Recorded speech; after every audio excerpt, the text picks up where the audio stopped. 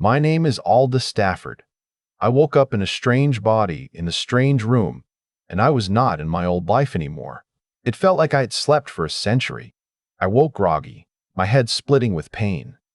The first things I saw were a white gauze canopy over the bed and walls carved from red lacquered wood. The embroidered purple silk quilt slipped off me as I sat up. I was wearing a plain white inner robe and cloth pants, the kind you see in old costume dramas. Everything felt wrong. Images of a lab explosion flashed in my mind. I reached to rub my face and froze. The hands I saw were slender and fair. They were not my hands. Panic slammed into me. I touched my face, my chest, everything. The truth hit me cold. I was no longer myself. A soft voice rose from the doorway. "Your Highness, why are you getting up?" A young girl in a green dress came in. Her voice was gentle and full of respect. When I looked at her, I understood where I was. My name was still Aldous, but here I was. My name was still Aldous, but here I was, the seventh prince of the great Gabriel Empire.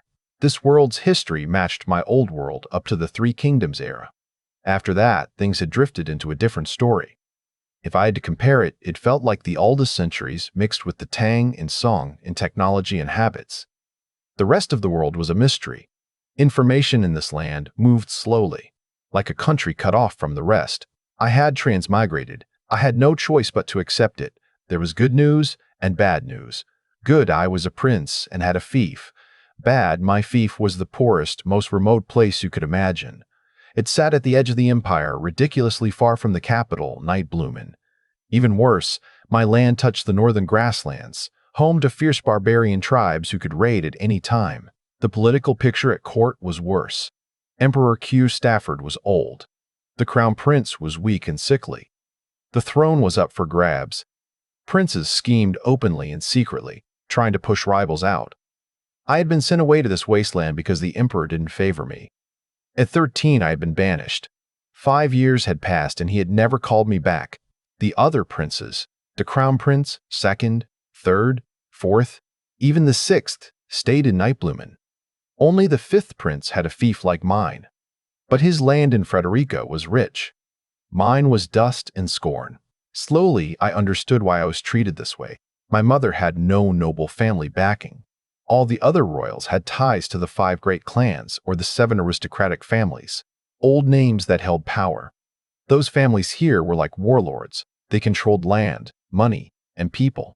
The peasants knew the noble family names, not the prince's interests matched theirs. They smiled and bent like dogs. If not, they turned into tigers. At first, I tried to convince myself I didn't mind.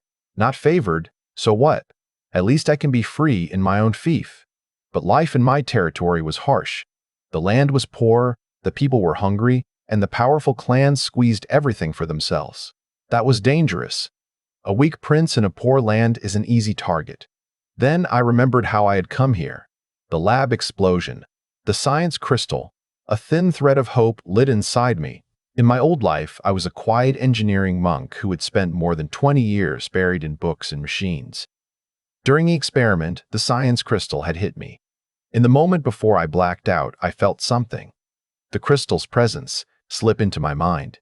The crystal was an energy core, something engineers said came from a prehistoric civilization. During the experiment, researchers had somehow uploaded a mountain of human knowledge into it, everything from old literature to modern blueprints, formulas for making materials, and even forbidden, cutting-edge black tech. The experiment's goal had been to fuse a human consciousness with the crystal, to make a civilization creator. If the merge worked, that person would have access to the crystal's whole technological database. More than that, those who merged could pass knowledge to others, a memory-based teaching method that could rapidly lift a civilization forward. I felt the crystal inside me. A flood of knowledge poured into my head: machines, physics, farming techniques, production blueprints, engineering tricks, everything. It was like standing at the base of a mountain and finding an elevator to the top. Civilization creator? Jackpot, I thought, and I grinned like an idiot. For the first time since waking, I felt excited. If I could use the crystal, I could build new technology in this poor fief. I could raise productivity, control resources, and take power away from the noble families. If I did that well, I wouldn't be helpless anymore. but reality snapped back when I heard small sobs. Your Highness? Your Highness? The girl, Keely, was near tears. She had been terrified. For 2 days I had lain critically ill. If the prince went mad or died while sick, everyone who served him could be executed. Even a prince who was not favored was still royalty. The servants feared for their lives. Keely's tears fell harder. Father, Mother, I'm sorry, I won't be able to fulfill my filial duties, she choked. Hearing her, I stopped thinking of plots and plans for a moment. She looked very young, delicate like a painted doll. I learned she was 18. In my memory, the original Aldous had asked for Keely and Myril. They had been given to him by my mother, Fiola, just 10 days ago. The old prince had begged for them for reasons I didn't know. Then he had died. I reached across the bed and said lightly, "Why are you crying? I'm not dead." It was hard to sound calm, but I wanted her to stop panicking. Keely blinked and tried to stop crying. Your Highness, I thought you had gone mad. In Slave Gabriel, being mad often meant being possessed by spirits. That was a terrifying label. I rolled my eyes inwardly. There was no need to pretend I was the weak, ill-tempered prince the court remembered. I didn't have to copy his cowardice. In my old life I had been stubborn, bold, and shameless. Here, in my own fief, I could be the man I wanted to be, for better or worse. I smiled, a little mischief in it. Instead of worrying, "Why don't you let me check your body?" Keely's face showed real confusion. "Check? My body?" she asked. "What does that mean?" I couldn't help a small laugh. In my world, checking the body was a basic thing: sight, smell, asking questions, touching, and then looking at organs and how they worked. I said, "It means looking you over, seeing, smelling, asking questions, touching. And of course, checking your physiological structure." Her tears turned into nervous laughter. "When did your Highness learn to diagnose illnesses? I know what sight, smell, questioning, and touch are, but what is a physiological structure?" She blinked, truly puzzled. I found it refreshing. She was new here, timid and kind. She had only served in the estate for 10 days, and already her shyness showed. For now, she believed the person in this body. As Keely settled, I let my mind roam again. I thought about the science crystal and the knowledge it carried. I thought about deserts, taxes, grain yields, irrigation, furnaces, simple machines that could change a village into a town. I thought about making schools that could transfer memories, factories that could make tools, armies that could protect the borders. The nobles might be tigers now, but tigers are afraid of fire and of being outnumbered. If I gave people work, food, and skills, they would look to me, not just to the old families.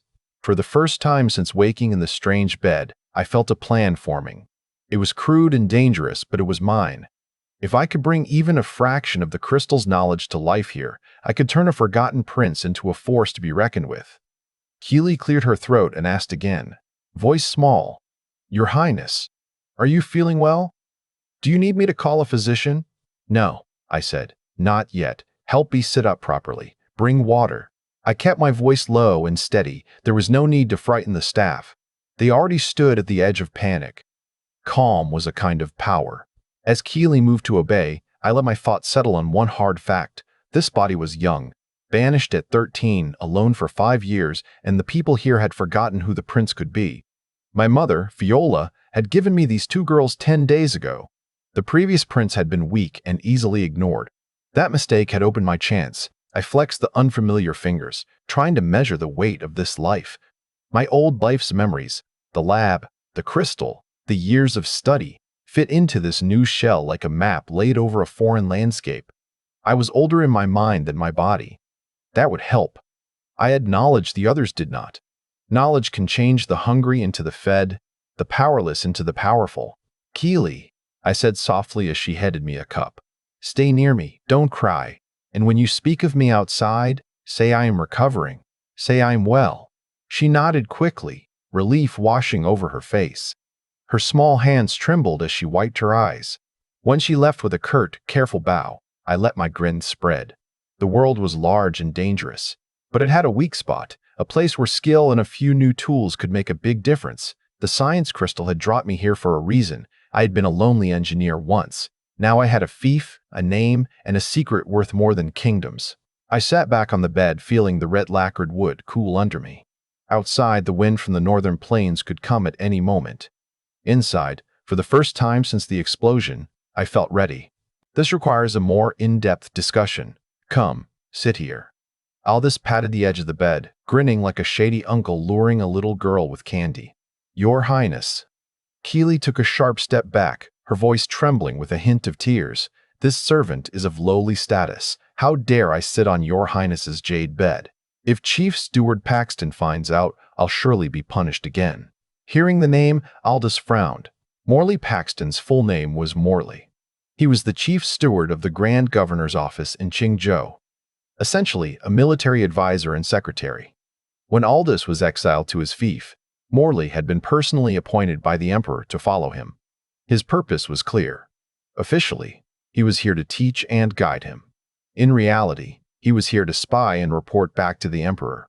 In Aldous's inherited memories, this Morley was someone he deeply despised. People like that had one thing in common: stubbornness combined with a complete lack of social awareness.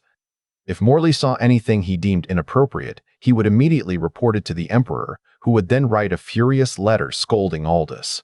Though this Morley had originally been targeting the former Aldous, the new Aldous still had to deal with him. The mere thought of the man dampened his excitement. He glanced at Keely, who was clutching the hem of her dress nervously, looking like a guilty child. She deliberately brought up Morley to escape. Reflecting on his actions, Aldous realized he had been a bit too impatient just now, probably scaring her.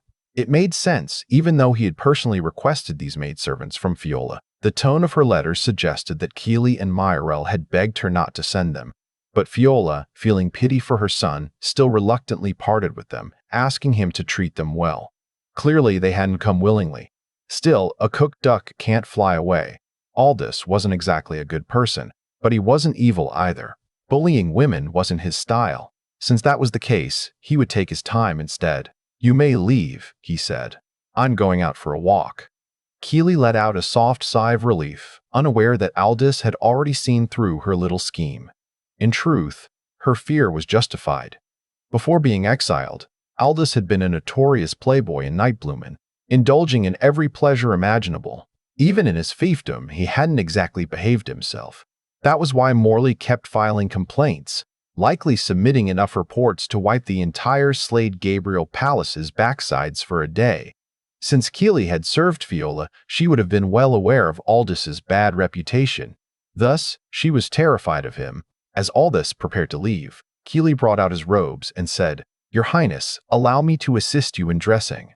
After all, as an engineering nerd, he was used to washing his own clothes and cooking his own meals.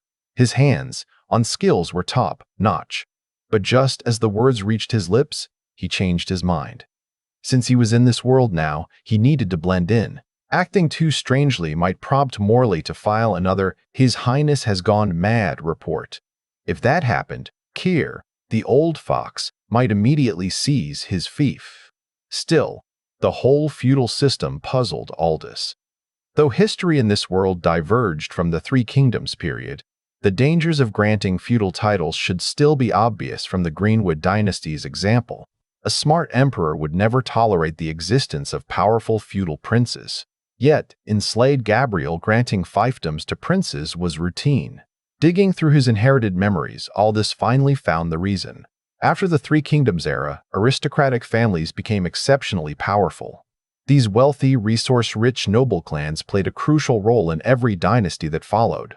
As dynasties rose and fell, these aristocrats acted like an invisible hand, constantly influencing history. For over 1,000 years, the Brightwater, Chu, and Garfield dynasties all attempted to suppress these aristocratic clans. Yet every emperor who tried to weaken them either died prematurely or plunged the country into chaos. By the late Garfield dynasty, the country even split into more than 20 warring states, each backed by aristocratic families. Then came the founding of Slade Gabriel. The first emperor, Stafford Anton, relied on the 5 great clans to conquer the empire. But in doing so, he made a fatal mistake. He promised to rule the country alongside the 5 great clans and 7 noble families. Thus, when Slade Gabriel was established, Stafford Anton granted feudal titles to 6 powerful aristocrats: the Rollins family of Madoc, King of Madoc; the Sierra family of Chu, King of Chu; The Rollins family of Chu, king of Chu. The Rollins family of Doran, king of Doran. The Qinghe Rollins family, Ting of Huainan. The Lark Dorsey family, Tinghan Tai of Huainan. The Lark Dorsey family of Lark. The Nanyang Stafford family, king of Runan. Although the Nanyang Stafford clan shared the same surname as the imperial family, they weren't actually related. At the time, Stafford Anton felt brilliant about this decision. But for his descendants, it was a nightmare. The 5 great clans and 7 noble families had always controlled the land and resources. But now, they were even stronger. By the time he realized the problem, he was already old. To counterbalance these aristocratic feudal lords, he made another drastic decision. The world is vast. We must establish royal fiefs to guard the nation from above and protect the people below. My sons have come of age. They must each receive titles and govern their own territories. This is not nepotism, but a strategy for long-term stability. Thus began the large-scale enfeoffment of imperial princes, drinking poison to quench thirst. That was Aldis's only evaluation of Stafford Anton's decision. It was obvious. The goal was to let imperial princes suppress the aristocratic feudal lords and prevent them from rebelling. Surprisingly, this strategy had actually worked. So far, Slade Gabriel existed in a strange state of balance, with various factions constantly undermining each other. But this infighting had also stunted technological progress, leaving the kingdom stagnant at a Tang Song level. The threat of the aristocrats haunted every royal family member, and unfortunately, Aldis's fief was no exception. The local noble clans controlled all key resources, making it nearly impossible for him to govern effectively. Surviving in this world won't be easy. Aldis sighed. Dressed in a purple embroidered robe with a round collar, he stood before a bronze mirror. Tall and slender, with sharply handsome features, this was his new self. As he stepped out of the hall, the morning sunlight bathed him in warmth. The air was crisp and fresh, clearing his mind. The sky was a breathtaking sapphire blue, so pure it was intoxicating. A pebble path led down the steps to a stone bridge flanked by gourd-shaped ponds. Willows swayed, bamboo glistened, creating a picturesque garden scene. Across the pond stood black, tiled, red-walled buildings, their eaves interlocking in elegant layers, supported by rows of lacquered pillars. Seeing it firsthand was far more immersive than just recalling memories. At this moment, Aldis truly felt it. He had transmigrated. This fief was now his home, and his first obstacle? The local aristocrats. Your Highness, you've just recovered from a serious illness. You should be resting in bed. An urgent set of footsteps approached. Aldis looked up to see an elderly man with a round face and large ears, dressed in a blue round, collared robe, hurrying toward him. The man bowed deeply before speaking. This was Cade Foxglove, the steward of the prince's residence. In reality, he managed nearly all affairs within the estate. Aldis trusted Cade completely. Before he was sent to his fief, Cade had been Fiora's most trusted guard. She had sent him to accompany Aldis so he would have someone reliable by his side. It's fine. It's fine. Aldis waved a hand dismissively. Prepare a carriage. I want to take a trip into Qingzhou City. Cade hesitated but knew that his master had always been stubborn and temperamental. Not daring to disobey, he called for servants to ready the carriage. At the main gate of the estate, a somewhat worn-out carriage was already waiting. The carriage was small, little more than a wooden box on wheels. It was embarrassingly shabby for a prince of his status, but Aldis understood. This was the best the estate's finances could afford. On paper, 6 prefectures seemed like a lot, but in reality, his territory was quite small. For comparison, the 5th prince, Jacob Stafford, governed 16 prefectures in Frederica. Aldis was practically a poor farmer in comparison. To make things worse, none of his 6 prefectures were wealthy. According to Slade Gabriel's classification, upper prefectures were equivalent to modern-day direct-controlled municipalities. Middle prefectures were like regional cities. Lower prefectures were like county-level towns. Of his 6 prefectures, only Qingzhou was considered a middle prefecture. The rest were all lower prefectures. The situation in Changzhou was particularly dire. Every year, barbarians from the northern grasslands raided the land. 3 years ago, their cavalry had pillaged all the way to Dengzhou before finally retreating. With peasants too poor and fearful to farm, tax revenue was abysmal. Yet, Aldis still had an army and government officials to support. His fief's financial situation was bleak. Even the previous Aldous, despite being reckless, understood the struggles of his fief. If not for occasional silvers sent by Fiola, he would have starved long ago. As the carriage left the prince's residence, it traveled slowly along Qingzhou City's streets. Aldous lifted the curtain, carefully observing his domain. The city spanned 20 li north to south, and 20 li eve north to south, and 20 li east to west. It had 4 city gates and was divided into 36 residential wards.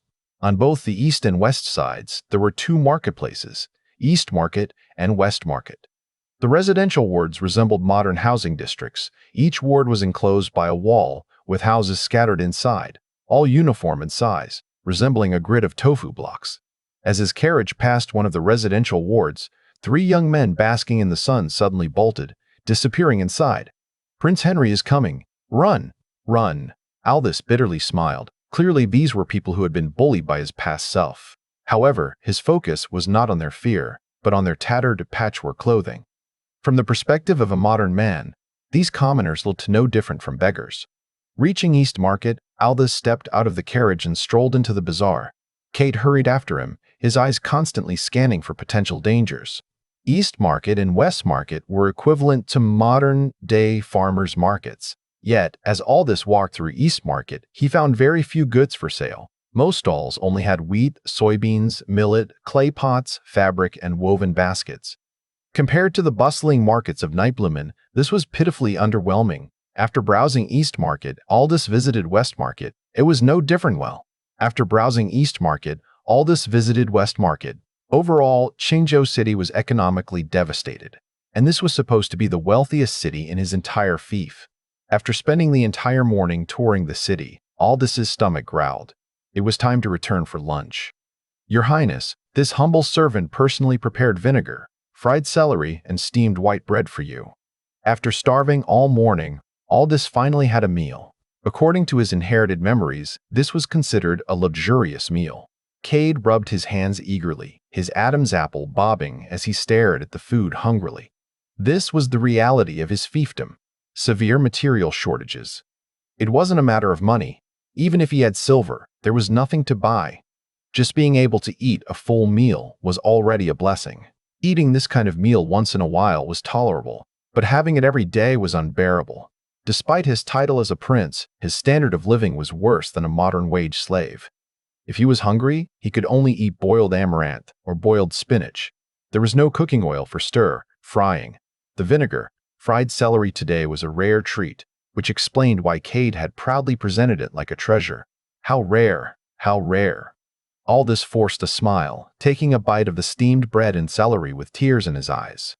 Back in the modern world, vinegar, fried celery was his most hated dish. Now it had become a luxury. He had thought being transmigrated meant enjoying a good life. But even a landlord's house had no surplus grain.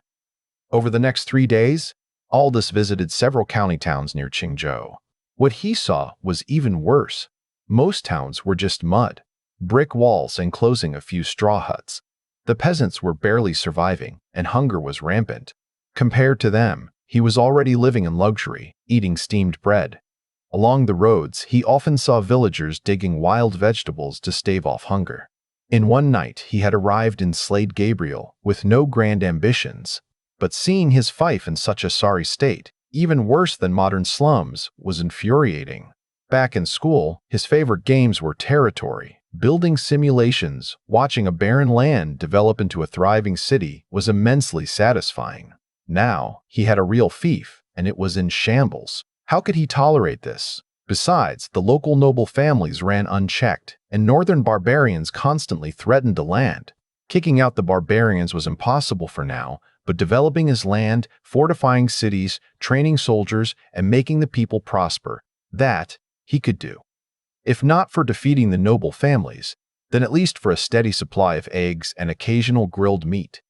Otherwise, what was the point of being transmigrated if he was just here to suffer? His first challenge was clear: agriculture. If the peasants stopped working for the aristocrats, they could weaken noble power and rally behind him. Ideals are full, but reality is bony. Aldous still remembered, back in school, this was his mentor's favorite saying. Now, he was confronted with the harsh reality of that phrase. Looking at a situation objectively, His fief was dirt, poor, barely any better than primitive society. Most of the farmland belonged to the aristocratic clans, leaving the commoners as nothing more than exploited laborers. Even with the science crystal, changing things here would be an uphill battle. His inherited memories made one thing clear. Slave Gabriel looked peaceful on the surface, but in reality, it was teeming with hidden unrest. Time was not on his side. Aldous wasn't a warlord, but if he wanted to protect his land, stay out of Slade Gabriel's political chaos, and avoid getting his head chopped off by his power. Hungry brothers and uncles, he had to develop his fief. Clang, clang, clang. Leaning against a stone bridge in the prince's residence, deep in thought about his fief's future, Aldous was suddenly startled by the urgent ringing of a bell from the direction of the city gate. Barbarians. His heart tightened. This bell was equivalent to a beacon alarm, a signal from the city's defenders warning of an enemy invasion, and judging by how frantic the ringing was, it had to be the northern nomadic raiders. In Slade Gabriel, the tribes of the northern grasslands were collectively called the Grassland Barbarians. They were similar to the historical Xiongnu, Turkic, and Mongol peoples. Their role in history remained unchanged.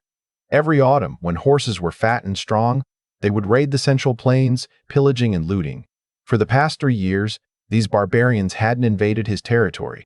But this year, they had returned, recalling the devastation they wrought 3 years ago. Aldous shivered. Even the memories of their destruction were terrifying. In the era of cold weapons, nomadic cavalry had an overwhelming advantage. Fast, mobile, and deadly skilled with bow and horse. And yet, his 6 prefectures combined didn't even have 100 cavalrymen. He was forced to rely on defending the city. A sense of fear crept over him. This isn't a simulation. If I die for real. There is no respawning. But then he gritted his teeth. I've already died once. Why should I be afraid of dying again? Clenching his fists, he roared, "Cade, prepare the horses." A moment later, Cade came running, his round body panting heavily. "Your Highness, the horses are ready. I've taken all the silver I could carry." The alarm came from the north gate. "If we leave through the south gate now, we can still escape." Aldous almost staggered in disbelief. So this old man had been preparing to flee? "Idiot!" Aldous cursed, kicking Cade's rear, sending him stumbling forward. This was something the old Aldous used to do when angry, and he instinctively followed suit. Cade blinked in shock. This wasn't like his master at all. Before, even the mere rumor of a barbarian raid would make the prince scream about running back to Nightbloomin. 3 years ago, he had actually fled, only to be dragged back and whipped by Emperor Kier himself. The Emperor had warned him, "If you ever abandon your fief again, I will personally execute you." Cade suddenly understood. Aldous wasn't being brave. He was just afraid to go back to the capital and die. Thinking quickly, Cade suggested, "Your Highness, we don't have to go to Nightbloomin, but what if we hide in Prince Hardy's fief?" Prince Hardy was Kier's third brother, Aldous' uncle. His fief was just south of Aldous' lands. Back when the imperial fiefs were being assigned, Prince Hardy had enthusiastically pushed Aldous' territory to be the first line of defense against the northern barbarians. The man was ruthless and definitely not reliable. Even a fool like Aldous could tell his uncle would never shelter him. "No, I'm going to the city walls." Cade's round face paled in terror. He collapsed to the ground, grabbing Aldous' legs, and cried hysterically, "Your Highness, please reconsider. Blades and arrows know no mercy. If anything happens to you, how can I face Viola?" Aldous glared at him. "Cade, you were my mother's bodyguard, yet you're this cowardly. How do you expect to help me achieve greatness? Is this how a prince's steward should act? If we lose the fief, where will you and I even stand?" In all his years serving Prince Henry, he had never heard him talk about achieving greatness. The only things he ever talked about were how beautiful women were, how amazing Nightbloomin was, how poor and wretched his fief was. But today, his words felt inspiring.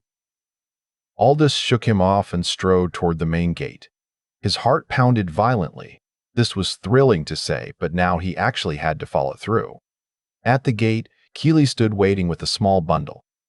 Beside her was another young woman in a purple dress. This was Myrelle. Compared to Keely's delicate, southern charm, Myrelle was pale, skinned, slender, with elegant features and a fierce glint in her eyes. She had just returned from a shopping trip outside the estate, only to arrive just as the barbarian invasion began. Both Keely and Myrel bowed. The steward had ordered them to flee with the prince to Prince Hardy's fief. Looking at the two beautiful maids, Aldous sighed internally. What a waste! Who knows if I'll even come back from this? Without warning, he smacked both of them on the butt, then leapt onto his horse and galloped away toward the north gate. Keely and Myrel's faces turned bright red with shame and fury. By the time they snapped out of it, Aldous was already gone. Cade finally caught up just in time to see Aldous riding off. Without hesitation, he leapt onto a horse and galloped after him. Keely, still flustered, grew pale. She thought they were abandoning them. But Myrel remained calm. She looked at Cade and asked, "Steward Foxglove, are you leaving us behind?" Cade snapped. "Leave you behind? His Highness must be insane. He's actually heading to fight on the walls." Myrel covered her mouth in shock. Even she had never imagined this useless prince would fight. Keely, on the other hand, breathed a sigh of relief. Her eyes flickered. Could it be that I was right about him all along? Meanwhile, Cade had no time to think. Spurring his horse, he raced toward the north gate, northern city of Qingzhou below the city walls. A group of over 30 barbarian cavalrymen pointed at the city gate, laughing mockingly. To the steppe barbarians, the soldiers of the Central Plains were weak and cowardly, afraid to leave the safety of their city when faced with them. On the city walls, 300 soldiers stood at the ready. 20 archers had their longbows fully drawn, prepared to shoot at the barbarian riders lingering outside the city. Captain Banks, the Aldous, has arrived. At the center of the city gate, a tall, 7-foot, black-faced man clad in scale armor was watching the barbarians warily. This was Orpheus Banks, the captain of Qingzhou, responsible for leading the troops. The Aldous. Orpheus's voice boomed like thunder. What's he doing here? He's just going to cause trouble.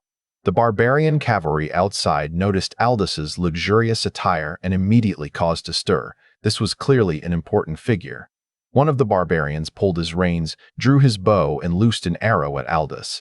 With a sharp whoosh, the arrow landed harmlessly on the city wall. The distance was too great. The shot lacked the range to be a real threat. It was merely meant to intimidate. Aldous, however, remained unshaken. The technological crystal in his mind contained vast knowledge. He knew the exact range of ancient bows and arrows, so he hadn't even bothered to dodge. Orpheus's expression became strange. Something seemed different about the Aldous today. "Your Highness." Orpheus bowed. "Enough with the formalities. What's going on?" Aldous asked. This fief belonged to him. Not only was he the Aldous, but he also held the title of Grand Governor of 6 provinces, a position equivalent to Supreme Commander. Orpheus, as a mere captain of Qingzhou, was under his jurisdiction. "Your Highness, so far only a single squad of 30 barbarian cavalry has been lingering outside the city, refusing to leave," Orpheus reported. Aldous glanced out. The barbarian cavalry wore fine-scale armor, wielded recurve bows, and sat atop strong, towering warhorses. They looked like elite troops. In contrast, his own soldiers wore tattered armor, their weapons rusted and dull. Only Orpheus's scale armor was of decent quality. No word from Changzhou. Aldous began analyzing the situation using his vast knowledge. Changzhou is secure. Strange. If Changzhou hasn't fallen, how did these barbarian cavalrymen end up here? "I find it odd as well," Orpheus admitted. "Changzhou's terrain is treacherous. It's the only pass through the Qinling Mountains. If the barbarians were invading, they would have to take Changzhou first." As he spoke, he found it peculiar. Normally, the Aldous never concerned himself with military matters, yet with just a few words, he had identified the key issue. Aldous had noticed Orpheus's dismissive attitude toward him the moment he stepped onto the city wall. It irritated him. In this entire fief, only Cade treated him like a prince. Everyone else barely acknowledged him. Deliberately, he said, "If that's the case, Captain Banks, why don't you lead the soldiers out to capture them and get some answers?" Orpheus's face turned green. He was impulsive, but not brainless. "Your Highness, we only have about 30 cavalry in total. While our numbers match, we are no match for the barbarians and mounted archery. Leaving the city would be suicide." "Are you afraid, Captain Banks? If we don't capture them, how will we find out how they got here?" Aldous said casually. Orpheus's face turned from green to red. It's not that I don't dare, Your Highness. It would simply be a futile effort. Aldous had made his point. He had only wanted to put Orpheus in his place. Oh, perhaps not. Your Highness, this is no game, Orpheus protested, thinking the Aldous had gone mad. The barbarians below seemed in no hurry to leave. Seeing them dismount and sit leisurely by their horses, Aldous said, "Summon Armory Officer Potter." Orpheus dared not disobey. Otherwise, this erratic prince might actually force him to attack. That would be a death sentence. Shortly, a thin man dressed in a green robe appeared on the city wall. "Do we have iron caltrops?" The armory officer was in charge of weaponry and supplies. The best way to deal with cavalry was to turn them into infantry. Iron caltrops were specifically designed to hinder mounted troops. Parr hesitated. "We do, Your Highness, but not many. Only about 30 pieces. 30 pieces? What have you been doing all this time?" Aldous snapped. Potter gave a bitter smile. "It's not negligence, Your Highness. But even the most skilled craftsman can't work without materials. The armory lacks refined iron and coal for making and repairing weapons. Damn, we're broke." Aldous nearly lost his mind. "Then gather all the blacksmiths in the city." Turning to Cade, he ordered, "Bring out all the iron and bronze from the royal estate and deliver them to the armory." "What?" Cade's face twitched in agony. Orpheus opened his mouth as if to speak but hesitated. "Captain Banks, keep an eye on those barbarians. Looks like they plan to have a meal under our walls before leaving." Aldous glanced at the cavalry, now sitting comfortably on the ground. These barbarians were utterly disrespecting them. It was an insult. Though pained, Cade still followed orders, gathering the bronze cauldrons and ironware from the estate. Soon, all 12 blacksmiths in the city arrived at the armory. Laborers had already begun stoking fires to melt the metals. "Your Highness, everyone is here, but many of the civilian smiths don't know what iron caltrops are or how to forge them," Potter said cautiously. "No matter. I'll teach them myself," Aldous said with a sly grin. Faced with a dire situation, at least he had the technology crystal. The technology repository was just one function of the crystal. Its true power lay in transferring knowledge. This transfer process was akin to magic, like Taoist enlightenment, like a sudden revelation. Simply put, the technology crystal embedded in his consciousness could link to other people's minds, subtly imparting knowledge to them. At this moment, Aldous was like a central computer. His consciousness was a data cable, transferring knowledge into other computers, people. But what to transfer, how much to transfer, that was entirely under his control. Potter was astonished as he watched Aldous pull 7 blacksmiths aside for a brief talk. When they returned, they immediately started forging. To his shock, the iron caltrops they made were even more precise and sharper than those crafted by the armorer's professional smiths. Is this really the same Aldous? In Potter's eyes, the Aldous had always been a joke. But something was different now. Aldous smirked, pleased with himself. He had succeeded. By disguising the knowledge transfer as mere verbal instruction, the craftsmen believed they had simply learned to forge caltrops through their own understanding. Not that caltrops were particularly complex. They had existed since the Warring States period. They were simply spiked iron contraptions shaped like small tetrahedrons. The 12 blacksmiths worked tirelessly, producing 300 iron caltrops within an hour. At that moment, Orpheus sent word to Aldous that the barbarian cavalry seemed to be preparing to leave. "Have Captain Banks lead our cavalry to engage them, drawing them in with a feigned attack before retreating south. I will scatter iron caltrops at the central east gate and set up an ambush to encircle the barbarian cavalry," Aldous ordered the soldiers.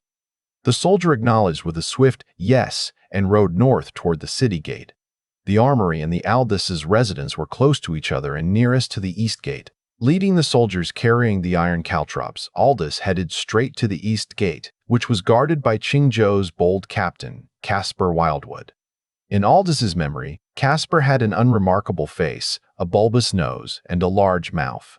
He lacked real ability, was slippery in character, but at least obedient.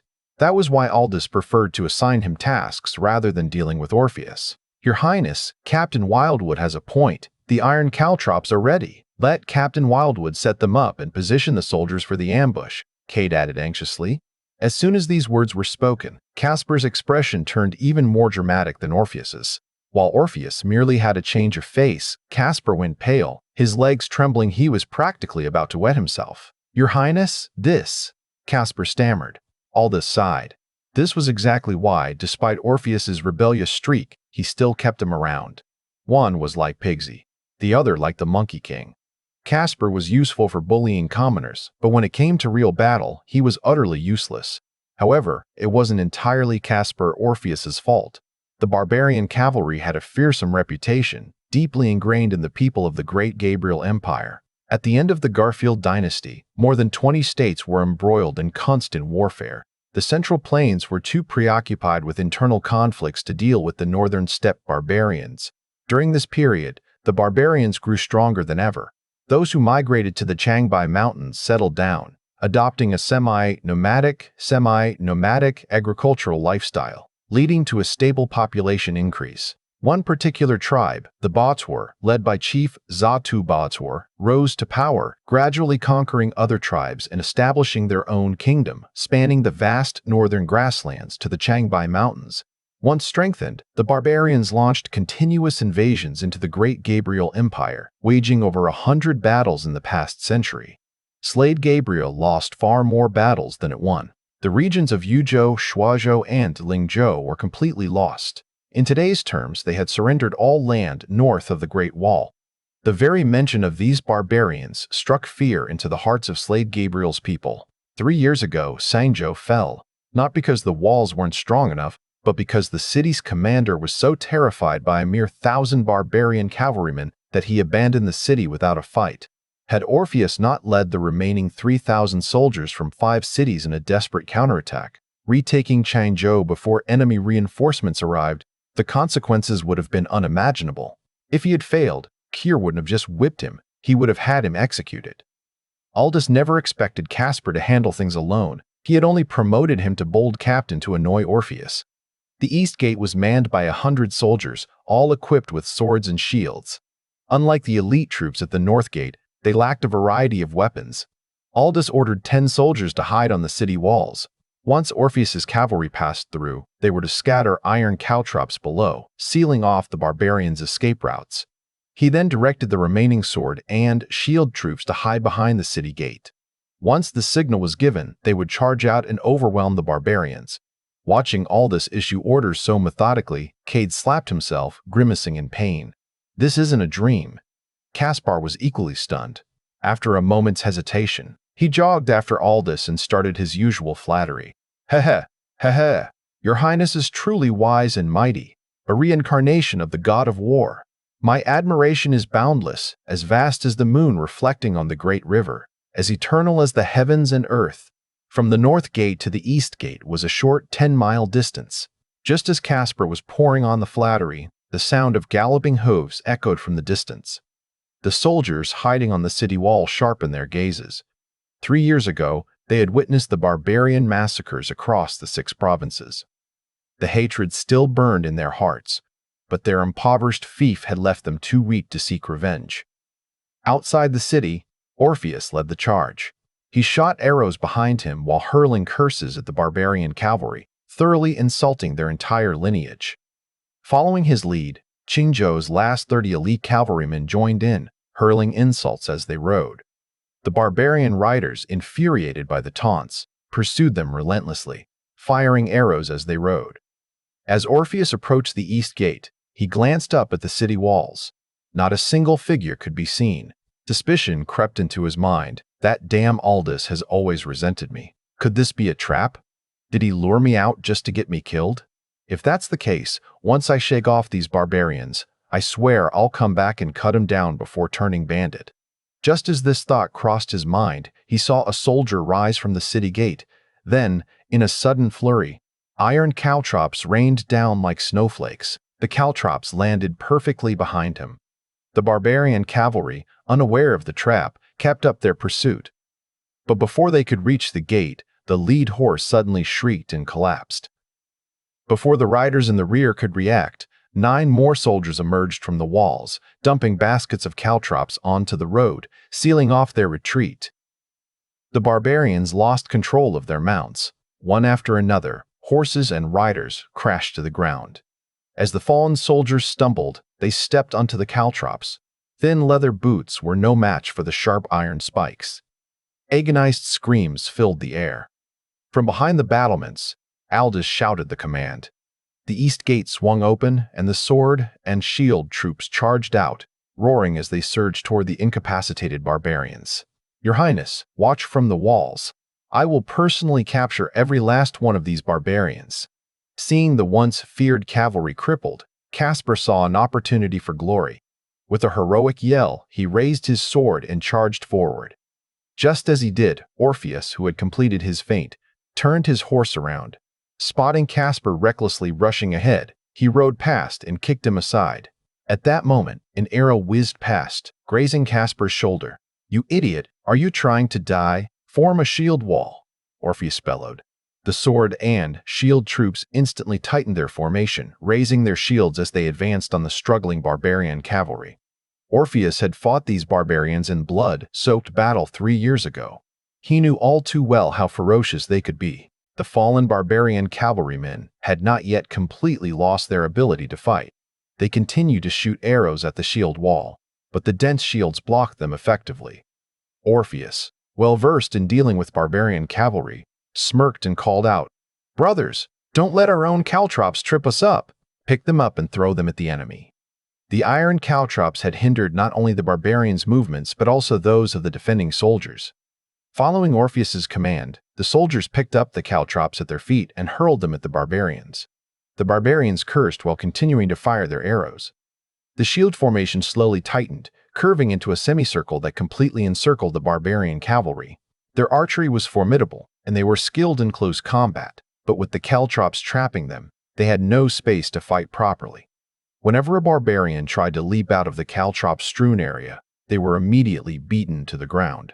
Inside the city, as the barbarian captives were escorted in, Caspar, his face swollen and bruised, clung to Aldous, sobbing, "Your Highness, you must uphold justice for me.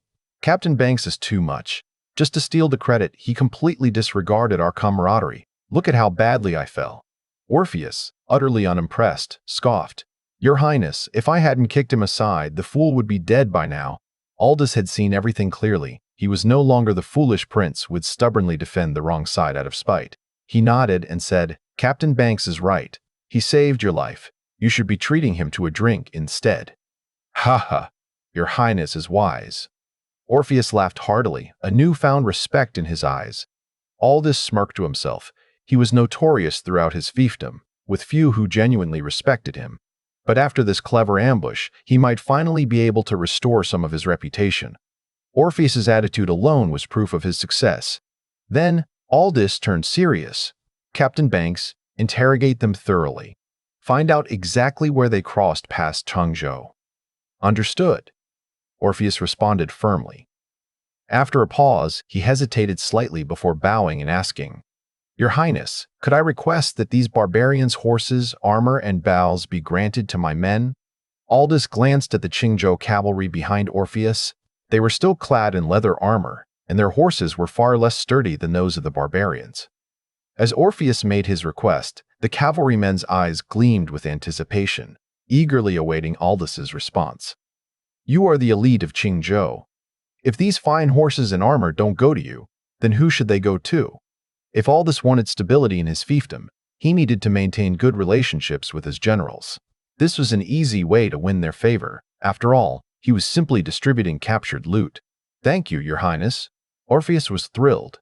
These barbarian weapons and horses were far superior to their own ragged equipment. At that moment, Potter, the officer in charge of military supplies, stepped forward. "Your Highness, we have finished inventorying the spoils.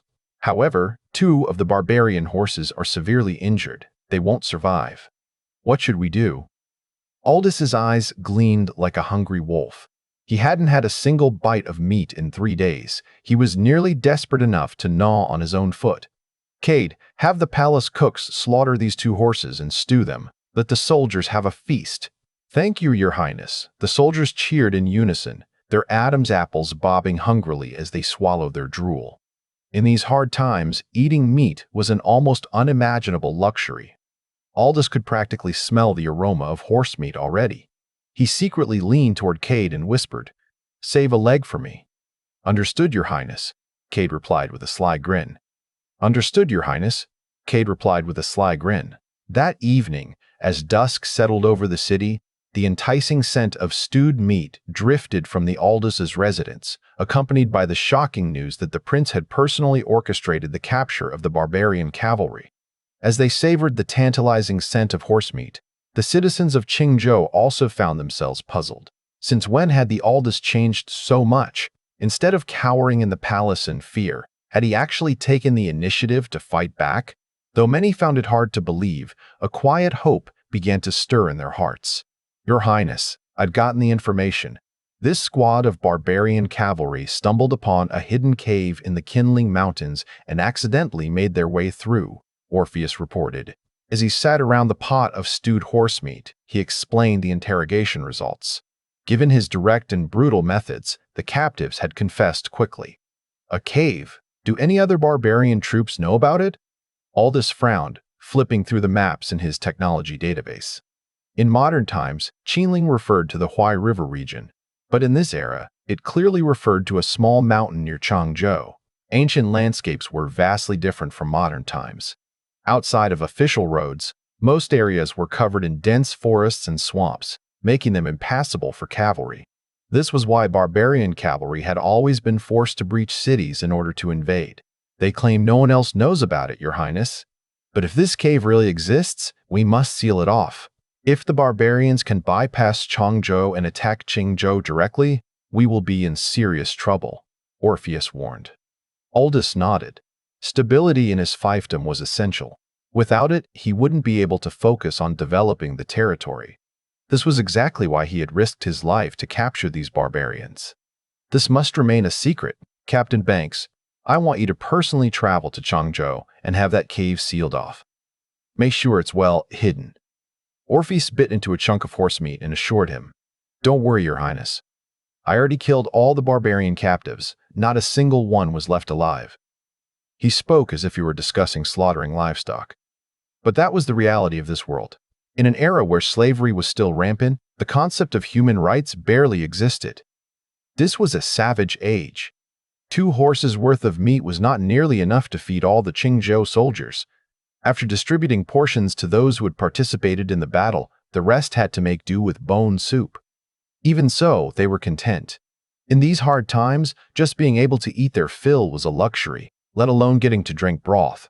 After feasting together, Aldous felt his relationship with his soldiers improve significantly. To them, the fact that the Aldous had willingly shared the precious horse meat with them was remarkable. Food was scarce for everyone, even royalty, so this act of generosity subtly altered their perception of him. Of course, they had no idea that Cade had secretly stashed away 2 horse legs. "Too bad we don't have any wine," Orpheus lamented, sneaking a leftover meat bone into his coat. He had a wife and children at home. He wanted to bring them a taste of meat as well. Caspar noticed Orpheus's sneaky act and was about to tattle, but upon seeing the dangerous look in Orpheus's eyes, he quickly swallowed his words. Instead, he muttered sarcastically, "Wishful thinking. Soldiers can barely eat, and you want to use grain to brew wine?" Watching his men struggle for food, Aldous sighed deeply. "If my soldiers can't even eat properly, how much worse must the common people be suffering?" He looked at the raggedly dressed soldiers sitting on the dirt floor of the royal residence, savoring their meat in small bites, and made a solemn vow. "One day, I will make sure you can drink whenever you want and eat meat whenever you please. Your Highness, the soldiers have been waiting for this day." Orpheus laughed heartily. Today, the Aldous was different from before. He felt much closer to the soldiers. As a straightforward man, Orpheus had only looked down on Aldous because of the prince's past arrogance and incompetence. Now, though he didn't understand why Aldous's personality had changed, he saw it as a good thing. Perhaps it was worth following the prince a while longer. Caspar, chewing on a bone, savored the unique taste of horse meat. Unable to resist, he asked hopefully, "Your Highness, I've heard that Nightblumen is incredibly prosperous. Can all the commoners there eat steamed buns?" Aldous pondered for a moment before replying, "Not everyone, but life there is certainly more comfortable than ours." In his view, no place in the Great Gabriel Empire was truly prosperous for the lower classes. The kingdom's equal field system had long since collapsed, with severe land monopolization leaving many commoners landless. Bandits roamed freely, and the entire kingdom reeked of decay, like an old man at death's door. Cade, reminiscing about life in Nightblumen, added, "Nightblumen is home to wealthy merchants and noble families, so yes, it's bustling. At least if you have silver, you can buy anything you want. Not like here in Qingzhou, where even money can't buy salt. We only managed to get some because Myrel went to Prince Hardy's territory to procure it." Salt? Aldous suddenly realized why the horse meat had tasted so bland. It wasn't seasoned. "The eastern part of my fief borders the sea. Don't people here know how to boil seawater for salt?" Aldous felt a wave of embarrassment. This was yet another disaster caused by the previous Aldous' neglect. For 5 years, the prince had ignored everything about his fief, never thinking to develop it. He had done nothing but indulge in pleasure, leaving many necessary institutions completely undeveloped. With a long sigh, Aldous declared, "Since that's the case, once Morley returns, he will establish a salt bureau. We will produce official salt in Dengzhou and Laizhou."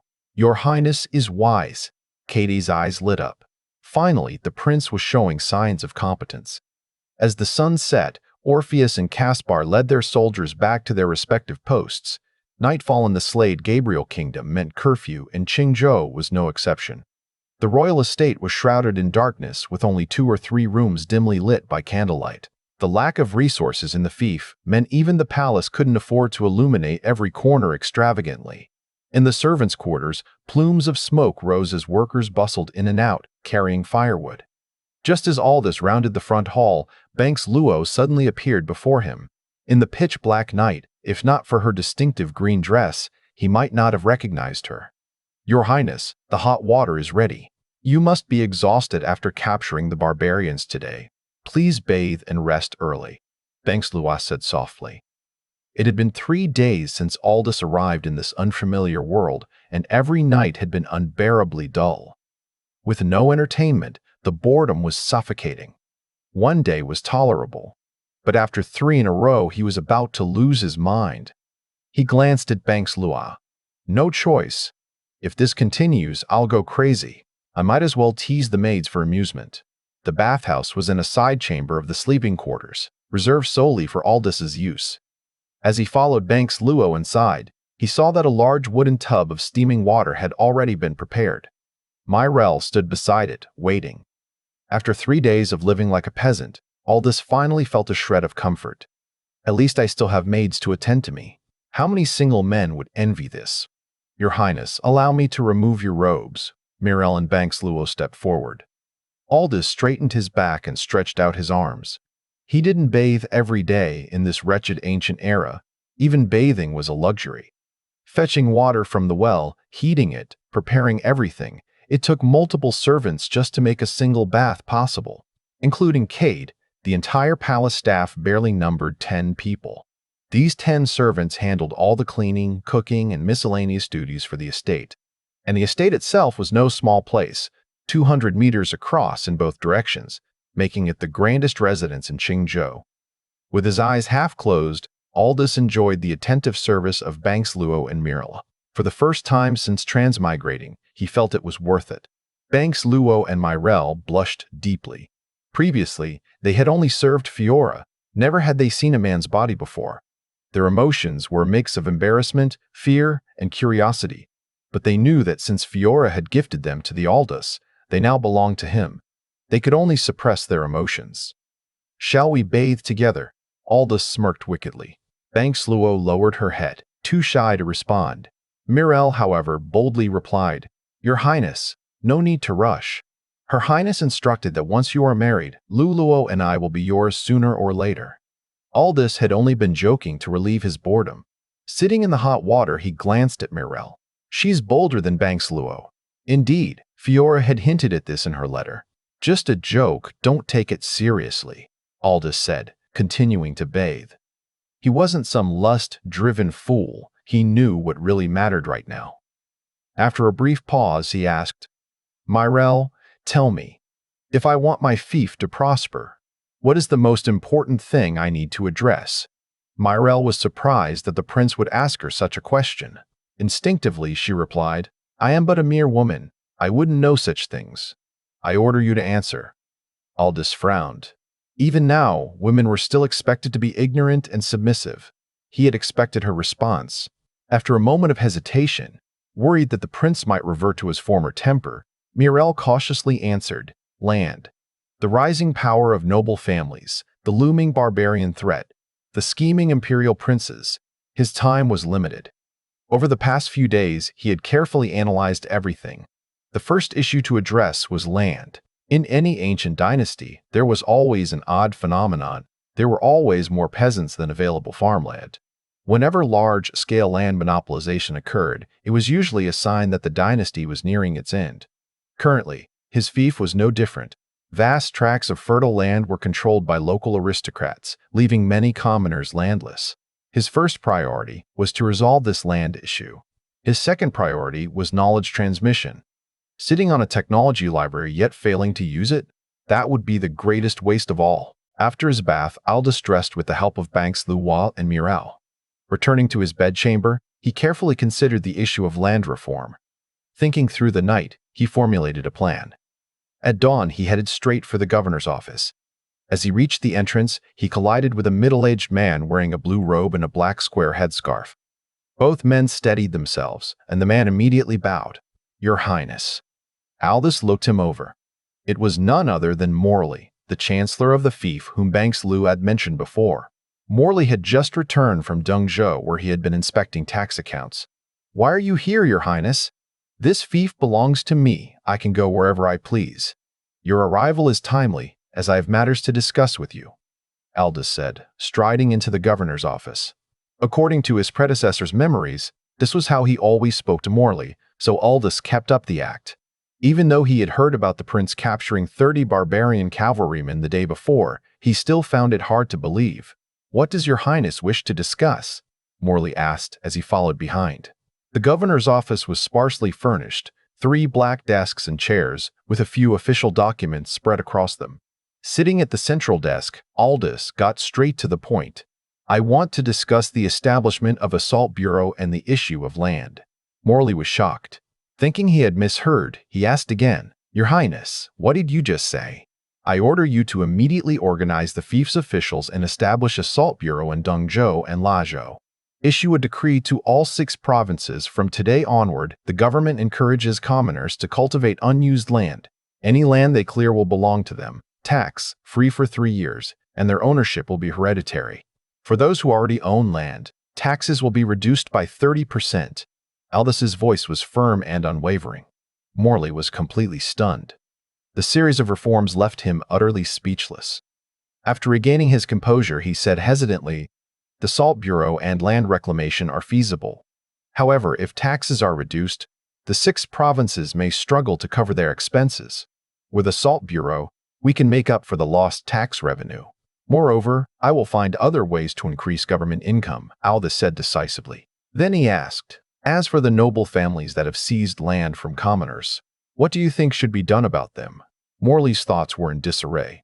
In the past, he had always been the one gathering evidence of Aldous' misconduct and scolding him at the governor's office. Then, he would report it to the emperor, who would issue a stern rebuke. Now, the prince was seriously discussing governance with him. It felt surreal. Still, when it came to dealing with the noble landowners, Morley did not hesitate. "Your Highness, these local aristocrats are intermarried, deeply entrenched, and have powerful backers in the imperial court. If we forcibly seize their lands, it will cause unrest. Do not forget what happened to Prince Ning." Aldous narrowed his eyes. Prince Ning was his second imperial uncle, once renowned as a virtuous prince in Nightblumen. At the age of 13, when he was first granted his fief, his first act was to reclaim illegally occupied land from the nobles, but within 3 months, he was accused of treason by court officials. At the time, Emperor Kier had just ascended the throne and was wary of Prince Ning's popularity. Seizing the opportunity, the emperor dispatched troops to suppress him. Unaware of the looming conspiracy, Prince Ning was assassinated by his own guards, who had been bribed by the noble families. His death left no evidence, and the matter was buried. By bringing up Prince Ning, Morley was subtly warning Aldous not to repeat his mistake. In the past, Aldous had hated Morley. But now, discussing governance with him, he realized the chancellor wasn't a bad man, just a scholarly idealist. In this era of low literacy, having someone capable and educated to assist him was invaluable. He intended to make full use of Morley's talents. I understand. For now, we will not pursue the noble family's land. Our priority is encouraging commoners to cultivate new land. You will oversee this effort. Additionally, all labor tax for this year is waived. Understood, Your Highness. I will make the arrangements immediately, Morley replied, bowing. When he first arrived in the fief, Morley had proposed similar reforms. But at the time, the old Aldous had opposed everything, simply for the sake of being difficult. This had left governance in complete disarray across Qingzhou and the other provinces. Now, inside the governor's office, Aldous personally watched as Morley wrote the decree and ordered its publication. Outside the city gates, the new decree was posted for the public to see. Immediately, the townspeople erupted in discussion. Is this real? A doubtful commoner asked. Would the governor's office issue a fake proclamation? The Aldous has been here for 5 years. He's finally showing concern for the people. If it's true, what are we waiting for? Let's start clearing land. Whoever claims it first owns it. Excitement spread rapidly. Meanwhile, 5 couriers on horseback galloped out of the north gate, carrying the decree to the other 5 provinces. Standing on the city walls, Orpheus watched the commotion among the townspeople, deep in thought. The Aldous is truly different now. After leaving the governor's office, Aldous did not return to the palace. Instead, he went to the armory. Your Highness. Military quartermaster Potter Halvar greeted him. With the technology crystal at his disposal, Aldous needed a place to apply its technological advantages, and the armory was the perfect place to start. It was a state-run facility, home to Qingzhou's finest craftsmen. Aldous's goal was to expand it beyond just weapon making. He wanted it to become the foundation of industry and mechanical innovation in his fief. Halvar Potter, from today onward, the armory reports directly to me. You will follow only my orders, no one else's. Potter panicked, breaking into a cold sweat. Your Highness, I have failed in my duty. Please punish me. He assumed Aldous was angry about the lack of iron caltrops. You misunderstand. I am not here to punish you, Aldous said calmly. I reject the notion that only scholarly pursuits are valuable. Practical craftsmanship is not trivial. On the contrary, it is essential to labor and industry. Potter let out a sigh of relief. Your Highness is wise. I have always believed that better tools could greatly improve agriculture. Exactly. That's why the armory is crucial. Exactly. That's why the armory is crucial. From now on, gather all skilled craftsmen in the city and categorize them by specialty. They will formally join the armory. That can be done. But Your Highness, these craftsmen need food. And right now, Potter hesitated, clearly concerned about limited resources. Halvar's words were tactful, but the problem he hinted at was very real. The Aldous' estate was broke. The armory had no funds. Enforcing craftsmen to work for free would only spark outrage, undoing the reputation Aldous had just started to rebuild. The work is yours, but the money is mine. Aldous gritted his teeth.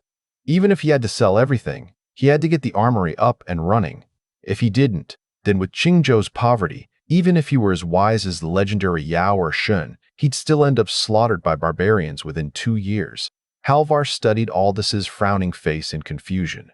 The armory had always been neglected in the Great Gabriel Empire. Why was the Aldous suddenly so concerned? However, remembering Aldous' past erratic behavior, Halvar dared not ask too much. Perhaps this was just another whim. Since it was an order, he could only obey. Understood, Your Highness. Aldous instructed him to gather all carpenters and blacksmiths in the city, then return to the royal estate, pondering how to raise money. Your Highness, including the funds Fiora sent with Myrel and Luluol, we have about 1,000 taels of silver. Only 1,000 taels of silver? Aldous frowned. The old Aldous had no skill in making money, but he was an expert at spending it. He had wasted much of the funds Fiora sent on extravagant indulgences. As a result, despite being familiar with Qingzhou's economy, his estate was on the verge of bankruptcy.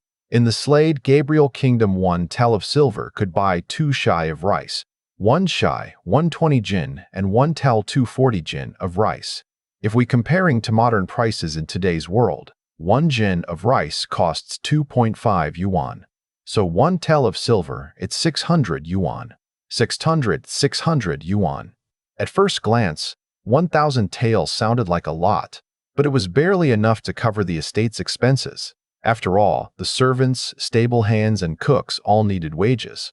For example, Kate earned 20 taels per year. Luluo and Meryl earned 15 taels per year. Luluo and Meryl earned 15 taels each. Plus, food and household expenses were significant. "Give me 500 taels," Aldous ordered. Kate hesitated. "Your Highness, this is the annual allowance from Fiora. Please spend wisely." He feared Aldous would waste it again, like in previous years. "I'm not spending it on brothels. I'm doing something useful," Aldous scoffed. Only after much hesitation did Kate finally hand over 500 taels in silver notes. Taking the silver, Aldous commanded, "Prepare ink and paper. I need to write to my father." By now, Kate had grown numb to Aldous' bizarre behavior. He immediately called for a servant to prepare the writing materials. Of course, this wasn't a casual letter. It was a plea for funds. Aldous exaggerated the hardships of his fief, claiming that the people were starving and that, despite the difficulties, he was personally funding the war effort against the barbarians. He highlighted his recent victory, having captured 30 barbarian cavalrymen, but lamented the heavy losses and the armory's lack of funds for making weapons. "Send this to Nightbloom immediately, by fast horse." Satisfied with his 1,000-word masterpiece of financial distress, Aldous tossed it to Cade. If Emperor Kier still had any family affection, he might send financial support, and if not, at least the letter would irritate him. Aldous had one last option: the wealthy noble families of Qingzhou. But these power-hungry aristocrats would never willingly donate money. In fact, they hoped the Aldous would remain weak, so they could continue their unchecked dominance. However, Aldous had no intention of letting them off the hook. These noble families were fat sheep, and he was a man who plucked feathers from every passing goose. How could he not shear these woolly targets? Robbing them outright wouldn't work, but tricking them into spending money? That was easy. Most nobles were officials or merchants. If he introduced a new and valuable product, they would eagerly pay for it. For the next 3 days, Aldous remained at the armory, overseeing operations. With 500 taels of silver, the once dormant facility came to life. Wood, coal, and iron ore flowed in daily. The once desolate workshop bustled with activity. Inside, 30 craftsmen sat in a semi-circle. Standing before them, Aldous lectured passionately. These 30 men represented all of Qingzhou's skilled artisans, mostly carpenters and blacksmiths.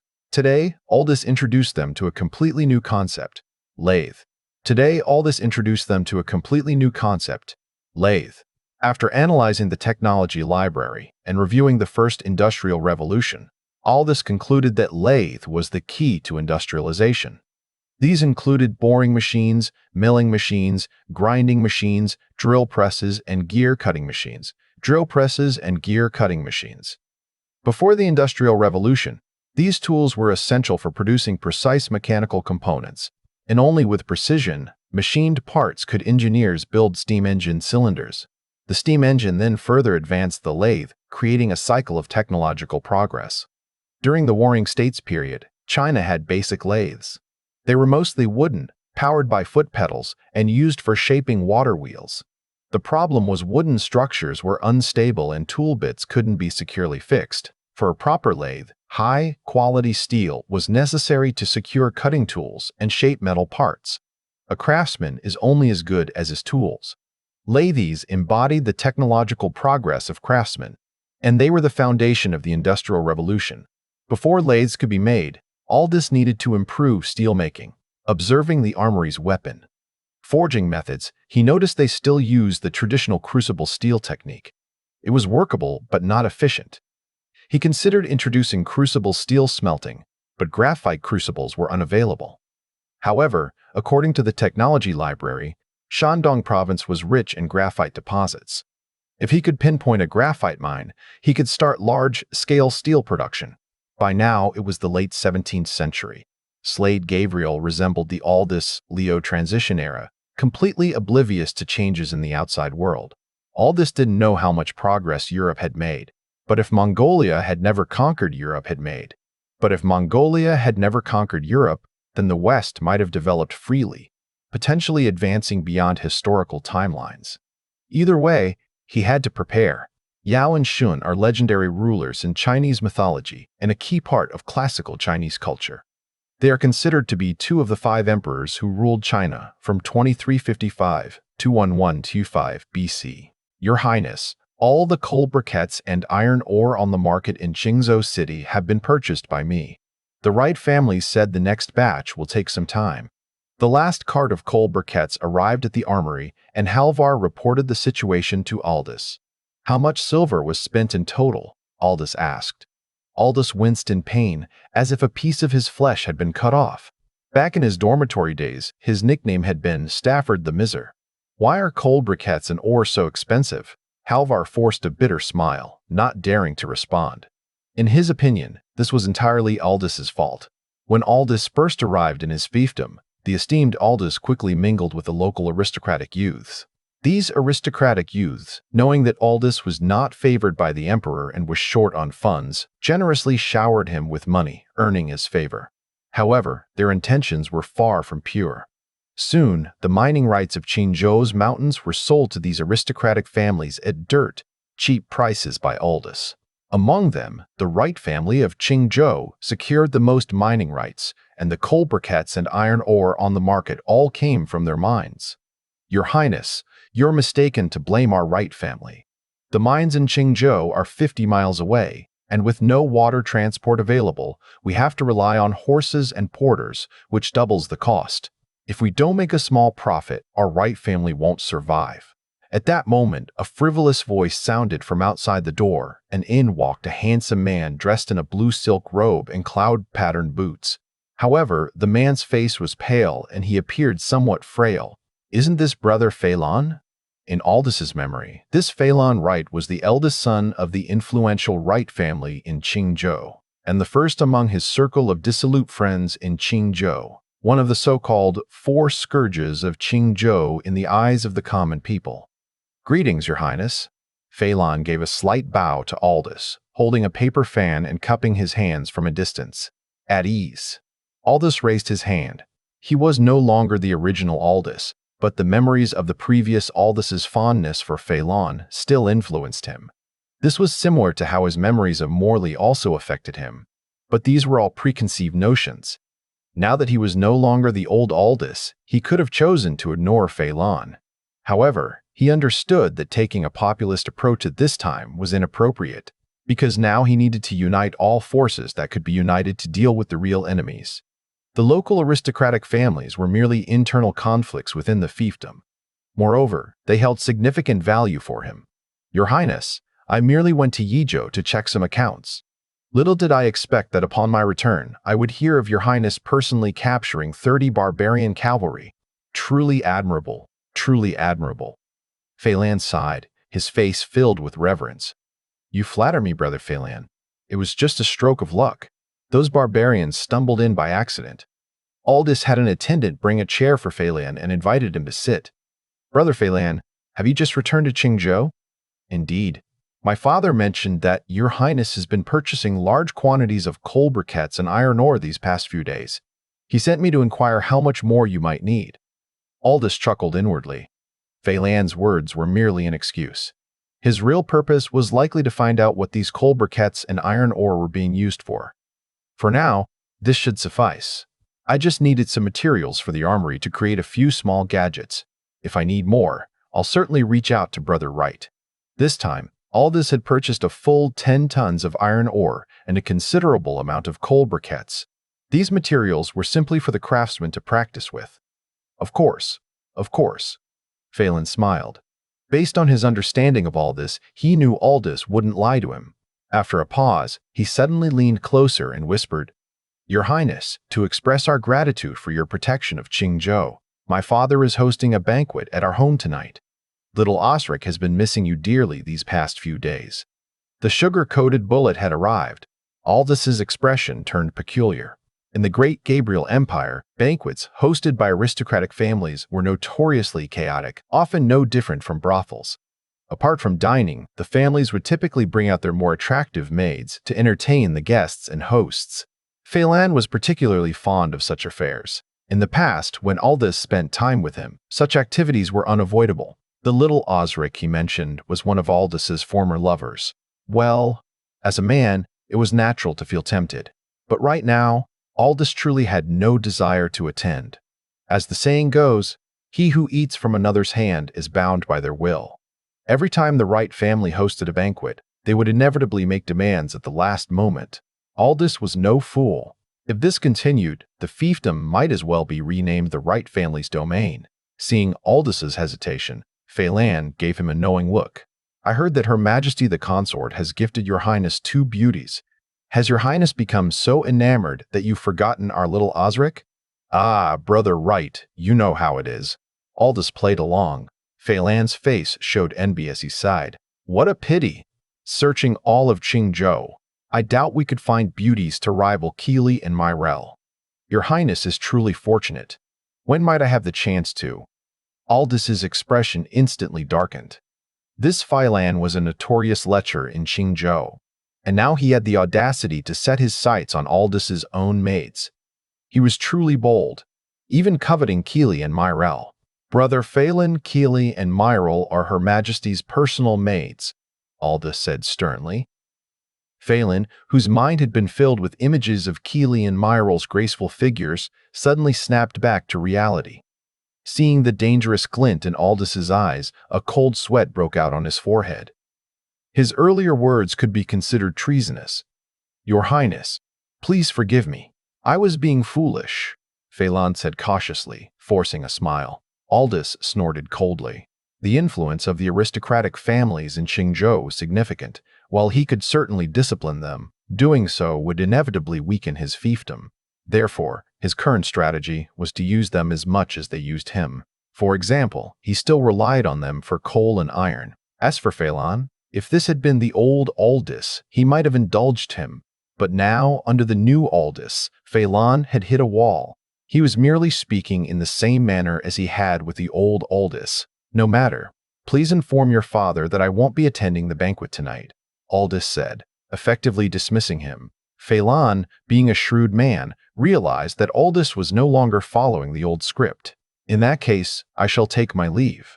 After seeing Phelan out of the armory, Aldous continued teaching the craftsmen how to build and use lathes. Halvar listened intently. Although what Aldous was explaining was entirely new to him, he found that he could understand it perfectly.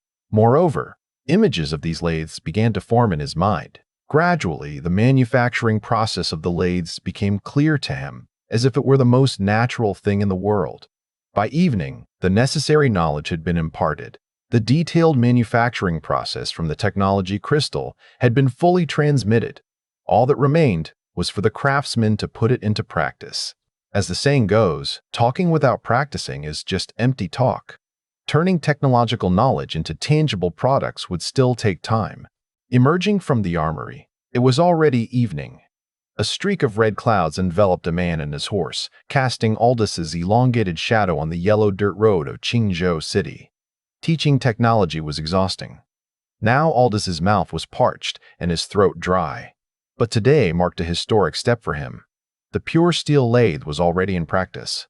When he first arrived in this world, he had felt a bit lost.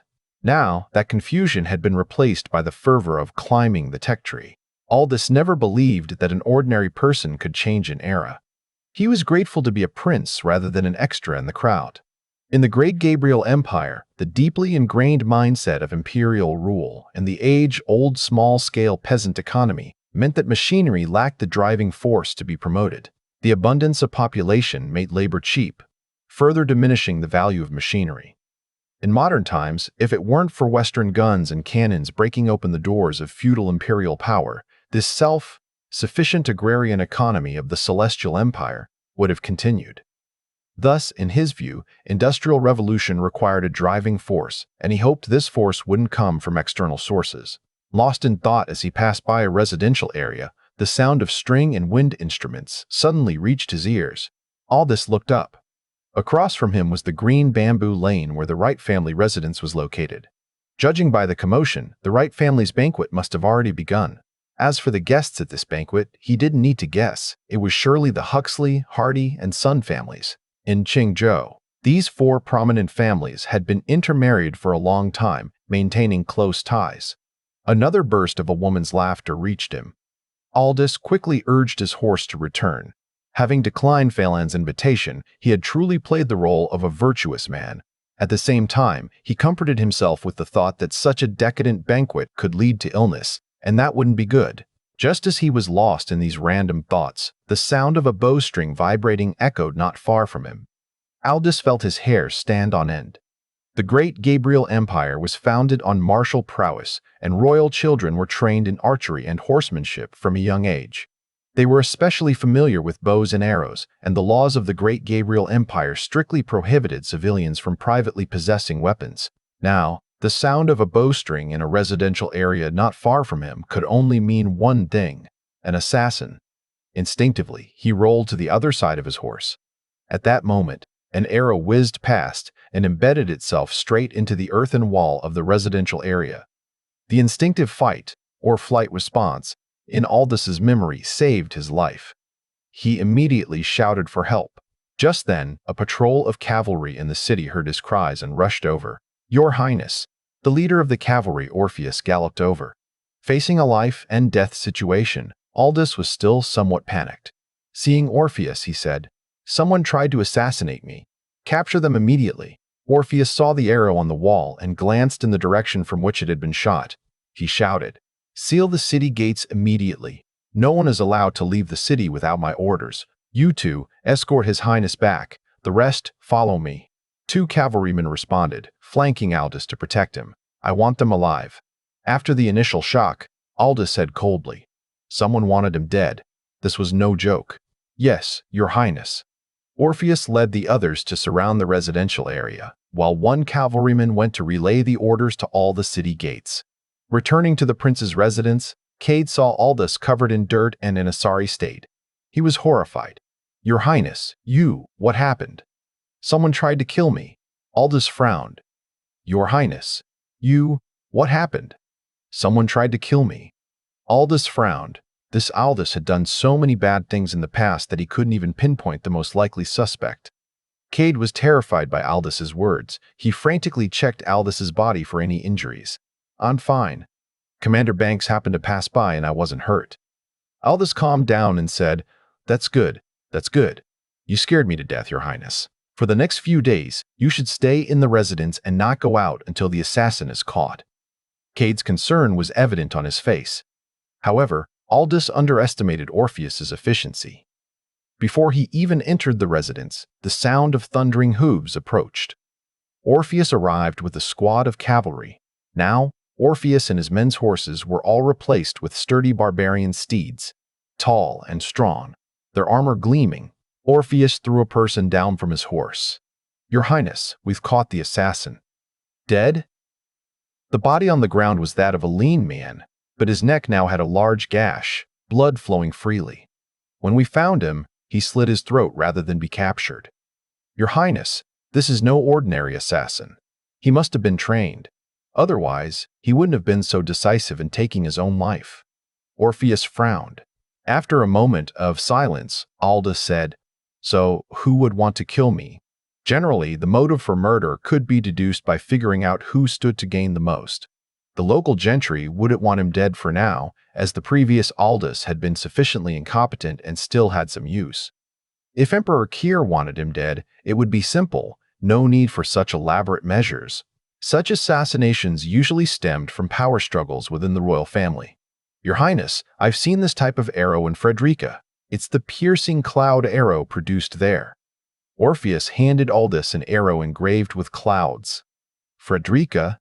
The Prince of Frederica? The Prince of Frederica?" Aldous's expression darkened. Among the princes, the Prince of Frederica had the worst relationship with him. Being of similar age, the two had engaged in numerous conflicts during their time in Nightblumen, even coming to blows once. But Frederica was thousands of miles away. Would the Prince of Frederica really send an assassin all this way to kill him? The Prince of Frederica? Cade's eyes flickered. Not necessarily. Orpheus's thoughts aligned with Aldous's. Although the piercing cloud arrow is a specialty of Frederica, it's not exclusive to that region. If I died, who would stand to gain the most? Aldous said gravely. At this, Cade's body trembled slightly, and a look of concern flashed in his eyes. Noticing Cade's strange expression, Orpheus asked, Dudred Foxglove, do you know something? After hesitating for a moment, Cade sighed. This old servant is merely speculating. Your Highness, do you remember the third prince who has always been close to the fifth prince? Of course. The crown prince is incompetent, and now the third and fourth princes are the most favored by His Majesty. There are rumors that the Emperor intends to depose the crown prince. The fourth and third princes are currently locked in a fierce struggle. But what does this have to do with me? Aldous said, Your Highness, have you forgotten who spoke on your behalf before the Emperor 3 years ago, allowing you to be spared? Cade asked. The fourth prince. Aldous suddenly felt like vomiting blood. Back then, when the fourth prince had saved him, he had essentially pledged his allegiance. This was tantamount to telling the other princes that he was siding with the fourth prince. Exactly. Once the crown prince is deposed, the princes will vie for the throne, and the Slade Gabriel kingdom will likely be plunged into another bloody storm. Behind each prince, you can see the shadows of the 5 surnames and 7 clans. Cade said. Recently, there have been reports that the 5th prince was also targeted by an assassination attempt in his fiefdom. Some suspected it was the 4th prince's doing to weaken the 3rd prince's faction. Aldous slowly said, Are you suggesting that this is the 3rd prince's retaliation against the 4th prince, aiming to weaken his faction, me? This is merely an old servant's speculation. Cade's expression was hesitant, though he was far more informed about the news from Nightbloom than Aldous. Orpheus's expression was stern. Your Highness, while the 3rd prince may be targeting you, this incident might also be a case of internal and external collusion. What do you mean? Aldous was puzzled. Your Highness, I have always been strict in managing the military. It is impossible for ordinary citizens to carry bows, arrows, or swords into the city unless they are hidden in goods. Aldous frowned deeply, glancing in the direction of the Wright family estate. The prominent families of Xingzhou were all there, drinking and making merry. Large shipments of goods came from them, so who among them was colluding with the 3rd prince? After a moment of contemplation, Aldous said, The assassin is dead, and with him, the evidence. These are all just our speculations, but the fact remains that someone tried to kill me. Your Highness, such a heinous crime has never occurred in Qingzhou before. From now on, whenever you go out, you must bring guards for protection. Cade was always most concerned about Aldous's safety. Unable to reach a conclusion for the time being, Aldous instructed Orpheus to secretly monitor the movements of the prominent families in the city while also strengthening the security of the prince's residence. News of the assassination attempt on the Aldous spread throughout Qingzhou that night. Aldous had deliberately instructed Orpheus to release the information, aiming to stir the pot and see if any unusual activity would surface in the city. Father, the Aldous was assassinated. Who do you think did it? In the dim, flickering candlelight, Phelan and his father sat facing each other in the garden pavilion of the Wright family estate. The banquet had ended, and the faint scent of alcohol still lingered in the courtyard of the family estate. The banquet had ended, and the faint scent of alcohol still lingered in the courtyard. Phelan was slightly tipsy. Kurt Wright stroked his long beard, his eyes closed as if deep in thought. He said, From Commander Banks's actions, it seems he suspects that the prominent families in the city colluded with outsiders to harm the Aldous. How can you tell? Phelan asked, confused. Kurt snorted coldly. I've always told you to study more, but you never listen. Now you're ignorant and unskilled. The assassination attempt on the Aldous is a covert matter, yet Orpheus is making a big show of publicizing it. Isn't that a way to flush out the snake? Phelan shrank back, frightened. No wonder. But who could it be? If the Aldous were to die, it wouldn't be good for us. The Aldous were to die, it wouldn't be good for us. The Aldous is foolish and doesn't know how to manage his fiefdom. That's good for us. I believe the other 3 families, like us, only want to use the Aldous and wouldn't go so far as to harm him. Kurt pondered. The assassination attempt on the Aldous also left him puzzled. As soon as the news arrived, he had immediately ended the banquet and sent people out to gather information. After a pause, Kurt said, Tomorrow morning, take some gifts and go visit the Aldous. Show that our Wright family is close to him. Phelan nodded, then remembered something. By the way, Father, You sent me to the engineering department, and I went. At the time, the Aldous seemed to be teaching the craftsmen how to make something. The coal briquettes and iron were for that purpose. We both know the Aldous' limited capabilities. He can't stir up much trouble. I sent you there because I was worried the barbarians might invade, and the machinery department would be making weapons. Since that's not the case, don't bother keeping an eye on it anymore. Just focus on maintaining good relations with him. Kurt spoke with an air of confidence. Meanwhile, the Hardy, Huxley, and Sun families in Qingzhou were also discussing the matter. The next day, all 4 families sent their sons to visit the Aldous' residence. Brother Wright, Brother Kimball, Brother Whitewood, Brother Huxley. There's no need for such courtesy. Early in the morning, Aldous was awakened by Cade. Upon waking, he realized that the local prominent families had come to visit him. Naturally, there was no shortage of gifts. The so-called 4 Scourges of Qingzhou, Phylon, Leo Kimball, Clive Whitewood, and Wilfred Huxley, were all present. The 4 were dressed as scholars, wearing long robes in blue, red, black, and green, respectively. Phylon was pale and sickly looking, Leo was robust and dark-skinned, Clive was plump and round, and Wilfred was tall and thin. Standing together, the 4 of them were a sight to behold, each unique in their own way. Your Highness. What they had in common was the cheeky smiles they wore upon seeing Aldous. In the Great Gabriel Empire, ordinary citizens couldn't afford education, but the sons of prominent families all held scholarly titles. The 4 had all studied and could be considered scholars. Since there weren't many scholars in Qingzhou, the 4 called themselves the 4 great talents of Qingzhou, though in the eyes of the common people, they were nothing but pests. Cade, prepare seats. Cade, who had been happily busy collecting gifts, finally remembered that the 4 young masters were still standing. He immediately had chairs brought over. Your Highness, I heard about the assassination attempt on you yesterday, and was so worried that I couldn't sleep all night. I came first thing this morning to see you. Phylon wore an expression of concern, as if his own father were gravely ill. Brother Wright, that's too fake. I'm the one who's most worried. Not only did I not sleep all night, but I also had my servants prepare a wooden stake and hacked at it 1,000 times, imagining it was the assassin to vent to my anger. Leo, who always claimed to be both scholarly and martial, had developed a muscular physique. Brother Kimball, that's too superficial.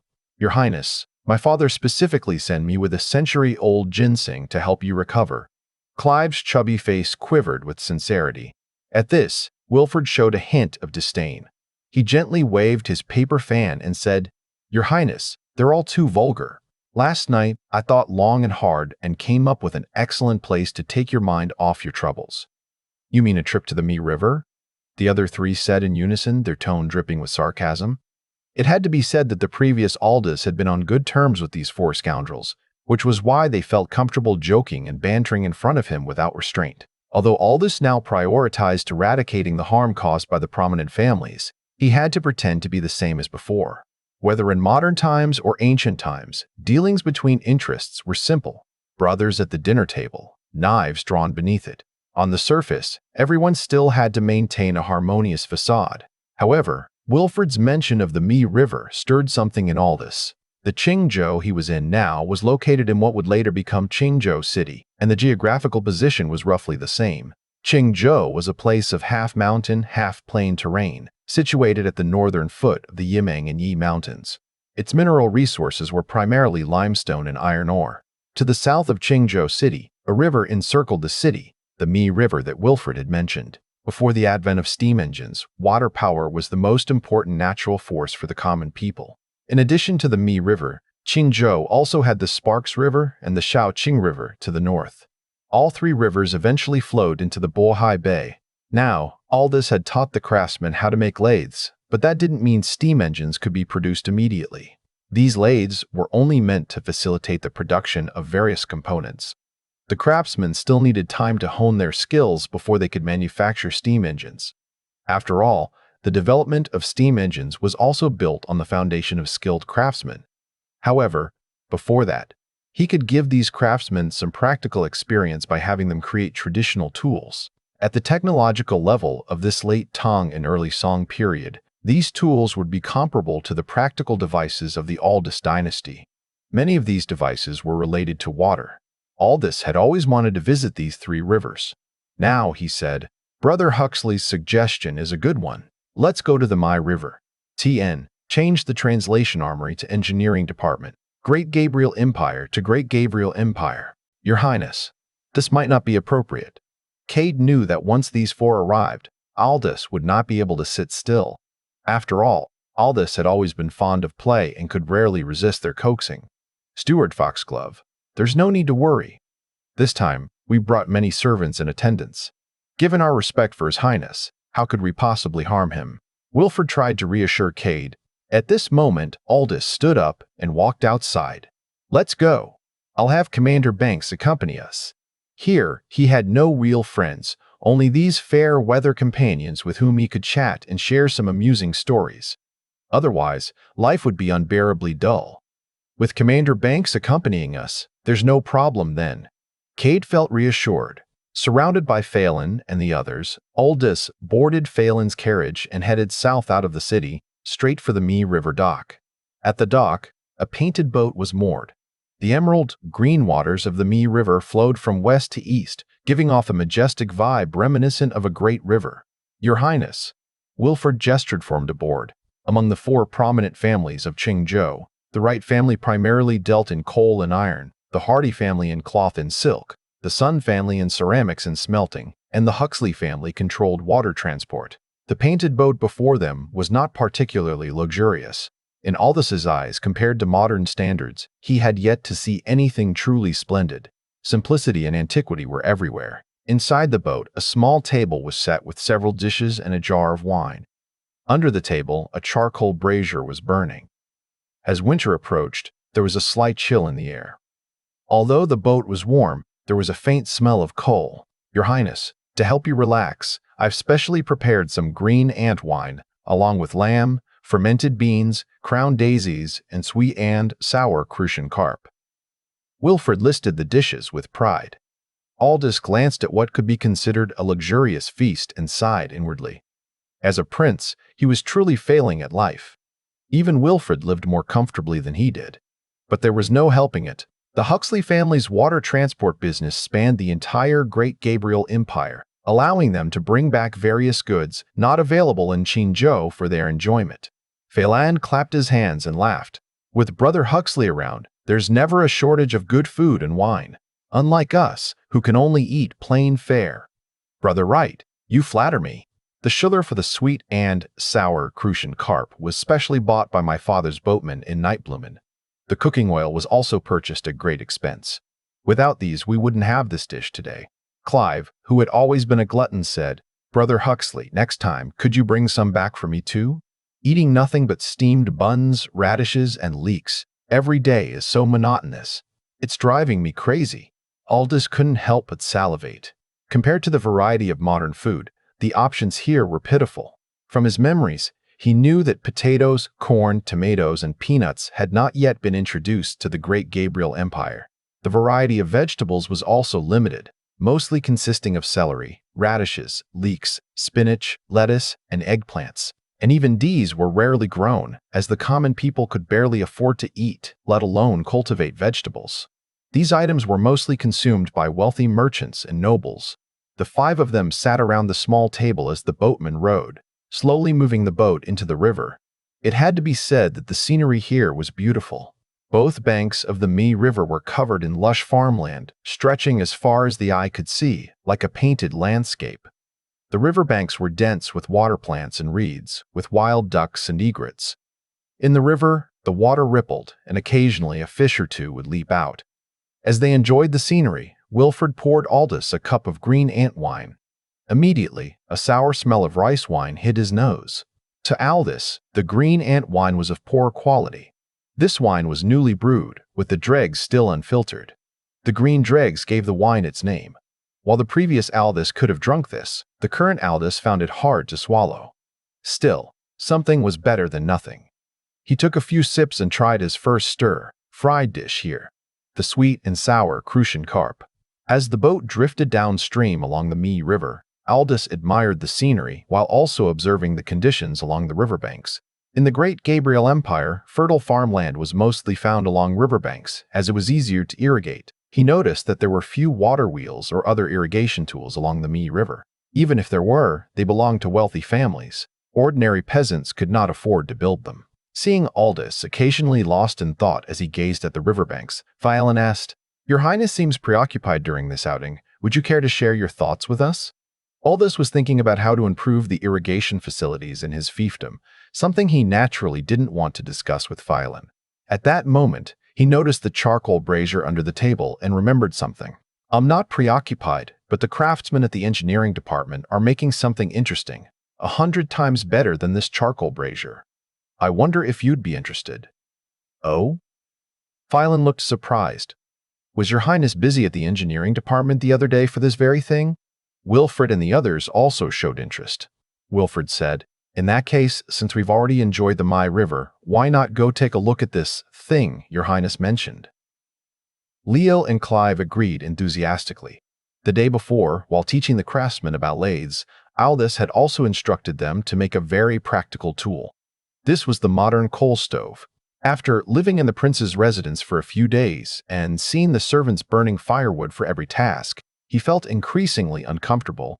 So, before anything else, he had tasked them with making the coal briquette stove. Seeing how these scions of prominent families lived more lavishly than he, a prince, Aldous felt displeased. It was clear that the economy of Qingzhou was firmly in their hands.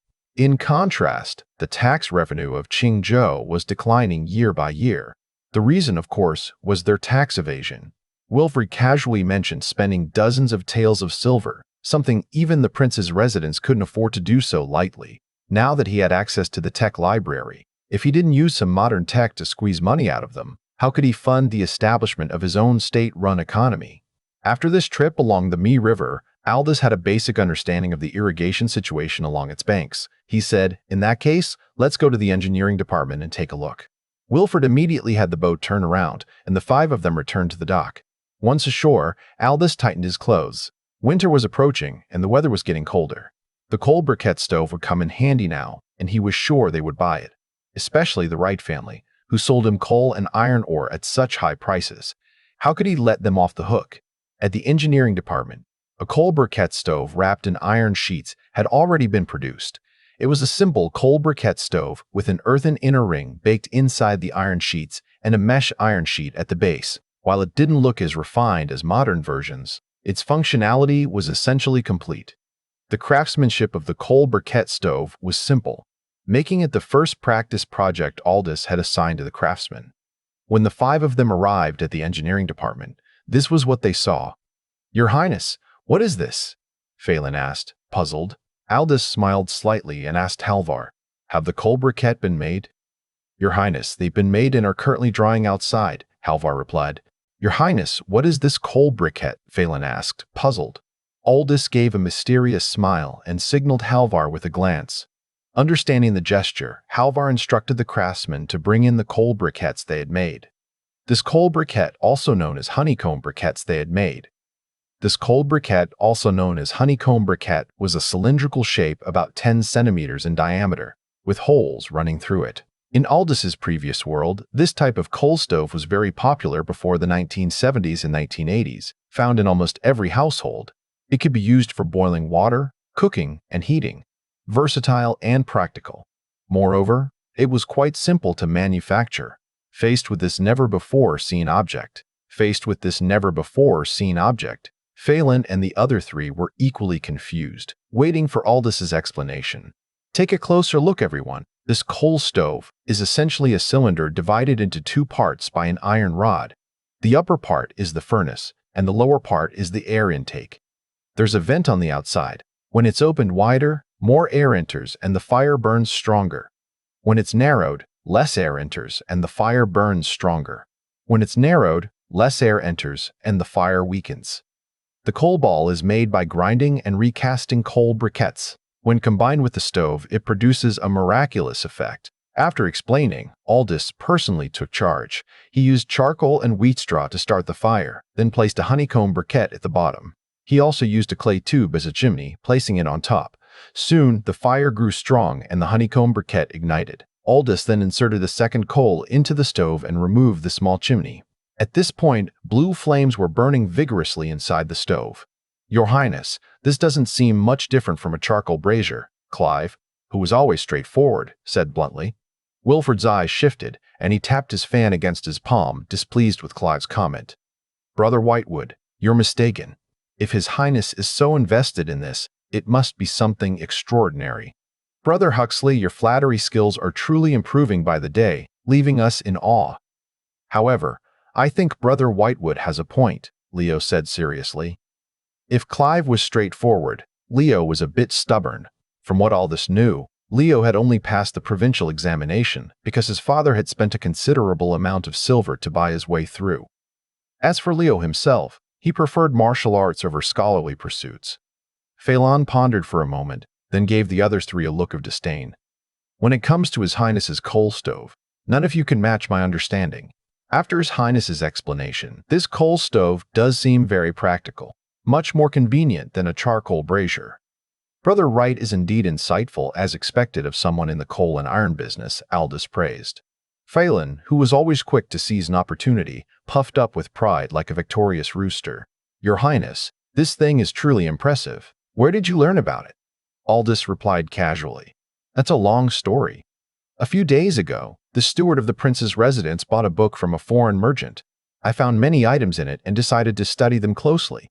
Here, the advantage of Aldous' status as a prince became apparent. He could easily make up an excuse to explain the origin of the devices he planned to develop in the future. If he were an ordinary person, these wealthy families would likely resort to murder to uncover the truth." Phelan was half convinced, but since Aldous had spoken, he didn't dare to press further. After all, while they got along well with Aldous, the hierarchy between them was a different matter. "Your Highness, it seems fortune favors the noble. This coal stove is indeed impressive. Could Your Highness have the engineering department make one for us to try?" Phelan exchanged glances with Wilfred and the others. The coal stove was novel, and they were eager to buy one to test it out. Aldous had been waiting for the fish to bite.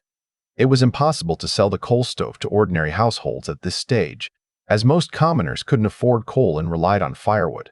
However, wealthy households were different. The psychology of any wealthy family was the same. They loved novel things.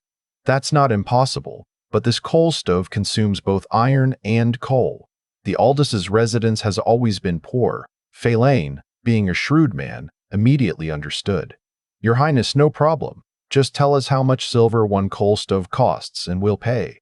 Wilfred and the others nodded in agreement. They wouldn't dare take advantage of Aldous, as he was still a prince. "How about 50 taels of silver per coal stove?" Aldous made an outrageous demand. Phelan was shocked. The Aldous was truly bold. In his opinion, while the coal stove was much more convenient than a charcoal brazier, it wasn't irreplaceable. At most, it offered some added convenience and wasn't worth that much money. 3 taels of silver at most," he said. "Your Highness, 50 taels is too much. Think about it. Wealthy families all have servants. Boiling water, cooking, and warming wine may be a bit troublesome, but they don't have to do it themselves. Spending 50 taels on this is no better than buying a maid. Please don't make it difficult for me." Wilfred and the others nodded in agreement. Clive added, "But Brother Wright's comment reminded me, this coal stove could be a business opportunity. We could sell it to wealthy households that have some money but can't afford maids." Aldous glanced at the four of them, realizing that the ancients weren't stupid. They were shrewd and calculated, and one couldn't just create something and expect to make a fortune easily. The first round of deception had failed. Aldous called Halvar Potter over to ask about the cost of the coal stove. Phelan's estimate was quite accurate. The cost was around 2 taels of silver, as both coal and iron were expensive. There would be no easy money from gullible buyers, but Clive's suggestion was feasible. The coal stove was made to earn silver, after all. Otherwise, how would he get the funds to build up the industrial base? He couldn't just confiscate the wealth of all the rich families in Qingzhou, could he? "Brother Whitewood is truly wise," Aldous praised. At this moment, Wilfred had a sudden idea. "Your Highness, my family is in the water transport business, and we travel all over the Great Gabriel Empire. Why not let my family handle the sales of this coal stove? Brother Huxley is indeed the most suitable for this," Leo said. "Brother Huxley's suggestion aligns perfectly with my thoughts. As you all know, The tax revenue of Qingzhou has been declining year after year. If this continues, the Aldous' residents will soon be reduced to living on air. Although you all often help the residents, it's not a long-term solution. Aldous sighed deeply. At this point, all four of them looked somewhat awkward. They were well aware of the root cause of the tax revenue problem. However, which wealthy family in the Great Gabriel Empire wasn't holding on to their silver tightly? Now that the Aldous wanted to start his own business to supplement the residents' income, it was only natural. After all, which prince didn't have a group of merchants under him? These merchants paid silver annually in exchange for business conveniences, and some highly profitable businesses were even directly managed by the prince's trusted aides. Similarly, they also paid the Aldous some silver every year, but the prince was so incompetent that he only used the money for his own pleasure. He didn't even bother with the mines and water transport businesses that other princes tightly controlled. In that case, Wilfred is even more duty-bound. Your Highness, as long as our Huxley family doesn't suffer losses, we will do our best. Wilfred put on a righteous and solemn expression. However, in his heart, he knew that if this coal stove could be successfully sold, it might bring substantial profits to the Huxley family. Seeing Wilfred trying to monopolize the opportunity, Phelan was not pleased. He said, "Brother Huxley, isn't this a bit too greedy? How can your Huxley family take all the opportunities for yourselves?" Then, Phelan turned to Aldous and said, "Your Highness, my humble family also has a horse team. While Wilfred handles the waterways, there are still some places his routes can't reach. Our Wright family can help your Highness cover those areas." "That's right, our Sun family also has a horse team," Clive chimed in. Leo and Wilfred exchanged glances, their expressions slightly displeased. As the four of them argued, Aldous observed them carefully, feeling secretly delighted. This showed that the four prominent families of Qingzhou were not a united front. On the surface, they appeared harmonious, but beneath the surface, they were scheming against each other. Aldous wasn't afraid of them fighting, he was afraid they wouldn't fight. This way, he could profit from their conflicts. Gentlemen, stop arguing. You are all my most trusted people, and I don't want to favor anyone. Here's my idea. Since all four of your families want to take on the coal stove business, why not compete fairly? I don't care how much you sell it to others for, but whoever offers the highest price to buy the coal stoves from me will get the deal." Aldous' eyes gleamed as he continued. "To ensure fairness, tomorrow each of you will prepare a sealed letter with the price you're willing to pay to buy the coal stoves from me. We'll open them publicly, and the highest bidder wins. How does that sound?" "That's a fair method." "Your Highness is wise," Phelan said, bowing to Aldous but shooting a challenging glance at Wilfred. It was a clear message. Who's afraid of whom? "Then let's do as your Highness suggests." Wilfred refused to back down. Aldous was inwardly delighted. Initially, he hadn't held much hope for the coal stove, but now that the four families were fighting among themselves, he could gain a bit more advantage. To help your four families understand the convenience of the coal stove, take this sample back and demonstrate it to your households, Aldous said, maintaining a calm and composed demeanor to avoid revealing his thoughts. Phelan bowed to Aldous and instructed his servants to carry the stove away. The other three also bowed and left. "Your Highness, should we have the craftsmen start making the coal stoves now?" Halvar asked with a smile. He had watched the entire process. Initially, Phelan and Clive had dismissed the coal stove as worthless, but Wilfred's greed had caused a rift among the four families, who usually acted in unison. Aldous glanced sideways at Halvar. "What do you think? You won't have much free time from now on." "Your Highness, I'm not afraid of being busy. I'm afraid of being idle," Halvar said, seizing the opportunity to show his dedication. Aldous nodded. "Once the silver comes in, we'll start working on the hydraulic lathe workshop." After dealing with the coal stove matter, Aldous returned to the prince's residence under Orpheus's protection. Meanwhile, Phelan, carrying the coal stove, also returned to the Wright family. Because of this, the four families gathered again at the Wright residence. "Phelan, are you saying this thing was made by the machinery department under His Highness's orders?" Kurt asked, looking at the burning coal stove. "No doubt about it. Moreover, such a thing hasn't been seen anywhere else in the Great Gabriel Empire," Phelan replied. "Master Wright, this coal stove burns coal. What do you think?" William Huxley asked. He was Wilfred's father. Kurt gently stroked his beard. William's use of the title Master Wright pleased him. Although the title was merely an honorary one bought by wealthy merchants, It still provided some comfort in a society where merchants were looked down upon. This coal stove is indeed quite interesting. It's very convenient for boiling water, cooking, warming wine, and heating. Moreover, the flame can be easily controlled. Most importantly, it doesn't easily go out. When the coal briquette at the bottom burns out, you just replace it with a new one. If you want, the stove can keep burning indefinitely. Master Wright makes a good point. Having something like this in the house during winter would be quite nice, said a thin, elderly man sitting beside William. He was Clive's father, Anton Whitewood. Since everyone agrees that the coal stove is good, let's follow His Highness's suggestion. Each of our 4 families will write a sealed letter. This way, we won't have to argue over who gets to manage the coal stove business, Leo's father, Osric Kimball, said loudly. He and Leo were quite alike. Both were red-faced men. At Osric's words, the courtyard fell silent. The 4 families eyed each other, each with their own thoughts. The coal stove had been burning in the Wright residence since it was brought in. Kurt had already made up his mind. In that case, I won't keep you all any longer. Tomorrow, no matter who wins the right to manage the coal stove business, I hope we can all remain on good terms. In that case, we'll take our leave. Osric was the first to stand and bid farewell. Anton and William followed suit. Once everyone had left, Phelan said, "Father, this coal stove is indeed great, but I don't think its price will exceed 3 taels of silver." Kurt chuckled. "You say 3 taels, but this time, even if it costs 5 or 10 taels, we must secure the management rights for the coal stove." "Why?" Phelan asked, puzzled. "Let me ask you, what does our Wright family sell?" Kurt asked, looking at his son with a mix of exasperation and expectation.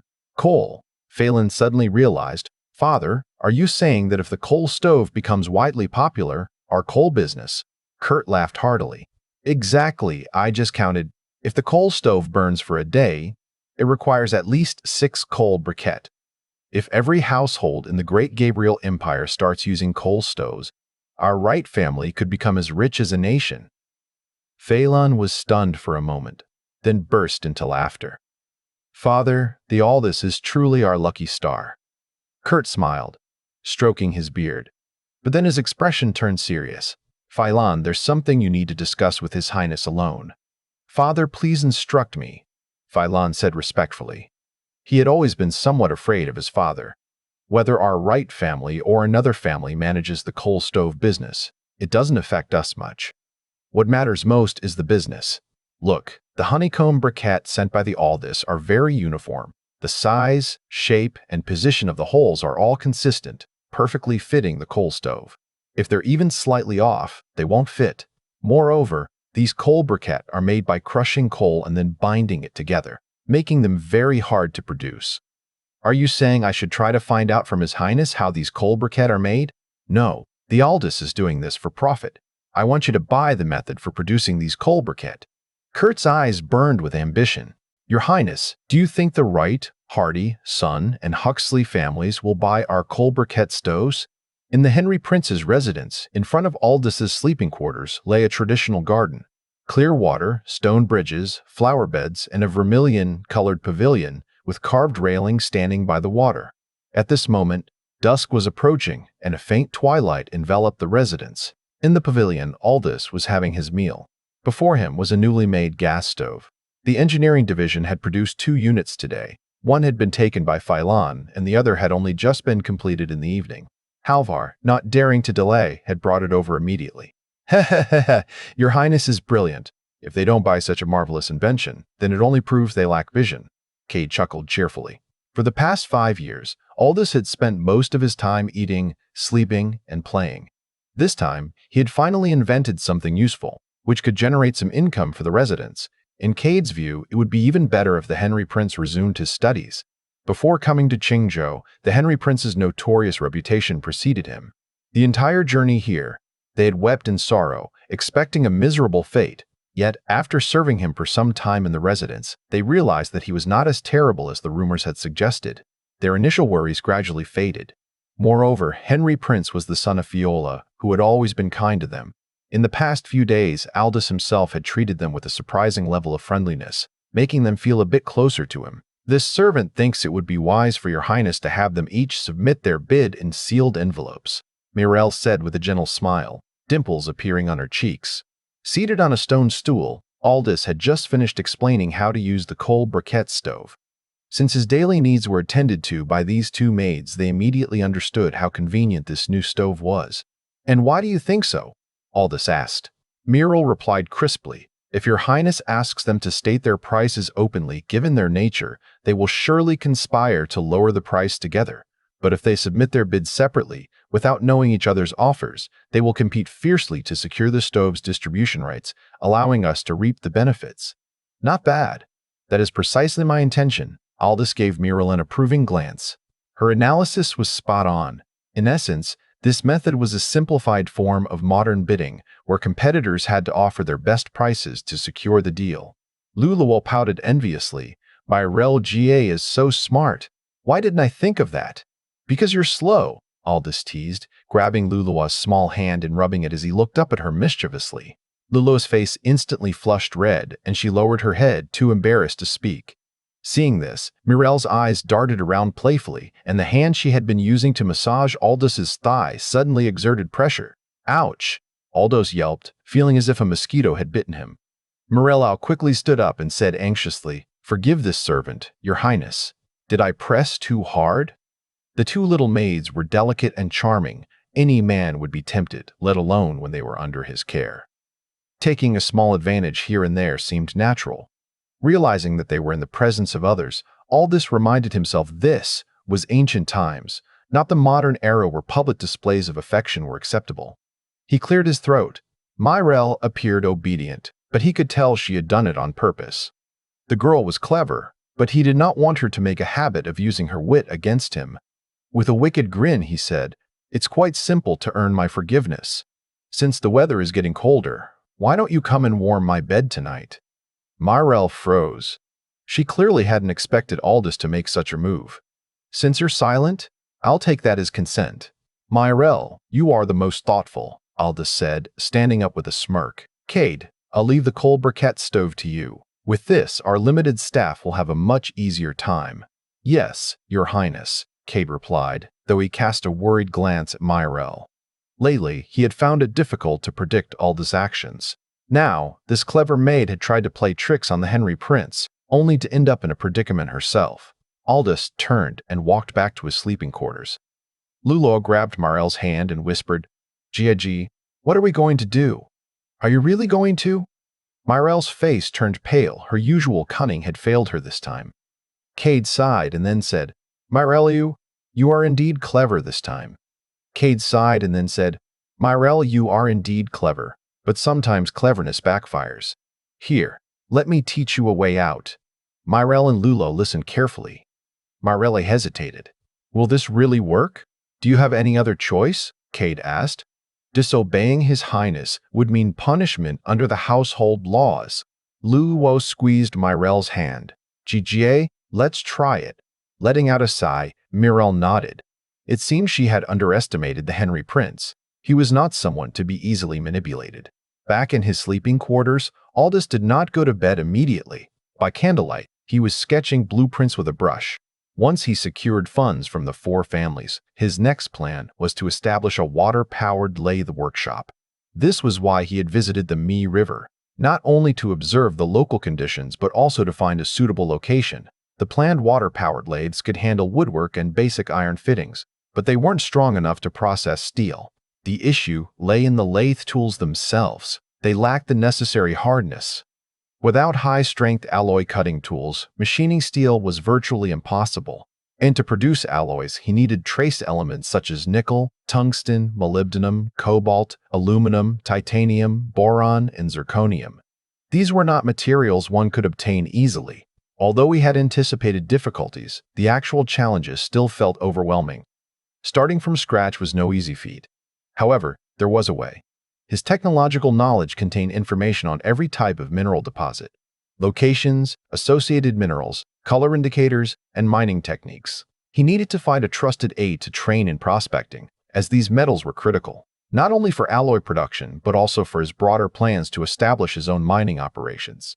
His fiefdom covered the modern Shandong region, an area rich in mineral resources, including a large gold deposit near Lajou. If managed properly, it could provide him with significant financial support. Mining was a crucial step in his grand strategy. Everything needed to progress in tandem. As he was deep in thought, he suddenly sensed someone sneaking into his room. Turning around, he saw a dark figure slipping under his blanket. Aldous called out. He had only been teasing her, hadn't expected her to actually come and warm his bed. The dim candlelight flickered, illuminating a small space. Outside the sleeping quarters, the night was as dark as ink, exuding an indescribable eeriness. On such a night, it was easy to recall the frightening tales that grandmothers used to scare children. Aldous called out to Myrel twice more, but the person in the bed remained silent. This made his mind race with all sorts of thoughts. He had transmigrated into this world, where belief in ghosts and spirits was prevalent. In such an environment, reality sometimes felt more dramatic than television. "Myrel, don't try to scare me, or else I won't be polite." Aldous's voice trembled slightly. He wasn't afraid of people, but tales of supernatural beings unsettled him. The suffocating silence in the room was his only response. Aldous started to panic. The figure under the blanket was clearly a person, if not a ghost. Could it be an assassin? Even though he was born a prince in this world, deep down he still felt lonely and afraid. Facing an unfamiliar world alone, such emotions were only natural. Cade. In the end, he chose not to approach, prioritizing his own safety. "Here." A voice responded promptly as Cade rushed in. "Your Highness, what happened?" In Aldous's memory, the only person he truly trusted was Cade. He pointed at his bed and ordered, "Go, lift the blanket and see what's inside." Cade looked at him strangely and said, "Your Highness, of course it's Myrel. Didn't you ask her to warm your bed? She knows she overstepped today and dares not disobey your command." "Really? Then why won't she answer me?" Aldous's anxiety eased slightly, but he was still annoyed at the fright he had just experienced. Cade explained, "Your Highness, Myrel and Lulual have always served by her ladyship's side. They've never encountered a situation like this before. It's only natural for her to be nervous on her first time." Aldous frowned. It seemed like no one around him could give him peace of mind. He sighed and said, "Forget it. Have her leave. She's just giving me a headache." As soon as he spoke, muffled sobbing came from under the blanket. Then, Myrel suddenly lifted the covers and, crying, pleaded, "Your Highness, I was wrong. I shouldn't have tried to be clever and angered you today. But I only did it for your sake, to prevent the servants from gossiping. If Chief Attendant Paxton hears of this and reports to your Highness, then her ladyship's request for you to visit Nightblumen next year might be delayed again." "That's right, your Highness," Cade sighed. "No one misses you more in Nightblumen than her ladyship. Please consider her heartfelt wishes." Hearing Fiora mentioned, Aldous suddenly felt a pang of bitterness. No matter how much of a troublemaker he had been, Fiola had always doted on him. Every time he made a mistake, she would endure Prince Kyr's scolding just to plead on his behalf. "Fine, leave me be," Aldous relented. "I only meant to remind you. Use your intelligence wisely. Understand?" Myrel bowed gracefully, tears still glistening in her eyes. "Yes, your Highness. I understand. I won't dare again." Cade glared at her. "Hurry up and leave. You've already upset His Highness enough." Myrel wiped her tears, bowed again, and disappeared into the night. As she left, Aldous turned to Cade and said, "You all conspired against me, thinking I wouldn't notice?" "Heh, here, your Highness is indeed wise." "I knew we couldn't hide it from you," Cade chuckled. "But truly, your Highness must think of her ladyship." Cade chuckled. "But truly, your Highness must think of her ladyship. The Emperor's health is deteriorating. If he passes away, her ladyship will have no one to rely on in the palace. And if someone proposes the old tradition of consort burial..." At this, Cade's eyes turned red with worry. "Who dares?" Aldous roared, an uncontrollable fury erupting from within him as if a hidden nerve had been struck. Throughout history, it was common for consorts to be buried with deceased emperors. In such times, the only protection for a concubine was the status of her son. Those without strong backing were the first to be sacrificed. Cade continued, "Your Highness, forgive this old servant for speaking bluntly. Ever since your severe illness, I've noticed a great change in you. I had once lost all hope, believing that when her ladyship passed, I would follow her. But now, I believe your Highness can turn things around. If you govern wisely and strengthen your fief, no matter who ascends the throne, they will have to consider your influence. Aldous nodded, sensing the sincerity in Cade's words. He had taken over Aldous' body, which meant he was Aldous now. Having come to this world, he belonged to this world. Cade's words made him realize something crucial. There were people here who needed him, and people he needed as well. I understand your concerns, Aldous said solemnly. During my illness, I reflected on my reckless past. I won't live as I did before. Your Highness. Cade's eyes welled with tears. Aldous smiled and patted his shoulder. Cade must have felt like a barren tree that had finally bloomed after 1,000 years. But now, Aldous could truly be himself. After studying Cade for a moment, Aldous felt something strange. He only remembered that Cade had been serving Fiola ever since he was born. But looking at his unwavering loyalty now, it seemed almost excessive. Unable to hold back his curiosity, Aldous asked, Cade, why are you so devoted to my mother and me? He asked this not out of sentimentality, but out of a deep-seated fear. Ara, what if, one day, Cade tearfully confessed, I am your real father? Cade hesitated before answering. Your Highness, years ago my father was accused of composing a poem that allegedly criticized the Emperor. He was framed and would have been executed along with our entire family, if not for her ladyship's intervention. Thanks to her, we were spared execution and only sentenced to servitude. I was sent to the palace, where I was often bullied by the younger eunuchs, until her ladyship took me under her care. Aldous nearly blurted out, So you're a eunuch? But stopped himself.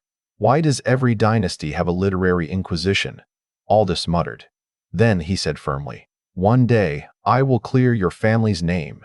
Your Highness. Cade's expression was overwhelmed with emotion as he knelt down.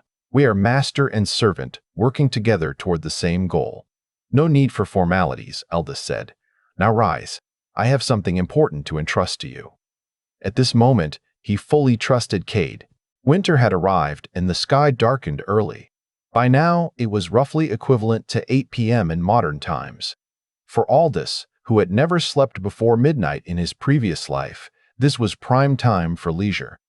However, tonight, he had kept Cade back for an important matter: mineral exploration. The development of his fief required multiple aspects to progress simultaneously: industrial foundations, agricultural foundations, mining, and chemistry. None of these could be neglected, as they were all interdependent. In particular, chemistry and industry had to advance together. If one lagged behind, certain industrial progressions would be impossible. Your Highness means for this old servant to personally search for mines? Cade asked. Aldous nodded. That's right. The fief's mines are practically monopolized by the Wright family. Even the ones they are mining only produce coal and iron. I need you to locate various mineral deposits. Once discovered, the government will fund and manage the extraction, keeping the mines firmly under our control. Aldous' earlier words about reform had merely been a surface-level act. Now he was taking real action. Cade bowed deeply and said, Your Highness, rest assured, this old servant will not disappoint you. Cade solemnly agreed. With a mere thought, Aldous activated the vast technological database stored in his mind. Precise locations of mineral deposits across the region appear before him, along with detailed methods for prospecting each type of ore. Using a brush, he began explaining while sketching maps, marking out the entire Shandong region with potential mining sites.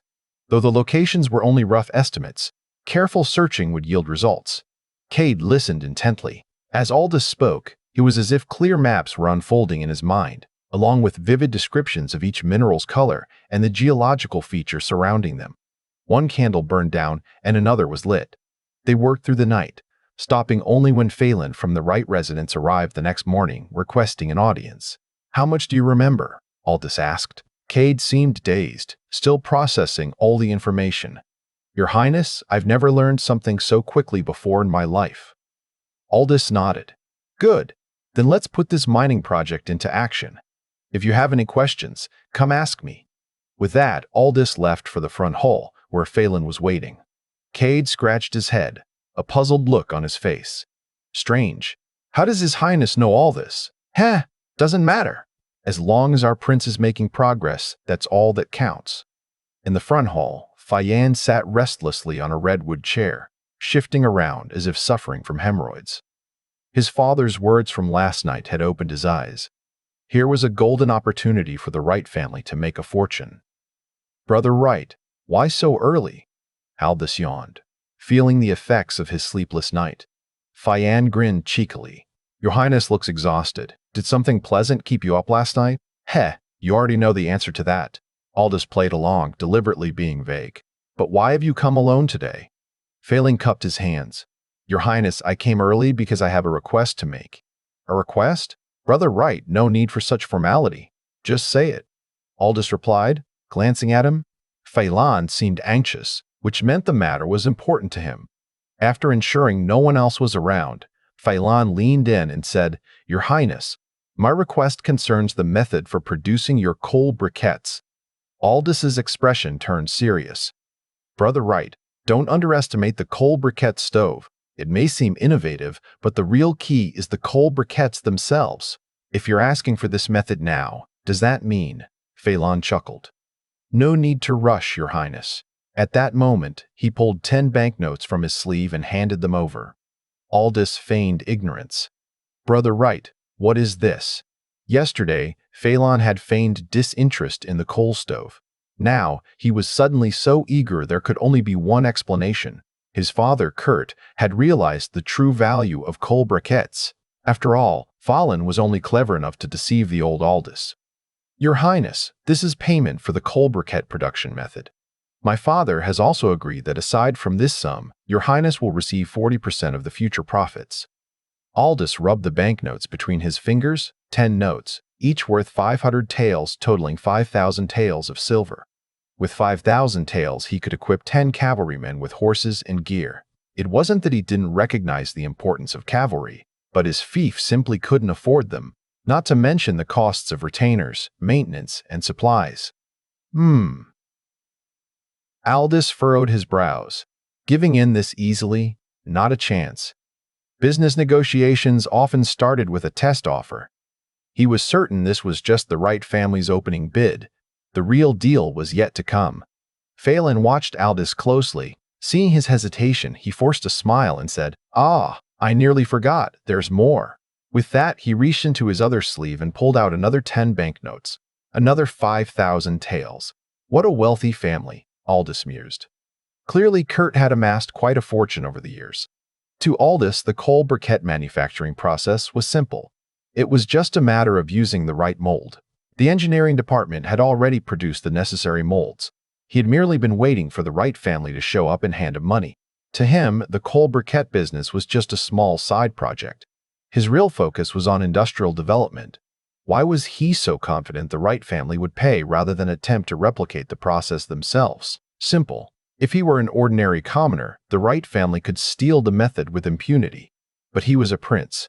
If he decided to throw a royal tantrum over this, the Wright family would be in serious trouble.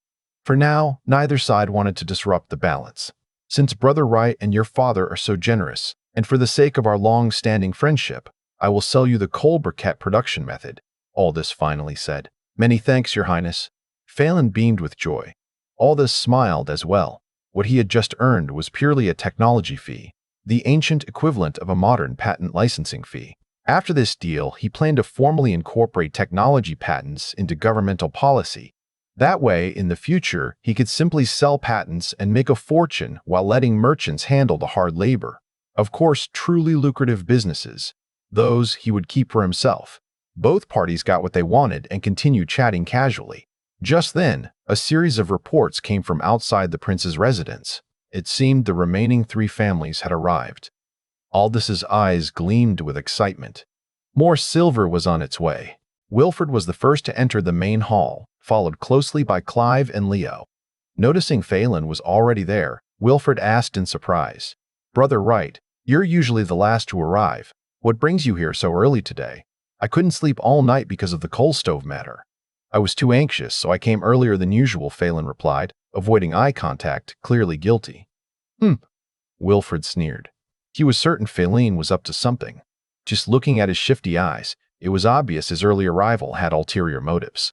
Clive glanced between the two and said, Your Highness is busy with official affairs.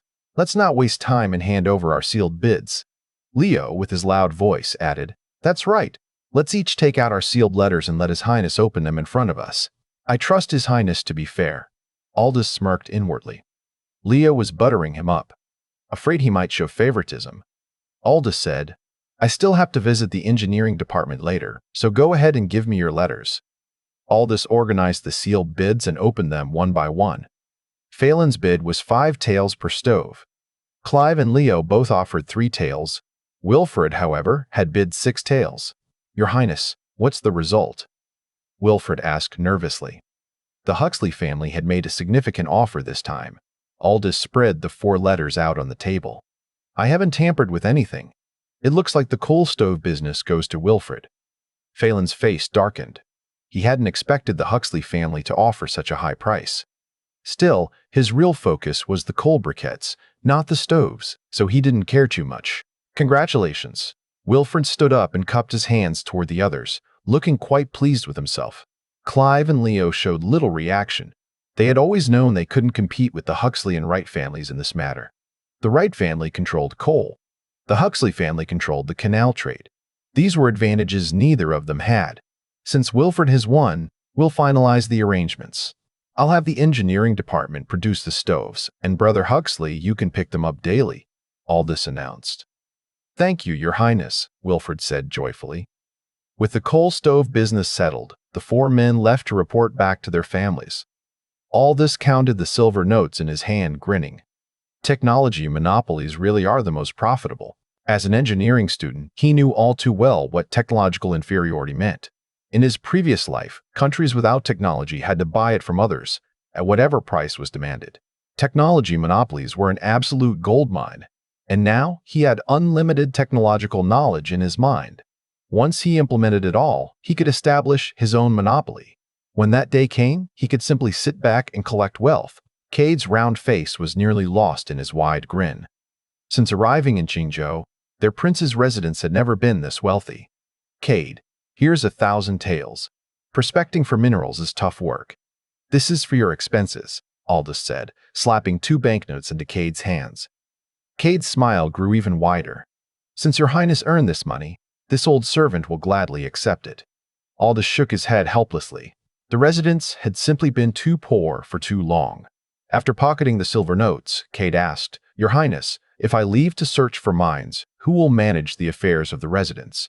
Aldous glanced at him and said casually, "You've been protecting my rel so much, don't you already have an idea?" "Ha! Your Highness is indeed perceptive. I can't hide anything from you," Cade chuckled. "Lulu and Muriel both served under her ladyship. They would never betray you. But Lulu always timid and won't be able to control the household servants. Muriel, on the other hand, is sharp and strong-willed. She'll have no trouble managing the residents." "Then let her handle it," Aldous agreed. "You are my trusted aide. In the future, I'll have far more important matters for you to take care of. You can't be tied down with household chores forever." The words trusted aide made Cade's heart surge with emotion. With such faith from his master, he would willingly walk through fire and water. The mining expedition was urgent. After going over some details, Aldous began preparing for the journey. He also assigned 10 loyal cavalrymen under Orpheus to accompany Cade for protection. Now that he had money, Aldous' first priority was building the water-powered lathe workshop. As a prince, he had absolute authority over his fief. He easily claimed a plot of land along the swiftest section of the Mi River. No one dared to object. Next, he ordered Halvar to post notices recruiting craftsmen. The planned workshop was 100 meters long and 15 meters wide, a major construction project. With winter fast approaching, he wanted the workshop operational by spring. Meanwhile, the engineering department worked overtime producing lathes, which would be moved to the new facility once it was built. Coal stove production also continued. Since they were easy to manufacture, the engineering department could produce 30 per day. The next day, the Huxley family came to pick up their first batch. Although they had paid a high price, they were cautious, buying only a limited number initially to test the market. As work pressed on, the weather grew colder by the day. By the end of Aldous' first month in this world, a thick snowfall from the north blanketed Qingzhou. The snow was heavy and relentless. By morning, the entire city seemed buried beneath it. "Your Highness, look at all this snow," Lulu called out cheerfully. Her cheeks were flushed red from the cold as she trudged through the snow, leaving deep footprints behind. Aldous sat at the entrance of his sleeping quarters, warming his hands over a coal briquette stove. The temperature had to be at least minus 17 or 18 degrees Celsius. In his past life, he had been a southerner. He had never experienced such bitter cold. Right now, he just wanted to cling to the stove and never leave. Lulua and Miralal, however, were used to the weather and played happily in the snow. "Your Highness, come join us," Mirel called out with a grin. "You two have your fun. I'll just watch," Aldous said, amused. Watching beautiful women play in the snow was entertainment in itself. Lulua and Miralal exchanged glances before suddenly scooping up snowballs and throwing them at him. "How dare you?" Aldous feigned anger, dodging left and right as the snowballs missed their mark. The two girls giggled mischievously but abruptly stopped when they saw someone approaching from the front hall. It was Chief Attendant Paxton. Snowflakes, soft as cotton, continued to drift down. Morley walked through the snow-covered courtyard, his shoulders dusted with white. When he reached Aldous, he bowed and said, "Your Highness, no need for formalities. Come warm yourself by the coal briquette stove, Morley," Aldous said. Morley was dressed in thin garments, his face slightly purple from the cold. Unlike in modern times, where every household had padded coats and down jackets, warm clothing was a luxury in Grey Gabriel Empire. Morley, for one, could not afford it. Shivering from the cold, Morley replied, "Your Highness, rank must be observed. I shall stand." Aldous was already familiar with Morley's rigid nature. Over the past month, every time Aldous did something unconventional, Morley would sternly reprimand him without the slightest regard for the fact that he was a prince. Curious about this, Aldous had asked Mirel and Lulua about him, and finally understood. It was simple. Before being assigned to Qingzhou, Morley had been a censor in Nightblumen. This was because of an unspoken rule passed down through dynasties. Censors were not to be executed. Any emperor who dared to kill a censor would be branded a tyrant. With this moral safeguard, even emperors who despised censors had to tolerate them. By sending Morley to Qingzhou, Emperor Kier had killed two birds with one stone. First, he had placed someone to keep an eye on Aldous and prevent him from running amok. Second, he had rid himself of a bothersome critic in Nightblumen. "Morley, there's no need to be so rigid. You and I are both here in Qingzhou, and according to Father's wishes, neither of us will be returning to Nightblumen anytime soon. Given that, shouldn't we support each other?" Aldous said, testing the waters. A flicker of emotion crossed Morley's face. Like Aldous, he had family in Nightblumen, yet in the past 5 years he had only been allowed to return once, and his chances of being recalled were slim.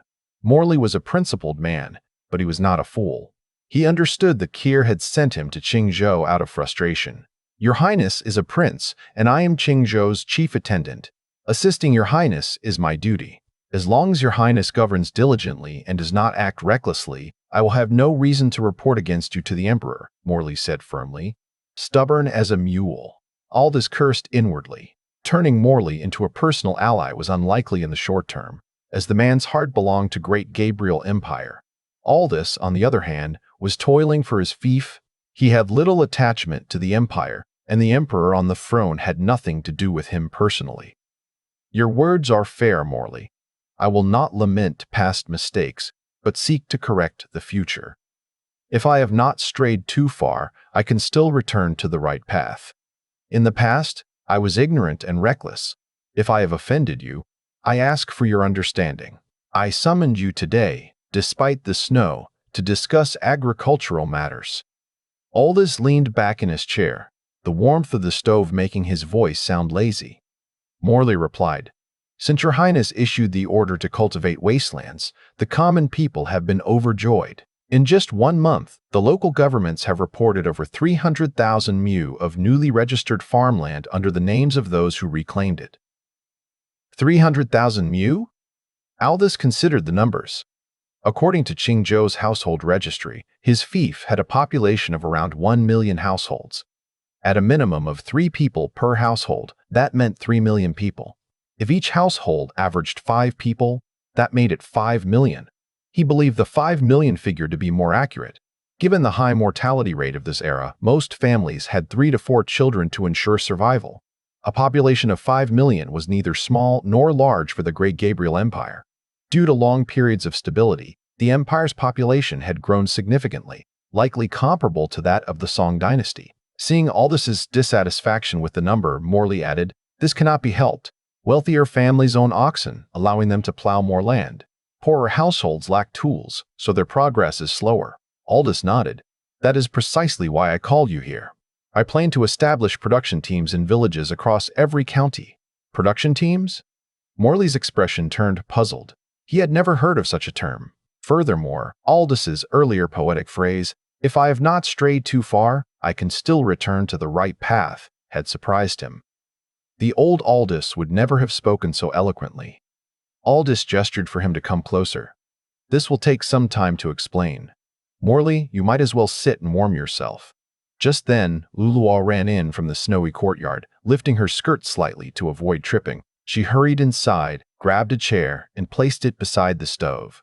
Flashing Aldous a sweet smile, she rubbed her rosy cheeks before darting off to play with Myrelle again. Morley, already numb from the cold, hesitated. But upon hearing Aldous say, "This will take some time," he knew he had no choice. If he stayed standing any longer, he might actually freeze. Awkwardly, he took a seat by the coal stove. As if to cover up his discomfort, he said, "So this is the coal briquette stove your highness invented? Indeed, having one indoors during winter is excellent for warmth. I've heard that since winter began, the Huxley family's coal stove business has been booming." "Naturally. The stove is convenient and practical, especially in winter. It's a lifesaver," Aldous said proudly. "But for every coin the Huxley family earns, the engineering department profits as well. Right now, the engineering division is bringing in several hundred taels of silver per day." Morley was slightly astonished.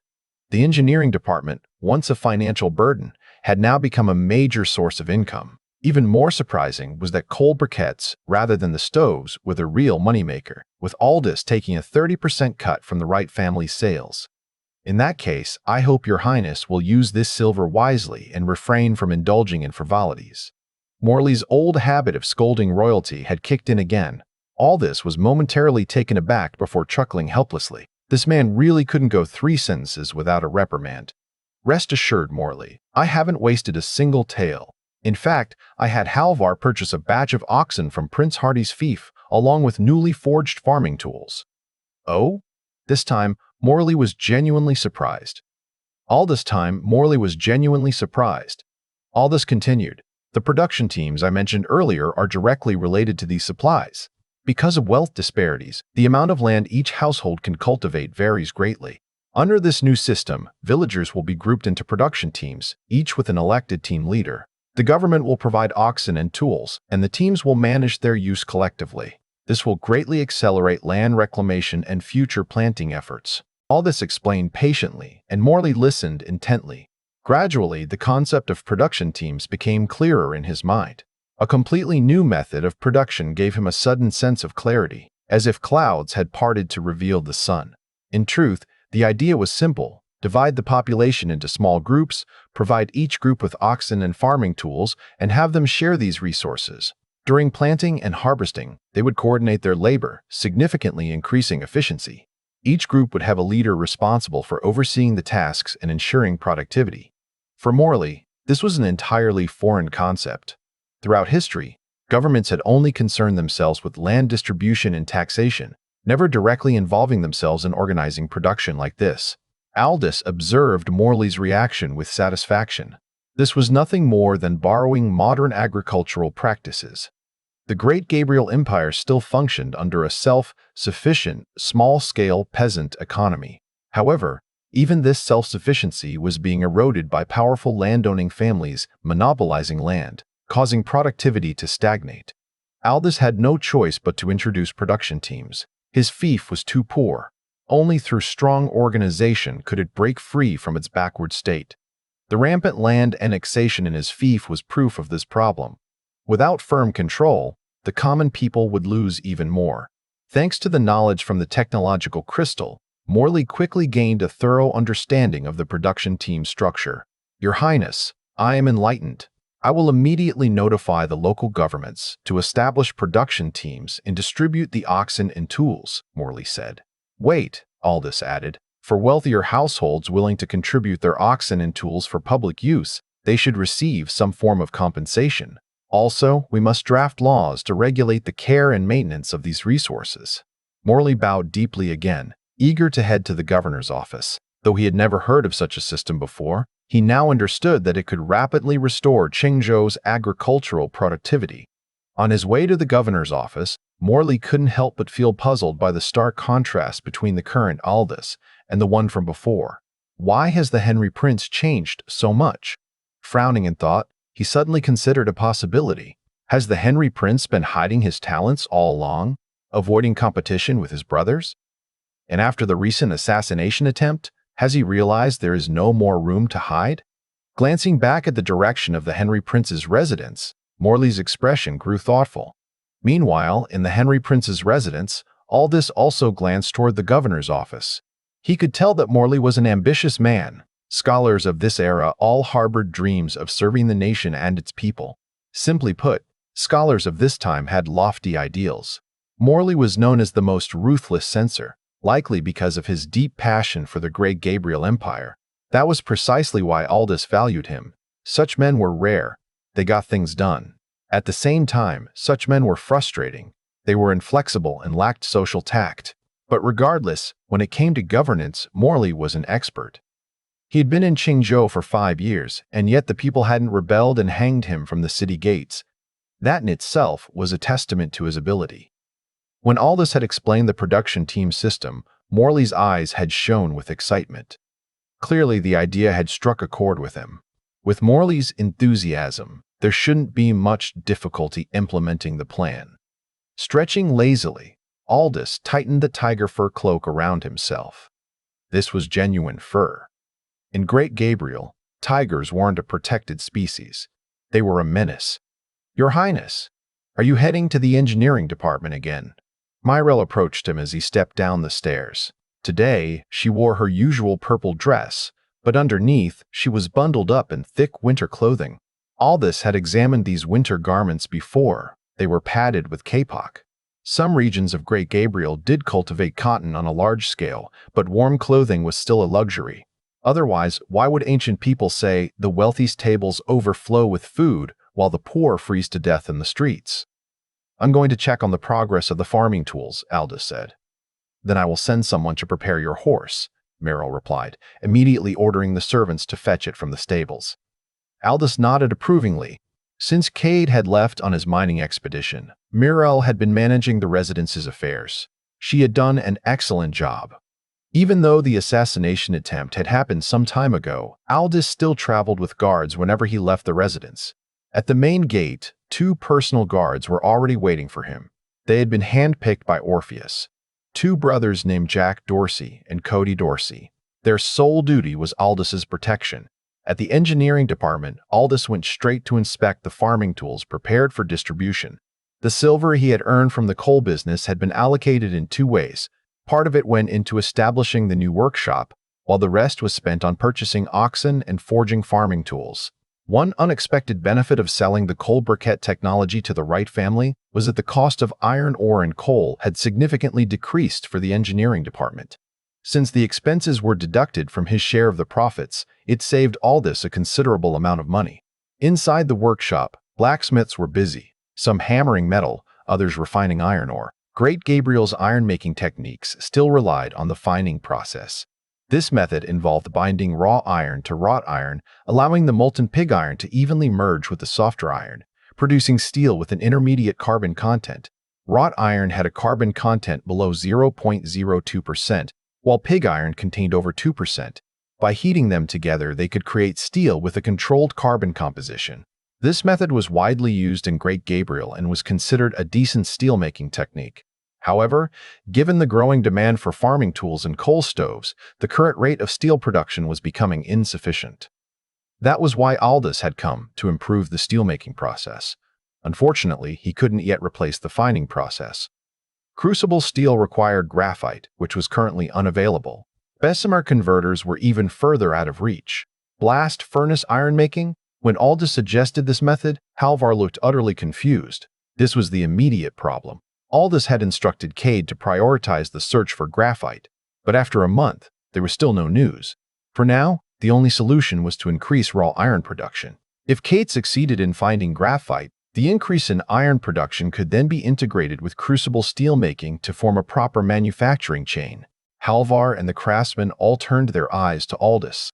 After the briquette stove and the lathe, Aldous once again introduced a shocking new technique.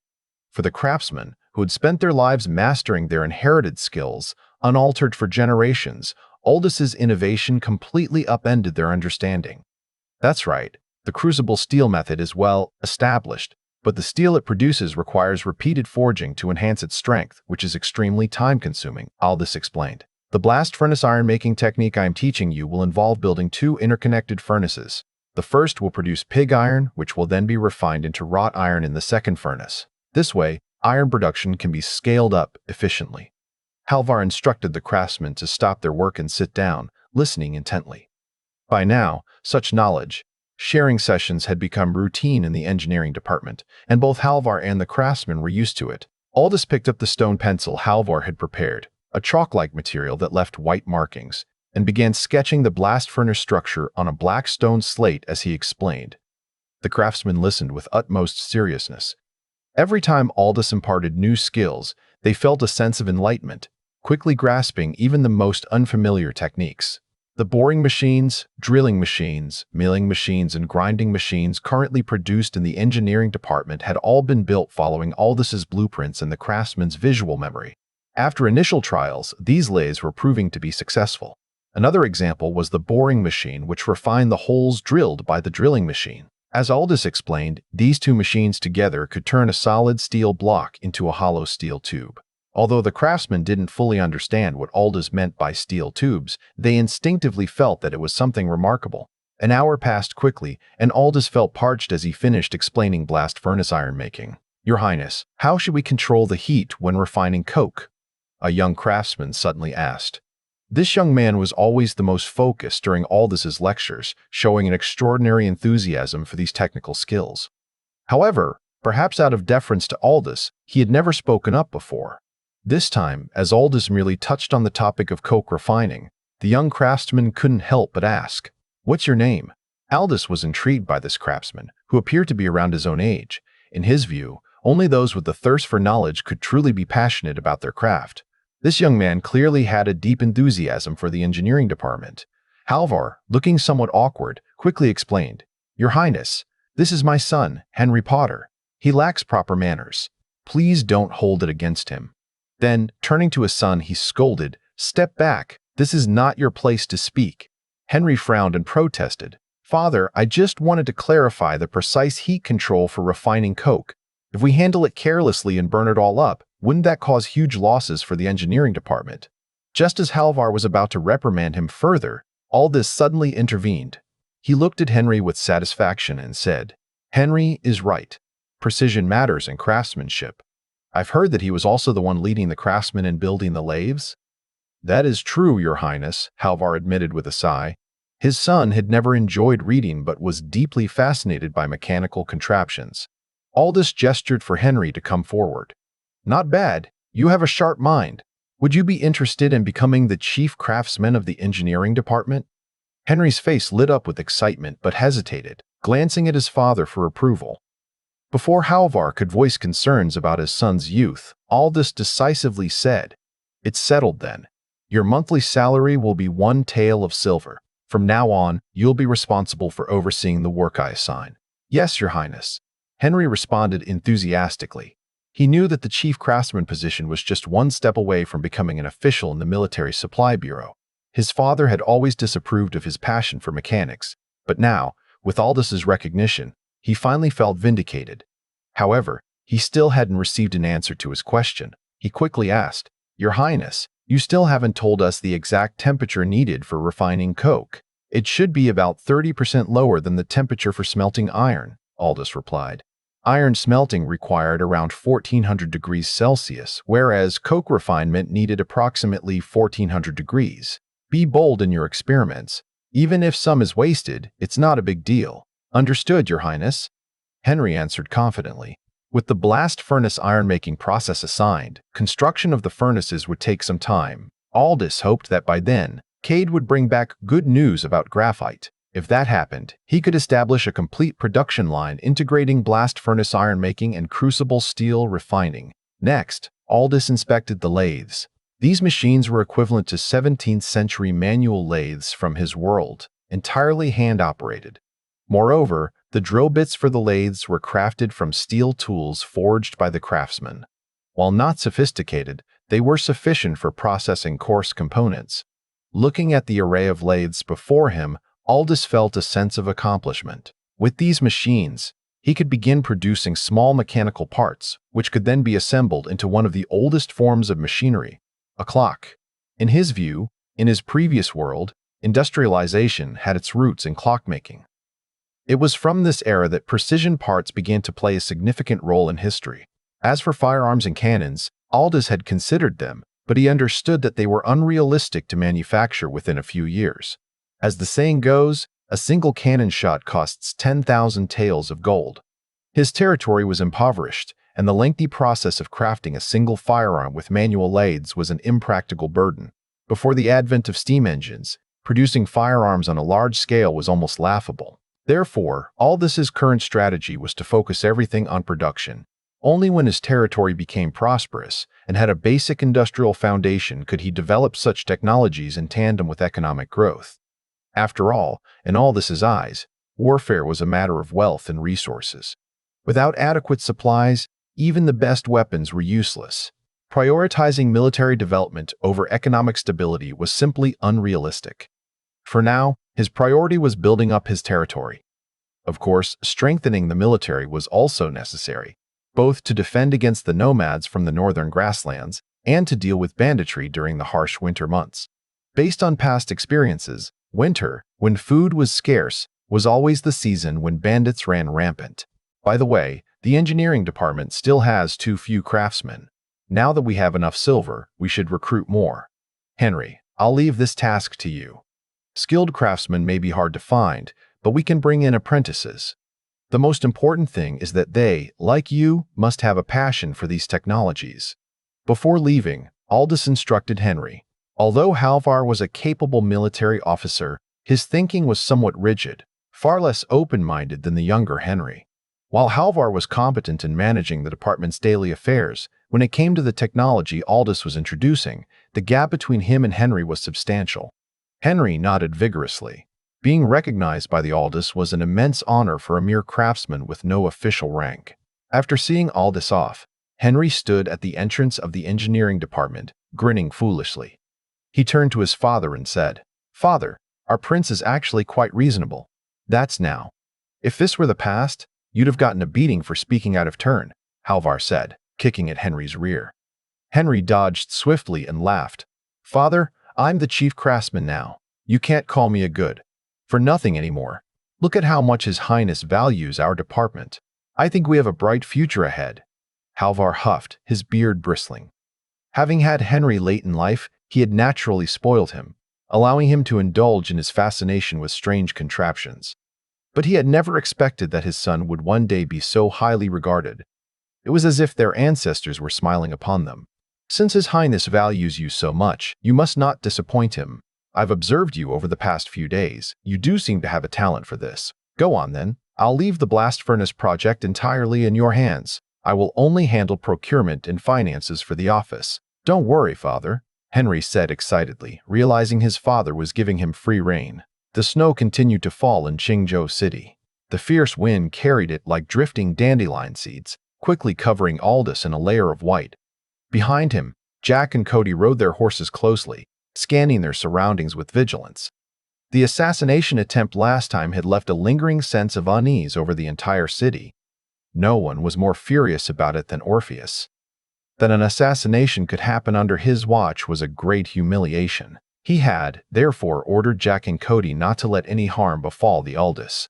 Aldous could sense their tension. This was a brutal era, where laws were trampled under the boots of the strong. To live freely, one had to possess overwhelming strength.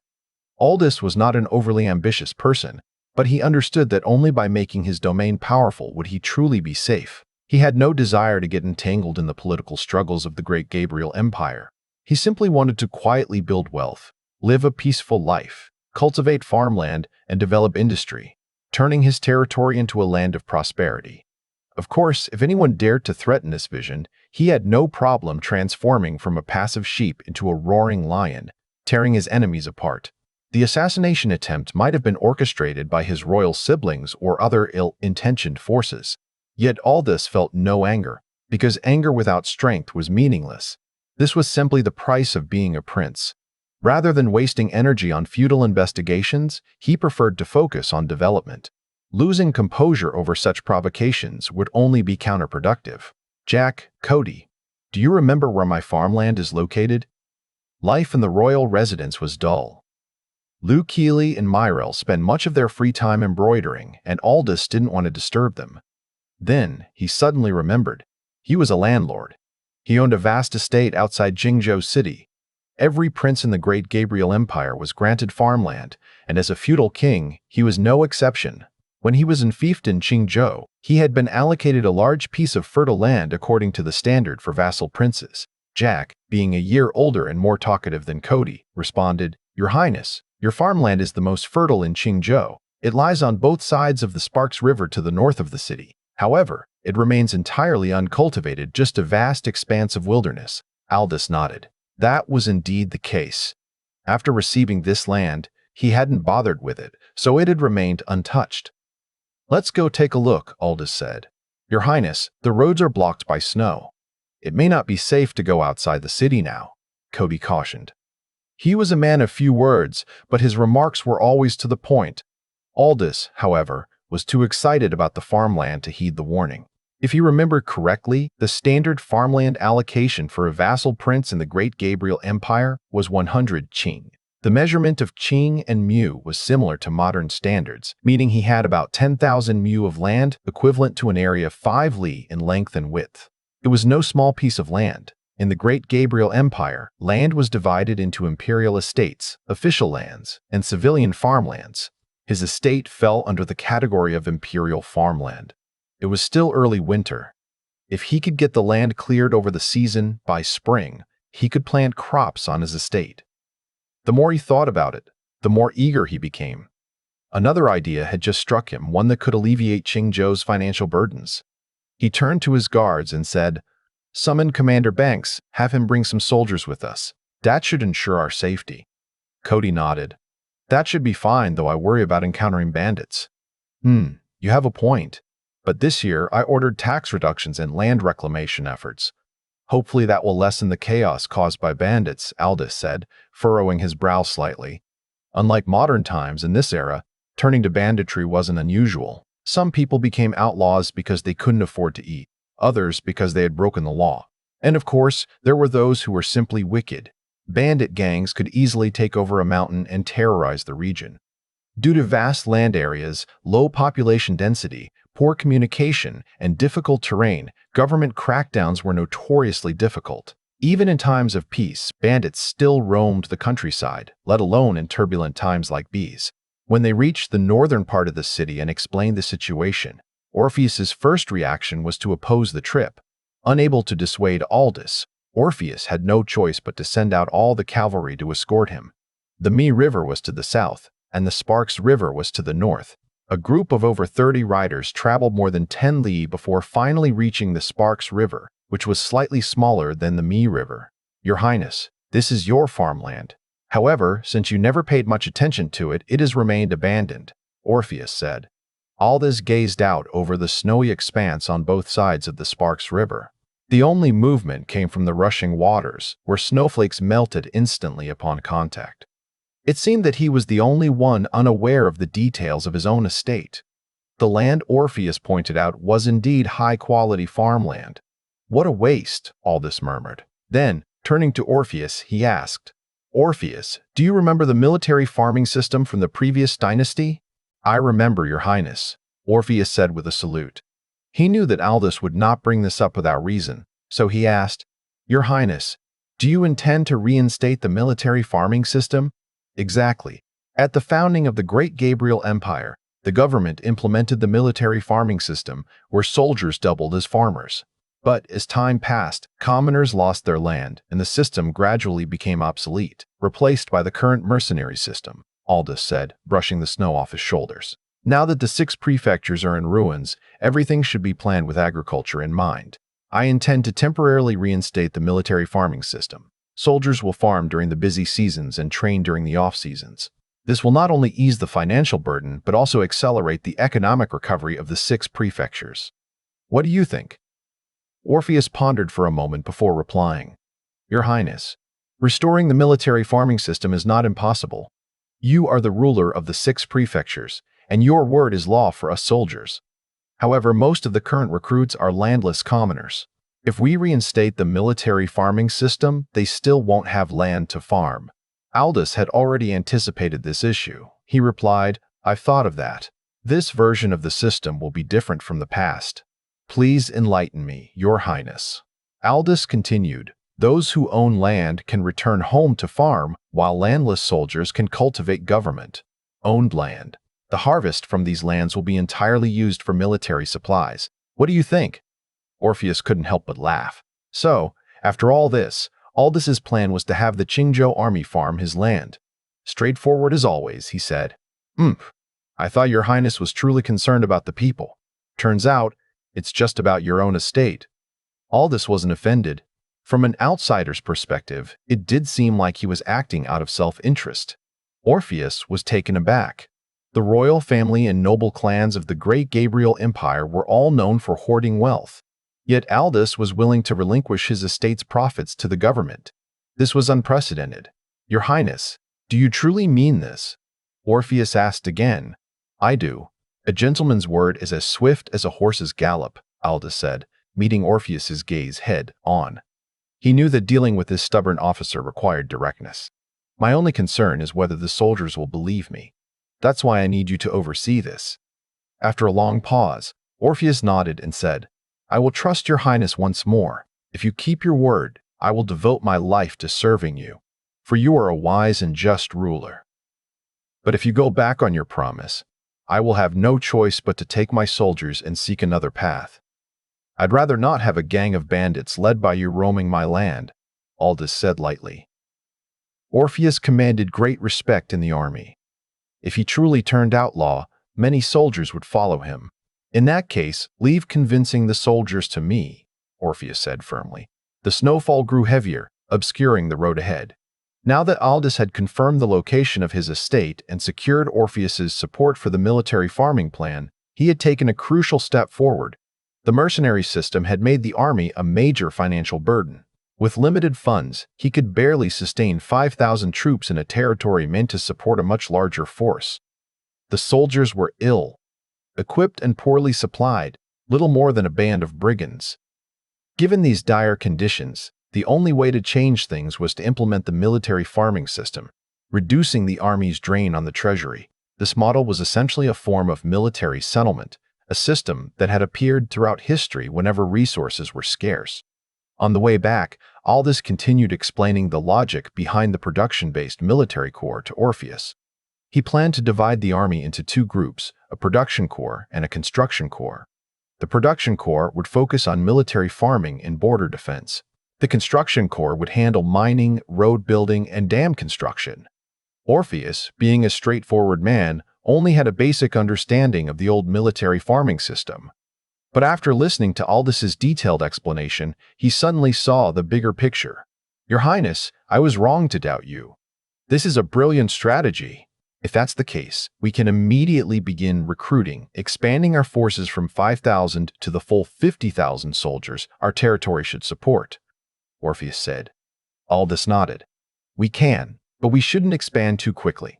Right now, we don't have enough food to sustain such numbers. Let's start by recruiting 5,000 more. Once the government farmlands yield their first harvest, we can expand further. I overlooked that, Orpheus admitted, smacking his forehead. Then he grinned. But, Your Highness, you promised that each soldier who completes their service will receive 10 mu of farmland, which they can pass down for generations. The recruitment office is going to be swamped with eager applicants. Aldous laughed. This policy was both a military incentive and an economic measure designed to encourage enlistment. Well, that's your problem now, Orpheus. You handle it. Orpheus froze for a moment, then chuckled. Orpheus was his nickname in the army. Hearing Aldous call him that made him feel a newfound camaraderie with his lord. Over the past month, Aldous had come to understand that being a vassal prince was no easy task. He had to balance rewards and punishments, manage both governance and military affairs, maintain authority, and earn his subordinates' trust. Now he could say he was truly working at full capacity. Braving the heavy snow, the group of 30 riders headed back toward Qingzhou City. Halfway there, a vague silhouette appeared in the distance. Another group of riders galloping toward them. "Who goes there?" "Halt!" Orpheus suddenly shouted. The assassination attempt last time had made him highly vigilant. The snowfall obscured their faces, making it impossible to tell if they were friend or foe. In an instant, the 30 riders surrounding Aldous formed a protective ring, bows drawn, ready to shoot at a moment's notice. But the approaching riders paid no heed to Orpheus's warning, continuing their charge. As they drew closer, Orpheus raised his hand, preparing to give the order to fire. Just then, a voice from the approaching group cried out, "Steward Foxglove, hold on! Wait, it's Cade!" Aldous immediately ordered the soldiers to lower their bows. Sure enough, as the group neared, it became clear that these were Cade and his men, who had been out searching for mineral deposits. But Cade was slumped over his horse, an arrow lodged in his back. Upon seeing him, the soldiers escorting Cade immediately dismounted and knelt on one knee, their faces filled with guilt. "Your Highness, Lieutenant, we failed to protect Steward Foxglove. Please punish us." Aldous' anger flared. He had just survived an assassination attempt, and now Cade was injured. The lead soldier explained, "Your Highness, we've been searching for mineral deposits for the past month as per your orders and have made significant discoveries. We were on our way back to report to you when we were ambushed by mountain bandits. Although we fought our way out, Steward Foxglove was hit by an arrow." "Mountain bandits?" Orpheus frowned and said worriedly, "Your Highness, winter is approaching. Many starving commoners turn to banditry, relying on looting to survive. If they are now bold enough to attack government officials, this year's bandit crisis is likely to be worse than ever." There was a peculiar look in Orpheus's eyes, as if blaming Aldous. The implication was clear. Though Aldous hadn't made any grave mistakes in the past 5 years, he hadn't achieved much either. The chaos from the barbarian invasion 3 years ago had only worsened the poverty and disorder across the 6 prefectures. "Take Steward Foxglove back for treatment first," Aldous ordered, ignoring Orpheus's subtle rebuke. Aldous and his group quickly followed. Upon entering the city, Aldous immediately summoned the governor's medical officer to treat Cade. The commotion in Qingzhou soon caught the attention of Paxton Yuquan, who promptly arrived at Prince Henry's residence. After examining Cade, the medical officer reported, "Your Highness, the steward's internal organs were not damaged. He merely lost too much blood and fainted. Once the arrow is removed and the wound bandaged, he will recover with rest. Dr. Sun is skilled. If he says it's not serious, then there's no cause for concern," Orpheus remarked. Aldous sighed in relief. "Good. Then let's leave and let Dr. Sun tend to him." Outside the room, Orpheus fumed. "These bandits are too bold. Once the snow stops, I will lead the army to exterminate them. Raiding them is only a temporary fix," Paxton Yuquan countered with a pointed tone. "Raiding them is only a temporary fix," Paxton Yuquan countered with a pointed tone. "If the people had enough food and stability, who would willingly turn to banditry?" Orpheus frowned. "Then what does Lord Paxton propose? Every year, you lead military campaigns against the bandits, yet they always return. His Highness has implemented land cultivation policies and tax reductions, which have earned the people's trust, but these reforms take time to show results. Rather than outright extermination, why not offer amnesty? These are starving commoners. If we offer them food and shelter, most will abandon their criminal ways and reintegrate into society," Paxton Yuquan explained. "What if they refuse?" Orpheus questioned. "Then we must use both force and diplomacy. Those who surrender should be treated fairly, while the true criminals must be eradicated. If we can endure this winter, the bandit problem will naturally disappear once the people reap their harvests next year," Paxton Yuquan replied. Aldous nodded in agreement. "We will follow Lord Paxton's strategy. The bandits are scattered and heavy snowfall makes sieging them difficult. Starting today, we will distribute porridge at all city gates. However, those who ambushed Cade must not go unpunished. Otherwise, how can I face him and the soldiers?" Orpheus bowed. "Rest assured, Your Highness, I will see these criminals brought to justice." Paxton Yuquan interjected, "Your Highness, we must be cautious. Capturing the leader is key. If we go on a killing spree, who will surrender?" Though furious, Aldous knew Paxton Yuquan was right. "Fine. Capture the leader first." Orpheus acknowledged the command and left to prepare the troops. Paxton Yuquan then said, "Your Highness, I will make arrangements for the porridge distribution and issue notices to all prefectures. However, the governor's treasury is running low. Might Your Highness transfer funds from the engineering department to purchase grain?" Aldous winced. The engineering department was currently the wealthiest department, but even its funds weren't infinite. Reluctantly, he agreed. "Fine. But will you also petition Father Emperor for additional funds to get us through this crisis?" Paxton Yuquan gave him a knowing look. "Your Highness, whether His Majesty provides funds depends entirely on how much he values you." Aldous' expression darkened. He had already sent a request for assistance to Kier, but it had been ignored. It was clear now, his father had no intention of financially supporting him. Fine. You and Orpheus just enjoy watching me struggle," Aldous grumbled, waving Paxton Yuquan away. Paxton Yuquan smirked slightly and took his leave. He wasn't unwilling to help, but imperial affairs were beyond his influence. Watching him leave, Aldous frowned. Misfortunes never came alone. Diverting funds from the engineering department would hinder its research and development, a consequence he desperately wanted to avoid. He had no choice but to seek aid from Kier. Ordinarily, border lords received financial aid from the imperial treasury, even though Qingzhou wasn't a primary target for barbarian raids. What to do? Aldous pondered. He was in dire straits. His new policies had yet to yield results, and now the bandit crisis threatened to make things worse. After much contemplation, he thought of Empress Lark. As the crown prince's mother, she was greatly favored by Kier. Her influence was a major reason why the emperor refused to depose the incompetent crown prince. More importantly, Empress Lark was obsessed with fragrances, almost to an obsessive degree. Officials often curried favor by gifting her rare incense and perfumes. A plan formed in Aldous' mind. If direct requests to Kier had failed, perhaps an indirect approach through the Empress would work. Modern perfume making was simple for him, and the necessary ingredients were readily available. He would brew a batch as a gift to his mother, Fiora, who could then subtly persuade Empress Lark to speak on his behalf. Even if this failed, he could still have Fiora sell the perfumes in Nightblumen for profit. Feeling slightly relieved, Aldous made up his mind. Just then, Myrell emerged from Cade's room. "Your Highness, Steward Foxglove is awake." Aldous immediately entered. Inside, Dr. Sun was still bandaging Cade's wound. The steward struggled to rise upon seeing Aldous. "Stay down," Aldous ordered. "Your Highness, this old servant has troubled you."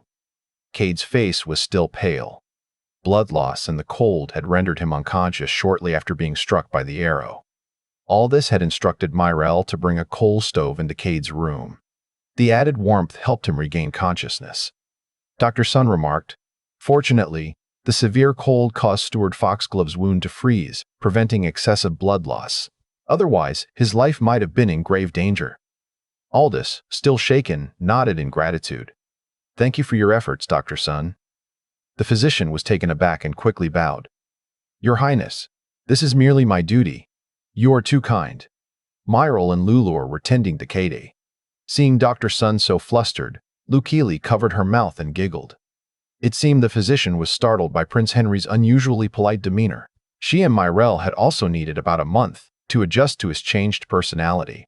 Aldous nodded, signaling Lukili to escort the physician to the door.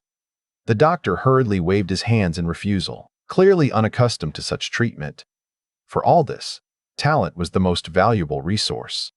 Treating skilled individuals with respect was a simple yet crucial principle, one he could easily uphold as someone with modern sensibilities. Once Dr. Sun had left, Aldous sat beside Cade's bed. "Steward Foxglove, you have endured much.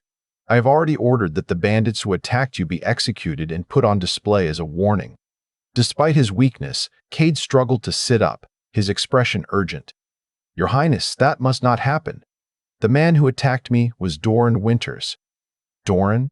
Aldous searched his memory but only recalled a vague impression of the name.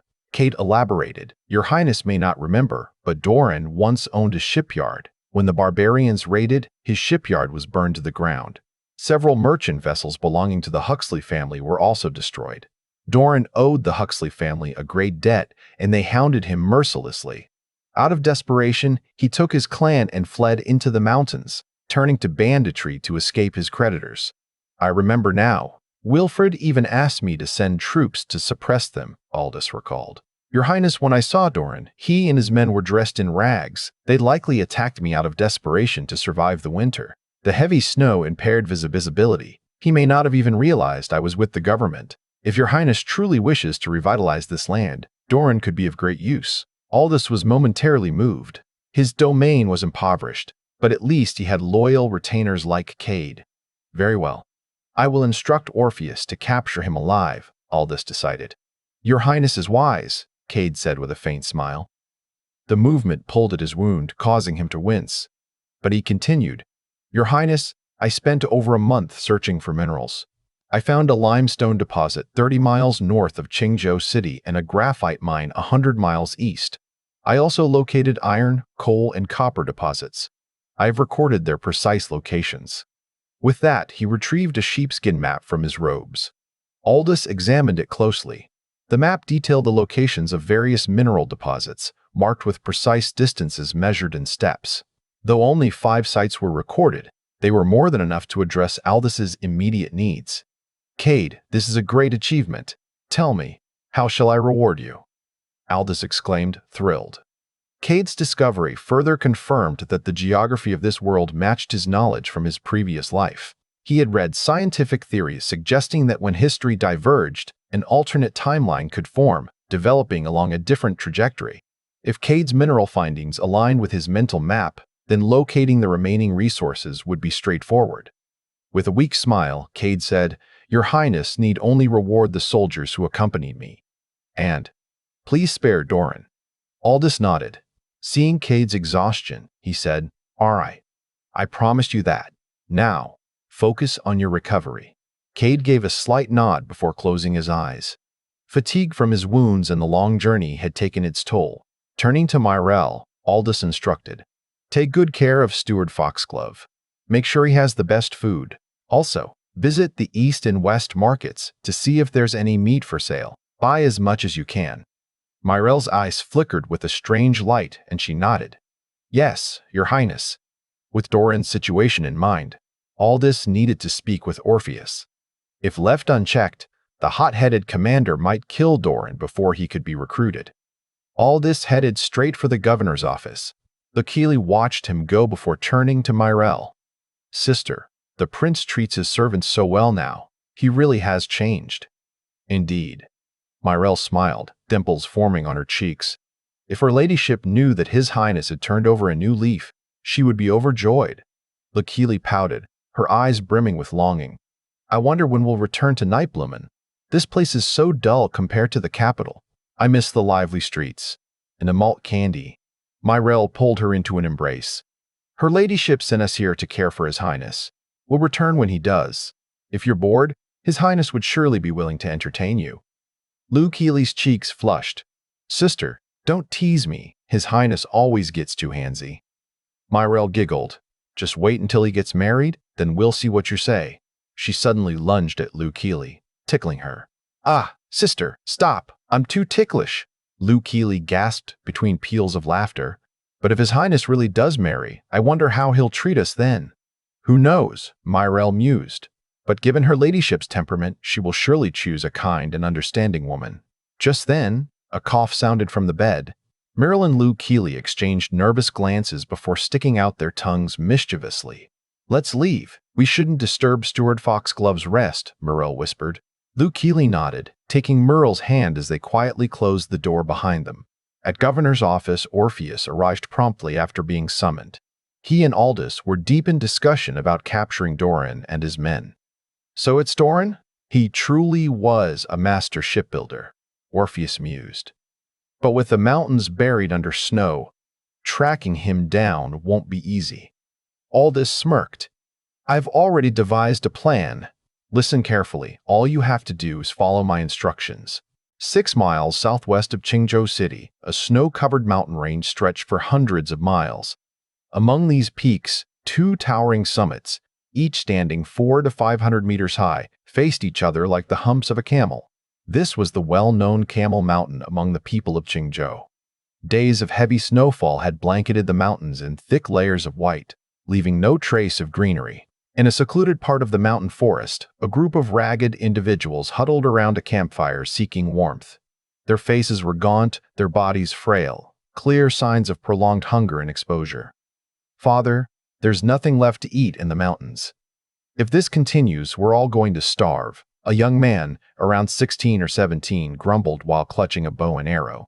"Shut up!" barked an older man seated to the east of the fire. He had a long, scruffy beard and a deep scar running across his forehead. "If you hadn't attacked those government people, would we be hiding up here, too afraid to go down the mountain?" The young man lowered his head, aggrieved. "I didn't do it on purpose. The snow was so thick, how was I supposed to know they were officials?"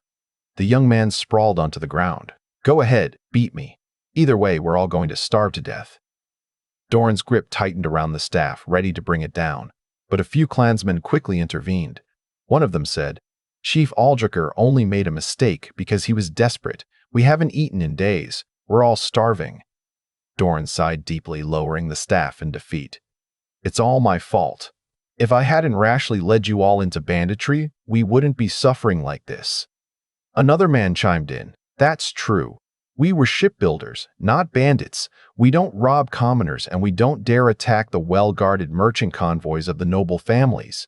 We're the most pathetic bandits ever. We might as well leave Qingzhou and seek a new life elsewhere." Doran scowled. "You think I'm a fool? It's not the Huxley family I fear. It's Prince Henry. Ever since the Huxley family aligned with him, they've become even more arrogant. No matter where we go, we'll still be under royal authority." "That's true, but I snuck down the mountain a couple of days ago and heard something interesting." Another clansman spoke up. "Prince Henry has ordered porridge to be distributed at city gates and has decreed land reclamation and farming rights for the people. Even more surprising, this year, Commander Banks has not launched a winter bandit suppression campaign. Instead, he has issued a decree. Any bandit willing to surrender will be pardoned and given food. Those who refuse will be executed." Doran's face darkened as he picked up the staff again, glaring at his son. "You damned brat, you attacked officials. Now how are we supposed to surrender and get food? You've doomed us all." Aldrich Winters scrambled to his feet, realizing his father was truly furious this time. Before the argument could continue, a lookout came running down the mountain, panting. "Chief, we've got sheep." That was their secret signal. A target for looting had appeared. Immediately, the hungry bandits grabbed whatever weapons they had, wooden clubs, sickles, and rusty blades. Aldrich slung his bow over his shoulder. "Who are they?" "A grain merchant caravan. Only 4 or 5 guards with them." "Father, let's do it. If we don't, we'll starve to death," Aldrich urged. Doran hesitated. There was no other way. "All right, move out." The 30-odd bandits hurried down the mountain, heading for their usual ambush spot. The thick foliage provided ample cover, preventing their presence from being detected. As they reached their positions, they spotted the approaching caravan. 4 wagons, each manned by a driver and guarded by 4 armed escorts. On each wagon, large bamboo baskets were stacked high, just like the ones grain merchants used for transportation. Seeing the amount of food, Doran's eyes turned bloodshot. If they seized this haul, they could last for months. As the caravan rolled into their trap, he roared, "Attack!" The bandits charged out of the trees, weapons raised. The drivers and guards immediately drew their weapons, forming a defensive line around the wagons. Something felt off to Doran. The guards didn't look panicked at all. But before he could guess himself, the lids of the bamboo baskets suddenly burst open. From inside, fully armored soldiers leaped out, weapons gleaming in the daylight. Leading them was Orpheus, who emerged from one of the baskets with a wild grin. "Bandit scum! Surrender now, or my blade will show no mercy." In an instant, the small caravan transformed into a force of 30 elite soldiers. The bandits froze in shock. They had walked right into a trap. Orpheus laughed heartily at the stunned expressions. This brilliant plan had been devised by Prince Henry himself, and it had worked perfectly. Inwardly, Orpheus's respect for Aldous grew. He would never have thought of such an effortless way to capture these bandits. Surrounded and outnumbered, Doran collapsed to his knees before Orpheus. "General, I take full responsibility. Please spare my men." Aldrich's face turned red with rage. "Father, don't say that. I was the one who shot the official." Orpheus narrowed his eyes. "So, you're Doran? Enough talking. You're coming with us to see His Highness." Qingzhou City. Governor's office. Orpheus personally escorted Doran and his men back to the city. A scout was sent ahead to inform Prince Henry. This entire plan had been orchestrated by Aldous. Rather than rushing to retaliate immediately after Cade was injured, he waited 3 days before setting the trap. As expected, hunger had clouded the bandits' judgment, and they fell right into his hands. At the governor's office, Aldous was already waiting. Cade, though still weak, had recovered enough to walk and insisted on attending. Orpheus saluted. "Your Highness, Doran and his son Aldrich have been captured, awaiting your judgment." Aldous swept his gaze over the bandits. "These are bandits," he thought, unimpressed. "They look worse off than beggars." "You are Doran," Aldous's voice turned sharp. "Do you realize that banditry and attacking government officials are capital offenses?" Doran knelt, defeated. "Your Highness, I alone am responsible. Kill me if you must, but please spare my men." "You have guts," Aldous remarked coldly. "However, I am not one to slaughter indiscriminately. That said, while you may be spared death, you will not be spared punishment. According to the laws of Great Gabriel, the lightest sentence for your crimes is enslavement." Doran looked up at this moment, his expression one of disbelief. The crime of banditry alone was enough to warrant execution, let alone the fact that they had attacked an official convoy. He was momentarily stunned. Aldrich, too, wore a strange expression. At this moment, Aldous glanced at Morley, who seemed somewhat satisfied, and pursed his lips. Originally, he had intended to release all of these men, but Morley had strongly opposed the idea, arguing that winning over people's hearts should not be rushed. If they were released without punishment, Doran might feel grateful to Aldous, but he would also likely assume that Aldous had spared him out of appreciation for his skills, which would diminish any sense of gratitude. Instead, Morley suggested demoting them to slavery and later lifting their slave status based on their contributions. This way, they would take their work in the shipyards seriously. It had to be said that people from different eras often thought differently. A savior complex could be detrimental in this era. At this moment, Cade slowly spoke up. "Doran, don't be surprised. It was I who pleaded for your lives. Do you remember me?" Doran studied him carefully and exclaimed, "Steward Foxglove. Indeed, it's me. When I first arrived in Qingzhou, I visited your shipyard to have my damaged merchant ship repaired. The convoy you attacked at Tuo Mountain was also mine," Cade said.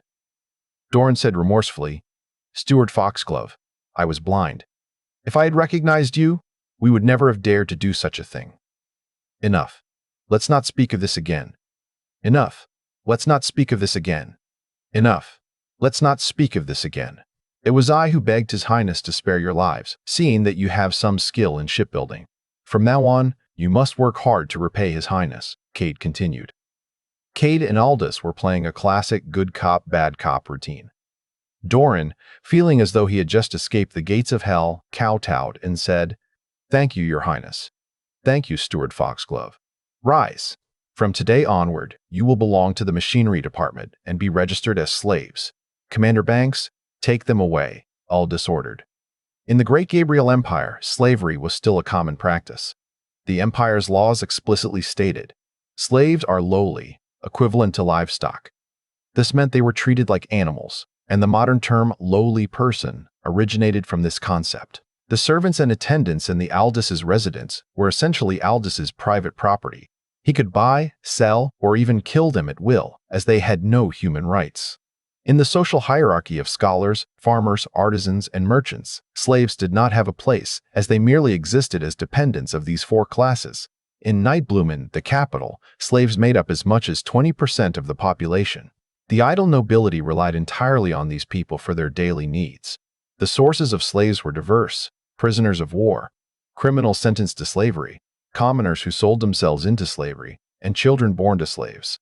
These people were registered under a special slave category, and whether they could be freed depended entirely on their master's will.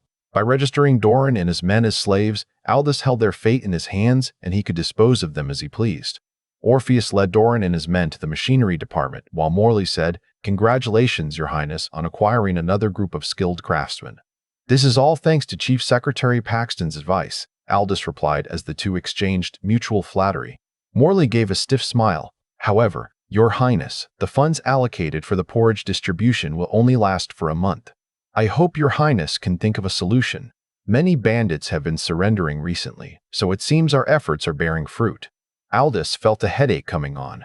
Morley bowed slightly, implying that this matter was entirely up to Aldous, and then left gracefully. Cade glanced at Morley's retreating figure and said with a bitter smile, "Your Highness, Chief Secretary Paxton has always been like this. He means no harm." "You're always the peacemaker," Aldous said helplessly. "Let's go to the engineering department. Whether we can secure the funds depends on what they can do." This time, Aldous went to the engineering department to have Henry forge a very practical item: a distiller. This device could be used both for distilling alcohol and for extracting essential oils. The principle of a distiller was quite simple. It consisted of several connected sealed containers. The first container was for distillation, the second for cooling, and the third for collection. Once the distiller was made, distilling alcohol and extracting plant essential oils would be a breeze. Most importantly, the distiller could be made from wood, ceramic, or metal. At the engineering department, Halvar was assigning menial tasks to Duran and his men. Aldous called Henry Potter over. "Henry, I need you to make this for me in the next couple of days," Aldous said, pulling Henry aside and drawing a diagram of the distiller on a blackboard. He then explained the specific construction and materials needed. After Aldous's explanation, Henry quickly grasped the process of making the distiller. He said, "This is simple, Your Highness. How about we make a few large ceramic jars? They're easy to shape." "Good idea. Use the hollow core method to make the connecting tubes between the jars," Aldous said.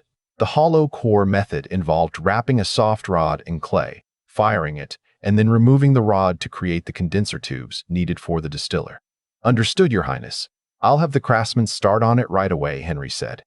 After giving instructions for the distiller, Aldous returned to the prince's residence and sent Myrel to purchase some rice wine and spices.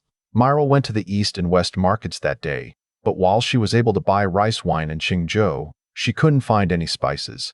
Aldous thought for a moment and decided to summon Wilfred. "Your Highness, spices won't be a problem," Wilfred said, though his focus was clearly elsewhere. He asked, "I heard Your Highness has captured Doran and his son." Aldous warmed his hands over the coal stove. The snow in Qingzhou had stopped a few days ago, but as it melted, the weather had grown even colder. It didn't surprise Aldous that the Huxley family had some history with Doran. He replied, "That's correct. Do you have any thoughts on the matter?" "Your Highness, it's not that I have any thoughts, but Doran owes our Huxley family a large debt. My father's idea was to buy Doran and his son from Your Highness and have them build ships to repay the debt," Wilfred said tentatively. Aldous raised an eyebrow and said indifferently, "That won't do. I have my own plans for them, so don't entertain any ideas about this." Wilfred, having been rebuffed, said awkwardly, "In that case, I shall take my leave." Aldous glanced at Wilfred and added a warning. "These spices are meant as a tribute to the Empress. Your Huxley family must be careful. If anything goes wrong, even I won't be able to protect you." Wilfred, who had been annoyed by Aldous's refusal regarding Doran, had initially thought of buying some low-quality spices to brush the matter off perfunctorily, but Aldous's words sent a chill down his spine. "Your Highness, don't worry. I wouldn't dare to pass off inferior goods. My family happens to have a batch of premium spices from the western regions, originally intended for sale in Nightblumen. I'll deliver them to you tonight," Wilfred said with a forced smile. "That would be perfect," Aldous replied with a meaningful smile. That evening, Wilfred delivered the spices to the Henry Prince's residence. Such a wonderful scent. Luke Healy grabbed a handful of spices and held them to her nose, closing her eyes in enjoyment. Myrel examined the spices and said, "Your Highness, these are agar wood, balsam, dried jasmine flowers, dried tulips, and bornal. I am somewhat familiar with spices from my time in the palace, and these are indeed of the highest quality. Good. We cannot afford any mistakes when presenting a gift to the Empress, Aldous replied. Liu Keeley asked curiously, Your Highness, are you planning to gift these spices directly to the Empress? But Her Majesty already has a vast collection of spices. Even though these are fine, they may not necessarily impress her. Morel shot Liu Keeley a glance and said, Foolish girl, didn't you notice? His Highness also bought alcohol. Clearly, he's not just giving her raw spices. Aldous nodded. Of course. In a few days, when the tools arrive, I'll personally show you what I'm making. 3 days later, Henry delivered the distillation apparatus that Aldous had requested, essentially 3 interconnected ceramic containers. Once the distillation apparatus arrived, the servants promptly set it up, using a coal stove beneath it to refine alcohol and extract essential oils. This project put the entire household into a flurry of activity. While Cade led a group to mine graphite, Liu Keeley and Myrel joined in to help. Over the past few days, Liu Keeley and Myrel had also received a crash course from Aldous. When the alcohol and essential oils began to drip from the distillation apparatus, they carefully collected them into delicate porcelain bottles and began mixing them thoroughly. Aldous had a vast knowledge of perfume making with countless formulas in his mind. In essence, perfume consisted of essential oils, fixatives, and alcohol.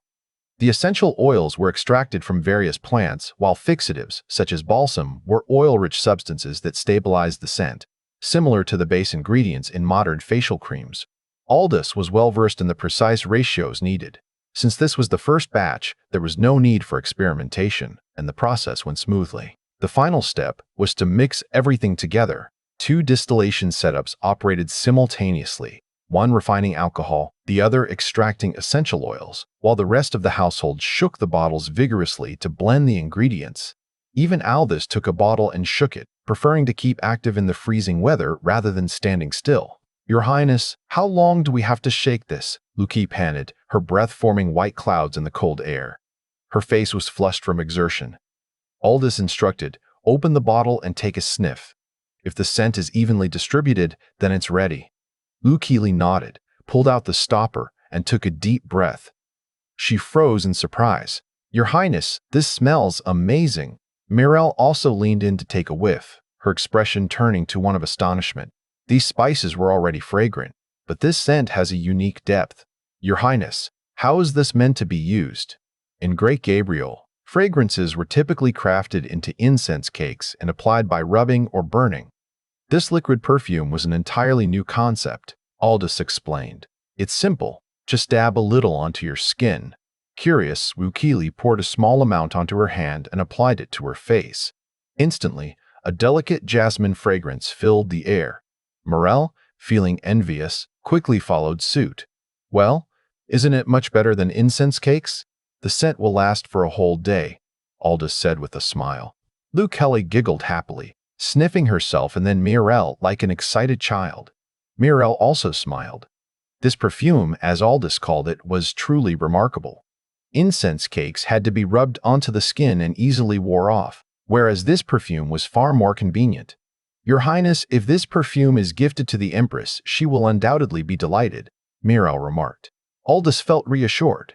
Since both Liu Keeley and Myrel had spent time in the palace, their opinions carried weight. In that case, I have nothing to worry about. We've made about 100 bottles this time. You two can each keep one. Thank you, Your Highness. Liu Keeley beamed and curtsied, while Myrel hugged her porcelain bottle as if it were a precious treasure, afraid that Aldous might change his mind. Though they had used up all the essential oils, there was still a significant amount of leftover rice wine. Not wanting to waste it, and finding it too unpalatable to drink, Aldous decided to refine it into a more potent liquor. Aldous wasn't familiar with all the servants yet, but he had taken note of Elian Wildwood. Elian was a talkative and efficient worker, and Morel had spoken well of him. Cade was too busy, and Aldous couldn't always rely on Liu Keeley and Myrel, as some tasks weren't suitable for women. Yes, Your Highness, I'm here. Elian jogged over. What do you need? Looking at the cheerful, clever servant, Aldous said, prepare a few large wine jars and distill the remaining rice wine. Understood, Your Highness. Elian immediately ordered the other servants to fetch the jars from the storage room and continued the distillation process. Unlike the earlier perfume making, where the rice wine was repeatedly distilled to obtain high-proof alcohol, this time they distilled it only once. The murky green rice wine was transformed into a clear, potent spirit. It retained the sweet aroma of rice wine, but its alcohol content had increased significantly. In the past, people boasted about drinking 1,000 cups without getting drunk, but that was only because traditional rice wine had a low alcohol content. This newly distilled liquor, however, would be a different story. The entire household spent the whole day distilling rice wine and making perfume. By nightfall, all the ingredients had been used up. Elian, store the distillation apparatus away. No one else is to see it, and you are not to reveal what it's used for, Aldous instructed. He knew that proprietary technology needed to be kept secret. Elian thumped his chest confidently. Rest assured, Your Highness. Even if they beat me to death, I won't say a word. Aldous nodded approvingly. Good, but I have another task for you. I need you to take these perfumes to the capital and deliver them to my mother, the consort. To the capital?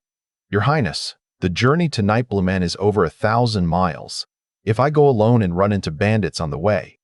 Elian hesitated. No need to worry. You'll be traveling with the Huxley family's trading ships. Aldous reassured him. After all, he'd recently given the Huxley family a hard time.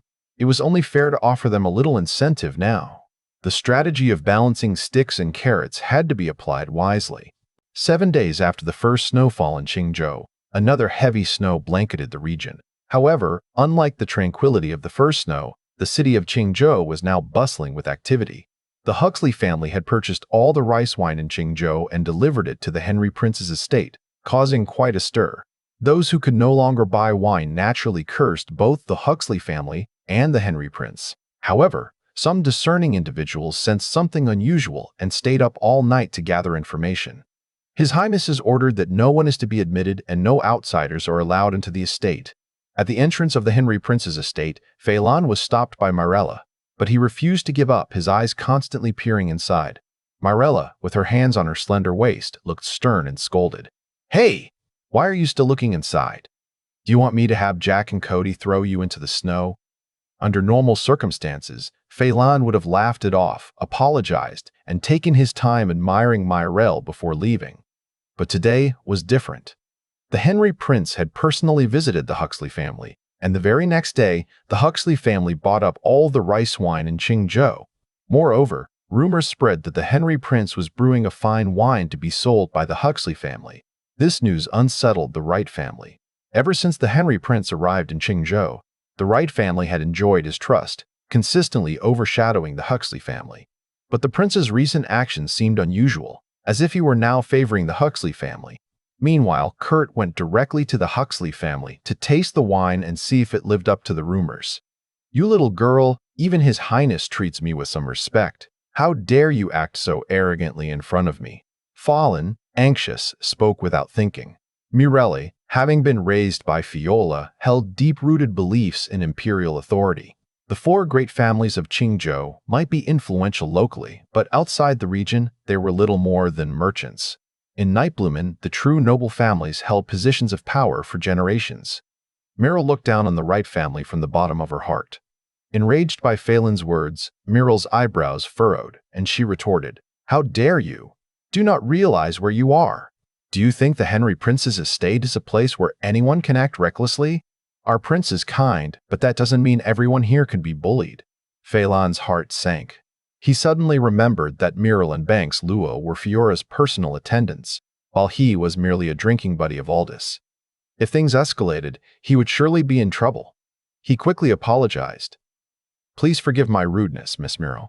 I was too hasty. Could you please inform His Highness that Phelan is waiting outside? As he spoke, Phelan pulled a silver ingot from his sleeve and presented it with both hands. At least you know your place. Mirel glared at Phelan, took the silver, and turned to enter the estate. Phelan tried to follow and peek inside, but Jack and Cody immediately blocked him, glaring fiercely. He had no choice but to retreat and stand in the snow. Inside the estate, Mirel made her way to the side hall, where the servants lived and the distillation equipment was installed. Seeing Aldous by the stove, sketching something, Mirel approached and said, Your Highness, your prediction was spot on. Phelan has indeed come, as you instructed. I made him wait outside. Oh, and I also earned a silver ingot. Miro proudly placed the silver on the table where Aldous was drawing. Not bad. You and Banks Luo can use this silver to buy some girly things, Aldous said, glancing at the ingot. It was probably around 10 taels. Phelan was certainly generous. Banks Luo, who was grinding ink beside Aldous, smiled until her eyes curved like crescent moons. But then she pouted. Your Highness, this silver is useless to us. Qingzhou has nothing. If there were malt sugar, we could buy some. Elian, eager to curry favor with Muriel and Banks Luo, who were second only to Cade in the estate, chimed in. Ladies, that's easy. I'll be going to Nightbloomin soon and can bring back whatever you need. Yes, that's right. Give the silver to Elian and tell him what you want, Aldous said, pointing at Elian. In truth, Aldous knew how to make malt sugar, but he didn't have the time for it now. It wasn't economically valuable, just a treat. He decided to let Elian handle the shopping this time and make some malt sugar himself when he had the chance. He was craving it too. After all, malt sugar was one of the few snacks available in this era. Myrel and Keeley exchanged smiles, and Myrel handed the silver to Elian, saying, Spend it wisely, or you'll regret it when you return. Elian, accustomed to Myrel's fiery personality, took the silver and said, Don't worry, ladies. Myrel then remembered Phelan waiting outside and asked Aldous, Your Highness, Phelan is still outside. What should we do? Let him wait. I used to trust the Wright family too much, and they became arrogant, dominating the 6th prefecture. Morley has repeatedly informed me about the Wright family seizing land and oppressing people. It's time to make it clear who's in charge here, Aldous said with a cold smile. No wonder your Highness visited the Huxley family personally. It was to balance the power. Myrel nodded in understanding. Exactly. Although the Huxley family isn't exactly virtuous, they've always been at odds with the Wright family. If I can divide and conquer, I can use all 4 families to my advantage instead of being led by them. Only when they compete can I benefit. Aldous was in a good mood and revealed his true intentions. Morale looked at Aldous with newfound admiration. This version of the Henry Prince was something none of the other princes or princesses would have expected. After another hour of drawing, a schematic of a steel production line emerged under Aldous's brush. Cade had taken the servants from the engineering department away for some time. When they returned, this steel production line would be born. In addition to the production line, there was also a diagram of a crucible. Aldous planned to take these drawings to the engineering department tomorrow and explain them further. The steel production line would then be almost complete. Although crucible steelmaking couldn't match the output of converter steelmaking, it was a significant improvement for this era. Progress had to be made step by step. One couldn't become a giant in a single leap. After finishing the drawings, Aldous suddenly remembered Phelan waiting outside. He immediately instructed Myrel to summon him. 2 hours had passed. He hoped the man hadn't frozen to death. The cold wind howled and snowflakes danced wildly in the air, carried by the fierce gusts like flying dragons and serpents. Standing outside the gate, Phelan was nearly frozen to death. Only when Myrel announced, His Highness summons you inside, did Phelan feel as if he had been granted amnesty. Shivering, he hugged his arms and hurried into the Henry Prince's estate. Aldous had already moved from the side hall to the study. The secrets of the side hall were not something Phelan could be allowed to see. Your Highness, you nearly froze me to death? Phelan said with a sneeze, looking utterly aggrieved. I don't know how I've offended you these past few days to deserve such treatment. Aldous gestured to the chair opposite him, inviting Phelan to sit, and said with a smile, Brother Wright, you worry too much. I had some urgent matters to attend to earlier, which is why I kept you waiting. But on such a cold day, didn't you come by carriage? Why are you covered in snow? Your Highness, I was in such a hurry to see you this morning that I didn't even have time to prepare a carriage, Phelan replied, moving closer to the coal stove to warm himself. Aldous feigned ignorance and asked, On such a bitterly cold day, Brother Wright must have come in such a rush for something important, right? Well, Phelan hesitated for a moment before asking, I heard that a few days ago your Highness gave the Huxley family a fine wine to sell. Is this true? Phelan clasped his hands and said, Your Highness, you even remembered to send me wine. I'm truly moved. Since it's brewed by your Highness, I must have a few cups. That's no trouble at all. Elian, go fetch the wine, Aldous called out. Elian, who was waiting outside, acknowledged the order and soon returned with a jar of drunken Qingzhou and 2 porcelain bowls. The art of porcelain, making in the Great Gabriel Empire, was already quite advanced, though only the nobility could afford the finer pieces. Common folk still used ordinary earthenware. The porcelain in the Henry Prince's estate had been brought from Nightblumen, produced in the official kilns of the Great Gabriel Empire. Aldous had studied these pieces and found them comparable to modern porcelain in quality. That's why, when choosing containers for his perfume, he had opted for porcelain bottles. Elegant and practical. Drunken Qingzhou. What a fitting name. I wonder who came up with such a refined name, Phylon said, examining the jar closely. Seeing the red label with the name Drunken Qingzhou, he couldn't help but lavish praise. He already knew Aldous had named the wine, but pretended otherwise. Elian, who was serving in the room, proudly said, "Our prince came up with the name." "So it was Your Highness." "Ah, Your Highness is truly talented." Right, Wilfred, Leo, and Clive once called ourselves the 4 talents of Qingzhou. But now it seems we were just boasting in front of a master. How embarrassing, Phelan said with exaggerated admiration. Aldous felt a chill run down his spine. The flattery was so clumsy and tasteless. Even though the previous Aldous had been uneducated, he would have known that drunken Qingzhou was nothing extraordinary. "Brother Wright, you flatter me too much. Come, you must be freezing. Have a drink to warm up?" "Elian, warm a cup of wine for Brother Wright." Elian placed a copper warmer on the stove and heated the wine for a while before pouring a cup for both Phelan and Aldous. In his modern life, Aldous hadn't been fond of drinking, but since coming here, he had gradually come to appreciate it, especially in the cold winter. A cup of warm wine was more effective than an air conditioner. A few cups could make him sweat. After a slight buzz, lying down in bed would make the long, boring night pass quickly.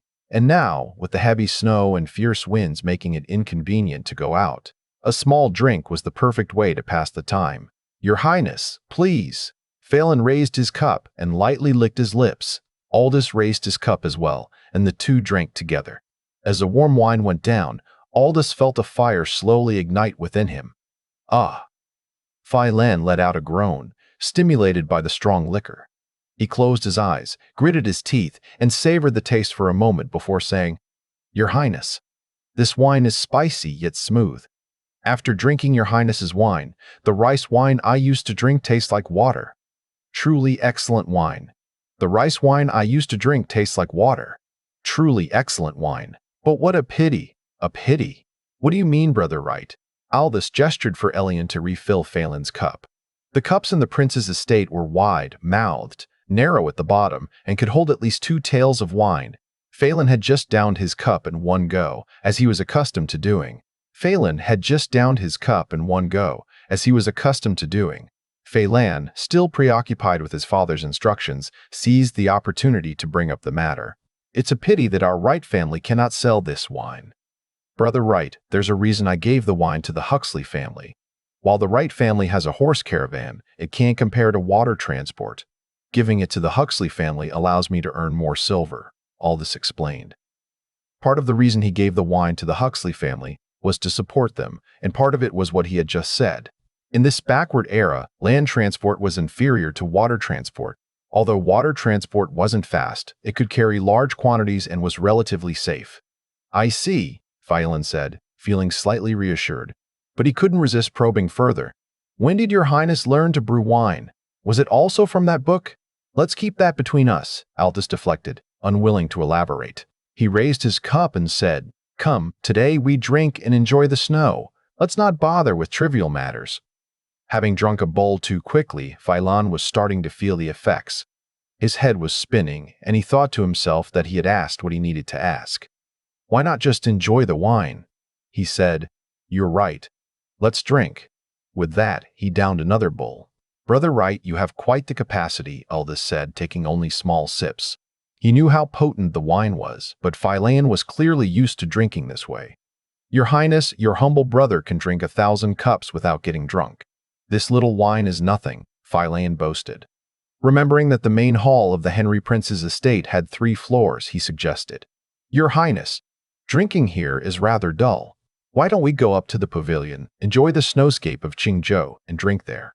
"Brother Wright is absolutely right," Aldous agreed. He had Elian bring the wine and the stove to the 3rd-floor pavilion of the main hall, and the two followed. In Qingzhou, The main hall of the Henry Prince's estate stood out like a crane among chickens, primarily because of its story height. From the top, one could take in the entire city of Qingzhou. The two sat by the railing of the pavilion and continued drinking. Fei Lan quickly downed 2 more cups. Your Highness. This wine is truly excellent. Come, fill it up again. Fei Lan slurred after consuming 8 taels of wine. He was now as unsteady as a dizzy duck. Aldous shook his head. Fei Lan was still treating his wine like ordinary rice wine. He said, "Brother Wright, you're drunk. Let me have someone escort you back." Fei Lan slapped his chest, looking offended. "Your Highness, do you doubt my drinking ability? I can still drink more." If it weren't for the fear of Fei Lan drinking himself to death in the Henry Prince's estate, Aldous wouldn't have bothered. He said, "Then how about 2 more bowls, Brother Wright? Pour the wine." Fei Lan stood up, swaying left and right. He flicked his sleeve and declared, "Your Highness, with this fine wine and the snow, today I shall compose a poem to entertain you." Since ancient times, drinking wine and composing poetry had been the common afflictions of scholars. Fei Lan and his companions, being mediocre scholars of the 3rd tier, naturally fell into this category. Moreover, Fei Lan and his friends styled themselves as the 4 great talents. In the past, Fei Lan had even wanted to include Aldous in this group, elevating it to the 5 great talents, with Aldous as their leader. Truly, his face was thick enough to make such a suggestion. However, the previous Aldous had no interest in poetry or books, preferring instead archery and hunting. He scoffed at the idea of being labeled a talent and thus never accepted the empty title.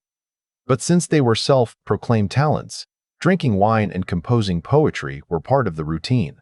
Even in Aldous's absence, the 4 of them often engaged in poetic competitions during their family banquets, partly to show off their literary skills and partly to attract attention, much like modern young men learning the guitar to impress others during the spring season. "Your Highness, I humbly offer my clumsy attempt. Today, I shall compose a poem inspired by the snow. The wind god carries the snow, the cloud mother spits cold, the earth is damp with frost, and the door god gazes at the sparrow's perch." Fei Lan recited slowly, hands clasped behind his back like a literary giant. At this moment, Lu Keeley also came upstairs. The distilled liquor from the side hole had been moved to the storeroom, and the distiller had been put away. Bored, she had come upstairs to relieve Elian. Hearing Fei Lan's doggerel, she couldn't help but cover her mouth and chuckle. "With door gods and earth spirits, is this a prayer for a sacrificial ceremony, young Master Wright?" Fei Lan turned and saw Lu Keeley. The alcohol had gone to his head, and seeing Lu Keeley as fresh and beautiful as a lotus on clear water, he was momentarily entranced, staring at her intently. However, in front of a beauty, any man has the desire to show off. Confident that he was far more talented than Aldous, Fei Lan couldn't resist dragging Aldous down to make himself look better. He said, "Your Highness, my poem has made Miss Lu Keeley laugh. Why don't you compose a poem for us to admire?" Aldous took a small sip of wine. He knew exactly what Fei Lan was up to. Having spent 5 or 6 years in a modern office, he was well versed in office politics. However, when it came to composing poetry, he couldn't compare to these scholars who had spent their lives studying for the imperial exams. Things like parallelism and rhyme had long been forgotten, but standing on the shoulders of countless literary giants from the tech library, just as he had with the technologies he had imparted, why should he strain his brain to come up with a poem? That would be a waste of brain cells. Now that Fei Lan was determined to make a fool of him, he couldn't be blamed. He thought for a moment, and a flood of ancient poems flashed through his mind. He recited, "Qingzhou's fine wine, fragrant with tulip, served in jade bowls, glows like amber. If the host can make his guests drunk, they'll forget where their homeland lies." This poem was adapted from Sierra Bai's A Guest Song, but since the original poem mentioned Lanling, which would be inappropriate here, Aldous shamelessly changed it to Qingzhou, becoming a plagiarist for a moment. After reciting the poem, Aldous felt a twinge of guilt for stealing an ancient poet's work, but then he remembered he was in a completely unrelated world and let it go. However, when he looked up, he saw Fei Lan and Lu Keeley staring at him in shock, as if a polar bear had just seen a penguin. Fei Lan swallowed hard. Despite being drunk, he could still tell the difference between his doggerel and the masterpiece Aldous had just recited. After a moment of stunned silence, he exclaimed, "A timeless masterpiece. Your Highness is truly a reincarnation of the literary star. I could never hope to match you. Brother Wright, you flatter me. It's just a small poem. Come, let's drink more, Aldous said, pouring Phelan another cup of wine. Luke Healy, having been in Nightblumen, a gathering place for scholars, had heard many poems. The one Aldous had just recited was undoubtedly of high quality. She said, Your Highness, you are too modest. If this poem were heard in Nightblumen, even the top scholars might not be able to match it. Miss Luke Healy is right. Your Highness's poem is truly extraordinary. I believe it also reflects Your Highness's current mood. Drinking Qingzhou's fine wine and having lived here for 5 years, it's only natural to feel nostalgic for Nightblumen, Phelan said. Sierra Bai's poem indeed expressed the sorrow of being far from home, and Phelan's interpretation was not wrong. However, Aldous didn't share the sentiment in the poem. He was quite content where he was. But to keep the conversation going, he said, Brother Wright is quite right. Let's not dwell on it. Let's drink. The two of them drank merrily, and after 2 bowls, Phelan finally couldn't hold his liquor anymore, collapsing onto the table, completely unconscious. Aldous, having only drunk 3 bowls, was slightly tipsy. Seeing Phelan out cold, he said to Luke Healy, Have Elion take young Master Wright back. Luke Healy acknowledged the order and went downstairs. Shortly after, Elion came up and helped Phelan downstairs. At this moment, Muriel came upstairs and said, Your Highness, you've had quite a bit to drink. Would you like to rest? Aldous waved his hand. No need. Come, the view here is quite nice. Let's enjoy the snowy scenery of Qingzhou together. Luke Healy chimed in. Sister, His Highness just composed a poem on the spot. It was truly breathtaking. Don't be ridiculous. His Highness can compose poetry? Muriel tugged at Luke Healy's sleeve, thinking she was joking. Luke Healy pouted and recited, Qingzhou's fine wine, fragrant with tulip, served in jade bowls, glows like amber. If the host can make his guests drunk, they'll forget where their homeland lies. Muriel listened, stunned for a moment before regaining her composure. She turned to Aldous and said, Your Highness, did you really compose this?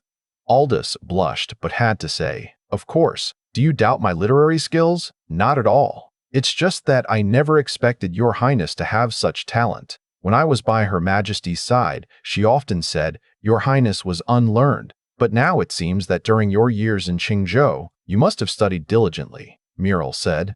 Then she added, However, I think this poem could be improved slightly. Oh? Let's hear it, Aldous said, intrigued. The line, They'll forget where their homeland lies, could be changed to, They'll forget that their homeland is elsewhere. This would enhance the poem's expression of longing for Nightblumen, Muriel suggested thoughtfully. Aldous' eyes lit up. That could work, though it might not necessarily be better than the original. As he spoke, he observed Muriel. Normally, given the strict hierarchy, Muriel wouldn't dare to casually suggest changes to Aldous' poem, as it would be disrespectful. Her bringing it up now must have been deliberate, Muriel explained. It's not that I presume to have literary talent, but I feel Your Highness's poem is perfectly suited for drunken Qingzhou. If Your Highness's poem were inscribed on drunken Qingzhou, and word reached the Emperor, he might be moved by Your Highness's homesickness and show compassion. Perhaps the silver will come rolling in. Excellent. Aldous clapped his hands and laughed. Muriel felt a wave of helplessness. The Aldous was now obsessed with money. What she had meant was that the Emperor might be moved by familial affection to allow the prince to return for a visit. Your Highness, it seems you're quite drunk, Muriel said, nudging Luke Healy. Let's have His Highness rest. Luke Healy nodded and went to help Aldous to his feet. Earlier, Aldous hadn't felt too drunk, but the lingering effects of the alcohol had caught up with him. After talking for a while, he began to feel dizzy and had to lean on Luke Healy as they returned to his chambers. Muriel also went downstairs. Seeing that Luke Healy had taken Aldous back, she called over the servant responsible for transporting the drunken Qingzhou wine and said, Don't rush to send the batch of drunken Qingzhou distilled this time and the previous batch to the Huxley family. We need to inscribe His Highness's poem on the wine jars first. Yes, Miss Muriel, the servant replied. Muriel then went to prepare brushes, ink, paper, and inkstones. Coincidentally, Luke Healy returned at that moment. Muriel said, The Huxley family is leaving for Nightblumen tomorrow, and His Highness is drunk. It seems we'll have to copy the poem ourselves and paste it onto the wine jars. All right, since her handwriting is so beautiful, you write, and I'll handle the pasting, Lou Keeley said with a playful smile. Mirel shot her a look. You're always so good at slacking off. Lou Keeley carefully took the paper. Chengxin paper was the most renowned paper in the Great Gabriel Empire, known for its smooth, jade-like texture and fine, glossy surface. Scholars and artists often used it for their most prized works. With a look of concern, Lou Keeley said, His Highness is really something. How can such precious paper be pasted onto wine jars? It would be better to frame the poem written on it. And what does elegance even mean? I don't know either. It's probably just his nonsense. I tried to persuade him not to waste it, but His Highness said we'll have plenty of paper to use in the future, Mirel said, shaking her head.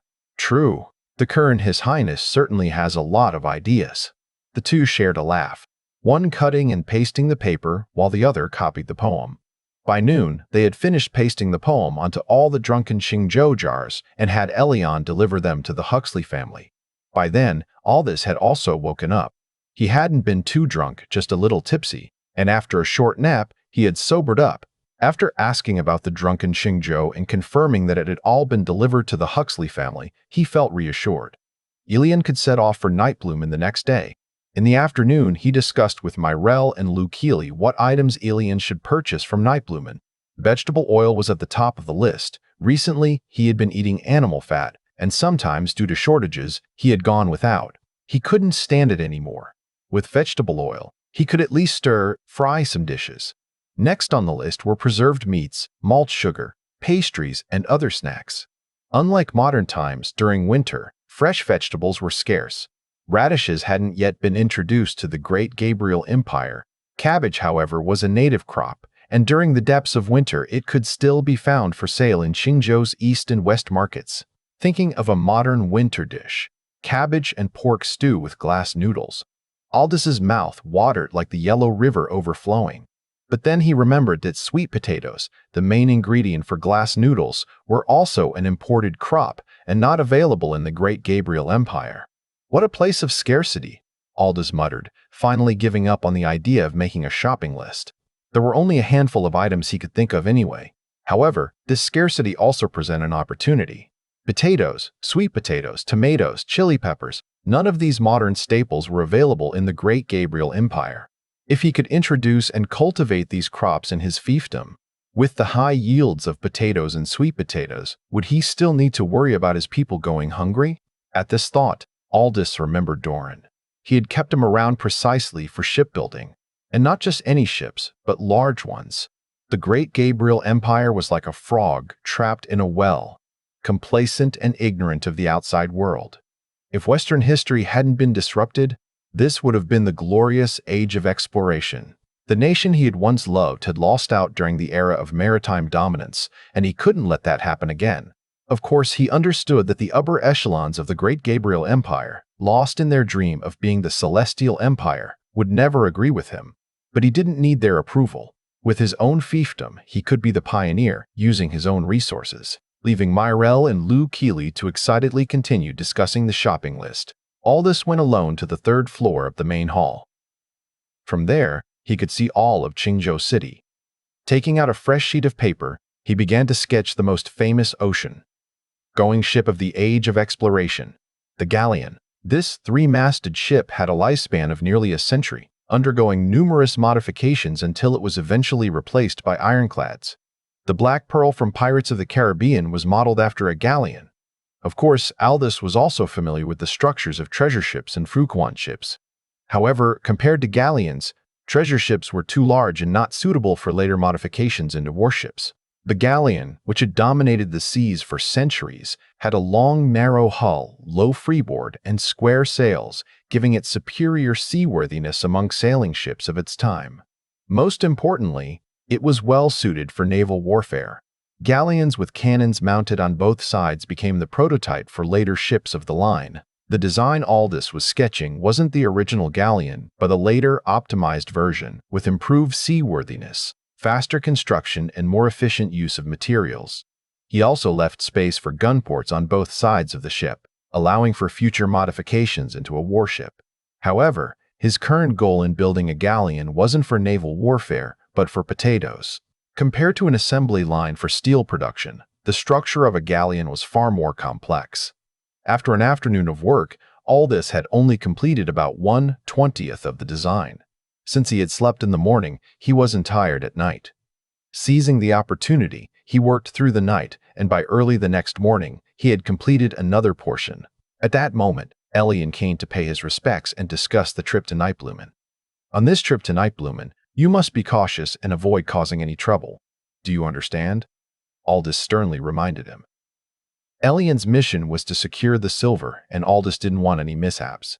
Yes, Your Highness, Elian said, startled, and quickly nodded. Taking Elian with him, Aldous made a special trip to the dock. This matter was of great importance to him. Your Highness, I'll accompany Elian to Nightblumen this time. You can rest assured, Wilfred said, standing on the merchant ship. Aldous nodded. William was a bit of a sly old fox, but with Wilfred going along, he felt slightly more at ease. Then I'll leave this matter in your hands, Brother Huxley. Wilfred nodded, ordered the boatman to set sail, and clasped his hands in farewell to Aldous. Aldous returned the gesture, watching as the gray merchant ship slowly departed. Time flies when one is idle. Since Elian left for Nightblumen, half a month had passed in the blink of an eye. During these 2 weeks, the snow in Qingzhou had been intermittent, and the accumulated snow in the city was deep enough to reach a person's knees. When the sun came out and melted the snow, the roads became extremely muddy. As a result, the people of Qingzhou were even less inclined to venture outside. Aldous shared the same sentiment as the townsfolk. Apart from occasionally visiting the engineering department to oversee progress, he spent most of his time in the prince's residence drawing.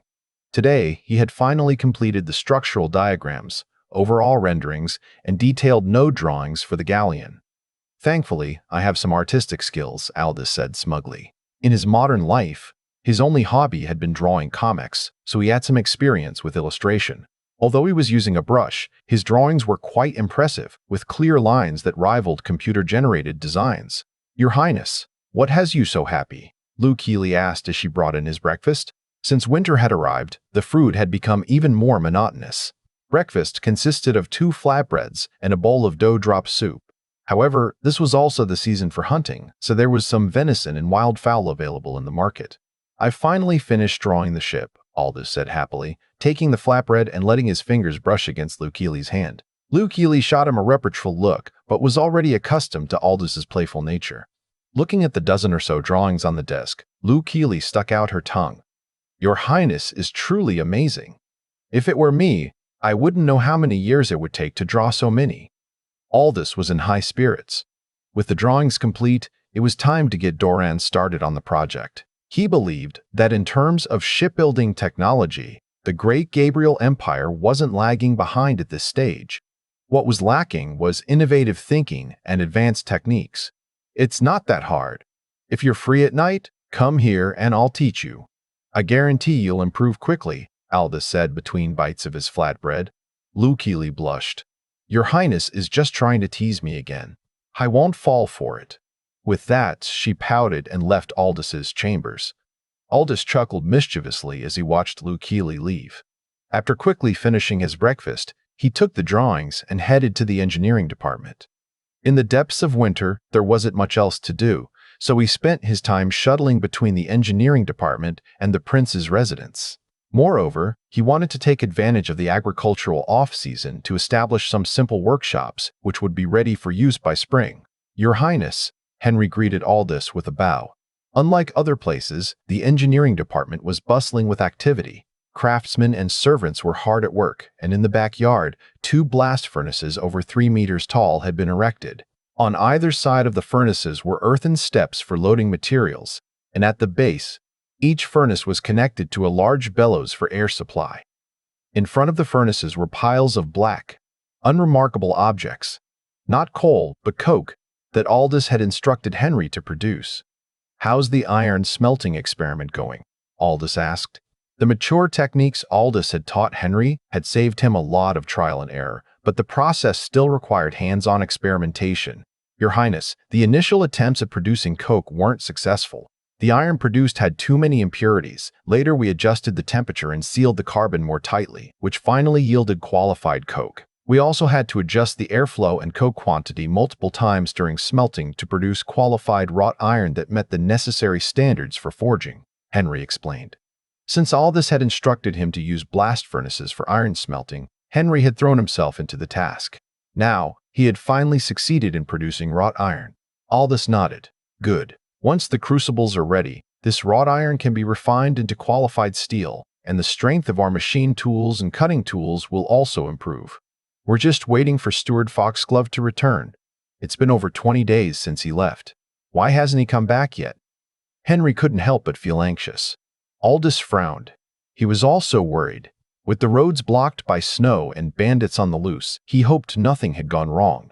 Glancing at the wrought iron ingots, Aldous said, "Don't worry. There's plenty of work to do at the engineering department. You can focus on other tasks for now. By the way, how have Doran and the others been performing recently?" Henry seemed to have forgotten about Doran and his men. Only when Aldous brought them up did he say, "Your Highness, they've been doing manual labor and have been quite diligent. Why do you ask?" Aldous held up the drawings. "For this, the engineering department will likely need to produce some parts for it. Your Highness, may I take a look?"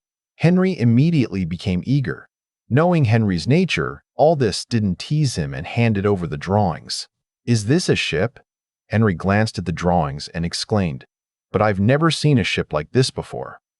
"This type of ship is originally called a galleon. After some modifications by me, I now call it the Qingzhou ship," Aldous explained. Henry flipped through the drawings and then handed them back, scratching his head. "Your Highness, I'm afraid I can't help with shipbuilding. I've never studied it before." "I'm not asking you to build the ship, just to help produce some parts," Aldous said with a laugh. Henry breathed a sigh of relief and then remembered. "That's why Your Highness is looking for Doran. His family used to run a shipyard, didn't they? I'll go fetch him right away." A short while later, Henry brought Doran over. Doran bowed and said, "This old servant greets Your Highness." "At ease," Aldous said, helping Doran up. "I called you here because I have a task for you. It's a waste to have your family doing manual labor. Here, take a look at this and tell me if you can build it." Doran was stunned. He took the drawings from Aldous and after a quick glance, froze in place. After a long moment, he frantically flipped through each page. By the end, his hands were trembling uncontrollably. "Your Highness, where did you get these drawings? I've never heard of such a ship, but based on my experience, this vessel is perfectly suited for sea voyages," Doran said. Aldous nodded. This single comment showed that Doran still had some expertise, as he could recognize the technical sophistication of the design. "Don't ask about that. I just want to know if you're willing to build this ship for me." "Willing," Doran replied without hesitation. "It's better than spending my days surrounded by ore and coal slag." "Good. In that case, I'll restore your shipyard. However, from now on, it will be state-owned and have no connection to you." "Are you willing?" Doran sighed. "This old servant is a criminal and a slave. I only wish to make use of my lifelong knowledge." "Very well. In a few days, you and your family can return to the shipyard. I'll handle the matter with the Huxley family," Aldous said. Doran's former shipyard had been seized by the Huxley family, and Aldous would need to reclaim it. With this matter settled and no other urgent tasks at the machinery department, Aldous returned to the prince's residence. At the same time, the Huxley family's merchant ship slowly docked at the port of Nibelungen, the capital of the Great Gabriel Empire. Elian disembarked and stared in awe at the majestic and imposing city of Nibelungen in the distance. "Elian, are you coming into the city with me, or are you going to pay your respects to Fiola first?" Wilfred asked, his eyes still heavy with sleep. The long journey had been monotonous, and he had spent most of his days dozing. Elian replied, "Before I left, His Highness mentioned that he had sent a letter to her ladyship. Someone will be waiting for me at the dock, so I won't trouble you, Master Huxley." Wilfred chuckled. "That's fine. You're unfamiliar with Nibelungen, so having someone to meet you will save you from getting lost. If you were to go missing, I wouldn't know how His Highness would reprimand me." Elian smiled in agreement. After spending 15 days together on the ship, Wilfred had been quite courteous to him. Elian knew this courtesy was directed more at Prince Henry and Fiola than at him personally. According to Wilfred, the Huxley family had shops in Nibelungen as well. Though Qingzhou was thousands of miles away, Prince Henry couldn't oversee everything, so sometimes the Huxley family had to invoke Fiola's name for protection. As they were talking, a young maid in a pink palace dress approached them and asked, "Is this the merchant ship from the Huxley family of Qingzhou?" "Yes, it is," Wilfred replied respectfully. The maid's attire clearly indicated she was from the palace, so he didn't dare be careless. "Are you Elian?" the maid asked, now certain it was the Huxley family ship. Elian bowed and said, "Yes, that's me." "Ah, wonderful. I've been waiting here for 3 days. I'm Isabella Woodward, a maid serving Fiora. Her ladyship sent me to wait for you here. Now that you've arrived, follow me into the palace," the maid said, visibly relieved. Elian nodded, his face reddening as he avoided looking directly at Isabella. Both Myrelle and Keely were considered top beauties in Qingzhou, but Isabella was equally stunning. Elian couldn't help but think to himself, no wonder His Highness was willing to risk his life to return to Nightblumen. It seems all the beauties of the world are gathered in the resplendent, bright palace. "Then I'll trouble you to lead the way, sister," Elian said politely. "But His Highness has asked me to bring quite a few things." "That's simple. I've brought people to help you load them onto the carriage," Isabella said with a light laugh, leading Elian toward Nightblumen. "You look a few years older than me, yet you call me sister. Sister, you serve her ladyship and are far more noble than a lowly servant like me. It's only right to call you sister," Elian flattered. Isabella had a peach blossom face, and her smile was as radiant as a blooming flower. She said, "His Highness mentioned in his letter that you have a silver tongue, and it seems he wasn't wrong. But in the palace, you'll need to be more restrained. Be careful with your words or you might lose your tongue." "Ah!" Elian shuddered in fear. The bright palace was the Emperor's residence, and even the thought of it made Elian nervous. Isabella's warning only heightened his anxiety, making him feel like he might lose control of his bladder. Seeing Elian's reaction, Isabella couldn't help but smile mischievously. "But don't worry too much. Just follow me, don't speak out of turn, and don't look around carelessly," Elian quickly said. "Sister, for His Highness's sake, please look out for me." Mentioning Prince Henry, Isabella frowned slightly. Truth be told, she wasn't particularly fond of that troublemaker either. At the edge of the dock, a carriage was waiting. Without answering Elian's plea, Isabella simply said, "Get in." Once inside the carriage, Isabella began asking about Myrelle and Keely. Learning that they were doing well in Prince Henry's estate seemed to lift her spirits, and she started telling Elian about Nightblumen. The carriage left the dock and, after about half an hour, reached the city gate. The guards at Jungde Gate checked Elian's servant registration before allowing them to enter Nightblumen. Sitting inside the carriage, Elian couldn't resist pulling back the curtain to peek outside at the bustling sounds of the city. "There are so many people in Nightblumen," Elian remarked, looking out at the throngs of people crowding the wide avenue leading from Jungde Gate. It was even busier than the busiest market days in Qingzhou. Isabella said, "This isn't even the busiest time. By noon, the streets will be so packed that carriages won't be able to move."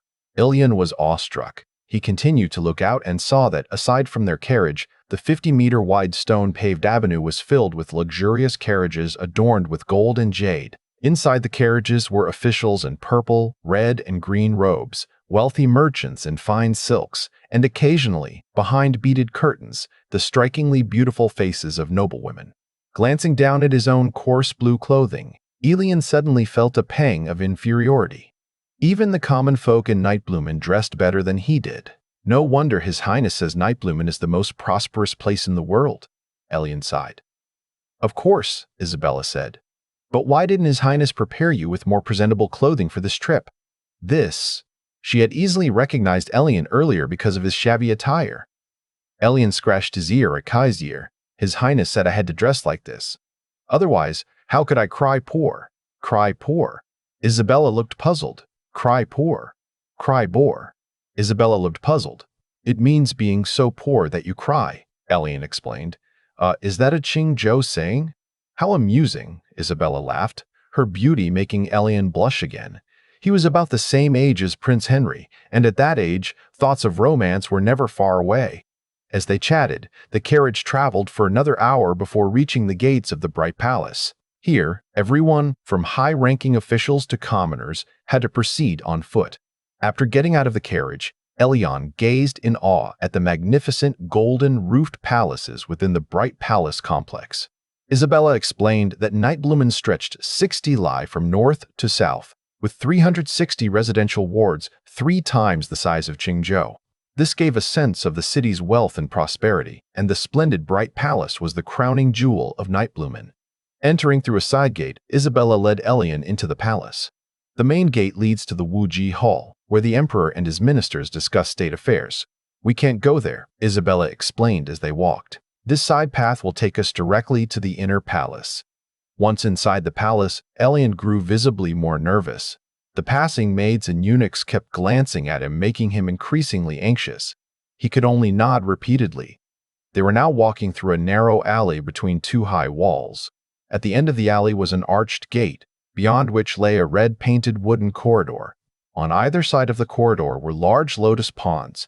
At this time of year, the lotus flowers had withered, but many carp swam lazily in the water. Elion didn't have time to admire the scenery. After passing through the 100-meter-long corridor, they turned onto another long hallway that curved westward. He looked up and saw that the hallway twisted and turned, with various palaces lining its path. Above the palaces were golden plaques, but Elion couldn't read the characters inscribed on them. As they went deeper, the number of maids bustling along the corridor increased. Some carried delicate pastries, while others held incense burners or hot water. Up ahead are the living quarters of the consorts. "Don't look around carelessly," Isabella instructed. Elion nodded again. The corridor suddenly opened up into a large garden. On one side was the lotus pond they had seen earlier, with a stone bridge arching gracefully over the water like a crescent moon. On the other side of the bridge were numerous pavilions and courtyards, each marked by an arched gate. This was the area Isabella had mentioned, the residences of the imperial consorts. Crossing the stone bridge, Isabella stopped in front of a courtyard with a plaque that read, "Jade Water Pavilion." She said, "This is Fiora's residence. Follow me inside."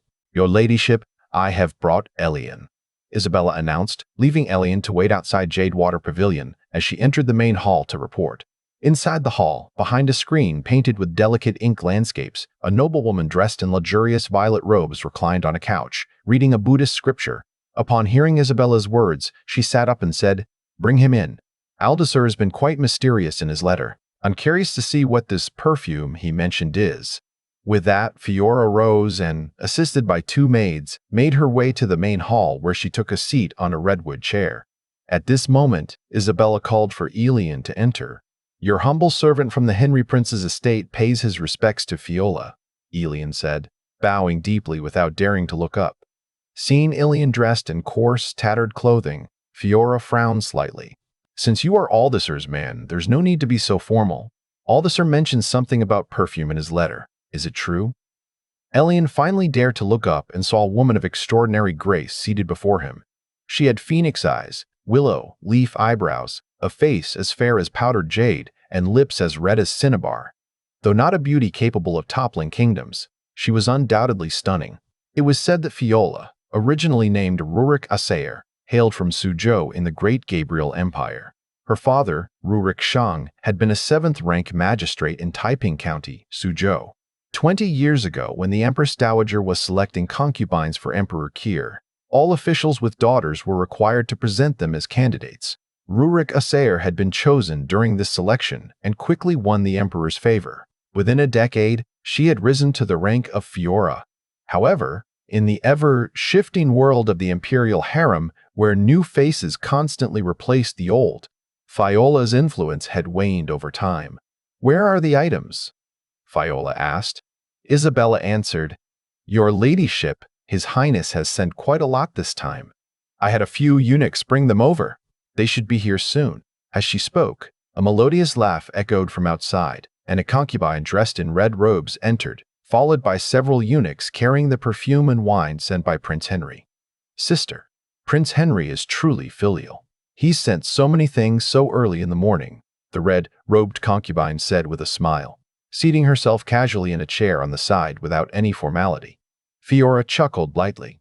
This was Carly, the mother of the 4th prince, who often visited her. She said, "It must be that little eunuch Stafford Gizi running his mouth again. He never learns. Indeed. Next time, I'll give him a few slaps myself before you even have to, Carly said with a smile, knowing full well that Fiora was annoyed by her prying.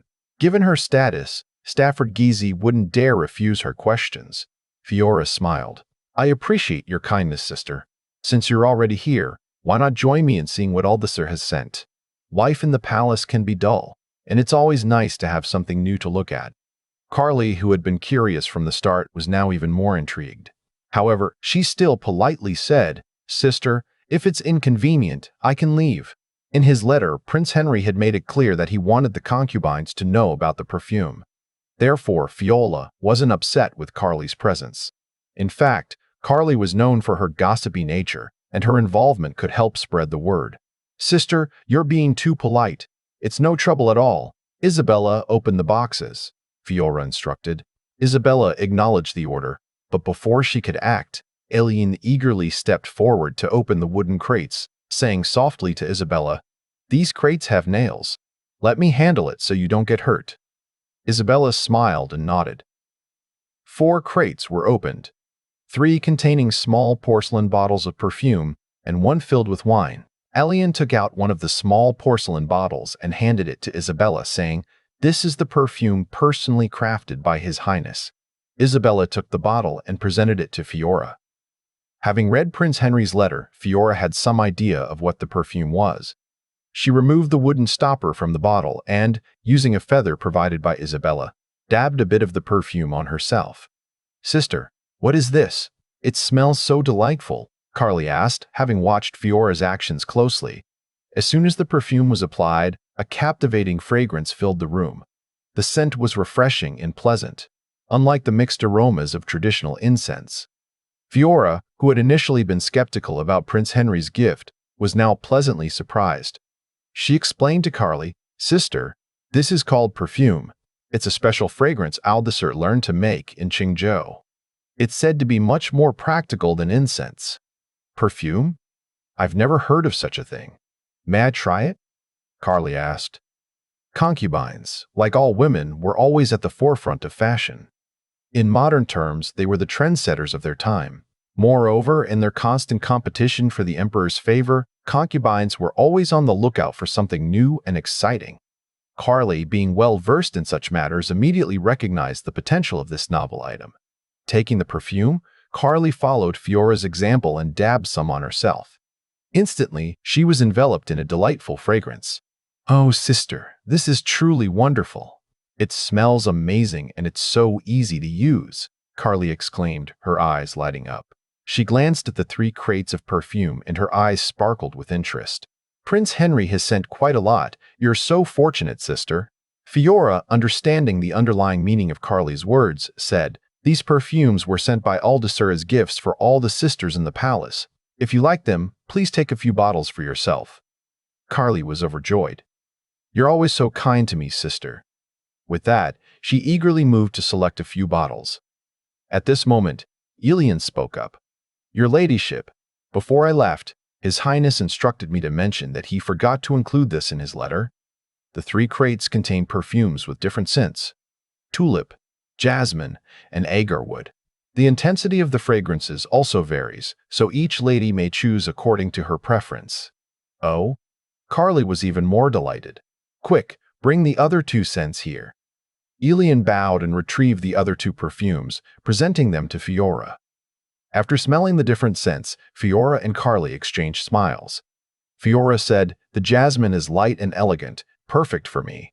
The tulip is warm and intense, more suited to you, sister.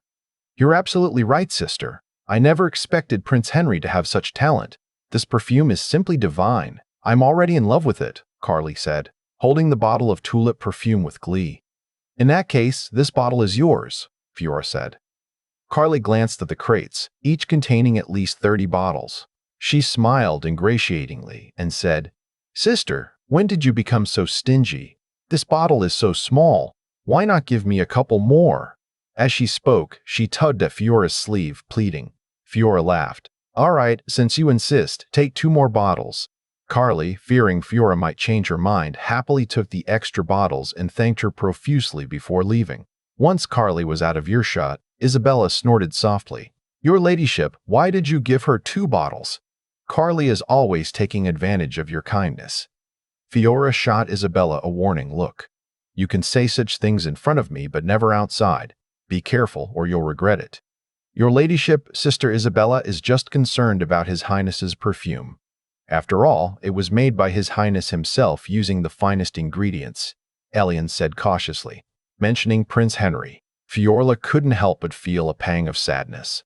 It's rare for him to put in so much effort. But I have my reasons. If we were to send the perfume to the Empress too eagerly, it would seem too deliberate and might backfire. Carly loves to show off. Once she starts flaunting the perfume, the Empress and the other concubines will come asking. We can bring it up then. Your ladyship is truly wise, Elian said, bowing his head. Fiora then turned her attention to the wine jars, noticing that they were wrapped in fine paper with calligraphy on them. Bring one of the wine jars here, she instructed. Isabella stepped forward, picked up a jar, and said, Your ladyship, there's a poem written on it. Fiora read the poem aloud softly. King Joe's fine wine, fragrant as tulips, poured into jade bowls, glowing like amber. If the host can make his guests drunk, they'll forget whether this land is home or a distant place. She nodded slightly. A fine poem. I never expected such literary talent from the barren lands of Qingzhou. Ilian barely suppressed a smile and said respectfully, Your ladyship, actually, this poem was written by His Highness. Composed by Aldisar. Fiola chuckled softly upon hearing this. How much literary talent does Prince Henry truly possess? This poem was likely written by someone else, wasn't it? Ilian protested. Your ladyship, this time you are truly mistaken. This poem was recited by His Highness himself, and Keeley personally heard it. Is that so? Fiora remained skeptical, sighing deeply. Whether it's true or not, the poem is filled with longing for home. It seems Aldisar misses Nightbloom dearly. As she spoke, Fiora suddenly covered her face and began to weep softly. Isabella glared at Elian. Her ladyship has been unwell these past few days, and now you've made her cry. You deserve a beating. Elian shrank back, remembering what Prince Henry had told him before he left. He said, Your ladyship, there's no need to grieve. His Highness said that he is quite content in Qingzhou. Being far from Nightbloom spares him the daily scheming and intrigue. However, Qingzhou is too impoverished. He wishes to revitalize his fief but lacks the funds to do so. Fiora, who had been grieving over her beloved son, now remembered the main purpose of Elian's visit.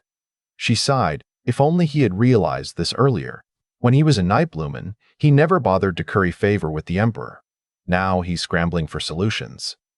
Well, I suppose this perfume is different from the usual incense. The Empress might like it. When the time is right, I'll whisper a few words in her ear, and perhaps the Emperor will remember his paternal affection. Your ladyship is wise. His Highness said he deeply regrets his past actions. That's why he specially prepared this drunken Qingzhou wine, hoping you could present it to the Emperor. Elian relayed Prince Henry's instructions. Isabella acknowledged the order and led Elian out of the palace to an inn, instructing him not to wander off. Elian, mindful of Prince Henry's repeated warnings, obediently settled into the inn and waited.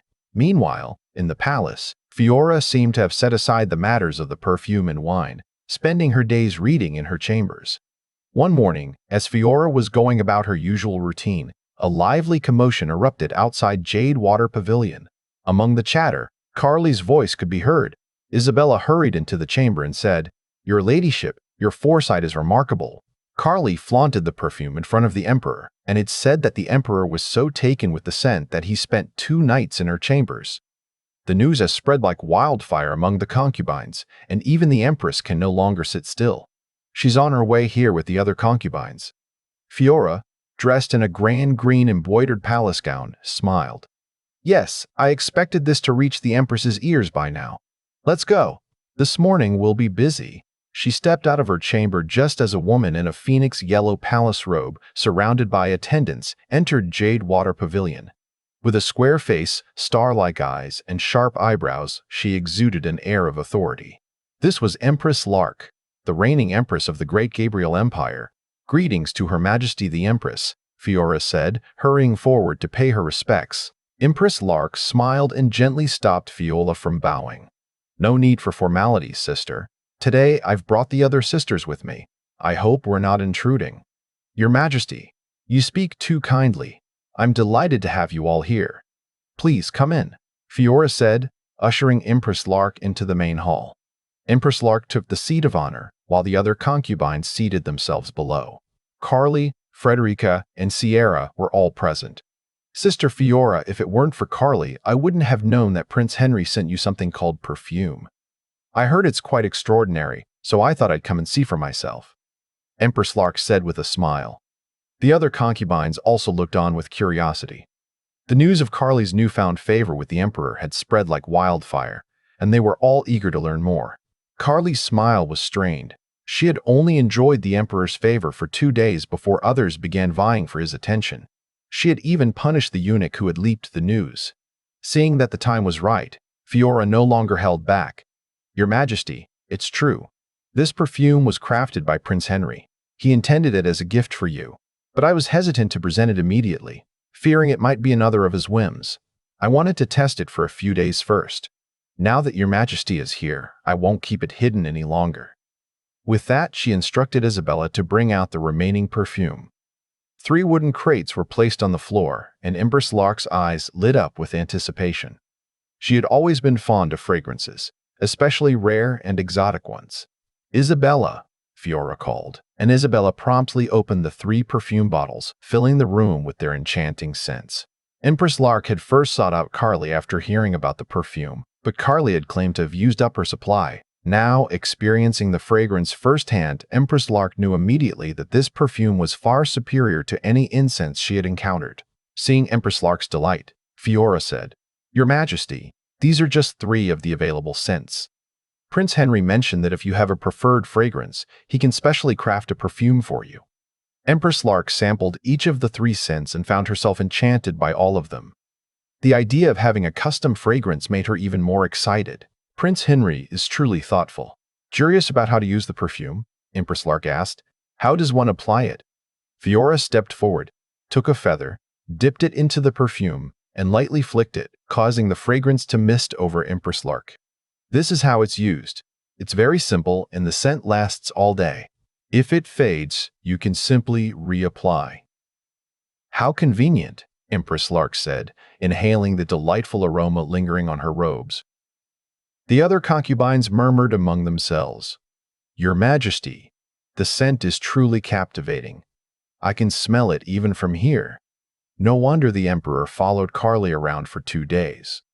Carly forced a smile. I merely borrowed it from Sister Fiora to try. I didn't expect the Emperor to take notice. The other concubines exchanged knowing glances, suppressing their laughter. As the saying goes, fragrance reveals a woman's essence, which is why the concubines were so fond of various scents. The unique allure of the perfume had won Empress Lark's heart. She said, Sister, is Prince Henry truly offering this perfume to me? Your Majesty, of course. Prince Henry said that if you like it, he will gladly create more fragrances for you, Fiora replied. Empress Lark, born into the prestigious Lark clan, renowned as the foremost scholarly family in the great Gabriel Empire, was well versed in literature and poetry. Her astuteness had maintained peace in the harem for years. Though Prince Henry was far away in Qingzhou, his gift of perfume clearly had an ulterior motive. However, the perfume had struck a chord with Empress Lark, appealing to her deepest desires. Ah, Prince Henry is truly filial to Your Majesty and Fiora. As for us, we can only watch enviously as such exquisite perfume remains out of our reach. As Fiora and Empress Lark conversed, the other concubines grew increasingly eager to get their hands on the perfume. Seeing that they might miss out, Frederica spoke up. Though her words praised Prince Henry's filial piety, the underlying jealousy was unmistakable. Empress Lark smiled gently. Her ability to maintain harmony in the harem stemmed from her consideration of all the concubines' feelings. She said, Frederica, you are mistaken. As Fiora mentioned, this perfume was sent by Prince Henry for me. But that doesn't mean the rest of you are excluded. There's so much perfume here, I certainly can't use it all by myself. Your Majesty is right. Sisters, Prince Henry sent so much perfume precisely for all of us. However, if I were to distribute it, I might not be fair to everyone. That's why I entrusted it all to Her Majesty. Fiora added with a smile. The other concubines' faces lit up with joy.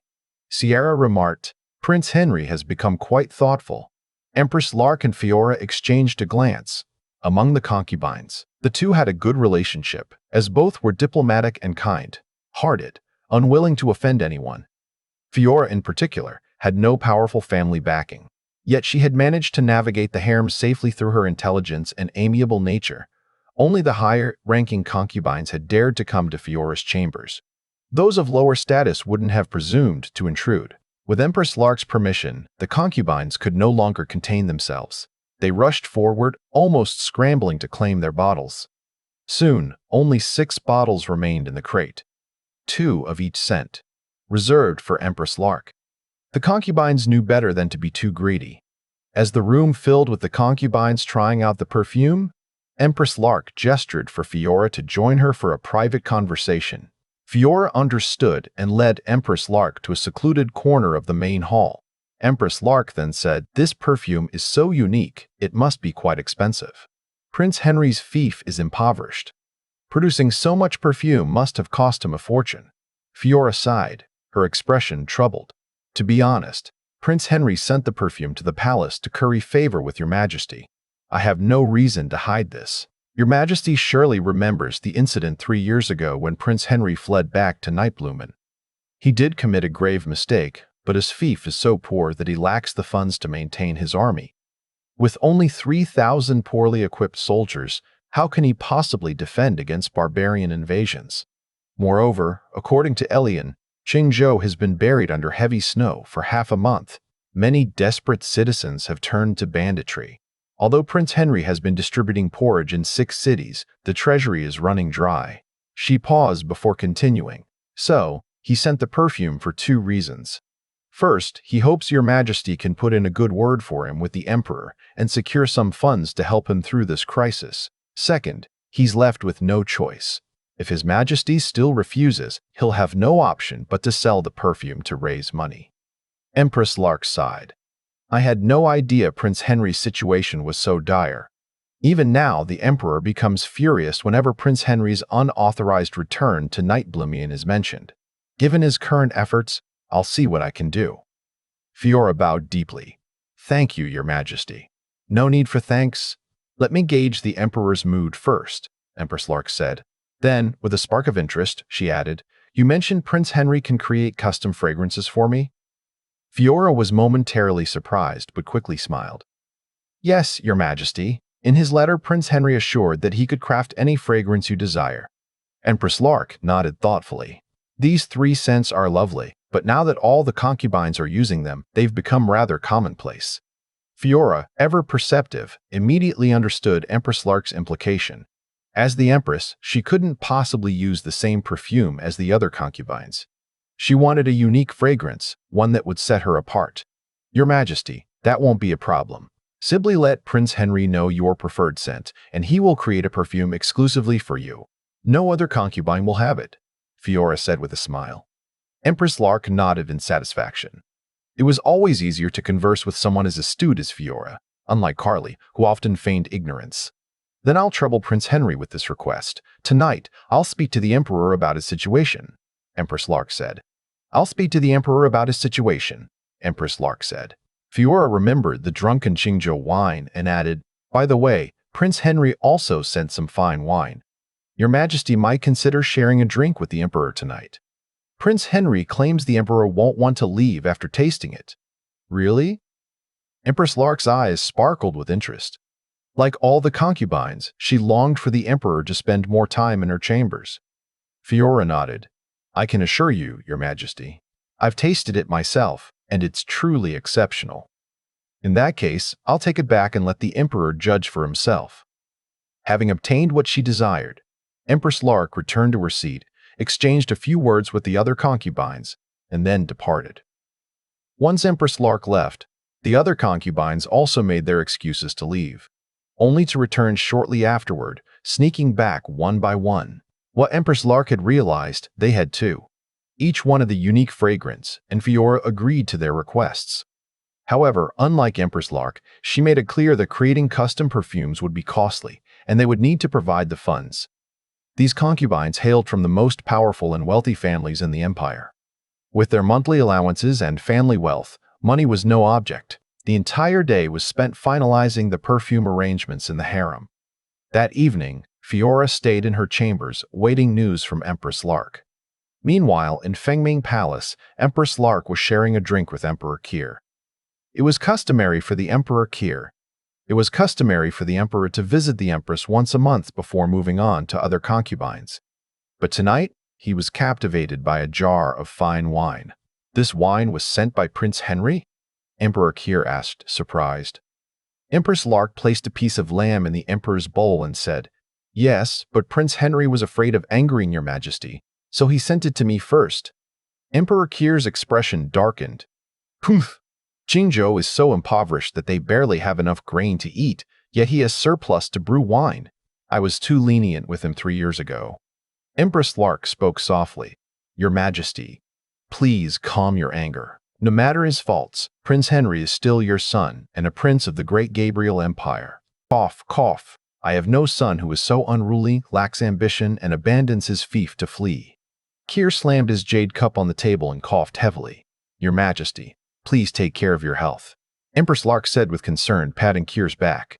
At over 50 years old, Kier's health was deteriorating day by day.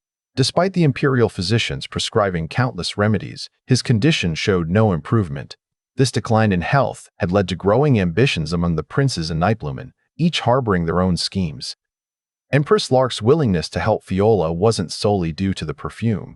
As the Empress, she was far from shallow. Her true intention was to secure an additional ally for the Crown Prince, who was gradually losing ground in the struggle for the throne. Among the 9 princes of the Great Gabriel Empire, the 3rd and 5th princes, born of the same mother, naturally supported each other. The 2nd, 6th, and 9th princes had formed their own faction.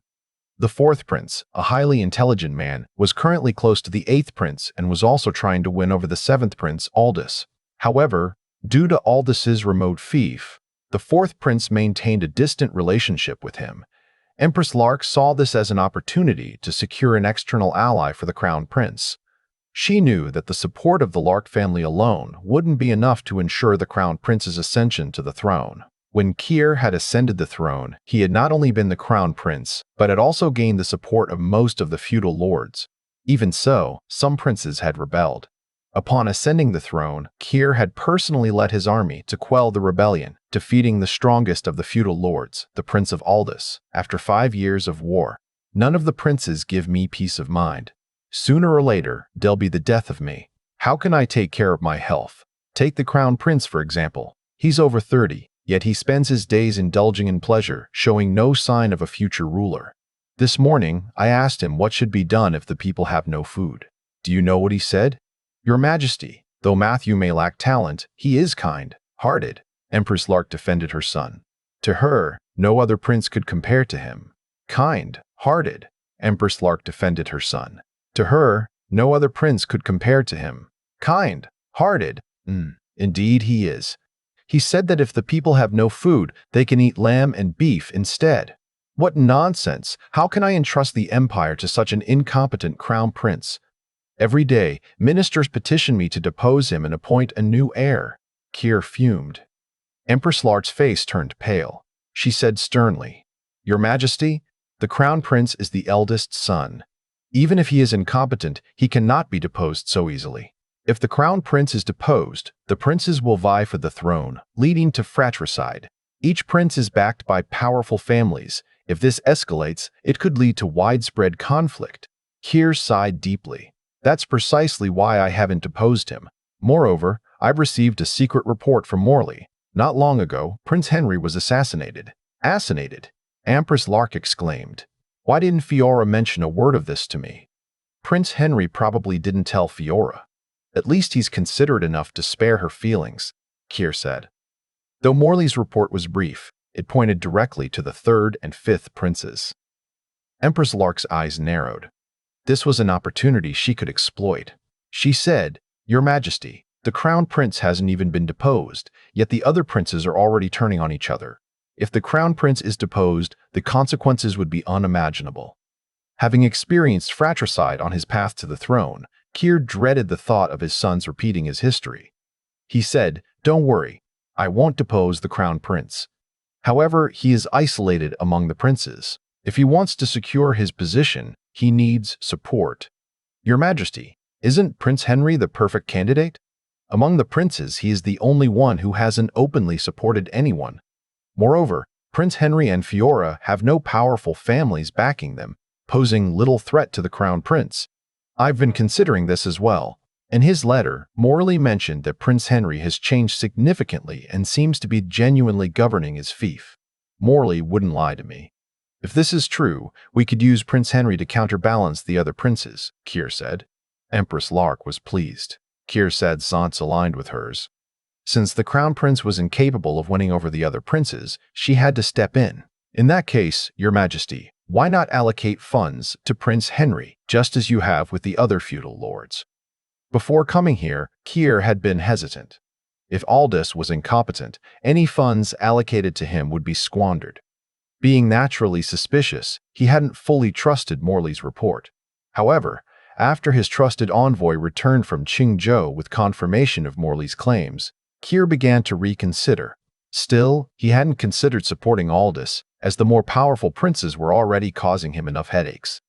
Empress Lark's reminder made him realize the need for balance. With the princes' rivalries already taking shape, he had to maintain equilibrium among them. The crown prince was the weakest, and though he wasn't sure if Aldous had truly reformed, he had to try. He said, "I know Prince Henry's nature well. He might just be putting on a show. I'll allocate a portion of funds to him for now. If he uses the money wisely, I'll seriously consider supporting him.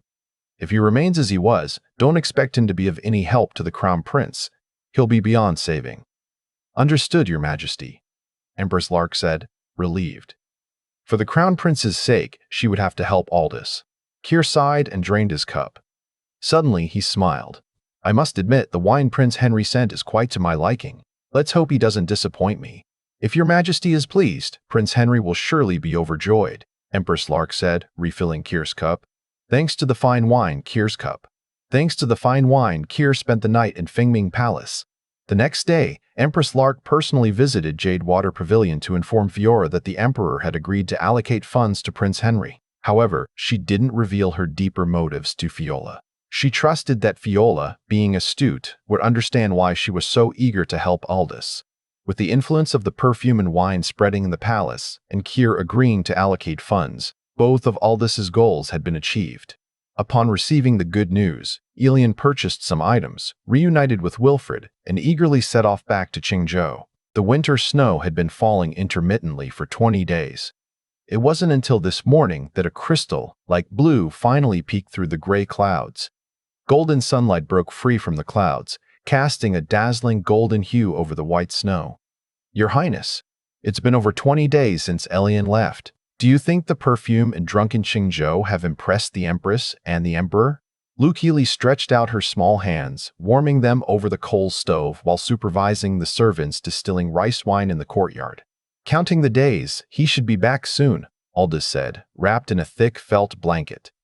As winter deepened, the cold northern weather became increasingly unbearable. Especially when sitting still, the cold felt like invisible hands creeping all over his body. I hope he didn't forget the things we asked him to buy," Lu Keeley muttered, still thinking about her malt sugar. Aldous tapped Lu Keeley's head. "You, always thinking about her malt sugar." Aldous tapped Lu Keeley's head. "You, always thinking about food."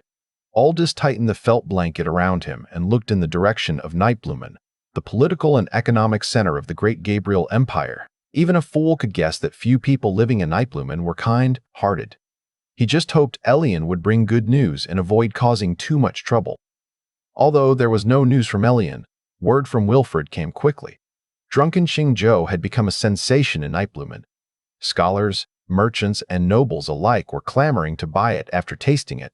The price of Drunken Qingzhou had quickly surpassed that of Daughter Red, which sold for 20 taels of silver and had doubled to 40 taels per jar. Even so, Drunken Qingzhou was in short supply, as Aldous had only distilled 100 jars.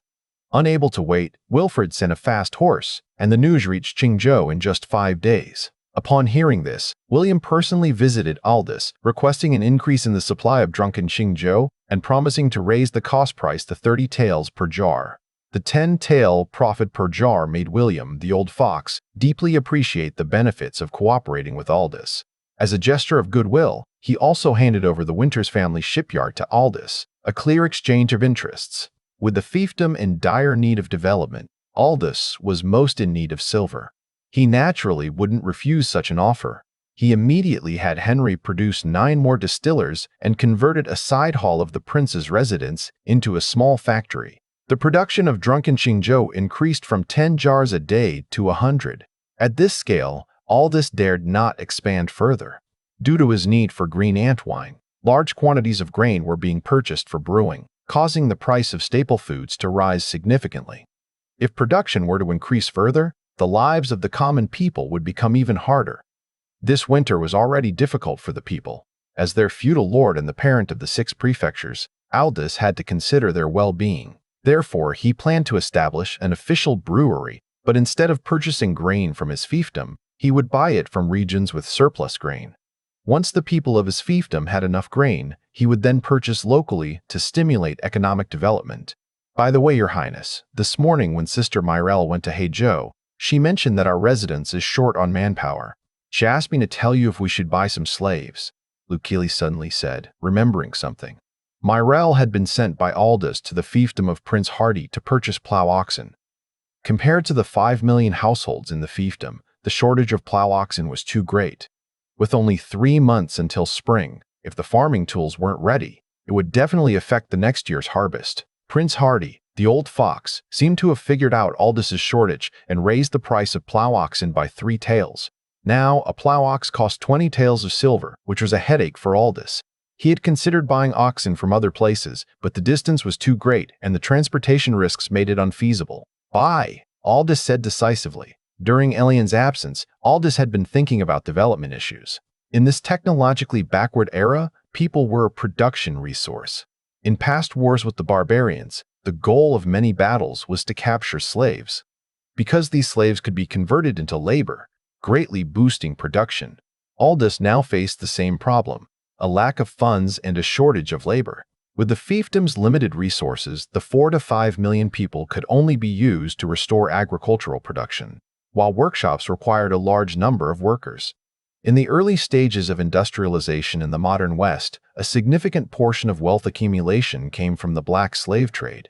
Rough estimates suggest that around 20 million black slaves were traded during that period. This was also one of the reasons for the rapid rise of the capitalist world. Aldous knew he wasn't yet capable of participating in the black slave trade, as he didn't even have a decent ship. At the same time, he had no such thing as savior complex. Living in this era, one had to act in accordance with the laws of the times. Therefore, he didn't oppose the slave trade. For him, it was even a necessary condition for the revival of his fiefdom. If Your Highness wants to buy slaves, Sister Myrelle said there's a slave trader in Qingzhou City. He has a slave market in the East Market, Luke Keeley added. Aldous's spirits lifted. If Myrelle hadn't brought this up, the slave issue might have been delayed. He said, Myrelle is always so thoughtful. Have Jack and Cody go to the East Market and bring that slave trader here. Now, Aldous was gradually adapting to his role and fully aware of his supreme authority in the fiefdom. To accelerate development, he had to flexibly use his feudal privileges.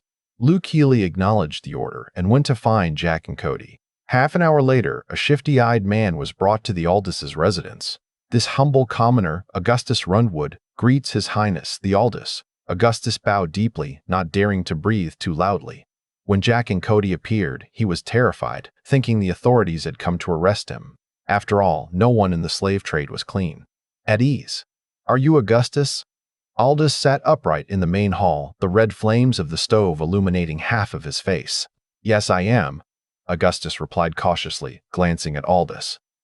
Aldous spoke solemnly. I called you here for one reason, your business. Augustus's face turned pale and he immediately knelt on the ground. Your Highness, the slaves I sell are either voluntary or purchased from elsewhere. Each one has a deed of sale.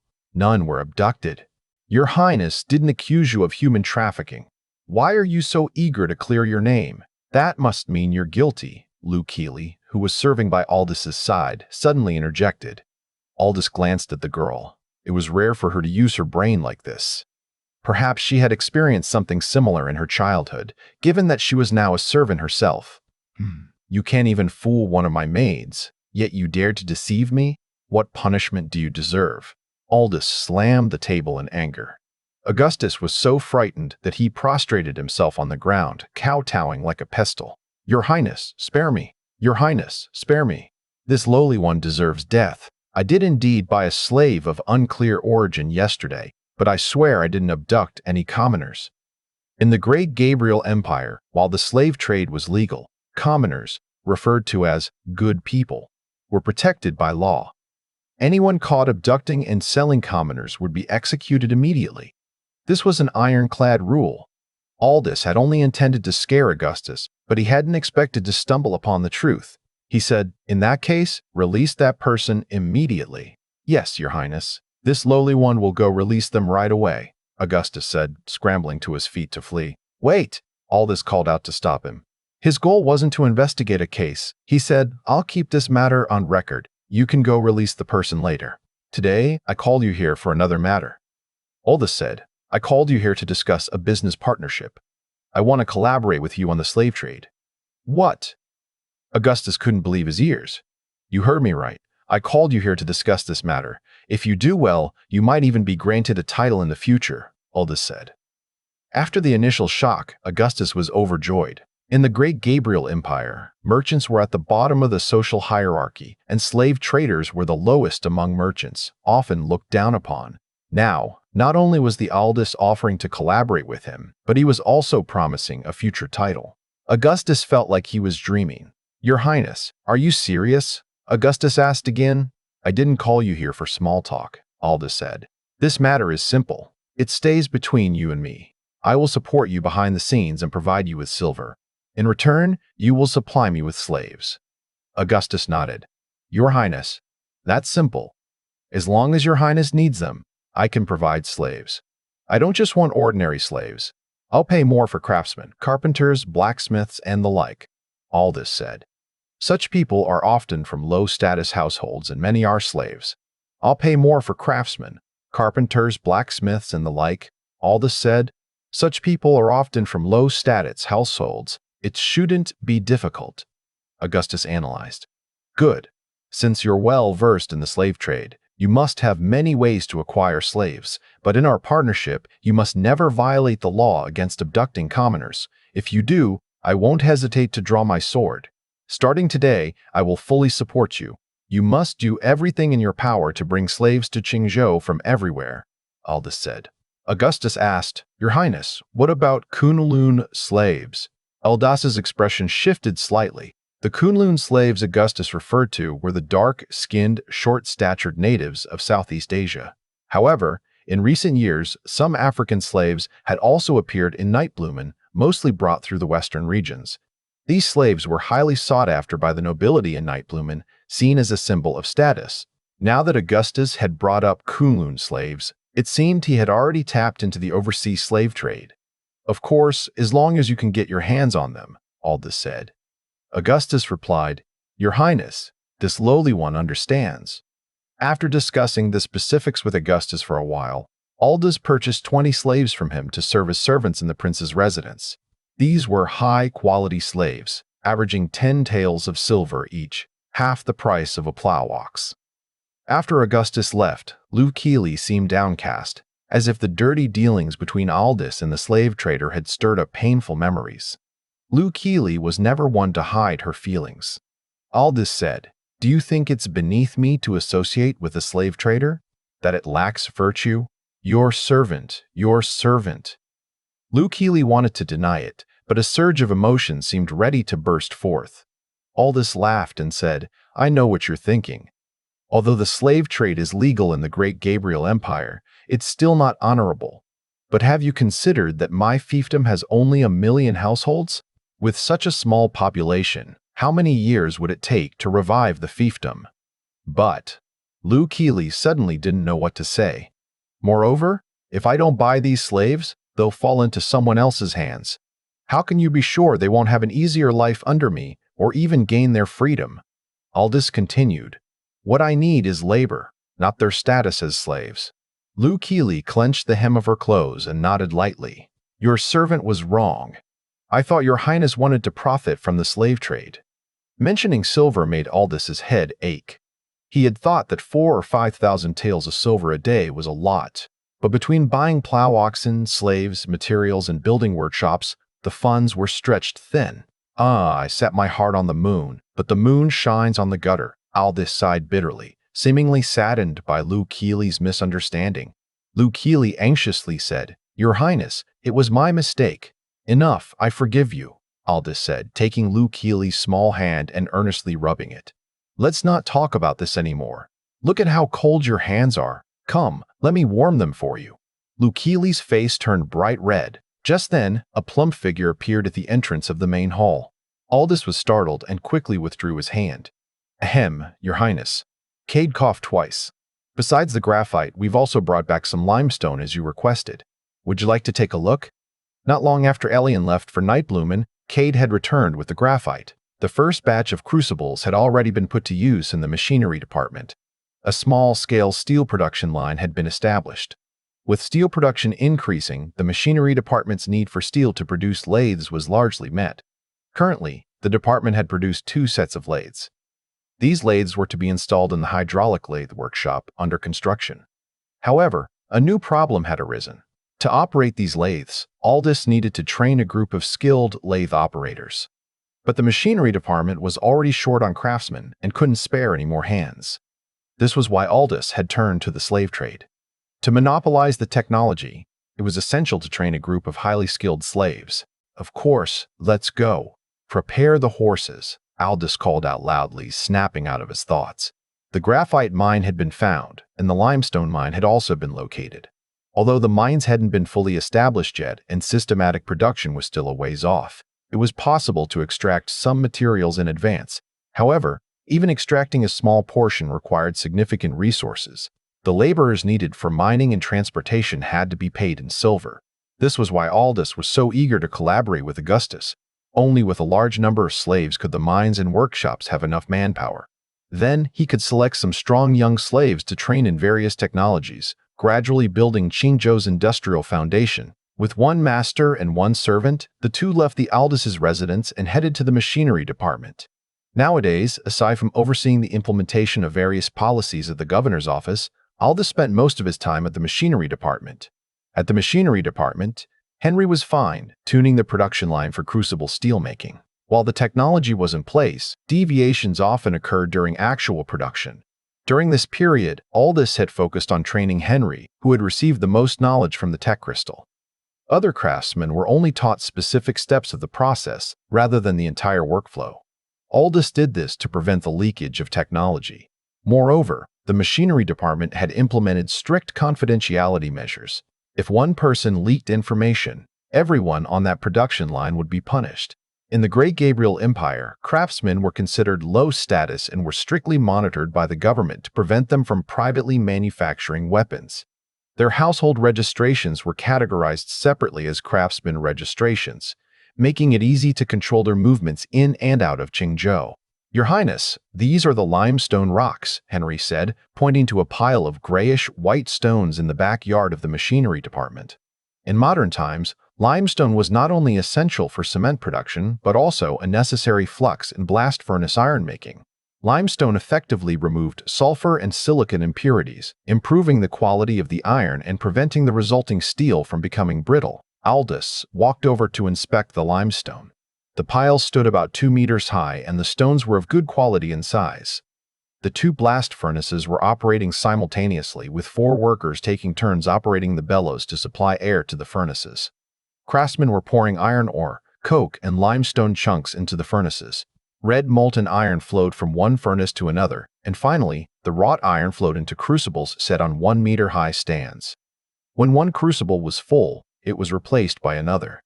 While this process was still light years away from modern efficiency, it was a significant improvement over the previous pouring steel method and could be considered mass production. The high-quality steel was then taken by different craftsmen to create farming tools, machine parts, coal stoves, and various other items. Henry was currently instructing workers to collect the slag as Aldous had taught him. Seeing Aldous observing the steelmaking process, Henry wiped the sweat from his forehead and said, "Your Highness, you told me to collect the slag after adding limestone. We've gathered quite a bit, but what exactly is it used for?" "This slag is a valuable material. It can be used to produce something very powerful," Aldous said with a smile. This was knowledge Aldous hadn't yet shared with Henry. Curious, Henry asked, "Your Highness, since the slag is already here, why not tell me? Otherwise, I might not be able to sleep tonight." Aldous chuckled. "Actually, besides being used in iron-making, limestone can also be calcined into a material called cement. Since the slag contains a lot of cement components, it can also be used to produce cement. I had you collect it to avoid waste. Otherwise, it would be a shame to discard it." Cement? Henry and Cade exchanged glances. By now, they were used to the strange terms that came out of Aldous's mouth. They had no idea where the prince had learned such peculiar knowledge. Aldous stood with the two of them, and the knowledge from the tech crystal flowed into their minds. After a brief explanation, they understood what cement was and its uses. "Your Highness, if cement is used to build city walls and pave roads, wouldn't they become impervious to weapons?" Henry exclaimed in amazement. "No, cement is just the foundation. Structures made of concrete are truly impervious to weapons," Aldous said, then went on to explain the concept of concrete to Henry. Henry was now beyond words to describe his astonishment. He said, "Your Highness, if all the city walls of the great Gabriel Empire were built with concrete, the barbarians would have no choice but to retreat." Aldous laughed. "You're getting ahead of yourself. Although concrete and cement are amazing, given our current production speed, we'll be lucky to meet our own needs." After a moment of excitement, Henry suddenly felt deflated. He said, "Your Highness, you've taught me so much. But look at the machinery department. We don't have enough craftsmen. We're already overwhelmed with the current workload. Producing cement will be impossible without more hands." Recently, the machinery department had recruited more craftsmen, bringing the total to 50, but it was still insufficient. Aldous sighed helplessly. "I'll think of a solution. Let's take it step by step. We'll produce as much as we can." Henry nodded reluctantly. Aldous had come this time to check on the application of limestone and graphite in iron-making and to familiarize Henry with cement for future production. As the saying goes, to get rich, build roads first. Smooth transportation could greatly boost production. Given that people in this era lived clustered around cities, building roads wouldn't require the extensive efforts of modern times, spanning hundreds of miles. Crucible ironmaking was now well established, and with the graphite and limestone mines under his control, Aldous essentially monopolized the technology of crucible steelmaking. However, the lack of labor remained a significant. Currently, the machinery department was still operating on a small scale. Thinking of this, Aldous knew he had to increase his investment in Augustus. Every year, many commoners were captured by the barbarians and traded as goods.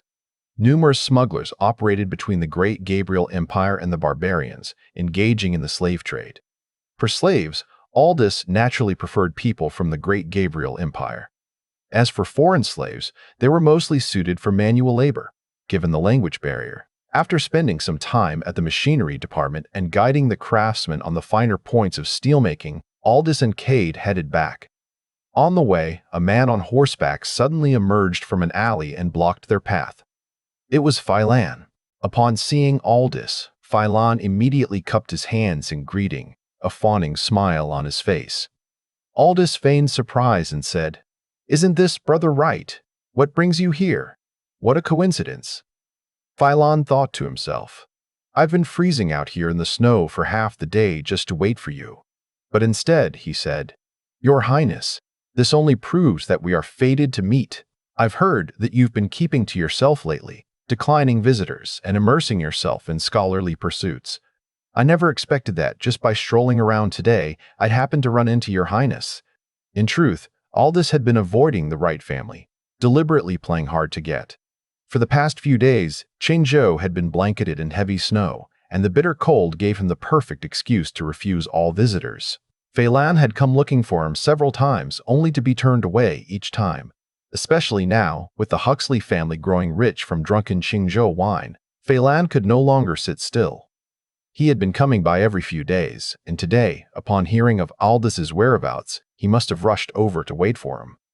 "Oh, that is true," Aldous responded casually. "I was indeed engrossed in researching something new recently, and I must have inadvertently neglected Brother Wright." To Phelan, the current Aldous was no longer the useless fool of the past, but someone with vast knowledge and a mind full of peculiar ideas. This transformation baffled them, but since he was still the same prince in name, they could only accept that he had somehow acquired special skills. Now that Aldous had secluded himself for intense study once again, this further confirmed their assumptions. "This invention is quite extraordinary," Aldous said mysteriously. "I must say I was very pleased with how the Huxley family handled drunken Qingzhou this time." Phelan was itching with impatience. Not only him, but his father Kurt was also as anxious as an ant on a hot pan. Last time, Huxley had gotten him drunk with just a few bowls of wine, allowing Aldous to dismiss their accusations of favoritism toward the Huxley family. When Kurt sobered up and tried to seek out Aldous, the prince had already shut his doors to visitors. Now, everyone in Qingzhou's aristocracy knew that the Huxley family had struck it rich. A single jar of drunken Qingzhou could fetch 10 taels of silver, meaning 100 jars could easily bring in 1,000 taels. It was rumored that Aldous had even increased production, so now the Huxley family was effortlessly raking in tens of thousands of taels every month. In comparison, although coal stoves and briquettes were selling well in Nightblumen, their profits couldn't compare to drunken Qingzhou. "Your Highness, you must not continue favoring the Huxley family like this," Phelan pleaded urgently. "William harbors wolfish ambitions. You may not be aware, but before Your Highness even established the Salt Transport Commission, the Huxley family was already secretly drying salt in Dangzhou and engaging in illegal salt trading." His tone was desperate. If Aldous continued to support the Huxley family, within 2 years they would surpass the Wright family and become the largest clan in Qingzhou. At this, Cade glanced at Aldous, his expression solemn. The Great Gabriel Empire had extremely strict laws against the illegal salt trade, even if Aldous had not yet set up the Salt Transport Commission. Ordinary merchants were still absolutely forbidden from selling illicit salt. Otherwise, it would be a crime punishable by execution and property confiscation. Although this was Aldous' fief, if such a matter reached Nightblumen, even if he wished to protect the Huxley family, Kier and the imperial court officials would pressure him into enforcing the law. Clearly, Phelan was using this to try and bring down the Huxley family. Narrowing his eyes, Aldous asked coldly, "Do you have any proof?" "This foolish younger brother does not, but there are indeed witnesses who saw Wilfred transporting salt in Dangzhou," Phelan affirmed. Aldous nodded indifferently. "Very well, I am aware of this matter. I will have it investigated. However, this is a serious allegation. I cannot rely on your claims alone. You may leave now. I will handle this appropriately." Seeing Aldous' darkened expression, Phelan was secretly pleased. He did not need to destroy the Huxley family in one stroke. If he could just make Aldous lose trust in them, it would be enough. After Phelan left, Cade chuckled and said, "Your Highness the Right father and son are quite scheming. They are clearly trying to sow discord between you and the Huxley family. However, this could be to your advantage." Aldous suddenly laughed. "I do love to see dogs biting each other. If Phelan wants to use me, I can use this matter to divide Qingzhou's noble families completely, split them into 2 factions, one led by the Wright family, and the other by the Huxley family. That way I can play both sides against each other. Your Highness is wise. The way of a ruler is nothing more than the word control. Once you grasp its essence, you can solidify your power," Cade commented. Despite his past as a merchant, he was not without intelligence. "Precisely. It seems I should have a chat with William," Aldous said, smiling slyly like an old fox. That afternoon, in the main hall of the Aldous' residence. "Your Highness, this is slander. Utter slander." William knelt on the ground, tears streaming down his face. In the Great Gabriel Empire, commoners were not required to kneel before the emperor unless they had committed a grave offense or wished to express deep gratitude. The fact that William was kneeling now showed how terrified he was at being accused of illegal salt trading. "Rise." "I haven't said that I'm convicting you," Aldous said.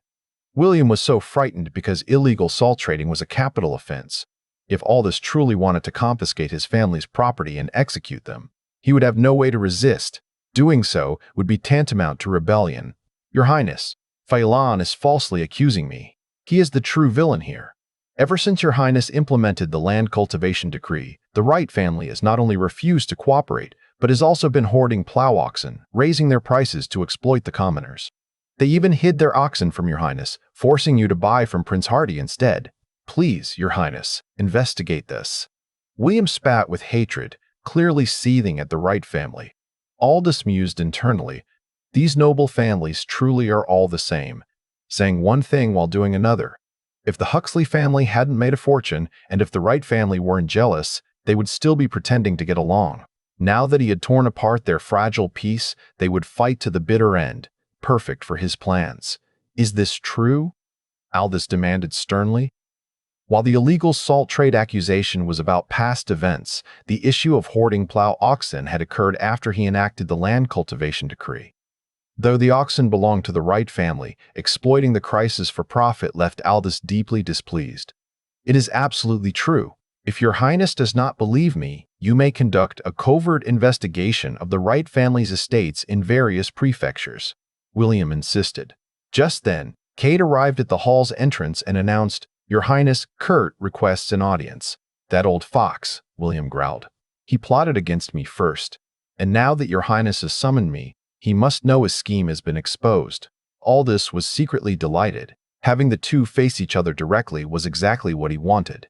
Feigning anger, he said, Since that's the case, you will confront each other right here. Before long, Kurt entered the hall. Upon seeing each other, both men bristled with hostility. Stepping forward, Kurt and William knelt side by side, both exclaiming, Your Highness, I am guilty. William and Aldous were both taken aback. They had expected Kurt's first words to be a defense of himself. Yet he had unexpectedly confessed right away. Aldous looked at Kurt with interest and chuckled. Master Wright, I haven't even questioned you yet. Why you're already admitting guilt? Your Highness, some days ago, I inspected my estates in the various prefectures and discovered that my nephew, Rafferty Wright, had been hoarding plow oxen and selling them at exorbitant prices to the common folk. I have always been devoted to assisting Your Highness since the implementation of the land cultivation decree. But alas, I have failed in my judgment of people and allowed such a grave mistake to occur. I implore Your Highness to punish me. Kurt wiped the cold sweat from his forehead while kowtowing. William sneered. Master Wright, you're truly calculating. In such a short time, you've already found yourself a scapegoat. You've never liked Rafferty, and now you've killed two birds with one stone, clearing yourself of guilt while eliminating Rafferty. What do you mean by that, Master Huxley? The Wright and Huxley families have always coexisted peacefully.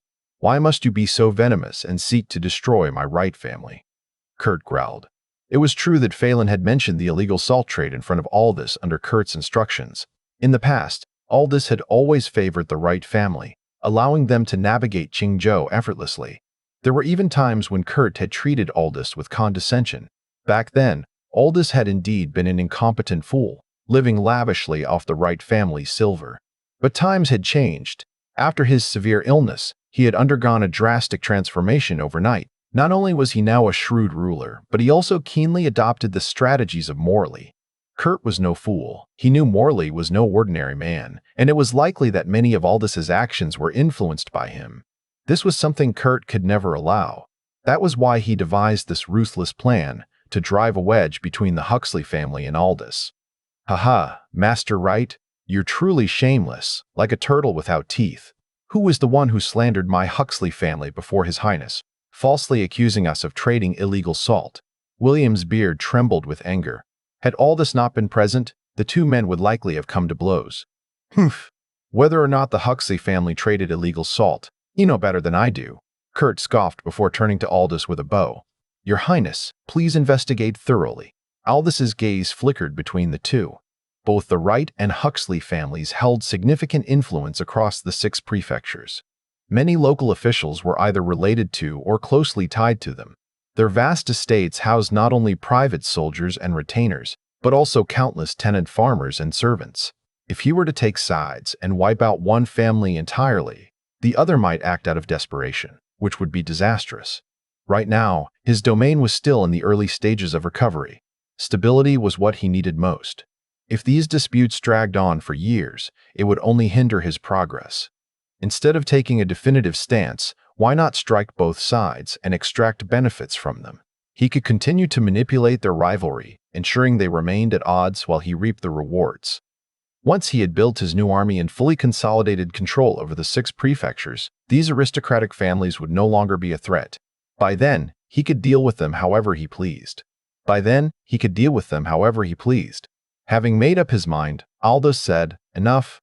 There's no need to argue further. You may both leave. Since the issue of the plow oxen stems from Master Wright's nephew, it remains an internal family matter. How you handle it is up to you. However, regarding the oxen," Kurt's heart lifted. Aldous was letting the matter go. He quickly responded, "Your Highness, I will ensure that the surplus plow oxen in my estates are sent to the local prefectures for allocation. Your Highness need only provide a small rental fee each year." Aldous nodded in satisfaction. At least Kurt knew how to be flexible. This arrangement would significantly ease the shortage of plow oxen in the collective farms. He then turned to William. "As for Master Huxley, I will personally investigate the matter of illegal salt trading. Until a verdict is reached, there must be no further spreading of accusations." William's heart clenched. Aldous's words implied that the matter was far from settled. "Thank you, Your Highness."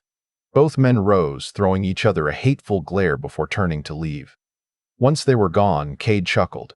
"Your Highness, your tactics are becoming more refined. You just granted the Huxley family a boon, only to immediately tighten the leash, and by not punishing Kurt, he's been forced to surrender his oxen. As for the illegal salt matter, Your Highness now has a blade hanging over the Huxley family's neck." "Exactly," Aldous laughed. "William surely understands this too. In the future, he will be even more obedient than the Wright family. Meanwhile, outside the Wright estate, Kurt, you're ruthless. Just you wait," William spat. The Huxley family had clearly suffered a loss. Illegal salt trading was an offense that could be as minor or as severe as Aldous decided. Kurt smirked. "Ruthless? You're no better, Master Huxley." With that, the two men stormed off in opposite directions. Back at the Huxley estate, William remained uneasy. After careful consideration, he realized Aldous had let the Wright family off lightly due to the oxen issue. With this in mind, he immediately paid a visit to the Hardy family. Ever since his daughter had married Leo, their two families had formed an alliance, growing increasingly close. At the Hardy estate, William recounted the entire incident. "You're suggesting that we donate all our surplus oxen?" Osric's face twitched in reluctance. "This is a long-term strategy," William explained. "A single plow ox is worth no more than 10 taels of silver. But now, a single jar of drunken Qingzhou wine earns us more than that.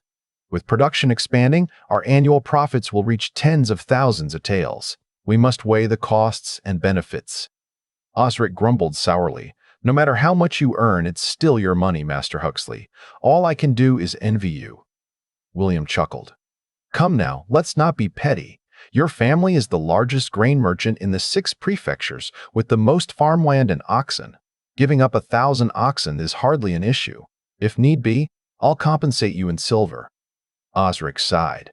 "Since you put it that way, I have no choice but to help." Though reluctant, he knew that with William offering compensation, he wouldn't be losing much. He then added, "However, Master Huxley, you must put in a good word for me with His Highness."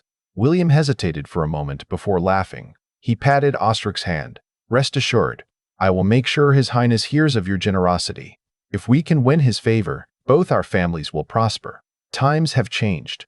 Kurt once seemed like an ally, but now his true ambitions are clear. Our families are still relatively new among the aristocracy. We must rely on His Highness to withstand the Wright and Son families." Osric nodded. "You're right, Master Huxley.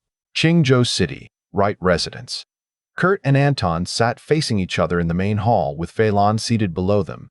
Ever since Kurt's visit to the Aldous' residence, Anton had been waiting at the Wright estate for news.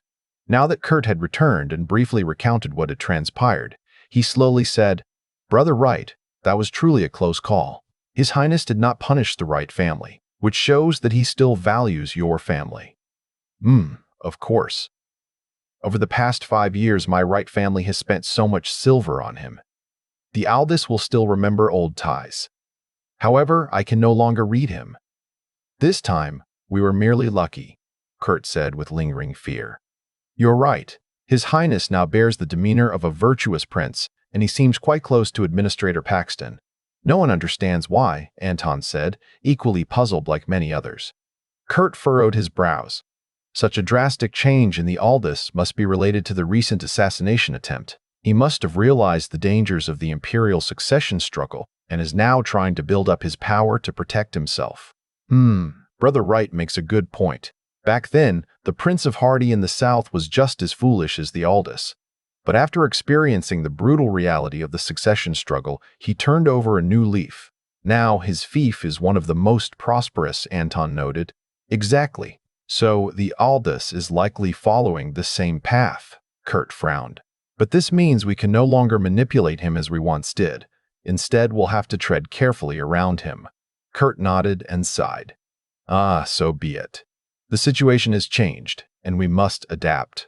William will surely try to win His Highness's favor to counteract the illegal salt allegations.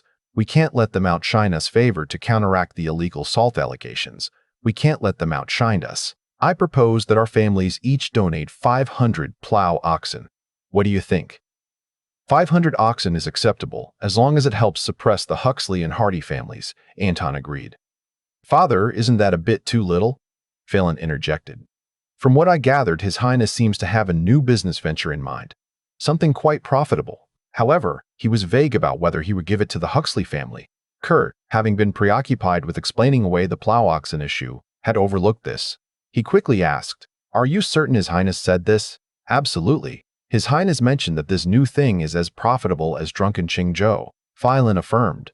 Anton's eyes flickered with calculation. Right now, the obvious benefits were being split between the Wright and Huxley families. While his Sun family was allied with the Wangs through marriage, he naturally wanted more advantages for himself. Brother Wright, in that case, we must seize this opportunity. I'm willing to donate 1,000 plow oxen on my own, but if we gain His Highness's favor, you mustn't forget about the Sun family, Anton proposed. Of course, Kurt replied happily. Since most of the Wright family's remaining oxen had already been allocated to the government, they had little left. If the Sun family contributed extra, it would be a great help. With their plans settled, they sent Phelan to deliver the message to the Aldous' residence. At the Aldous' residence, Phelan arrived just in time to see William leaving. He frowned slightly but proceeded inside after being granted an audience. In the main hall, Aldous was holding a piece of paper, grinning widely. "Curious," Phelan asked. "Your Highness, what brings you such joy?" Aldous waved the paper in front of him. "The Huxley and Hardy families, in support of my land cultivation decree, have each donated 500 plow oxen. They are truly loyal subjects." Phelan sneered. "Your Highness, that's nothing. I have come for the same purpose. Not only has our Wright family contributed its remaining oxen to the government, but along with the Sun family, we are donating an additional 1,500 plow oxen directly to your Highness." Aldous feigned surprise. "Brother Wright, are you serious? Your Highness, how could I dare deceive you?" "Here is the contract," Phelan said, handing over a silk document detailing the donation. "Master Wright and Master Whitewood are truly generous. I would be remiss if I did not value such loyalty," Aldous exclaimed in delight. This time, his joy was genuine. 2,500 plow oxen could support 25,000 households, significantly advancing his agricultural production plans. With a total population of over 1 million households across the 6 prefectures, combined with the oxen bought from Myrel and those rented by wealthy families, his collective farming system was becoming a reality. Feeling pleased, Phelan carefully broached his main topic. "Your Highness, earlier today, you mentioned a new product. May I ask what it is?" Aldous, in high spirits, replied, "This item is called soap, similar to Yizi. Do you understand?" "Yizi? I do know of it. I was fortunate enough to use it for a while," Phelan recalled. Aldous nodded. In the Great Gabriel Empire, some had already discovered how to make Yizi using pig pancreas and wood ash. However, the process was complicated, and only imperial concubines and nobles could afford it. Furthermore, traditional Yizi was crude, dark and unappealing due to the use of raw pig fat and ash. The reason Aldous now intended to produce soap was that he had recently found limestone. With limestone, he could produce alkali, which was essential for mass soap production. At the same time, this was also the beginning of his chemical industry. Steel alone could transform an era. But without chemistry, progress would eventually stagnate. Future advancements in alloys, steel refining, and even shipbuilding would all require a strong chemical foundation. Through soap production, he planned to cultivate a team of chemistry experts and ensure balanced technological growth. This soap is far superior to EZ, and once it reaches Nightblumen, nobles will undoubtedly rush to buy it, Aldous explained. Phelan's heart pounded with excitement. Soap production had always been an exclusive secret. Many merchants had dreamed of entering the business, but they simply did not know how to manufacture it. Your Highness, this time you must not favor the Huxley family again. Look, we donated 500 more oxen than them. This proves our sincerity, Phelan urged. Aldous nodded. Rest assured, I know what to do. The soap business will go to your right family. However, on one condition, you must supply me with oil. Oil? What kind of oil? Phelan was momentarily confused. In the Great Gabriel Empire, while people knew of Yi-Z, they didn't realize that animal fats and vegetable oils could be used to make soap. They believed only pig pancreas could be used, severely limiting soap production. Of course, the other key ingredient was alkali. While Aldous couldn't yet extract alkali through electrolysis of salt water, he knew how to make it using traditional methods. This was why he had been so intent on finding limestone, because both limestone and wood ash could be used to produce alkali. Any kind of edible oil will do. That was the last thing Aldous said to Phelan before sending him off. Right now, he had no intention of wasting too much time on the four major families. The only reason he was sharing profits with them was to maintain the illusion that they were still allies. In reality, Aldous could not tolerate the existence of powerful aristocratic clans within his fiefdom. Such factions posed a severe threat to his rule. The Great Gabriel Empire was already suffering under the unchecked power of noble families. He would not repeat that mistake. After seeing Phelan off, Aldous ordered Cade to summon Morley. With the expansion of industrial technology, more and more products would soon be produced by Machinery Department and the Prince's Mansion. Both drunken Qingzhou wine and perfume were produced exclusively within the Prince's Mansion, with only trusted household guards involved in their manufacturing, strictly for security reasons. Aldous was well aware that others would not sit idly by. Spies were surely lurking, eager to steal the secrets of his factories and workshops. Thus, he was now formally establishing the Patent Bureau. Furthermore, anyone wishing to use a registered patent would have to pay a licensing fee. For now, Aldous had no intention of selling patents, but the legal framework had to be established early. Additionally, he and Morley agreed to allow commoners to apply for patents on their own inventions, encouraging civilian innovation. Alongside the Patent Bureau, Aldous also established the Department of Minerals, a prelude to the construction of state-run mines. Controlling mineral resources meant controlling industrial power. Morley had no objections to Aldous's ever-expanding policies. As long as the Aldous was actively working to govern properly, he saw no reason to challenge him. The burden of execution fell upon him anyway. With the snow now melted, Qingzhou was once again bustling with life. While Phelan was busy purchasing edible oil, Aldous organized his household guards to start producing lye. The method of boiling limestone and wood ash together was primitive, but for now, it was the most effective way available. Days passed in busy preparation. Then, one day, an unexpected visitor arrived at the prince's mansion, sending the entire household into an uproar. "Your Highness, Elian has returned." Aldous, who had been engrossed in experimenting with soap production, was suddenly pulled from his thoughts by Lou Keely's excited voice. Laughing, Aldous put down his brush and said, "I figured he should be back around this time." Just then, Elian appeared carrying a bundle on his back. Upon seeing Aldous, he bowed and said, "Your Highness, this lowly servant has returned." "No need for formalities," Aldous said, smiling broadly. He was eager to hear the details of Elian's trip to Nightblumen. "Tell me, how did things go?" Elian handed the bundle to Lou Keely and reported, "Concubine Fiora sent me with a message saying that Her Majesty the Empress was very fond of your Highness's perfume. The palace concubines love it as well. As for drunken Qingzhou, the Emperor himself got drunk on it while drinking with the Empress. He was so pleased that he wouldn't put his cup down. He even praised your Highness for brewing excellent wine." Lou Keely's face lit up with excitement. "I knew the noble ladies would love it." Aldous nodded. He had expected such a reaction. These luxury goods were so novel that it would have been strange if the imperial court hadn't taken notice. However, he raised an eyebrow. "Is that all?" Elian smirked knowingly. His Majesty was so delighted that during a court session he personally instructed Deputy Minister of Revenue Rowan's Winters to allocate 200,000 taels of silver to Your Highness. He also said that if Your Highness continues to govern diligently, the court will gradually release the full 1,000,000 taels allocated for Your Highness's fief. Aldous was speechless. What a cheapskate. This 1,000,000 taels was an inheritance fund that the imperial court traditionally granted to every royal prince upon taking control of a fief, essentially startup capital for a prince's domain. It was no different from a wealthy merchant funding his heir's first business venture. Despite a century of war in the north, the southern regions of the Great Gabriel Empire remained prosperous, with booming trade and industry. The empire's tax revenue was so high that it rivaled the peak of the Song dynasty in Aldous' view. The imperial court was undoubtedly wealthy. Yet, Emperor Kier was stingy even with his own sons. Aldous couldn't help looking down on him for it. Just then, Cade arrived, having been drawn by the commotion. Hearing the news, he laughed. "Your Highness, 200,000 taels is still quite a sum. At least it can help ease urgent expenses. Why not allocate it to the Department of Minerals? Building mines requires silver." Aldous massaged his temples. "You haven't even officially taken office yet, and you're already asking for money?" Then he sighed. "Fine, you can have half 100,000 taels." "Thank you, Your Highness." Cade grinned.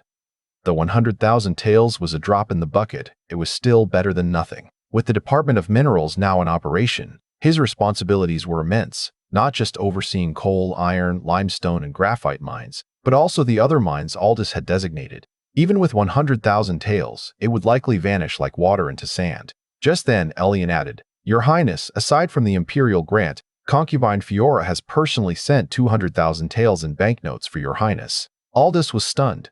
"Where did Mother get so much silver?" Elian grinned. "It's all thanks to Your Highness's perfume. The palace concubines placed advance orders paying deposits in gold and silver. Everything is detailed in this letter."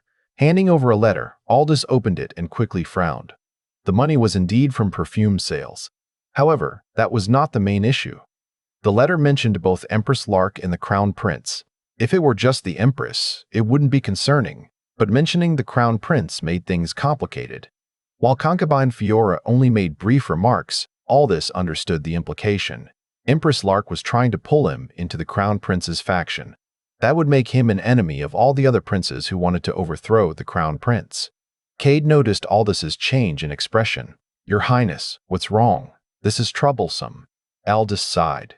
"After I was framed by the fourth prince and nearly assassinated, Empress Lark now sees me as a potential ally for the Crown Prince.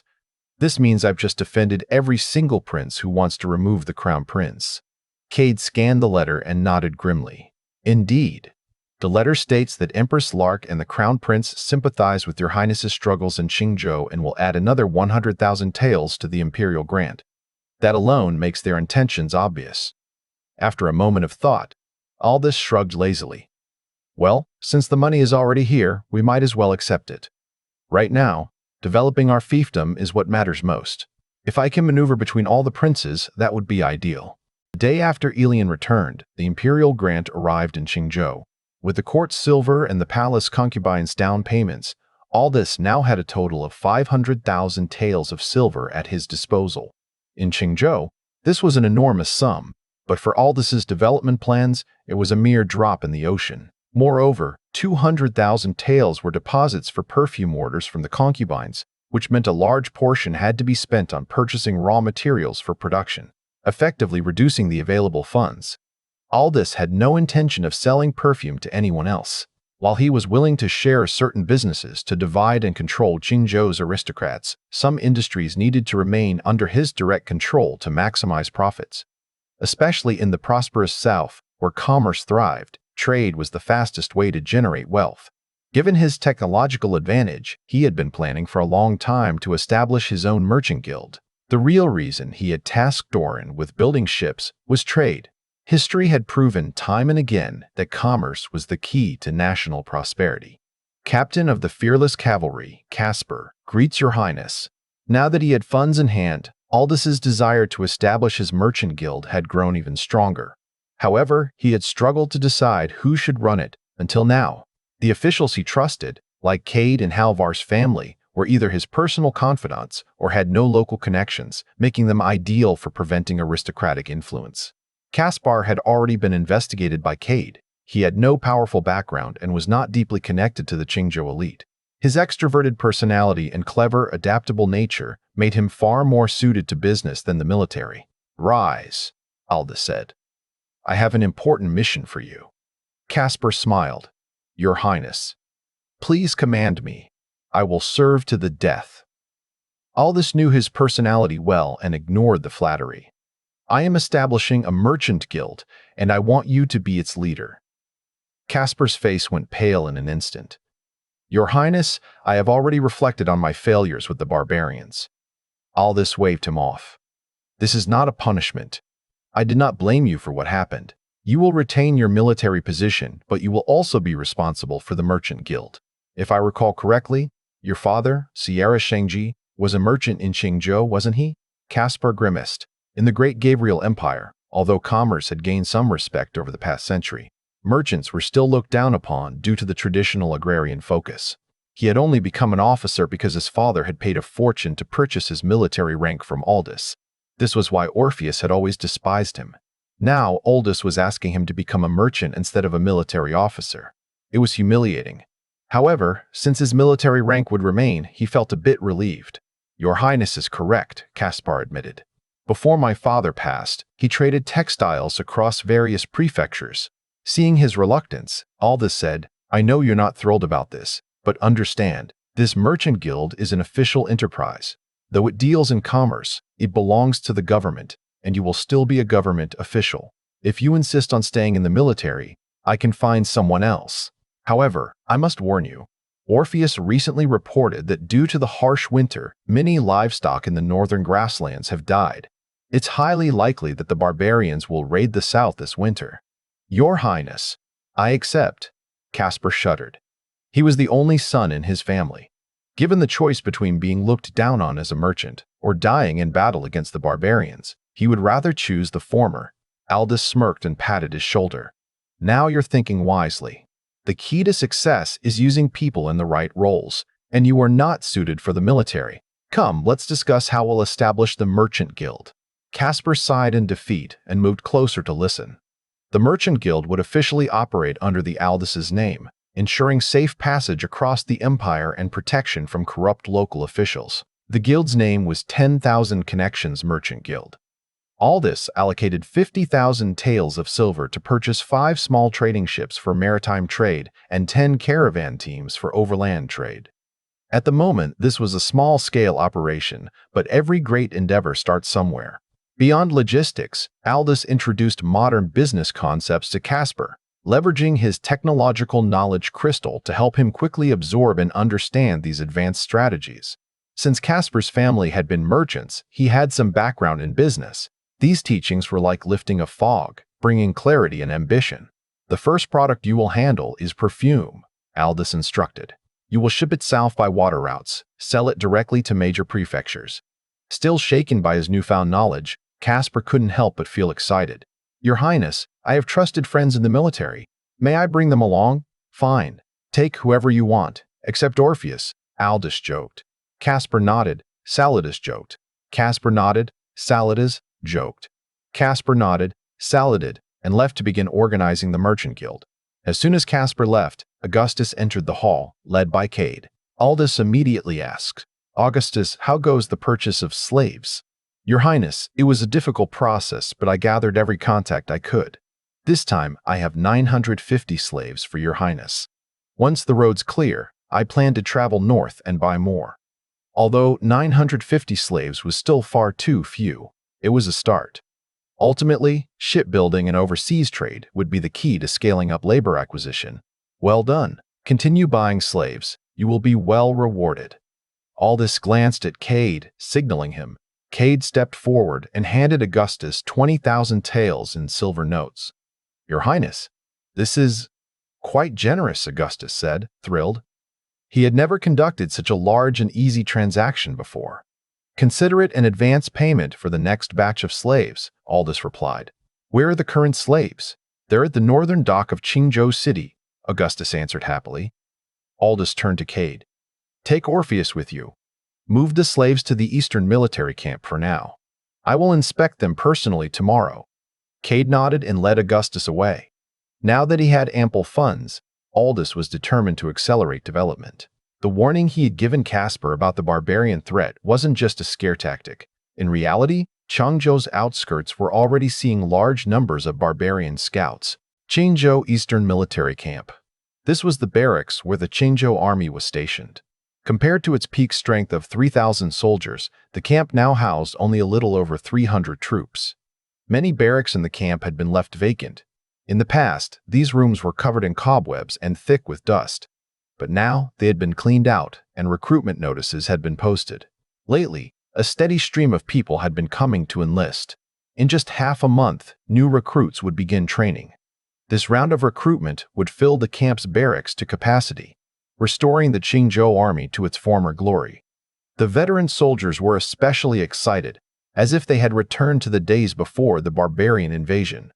The increase in troop numbers also meant greater chances for promotion. However, before the new recruits even arrived, a group of raggedly dressed individuals had already moved into the camp. After inquiring, the soldiers learned that these were slaves purchased by Prince Henry from various regions. In the past, the veteran soldiers had no favorable opinion of Prince Henry.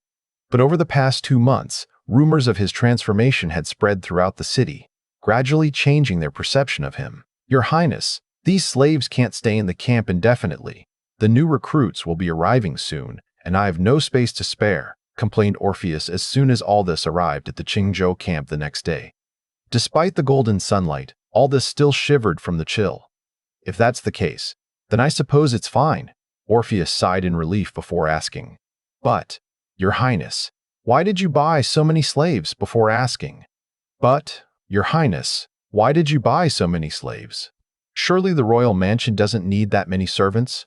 Aldous furrowed his brows and didn't answer the question. Instead, he asked, "Do you think the barbarians will attack Changzhou this winter?"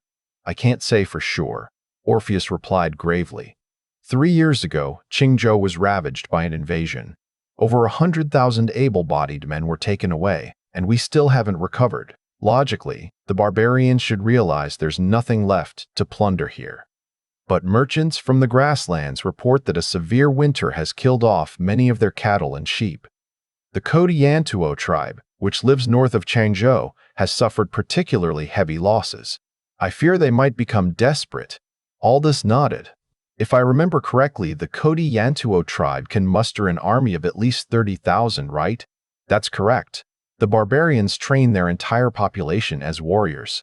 Every man, aside from the elderly, women, and children, can fight.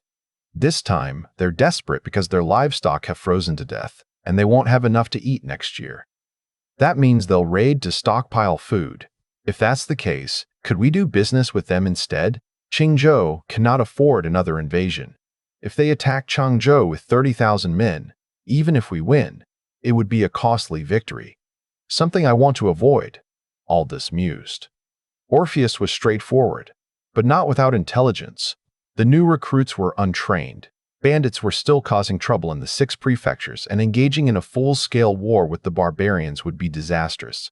The merchants in Changzhou usually buy livestock and furs from the barbarians in exchange for coal and iron ore, but this year, with so many cattle and sheep frozen to death, that trade is impossible. After all, who would buy dead livestock?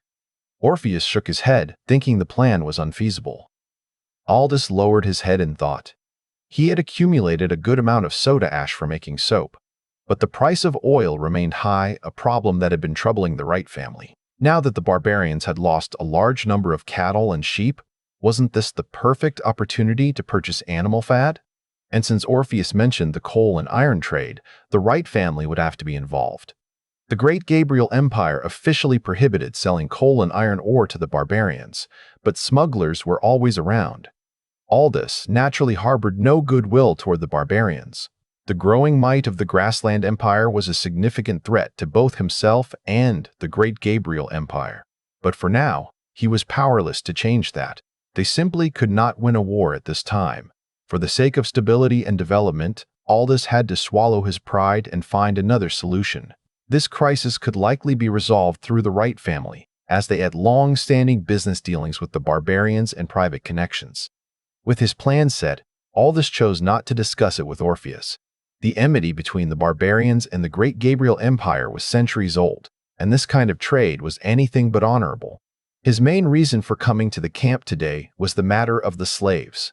950 of them, neither too many nor too few, but to Aldous, they were crucial. They would be the workforce needed to establish several workshops. The space in the machinery department was limited. It was already becoming too cramped for the growing number of artisans and equipment. Aldous had long planned to build an industrial complex resembling a modern factory district. He had already chosen the location, downstream of the Tuo River, south of the city. These slaves would be responsible for constructing the workshop buildings and would later be assigned to work in them. For security reasons, Aldous would enclose the workshop district within high walls, with the Qingzhou army stationed there to ensure its safety. By now, Orpheus had gathered all the slaves. Aldous swept his gaze over them. They stood scattered, dressed in rags, their hands and feet shackled, shivering in the cold wind. Just as Augustus had said, most of these slaves were young men and women, prime laborers by slave standards. After verifying their quality, Aldous turned to Halvar and instructed, "These slaves are now under your management. I've already given you the design for the brick kilns. With over 900 workers, you should have more than enough manpower. This winter, the machinery department will be overseen by Henry. Your task is to use these slaves to produce red bricks and cement and to build the factory district. By spring, the machinery department's equipment will be relocated there." "Understood?" "Yes, Your Highness," Halvar responded. Aldous nodded, then ordered Orpheus to assist Halvar in escorting the slaves downstream to the Tuo River, where the kilns were also located. For this new workshop district, Aldous decided not to use traditional mud walls and wooden structures, but to construct it with modern red bricks. Brick making was not an advanced craft. Aldous gave Halvar a brief lesson on kiln operations, which were similar to pottery making. He didn't need these bricks to match modern standards, only to be strong enough for the buildings. The second key material was cement. Henry was already well versed in its production. These tasks were labor-intensive but simple, and the slaves were more than sufficient for the job. Aldous did not bother speaking to the slaves about grand ideals like freedom, democracy, or human rights. In this era, such concepts were as meaningless as empty words. These slaves had already accepted their fate and status. Instead of preaching ideals, it was better to improve their living conditions, boost their morale, and gradually make them feel a sense of belonging. The workshop area officially began construction during the cold winter, and Aldous suddenly found himself responsible for feeding over 900 additional mouths. With new recruits also joining the military camp, the number of people to feed quickly rose to around 3,000. The continuous drain on silver reserves made Aldous feel immense pressure. Moreover, aside from commerce, he had no other means to quickly amass wealth. Therefore, whether it was setting up his own trading company or leveraging the Wright and Huxley families to make money, time was of the essence. After arranging matters related to the slaves, Aldous went to the Wright family to discuss trade with the barbarians. "Your Highness, our Wright family dare not bear such a grave accusation." Before Aldous could finish speaking, Kurt fell to his knees with a thud. Phelan, too, broke out in a cold sweat, trembling as if struck by a chill. They had received news that both the Emperor and the Empress had sent silver to Aldous. Rumors from Nibelungen also suggested that the Emperor and the Crown Prince's faction seemed to be leaning toward supporting Aldous. A neglected prince and a supported prince were two entirely different matters.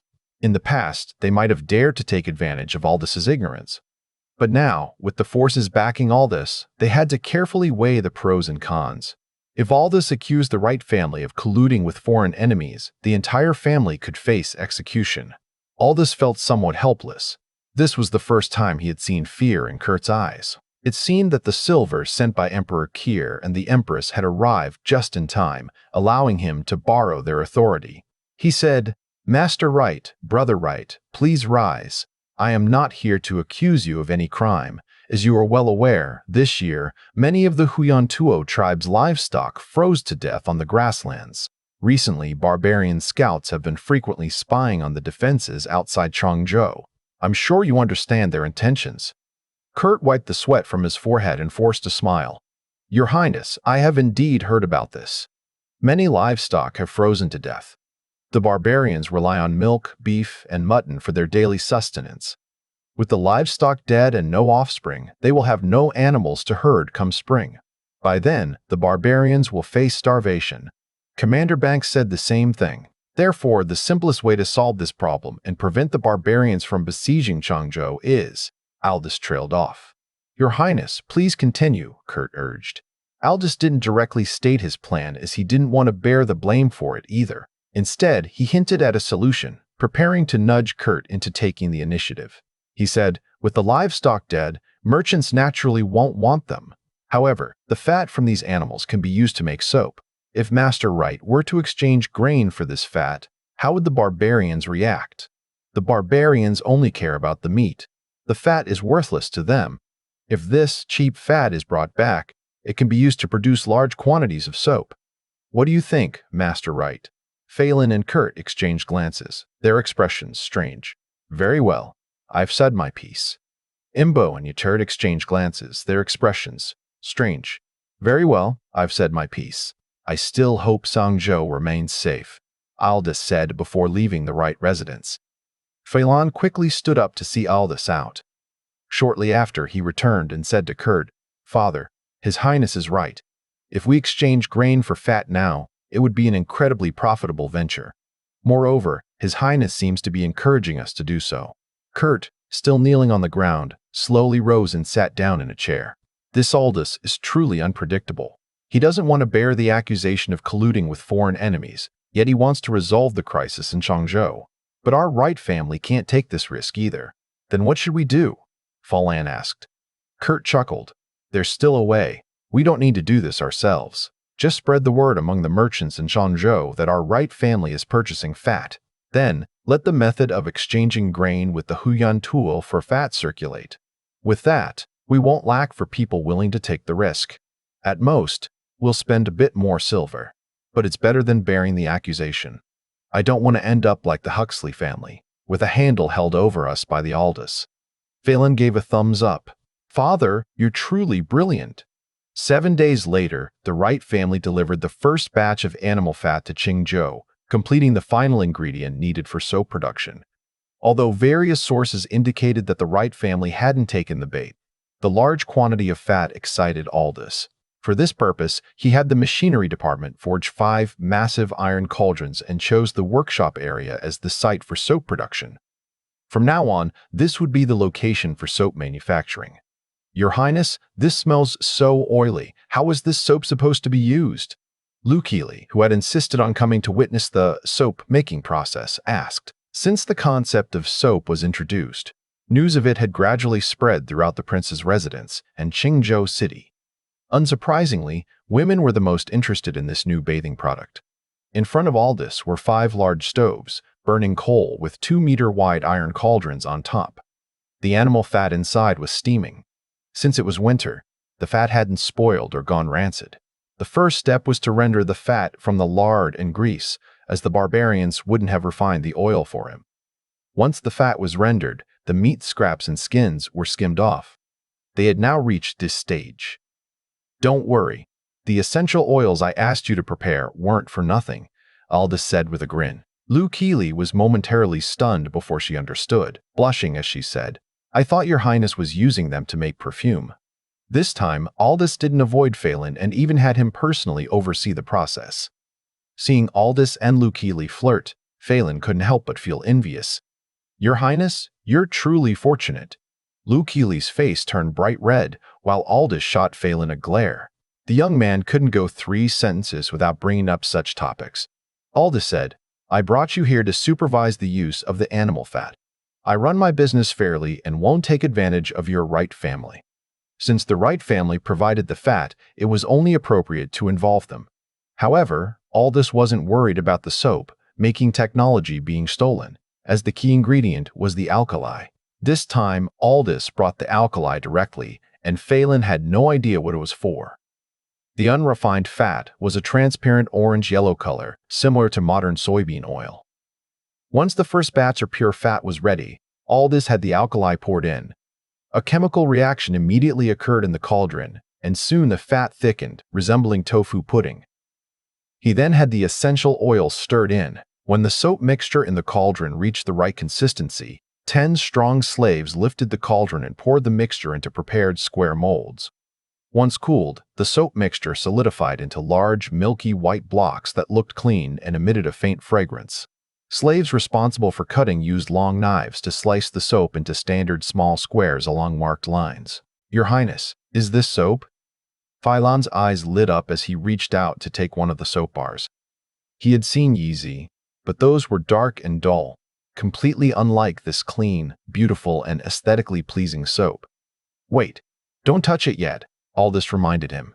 "The soap hasn't fully solidified. It still needs a day or two." This time, Aldous had used a soap-making method similar to traditional handmade soap rather than full-scale industrial production. Industrial soap making required the use of salt precipitation to speed up the solidification process. But that method required precise control of salt content. Instead of dealing with that, it was simpler to let the soap cool naturally for 2 days. Besides, the Wright family still needed time to prepare their merchant caravans and ships, so the delay wouldn't be an issue. At that moment, Banks Luo also had a fascinated expression, holding her hands over her heart, her eyes sparkling like stars. After instructing Potter Longwen to watch over the soap, Aldous returned 2 days later to retrieve a portion of it. This batch was meant for Nightblumen. Since this was a brand new product, he naturally had to send some to Fiora. At the same time, the imperial concubines could help spread word of it. He knew very well that in this era, fashion trends among the common people were often set by the imperial concubines. 2 days later, Phylon arrived at Prince Henry's residence to discuss the pricing. Now that the soap was ready, it was time to set a price. Traditional EZ was so expensive that only the nobility and wealthy elites could afford it, and this soap was naturally targeted at the same clientele. "What do you think, Brother Wright?" Aldous wasn't foolish. Whoever spoke first in a negotiation usually lost. Phylon pondered for a moment. In Nightblumen, EZ is used exclusively by the imperial consorts and is considered a tribute item, with almost no sales among the common folk. To better estimate the price, I had someone investigate. The imperial palace purchases EZ at 25 taels per piece. But our soap is far superior, larger in size, and lasts an entire month. Given that, I believe 50 taels per bar is not unreasonable. In modern terms, 50 taels for a bar of soap would be an astronomical price. But times were different, and the value of goods couldn't be compared directly. In Great Gabriel, this soap was equivalent to a luxury brand like Chanel, or even more exclusive. Given its elite target, the price wasn't actually excessive. After all, he was selling to the wealthiest and most powerful people in Great Gabriel. "Brother Wright, you make a fair point. In that case, I'll offer a discount. How about 5 taels off per bar?" Aldous suggested. 3 taels. Phylon looked pained. "Your Highness, for Huxley's drunken Qingzhou wine, you gave a discount of 10 taels. But does Huxley's drunken Qingzhou wine, you gave a discount of 10 taels.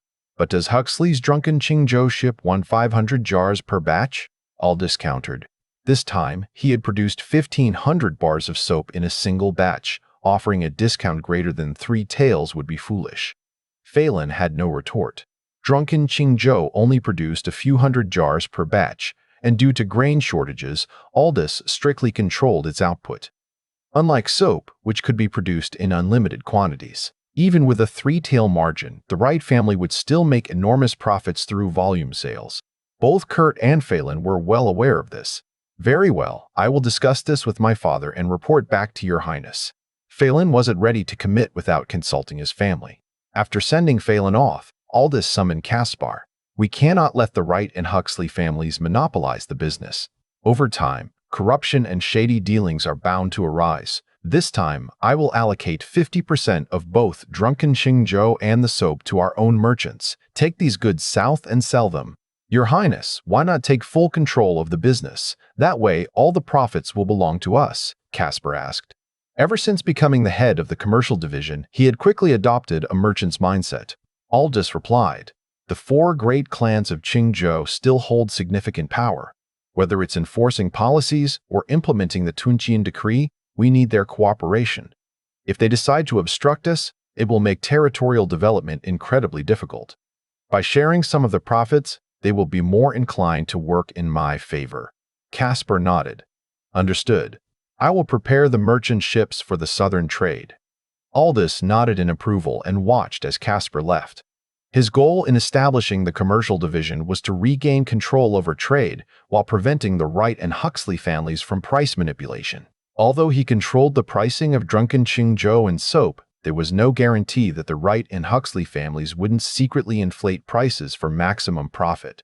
By involving his own merchants, he ensured that both families would restrain themselves. Not long after Phelan left, he returned with an answer.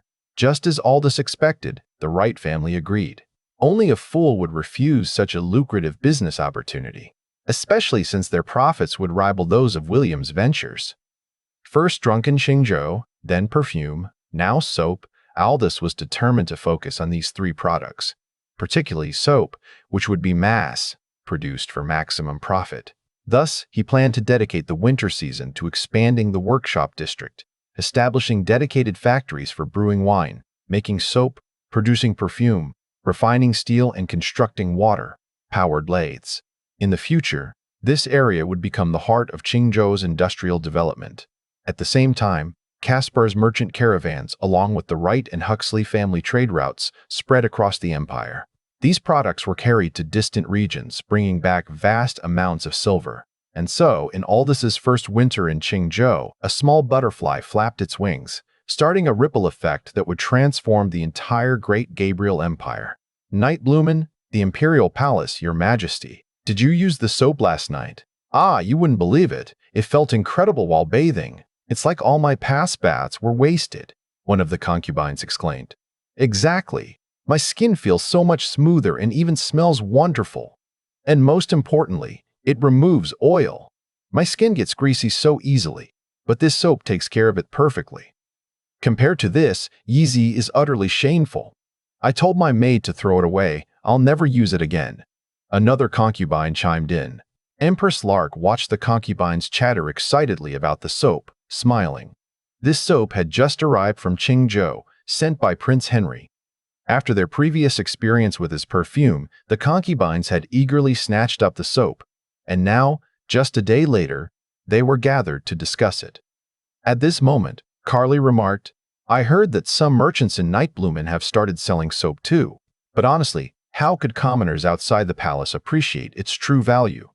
"Exactly. Sister Fiora said that our palace soap is exclusively provided by Prince Henry. The ingredients are of the highest quality, far superior to anything outside the palace," another concubine boasted. Fiora exchanged a glance with Empress Lark, who immediately understood her intent. "The soap sold outside is also from Prince Henry," Empress Lark said.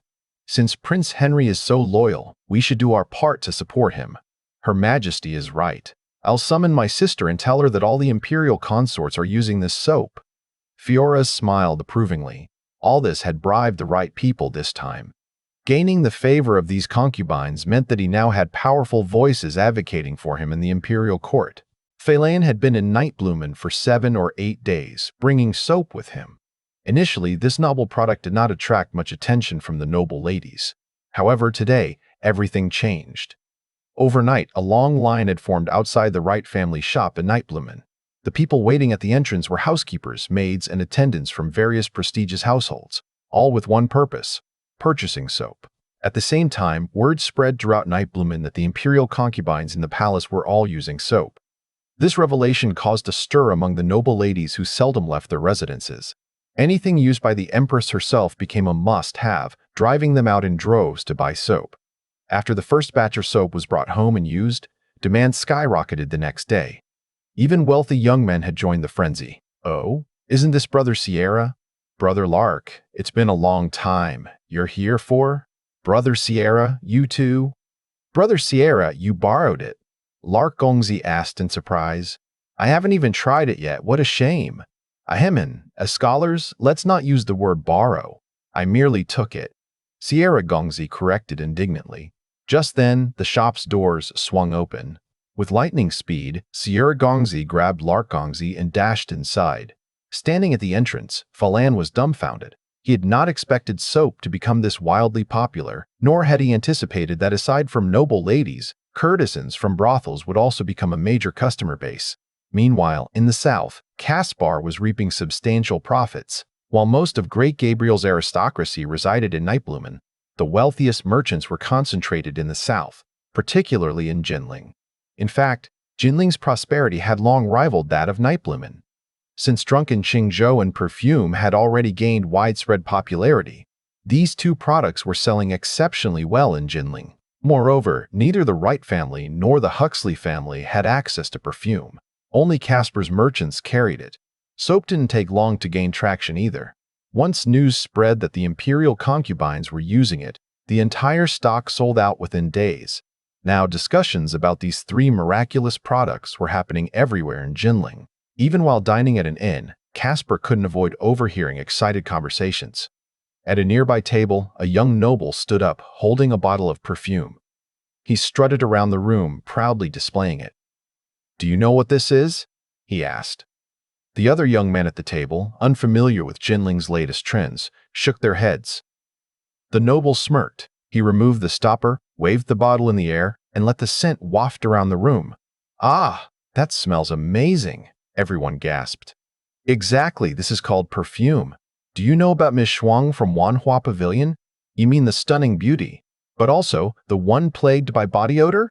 That's the one. Because of her condition, she lost the title of Flower Queen at Wanhua Pavilion year after year. But ever since she started using this perfume, her odor disappeared completely. Now, countless rich young men are vying for her attention.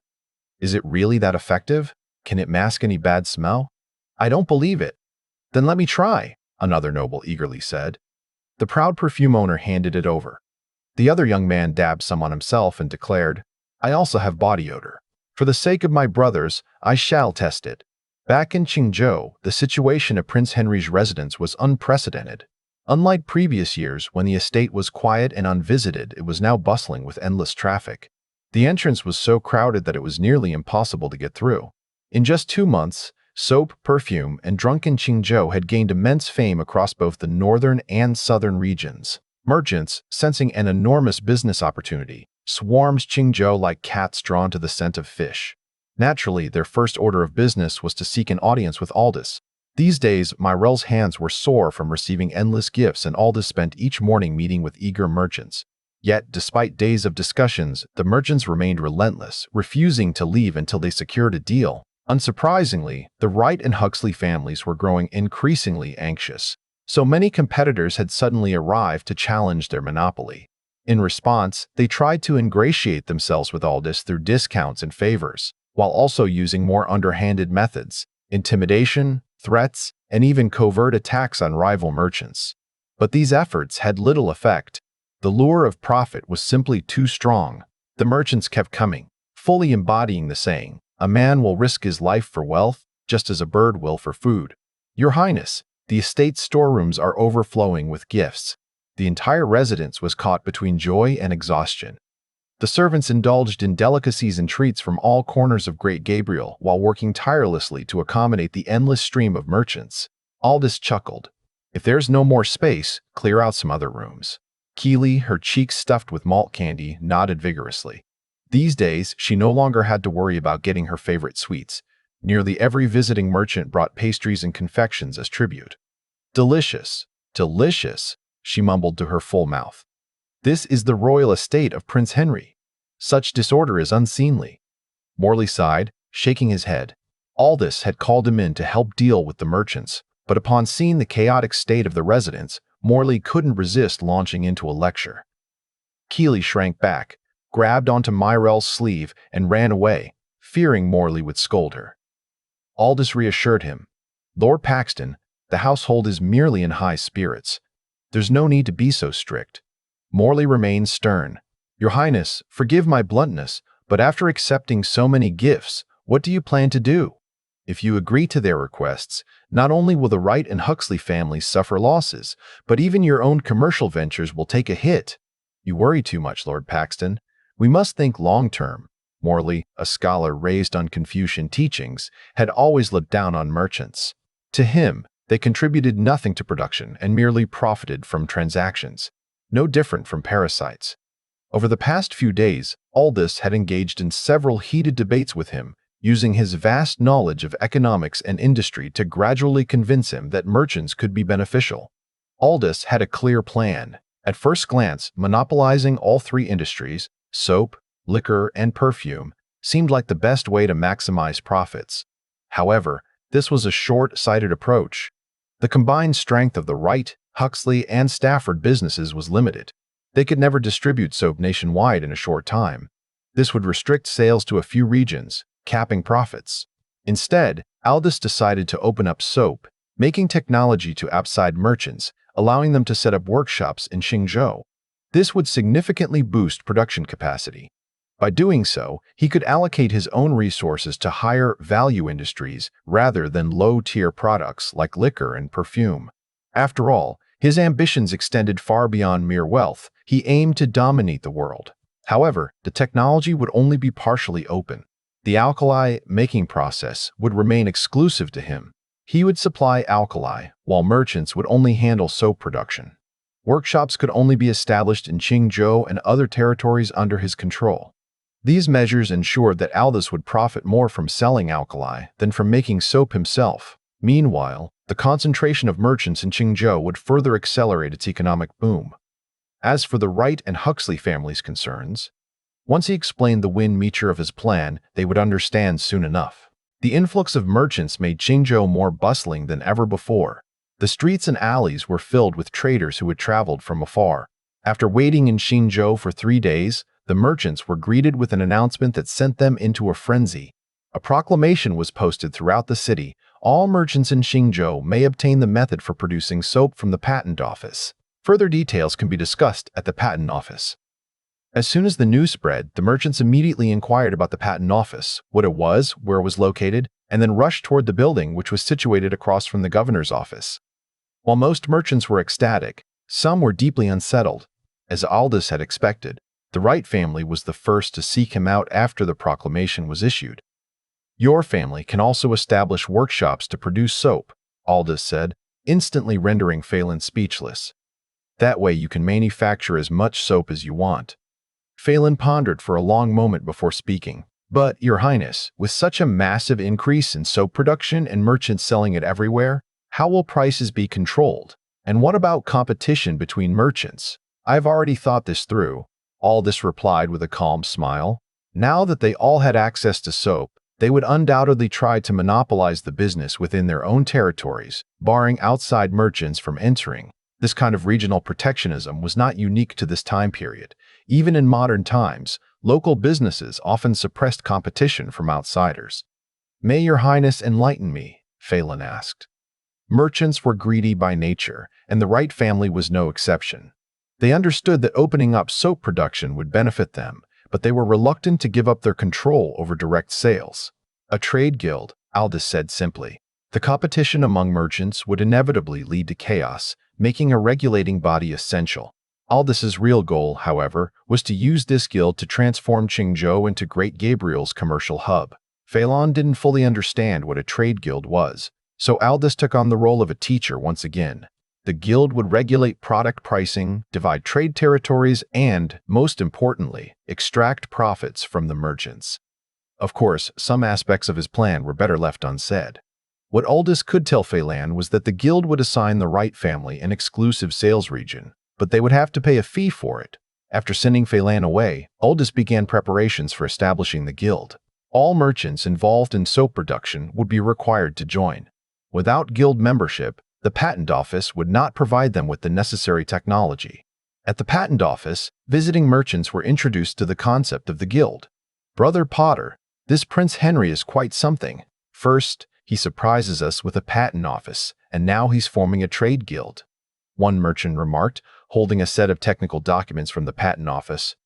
A rotund merchant beside him chuckled and said, "Indeed, we mustn't underestimate him," "Indeed, we mustn't underestimate him. But no matter what, we have a personal letter from Prince Hardy to Prince Henry. Surely, he will give us some special consideration. After all, they are neighbors." "That's true." Stuart Foxglove mentioned that Prince Henry will summon all merchants tomorrow to discuss the guild. "We'll just wait and see how things unfold."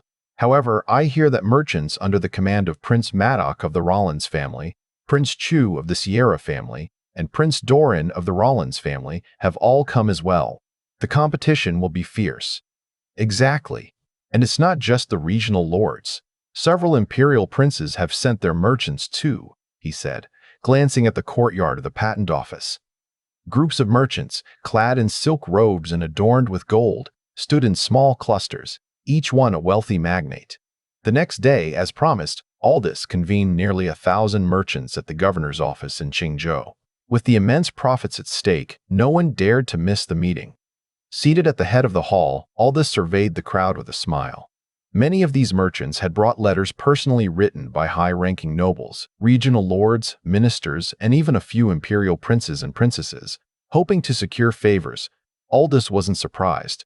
However, he knew that these letters were meaningless. Given his past reputation for arrogance and defiance, those who sent them likely understood that as well. They merely wanted to show their subordinates that they had tried. The merchants, seated below, wore a mix of expressions, some smug, some anxious, and some whispering among themselves. Despite their wealth, they were still mere merchants and dared not show disrespect to Aldous. "I'm sure you all know why I've gathered you here today," Aldous began. "It's to discuss the establishment of a trade guild." "May your highness enlighten us," the merchants responded in unison. Aldous continued, "You have all come to Qingzhou for one reason: soap, drunken Qingzhou, and perfume. The purpose of this guild is to ensure that all members have fair access to these products." At these words, the hall erupted with murmurs of excitement and unease. One merchant quickly asked, "Your Highness, are you saying that not only soap production, but also drunken Qingzhou and perfume will be made available for merchants to produce?" "No," Aldous replied. "The production of perfume and drunken Qingzhou will remain restricted, but those who join the guild will gain exclusive sales rights." "That's still great news. Well worth the trip." The merchants cheered. Aldous continued, "The guild will function as follows. All members will have access to the products Qingzhou offers, but in return, there will be regulations." Using the knowledge stored in his technological archive, Aldous had already drafted a set of guild rules. One of the key regulations was that sales territories would be fairly auctioned within the guild. Additionally, all product prices would be standardized by the guild, and a special arbitration office would be established to prevent malicious competition among merchants. As these concepts were relayed, the merchants were astounded. These revolutionary ideas completely reshaped their understanding of commerce. For them, it was like a revelation, an entirely new business structure unlike anything they had seen before. Aldous then unveiled a large map of Great Gabriel. "This is the map of Great Gabriel," he explained. "Each county and prefecture is marked. The sales rights for each region will be auctioned, with each prefecture serving as a trade zone." His tone grew firm. "Now you have a choice.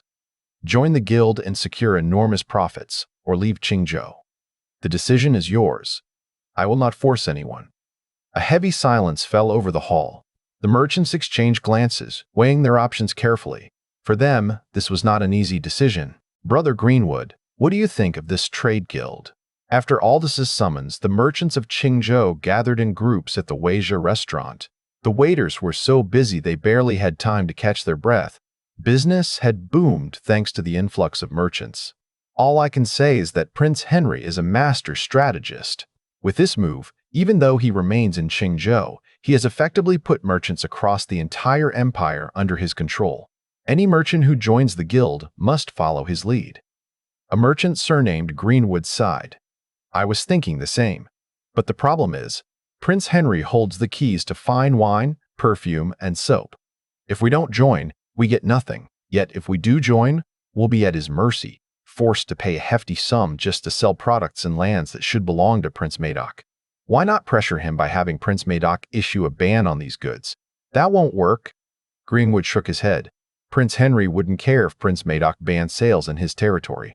Other merchants would just smuggle the goods in anyway, and Prince Henry wouldn't lose much. But you and I, we'd be the ones losing out on a fortune. So we have no choice but to join the guild." "Exactly. It's a brilliant move on Prince Henry's part. We have no alternatives." As the two of them debated, similar discussions took place at other tables. In the end, all the merchants came to the same realization. They had no leverage over Prince Henry.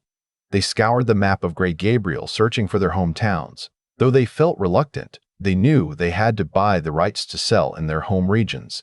And if they didn't bid high enough, they'd be stuck producing soap instead. Just as he had the day before, Aldous arrived at the governor's office, accompanied by Morley, Caspar, and Cade. If today's event succeeded, the Henry royal estate would rake in an enormous sum of silver. "Your Highness, this map of Great Gabriel is quite remarkable," Morley remarked, admiring the massive map hanging on the wall. The map was highly detailed, clearly outlining the empire's boundaries, provinces, mountains, and rivers, something Morley had never seen before. "Just a little something I put together," Aldous replied with a grin. Today would be a turning point for Qingzhou. If he could gather enough silver, he would have the resources to implement his plans in the spring.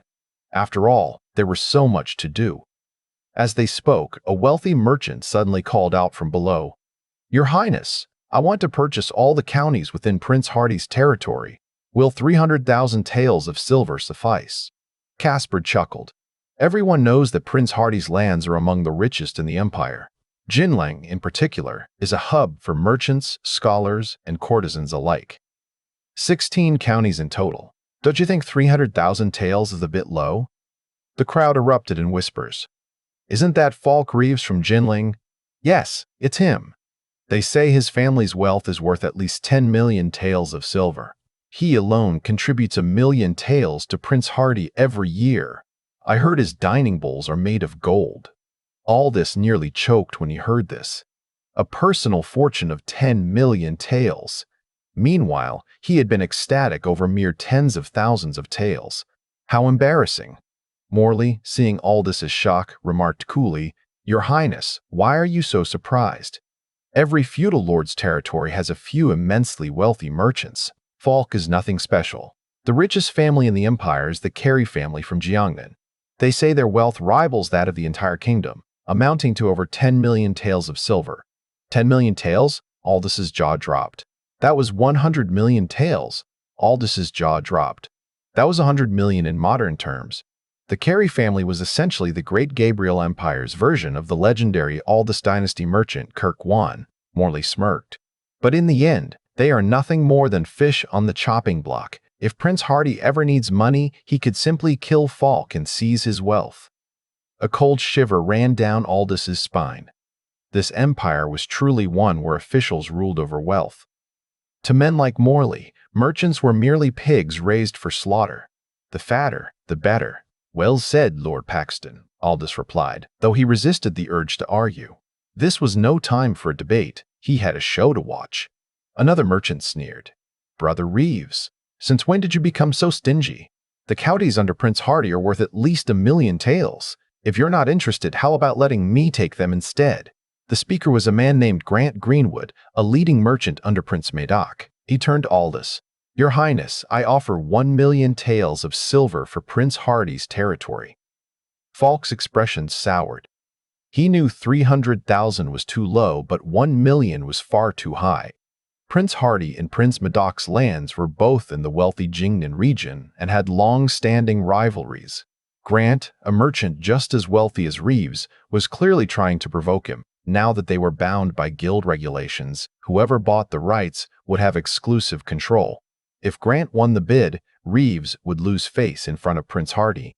Gritting his teeth, Falk countered, "I'll pay 1.3 million taels." A hush fell over the crowd. No one else dared to raise the bid further. After all, at such a price, it would take years to recover the cost. Grant smirked, knowing he had accomplished his goal.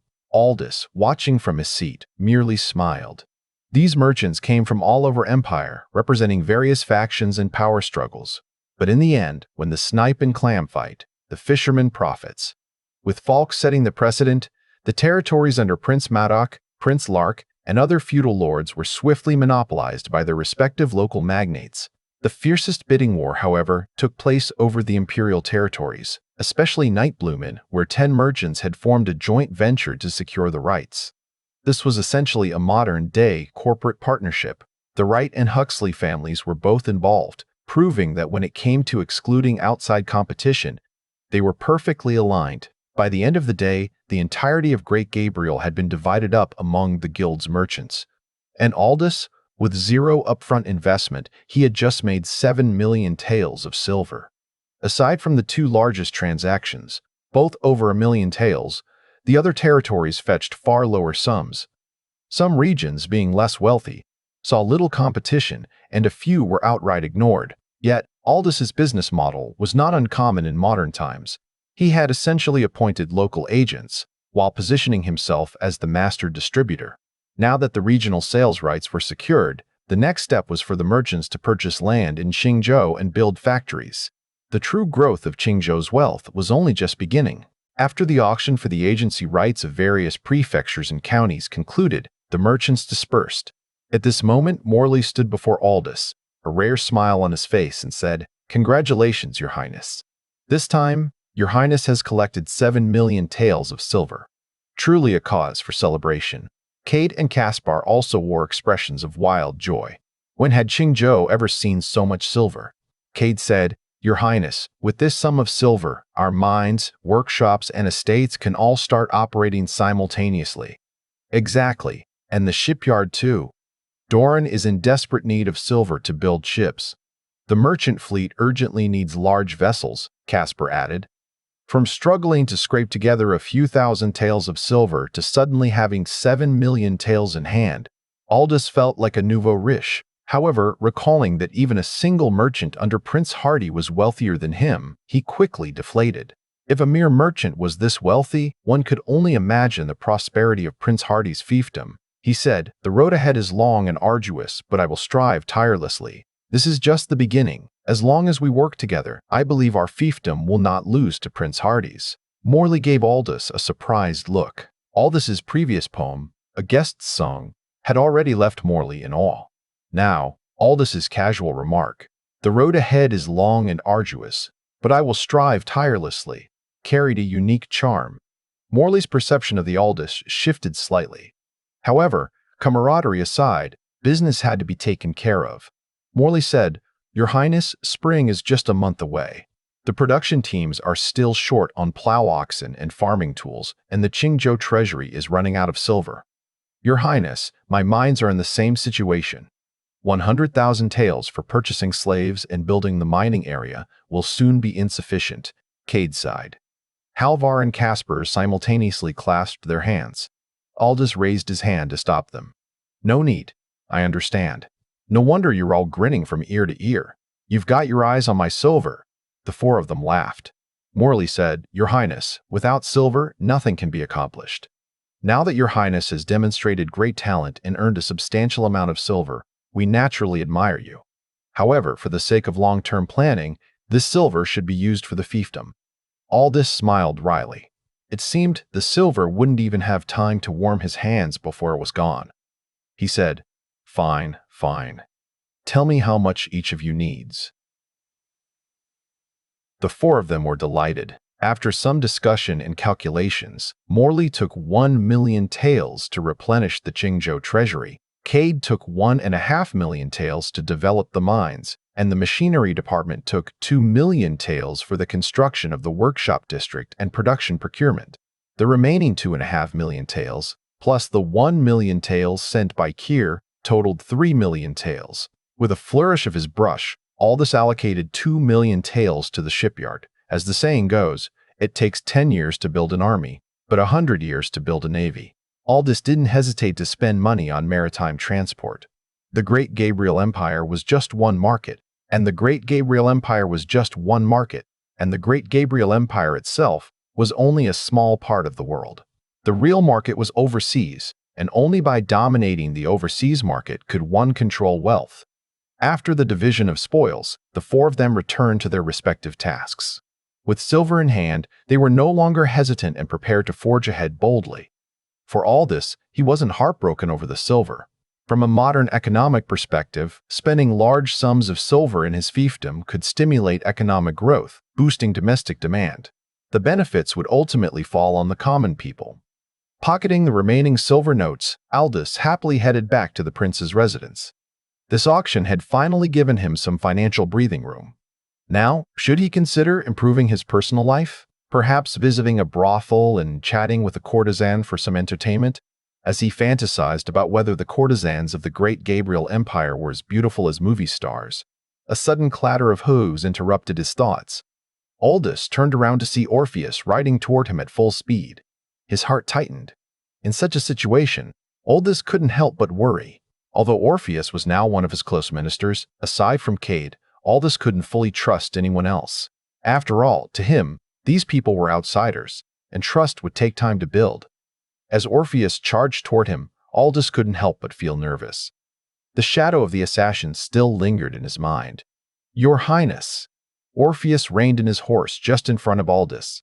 Dismounting, Orpheus looked aggrieved. "On my way here, I heard from Chief Secretary Paxton that Your Highness has earned a substantial amount of silver, a staggering 7 million taels. The governor's office, the machinery department, and the shipyard have all received large sums. Why did Your Highness forget about the Qingzhou army? Are we not your own flesh and blood?" Aldous now wanted to slap Morley. No wonder Morley had left with that enigmatic smile. He had been setting all this up, ensuring not a single tael of silver would be left for himself. With a heavy heart, Aldous pulled out the remaining silver notes from his pocket and handed them to Orpheus. "Who said that?" "I was just planning to personally deliver this to you, Commander Banks. Here's the remaining 1 million taels. It's all yours. The Qingzhou army has always been my top priority." Orpheus was overjoyed. Since he had joined the Qingzhou army, they had never been truly wealthy. He grinned foolishly. "Thank you, Your Highness." Aldous waved his hand, and Orpheus mounted his horse, happily riding off. Sigh. Decades of hard work, gone in an instant. Aldous muttered dejectedly as he returned to the prince's residence. In the residence, Myro was directing the servants to tidy up the empty rooms and store the gifts sent by the merchants. Seeing this, his mood improved. For the past 2 months, he had been living frugally. Now, at least he could improve his diet, as he saw plenty of cooking oil, beef, venison, and other delicacies among the gifts. There were also luxury items like ginseng, snow lotus, fine silks, writing materials, jade, porcelain, and gold and silverware. Seeing Aldous return, Lukeeli happily approached. "Your Highness, the gifts you receive this time are truly abundant. They'll keep our residents well supplied for a while." "Indeed, and some merchants even hid silver within their gifts," Morel said gracefully as she walked over, handing Aldous a stack of silver notes. Aldous took them and looked. They totaled 200,000 taels, each note stamped with the character Carry, just like the others. "He, Morley, man proposes, but heaven disposes. Keep this silver safe and make sure Chief Secretary Paxton doesn't find out," Aldous reminded. Myrel understood and chuckled softly. "Your Highness's silver must have all been taken by Chief Secretary Paxton, right?" Aldous nodded. In truth, he understood Morley's intentions. Morley wanted Aldous to spend the silver on proper causes, so he didn't blame him. However, stashing away some private funds wasn't against the rules, and improving his quality of life was necessary. With the return of merchants from Qingzhou, the news of Prince Henry establishing the trade guild and auctioning off the rights to sell soap, perfume, and drunken Qingzhou across Great Gabriel Empire quickly spread throughout the empire. As the political heart of Great Gabriel Empire, Nightblumen's nobles were always particularly sensitive to such matters. Outside Nightblumen, the second Prince Tyler Stafford rode through the forest alongside the sixth Prince Bishop Stafford, both dressed in military attire. Behind them trailed several hundred guards, servants, and hunting dogs scouring the woods for prey. Tyler, gripping his bow, scanned the forest as his brother smirked. "Second brother, I never realized our seventh brother had such cunning in him." "Cunning? It's nothing but petty tricks. Spending his days mingling with lowly merchants, he's still a base-born wretch. Indeed, even if he clings to Fiora, what can the daughter of a mere 7th-rank county magistrate do? He thinks flattering the crown prince will make him a phoenix. How laughable." Tyler's cold smile grew wider. "A phoenix? How? The Empress is grasping at straws. Why else would she seek help from a distant prince, offering only 100,000 taels of silver? That's no more than a beggar's handout." "A beggar's handout for a beggar prince." The two brothers burst into laughter. Suddenly, a young deer darted from the trees, cornered by hunting dogs. Tyler swiftly nocked an arrow. "Sixth brother, shall we hunt this deer together?" Bishop's eyes flashed with understanding. The phrase hunting the deer was often used to symbolize competing for the throne. He grinned and spurred his horse forward. When you ascend the throne, second brother, we can toss that wretched seventh brother into the hunting grounds. Now that would be sport. Indeed, along with the crown prince. With a cold gleam in his eyes, Tyler loosed his arrow. The arrow struck the deer's throat, sending it collapsing into a pool of blood. Across the city, the third Prince Quincy Stafford sat in a study, reading a secret letter from Qingzhou. Beside him stood Fintan Wildwood, Vice Minister of the Ministry of Revenue, who glanced over the message. Your Highness, fourth Prince's scheming has backfired. He tried to frame you, but ended up losing Prince Henry's trust instead. He thought he could force Prince Henry to join him against me, but it seems our seventh brother would rather stay out of the succession struggle, just like Prince Hardy did back then. Strange. The old Prince Henry would have rushed to report the assassination attempt to the Emperor. But this time he remained silent. Now he's fraternizing with merchants instead. Perhaps the little beggar is smarter than we thought. Quincy's smile deepened. Fintan bowed slightly. If your Highness believes he's useful, why not send him a letter clarifying the matter? It might prevent any lingering resentment. Quincy's eyes narrowed. Not yet. Let's observe him a little longer. If the time is right, he might be a valuable pawn. Besides, his territory's too far away. Distant water can't quench immediate thirst. In another grand residence across the city, the fourth Prince Weston Stafford discussed affairs with his advisors, all powerful members of the Rawlins family, one of Great Gabriel Empire's 4 great clans. Unlike the other princes, Weston understood that the struggle for the throne wasn't just between brothers, it was a battle between the Empire's aristocratic factions. The Crown Prince had the Lark family, the Quincy had the Sierra family, and Weston represented the Rawlins family. An elderly official with graying hair, Hayes Rawlins, spoke gravely. I warned you against reckless moves, Your Highness. Now, Prince Henry has distanced himself from us and grown closer to the Crown Prince. Weston slammed his fist onto the table, shredding the letter from Qingzhou. It doesn't matter whose side he chooses. He's just a minor figure. As long as the third prince doesn't gain from it, I couldn't care less. Hayes narrowed his eyes. I disagree, Your Highness. Since the assassination attempt, Prince Henry has completely changed, strengthening his lands and creating new inventions. He may become a valuable ally. By the time he's useful, Father will already be dead. Hayes fell silent. While political undercurrents swirled in Nightblumen, Aldous remained oblivious. He focused entirely on building Qingzhou's industrial and agricultural foundations, unaware that his soap, perfume, and wine had triggered a chain reaction among the Empire's most powerful figures. For Aldous, Nightblumen was nothing more than a distant city, a place that took half a month to reach by carriage. After distributing the silver from the auction, he personally oversaw the shipyards, workshops, and mines scattered across Qingzhou. Morley used the funds to pay off overdue wages and began collaborating with Aldous to construct water wheels in various counties. Morley frowned as he examined a new blueprint Aldous had drawn. Your Highness, this water wheel doesn't have any treading boards for people to step on. How is it powered? Traditional water wheels in Great Gabriel Empire relied on human labor, much like a giant hamster wheel. This is a ox-powered water wheel, a water wheel powered by oxen. Morley's eyes widened. I've never heard of such a device. Where did Your Highness learn this? Because I'm smarter than you. Morley's face darkened. Paper theories. If Your Highness is so confident, have the craftsman build one for me to see. Unlike traditional water wheels, the ox-powered water wheel used a gear-driven mechanism. It consisted of a horizontal wooden gear wheel connected to a vertical axle. An ox would pull the axle, turning the horizontal gear. The horizontal gear then engaged a vertical gear wheel, which drove a bucket conveyor belt. Water would be continuously lifted and transported into irrigation channels. This design significantly reduced labor costs and increased efficiency, a revolutionary step forward in Qingzhou's agricultural technology. Day by day, Aldous quietly laid the foundations of an industrial revolution. While the nobles in Nightblumen schemed for the throne, the small butterfly in Qingzhou continued flapping its wings, sending ripples across the entire empire. It would not be long before these ripples became a tidal wave, reshaping the power dynamics of the entire Great Gabriel Empire. Even if the princes in Nightblumen dismissed him as a beggar, they had no idea they were underestimating the man who would one day control the empire's wealth, technology, and future. The wheels of history were already turning, powered by soap, steel, and the silent ambition of a modern soul hidden within a forgotten prince.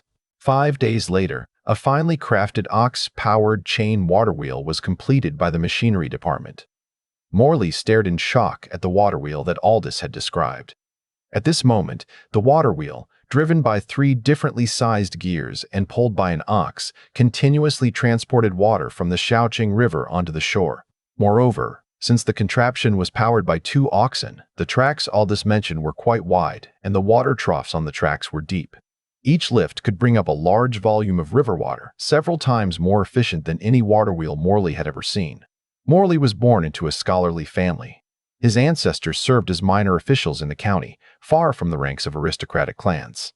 From a young age, he diligently studied the classics, following his family's ancestral teachings, to assist a wise ruler and bring stability to the nation as his lifelong duty. However, after serving for 10 years as a censor in Nightblumen, that hope gradually turned into disappointment. The current officialdom of the Great Gabriel Empire was controlled by noble clans. Officials without powerful backers had no chance of rising unless they attached themselves to influential families. Even those with talent for governing were often relegated to insignificant posts. Although successive emperors had upheld the tradition of not executing censors, the position's influence had waned significantly. Over 10 years, Morley had painstakingly reported hundreds of corrupt practices, only to be blocked by court officials or simply ignored by Kier. To maintain a fragile peace, the court advocated for appeasement policies as northern barbarians grew increasingly aggressive, paying higher annual tributes in exchange for temporary stability. Yet even so, the barbarians, though refraining from large-scale invasions, still conducted regular raids along the borders. All these factors, combined with the intensifying struggle between the imperial princes, painted a grim picture in Morley's mind. He foresaw the Great Gabriel Empire splintering into chaos, much like the fallen Garfield Empire, with fires of war engulfing the land. By then, the rising barbarian tribes would likely march south, crushing the Greenwood people's millennia-old legacy under iron hooves and flames. 5 years ago, risking his life, Morley had passionately denounced the court's complacency in hopes of awakening the drunken ruler and his ministers, only to receive a transfer order assigning him to follow Prince Henry to his fief. 5 years in Qingzhou had numbed his heart. He resigned himself to serving a dissolute prince, waiting for the day he could retire to the countryside. But now, the long-extinguished flame of hope in his heart flickered faintly. Even if Great Gabriel Empire cannot be saved, perhaps this corner of Qingzhou can be. Morley gazed at Aldous. Over the past 2 months, the prince's transformation had not escaped his notice. If this change was real, Prince Henry might truly become a wise ruler. The thought made Morley nod slightly, a rare smile appearing at the corners of his mouth. "Chief Historian Paxton, do you believe me now?" Aldous turned his head, noticing Morley grinning at him, like an old glass bead merchant eyeing a prized gemstone. A chill crept down Aldous's spine. Morley snapped out of his thoughts and chuckled. "Your Highness is indeed talented. I concede. If this ox-powered water wheel is promoted across the fief, it will greatly benefit agricultural recovery." To see the novel contraption, Muriel and Luyo had also tagged along. The 2 girls watched with fascination. Lulua whispered to Muriel, "Sister, Chief Historian Paxton seems to smile much more often now." Muriel's eyes flicked around, then she smiled. "That's a good thing. Better than his usual grim face. Haven't you noticed? He's much more lenient toward His Highness lately, and fully devoted to assisting him with the fief's affairs." "It does seem that way." Lulua tilted her head, not entirely understanding Morley's change, but her childlike curiosity soon won out, and she dragged Muriel along to examine the water wheel. After regaining his composure, Morley listened as Aldous said, "Next, the machinery department will focus on mass producing these ox-powered water wheels, aiming to supply every county, but the limited number of craftsmen is a major issue." Aldous's words addressed a very real problem. He possessed many technologies, but starting from scratch meant countless limitations, most critically, the lack of skilled craftsmen. Without automated machinery, the only way to scale up production was with manpower, and skilled labor was his scarcest resource. "Your Highness," Morley spoke up, "I have a suggestion. You rely too heavily on the craftsmen in your own workshops. But don't forget the common people of the fief. Why not delegate water wheel construction to each county, even down to production teams? Within days, these water wheels could be everywhere."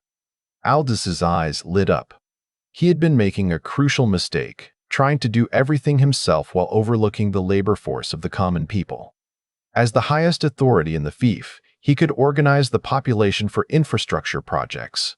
Though he had established production teams, he'd forgotten one key incentive: work points. However, his version of the work point system differed from the modern collectivist model. Here, every peasant still had their own fields under a cooperative structure. The work points he proposed would be rewards for extra labor. These points would be recorded by the production teams and exchanged at the year's end for grain, cloth, and other goods. Discussing this idea with Morley, Aldous saw its greater potential. To appease the people, he had already exempted them from 3 years of tax. But outside of the busy farming seasons, most peasants were idle. The work point system would offer them a chance to earn extra income, mobilizing the entire population at minimal cost. Participation in infrastructure projects would earn work points, effectively transforming the fief's labor force into a cheap yet motivated workforce. Morley nodded repeatedly. Forced labor bred resentment, but this work point system would undoubtedly win popular support. "If your Highness implements this system, the people will surely be deeply grateful," Morley remarked. "I can only hope so." Aldous knew that to secure his position, he had to win the people's hearts. Only by uniting them could he firmly hold his fief. As for the silver to pay for work points, Aldous never intended to squeeze the people. From the moment he founded the Merchants Guild, he had set a course of commerce and industry to enrich the state. The common people only needed to focus on farming and assisting with infrastructure, while of course loyally supporting him. After finalizing the plan to delegate water wheel production, with craftsmen dispatched to each county to train others, the matter was settled. However, Aldous never missed an opportunity to monopolize technology for profit. He had deliberately designed the ox-powered water wheel with added complexity. Every water wheel required a critical component: metal rolling bearings, a part only his machinery department could produce. Rolling bearings are typically used in rotating components, significantly reducing friction during motion. By applying rolling bearings to the ox-powered water wheel, the oxen's workload was drastically reduced. What previously required 4 oxen to operate could now be powered by just 2. In his previous life, the invention of rolling bearings could be traced back to the 17th century. The most crucial component of the bearing was the steel ball, while the outer casing was relatively simple to produce. Even so, Aldous couldn't produce high-precision bearings with his current technological capabilities. His method of making steel balls was the most rudimentary free-fall molding. This method involved letting molten steel droplets fall freely from a height. As they descended, surface tension would naturally shape the droplets into spheres, similar to how water forms droplets in mid-air. Below, a cooling water basin quickly solidified the spheres into steel balls. However, the resulting steel balls varied in size and had uneven surfaces. The next step was grinding the balls on lathes to make them as uniform as possible. By incorporating these bearings into the ox-powered water wheel, Aldous deliberately created an irreplaceable key component, making the device nearly impossible to replicate without the bearing. He had already set his sights on selling these water wheels to mine owners. With Morley issuing orders for each county to send skilled craftsmen to Qingzhou for training, news of the water wheel began to spread. The ever-astute merchants naturally took notice. Thanks to Aldous's recent stream of innovations, merchants across Great Gabriel Empire were closely monitoring Qingzhou, eager to seize opportunities before others. Aldous didn't bother hiding the invention. He instructed the machinery department to install water wheels on his farmland for public demonstrations. "Your Highness, this water wheel is incredible. What it pumps in 1 day is more than what the old wheels did in 10 days. The first to hear the news were the local aristocratic clans of Qingzhou. Fei Lan and his entourage found the demonstration site within a day. Fei Lan, ever cunning, brought along a servant, but Aldous instantly recognized the man as one of the Wright family's top carpenters. His rough hands and the amazement in his eyes gave him away. "You're wrong. At least 12 days. Aldous replied confidently. Though still relying on oxen, the water wheel's efficiency was nearly equivalent to a small modern electric water pump. With oxen working in shifts, the daily irrigation capacity was astounding. By now, Wilfred had returned from Nightblumen, along with Leo and Clive. The self-proclaimed four talents of Qingzhou were finally gathered. With the recent influx of out-of-town merchants, the four men were now clinging to Aldous like shadows, hoping to latch on to any profitable venture. 12 days, Wilfred exclaimed, studying the water wheel's design and committing it to memory. Leo and Clive did the same. After the recent auction, Aldous had squeezed plenty of silver out of their pockets. Now, they were desperate to copy the design and save costs. Aldous chuckled to himself but didn't expose them. He couldn't stop others from reverse engineering the water wheel. But without the rolling bearings, any imitation would be far inferior. With the patent bureau in place, he could prevent unauthorized replication within his fief, but he had no power over the rest of the Great Gabriel Empire. After lingering for a while, the four men eventually left. "Your Highness, they're clearly trying to steal your design." Lumel pouted with disdain. Aldous smiled faintly. "Let them steal. Whether they can actually replicate it, that's another matter." Turning toward the Shaoqing River fields, Aldous's gaze swept over the busy farmland. Orpheus had recently completed the winter conscription, enlisting 5,000 new soldiers, 3,000 stationed in Qingzhou, while the rest were distributed across the other counties. With 1,000,000 taels of silver in hand, Orpheus's ambitions had grown. They planned to recruit another 5,000 troops in spring, bringing the total military force to 13,000 men. However, Aldous instructed Orpheus to prioritize coastal fishermen's sons for the new recruits. Building a navy was no overnight task. Even basic navigation skills were a problem in this era, where sailors rarely ventured beyond sight of the coast. By selecting young men familiar with the sea, Aldous aimed to nurture the first generation of true seafarers. His plans were unfolding step by step. On his farmland, the new soldiers plowed fields alongside hundreds of oxen, sweat soaking their uniforms. In other undeveloped areas of Qingzhou, Orpheus led troops to clear land for agriculture. To accelerate the process, Aldous equipped the military construction corps with the best tools, including the ox-powered water wheels, which had been delivered immediately. He was betting everything on the coming year's harvest. Luluwa followed Aldous's gaze and giggled. "Your Highness, I've never seen soldiers farming before." Aldous flicked her forehead lightly. "Stick with me. You'll see plenty of things for the first time." By the time they returned to Qingzhou City, the roadside snow was still melting. Winter's chill lingered, but spring was not far off. A season of hope. Just like his fief. A place full of hope. In only 2 or 3 months, Aldous had introduced several innovations unknown to the Great Gabriel Empire. These products were rapidly expanding his influence and filling his coffers. Yet the future was uncertain, and he dared not relax. In the royal family, standing still meant falling into the abyss. As they entered the bustling Qingzhou city, merchants from across the empire crowded the streets. Aldous's smile widened. At least he had taken the first step. Next, he needed to attract even more merchants, to buy land, build workshops, and turn Qingzhou into an industrial powerhouse. The fragrant soap, perfume, and liquor were merely low-end products in his eyes.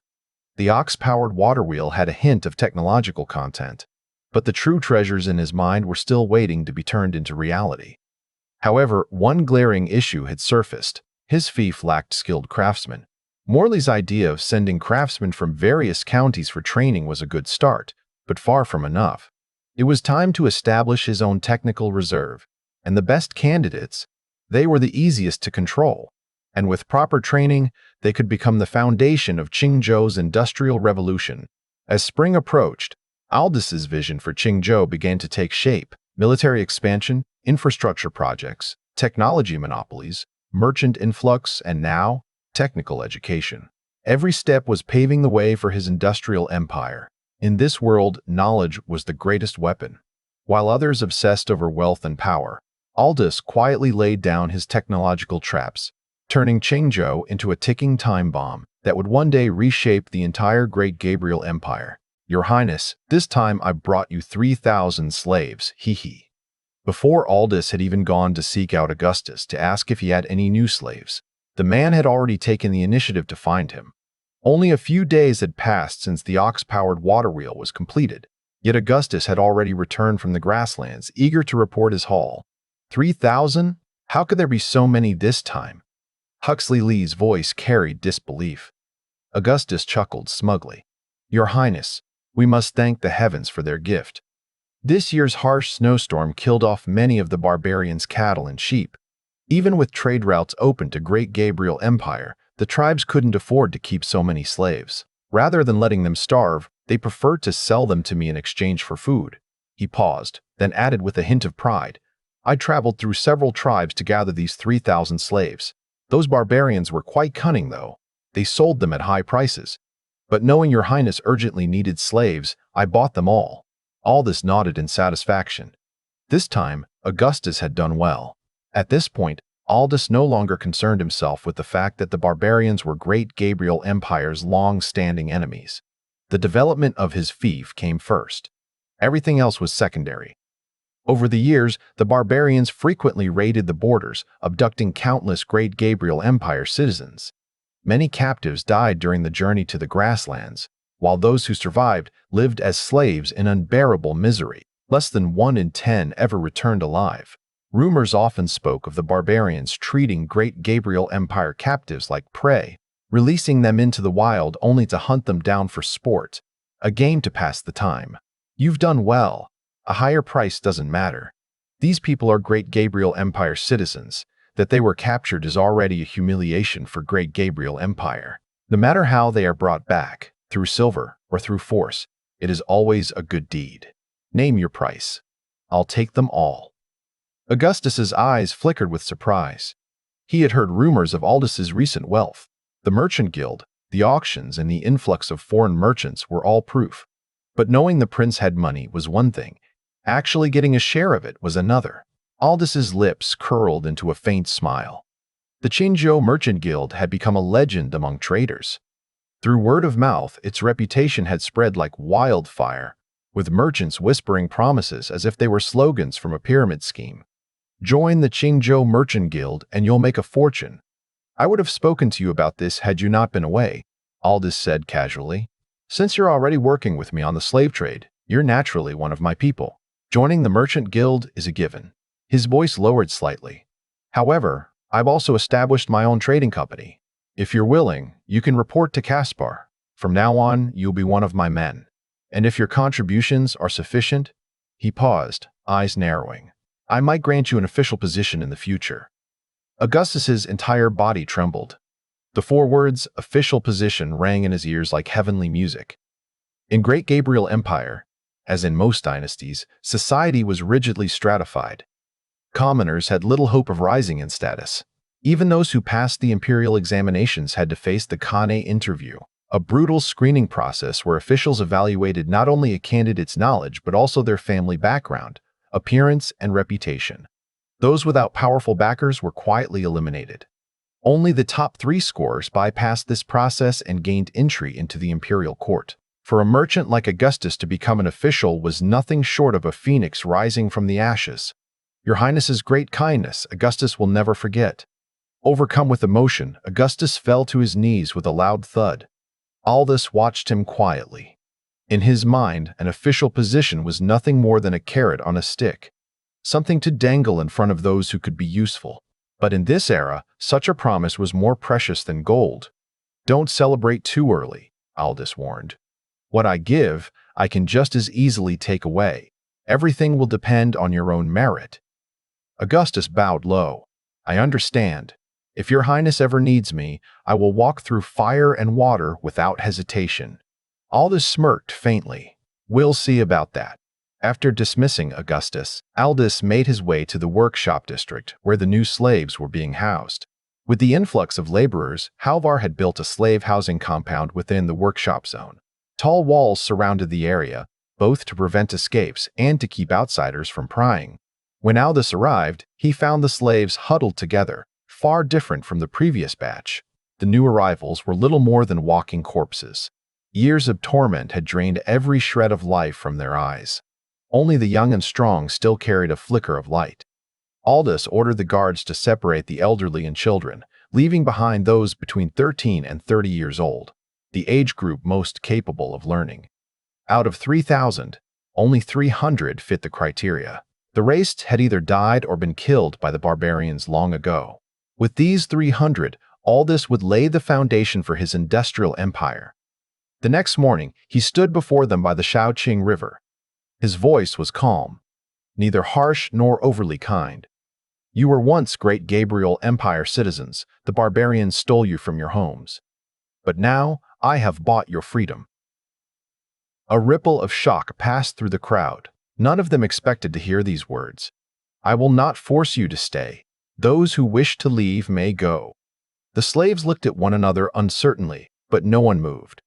But if you choose to stay, you will not be slaves. I will teach you skills.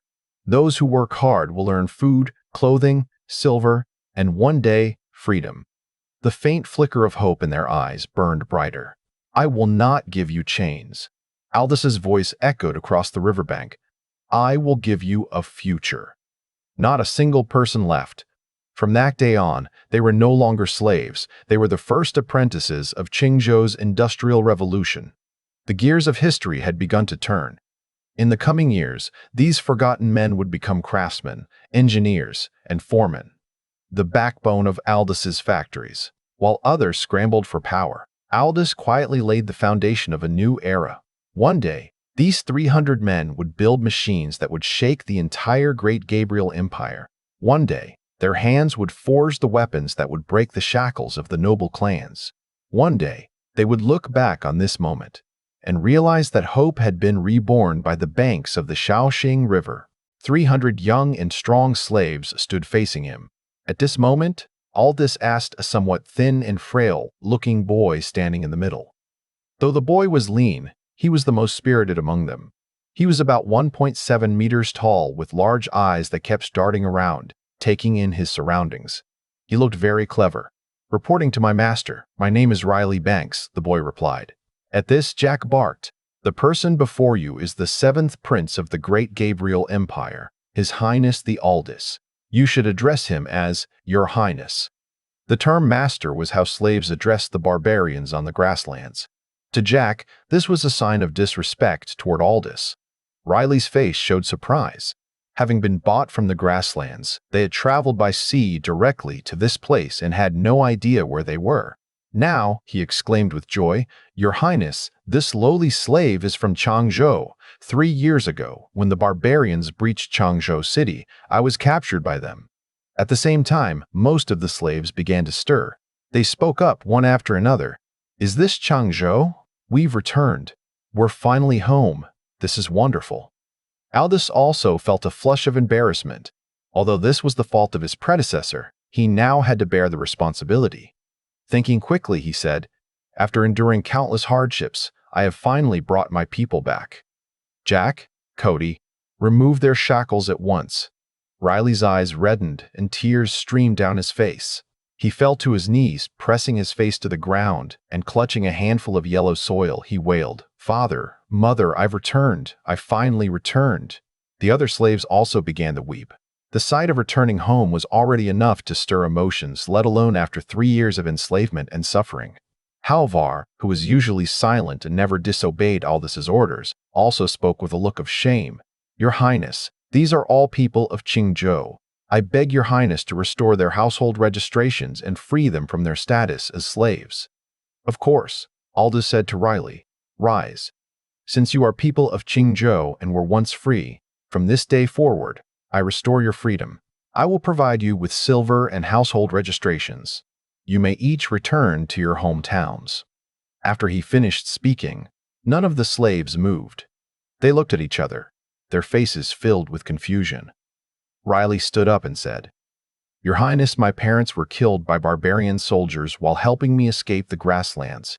Now, I have no home to return to. Most of them are like me. When the barbarians raided Changzhou, they slaughtered countless people. Few of us can find all our family members. Aldous fell silent for a long moment. A poor and weak nation only brings suffering to its people. Countless examples in history had proven this. Thinking of this, he bowed and said, Although the fall of Changzhou 3 years ago was due to the defending general abandoning the city, I also bear an inescapable responsibility. Here, I offer my apologies to all of you. Your Highness, this. Riley and the others were stunned and quickly knelt down. How can we lowly slaves accept such a gesture from your Highness? Jack and Cody exchanged a glance, a strange look flashing in their eyes as they watched Aldous. Aldous helped Riley up and said the barbarians are strong and well equipped, while Qingzhou is poor and weak. The fall of Changzhou was the fault of the defending general, but the root cause is that our soldiers are not strong enough and our horses are not sturdy enough. I have not forgotten the shame of 3 years ago. Now, I am working tirelessly to revitalize the fiefdom and ensure the safety of the people in the future. At this moment, I am in need of capable individuals. Since you have nowhere to go, would you be willing to follow me and work toward a greater cause? Riley and the others, having no place to go and filled with the fervor of youth, were stirred by Aldous's impassioned words. Riley said, "If your Highness does not reject me, I am willing to serve you faithfully." Aldous looked at the others. Some, like Riley, were filled with enthusiasm, while others seemed hesitant and worried.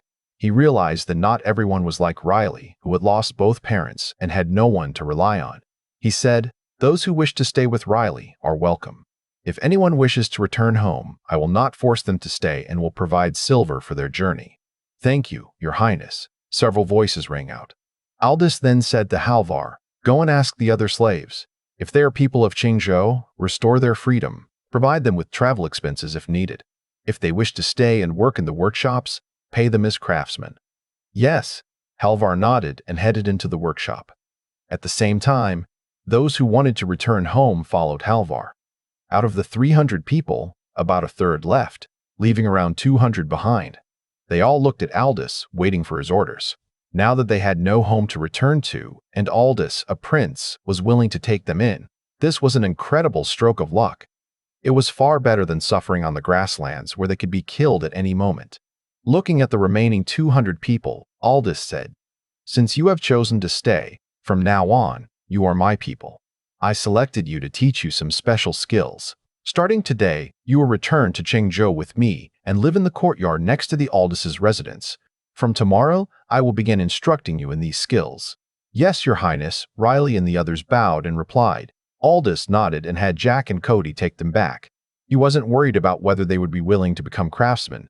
Compared to their status as slaves, this was already a significant improvement. Moreover, as the status of craftsmen in Qingzhou rose in the future, he believed these young men would come to take pride in their new roles. To cultivate a group of skilled technicians, Aldous had invested heavily. He had specifically purchased the neighboring courtyard for secrecy and safety. Once connected, this courtyard and the prince's residence would be linked by a small alley, separated only by a gate. After Jack and Cody escorted Riley and the others to the courtyard, they immediately went to the military headquarters. Soon, 20 fully armed elite guards were added to the prince's residence. Although these 200 people were arranged by Aldous, Jack and Cody increased security for his safety. If these 200 were to rebel, it would pose a significant threat to the prince's residence. This was just a precaution. Aldous did not object to this. He didn't believe that a few words from him would be enough to completely subdue these young men. Their true character would have to be observed over time. After all, in his position, he couldn't afford to be too trusting. If they proved to be loyal and hard-working, that would be ideal.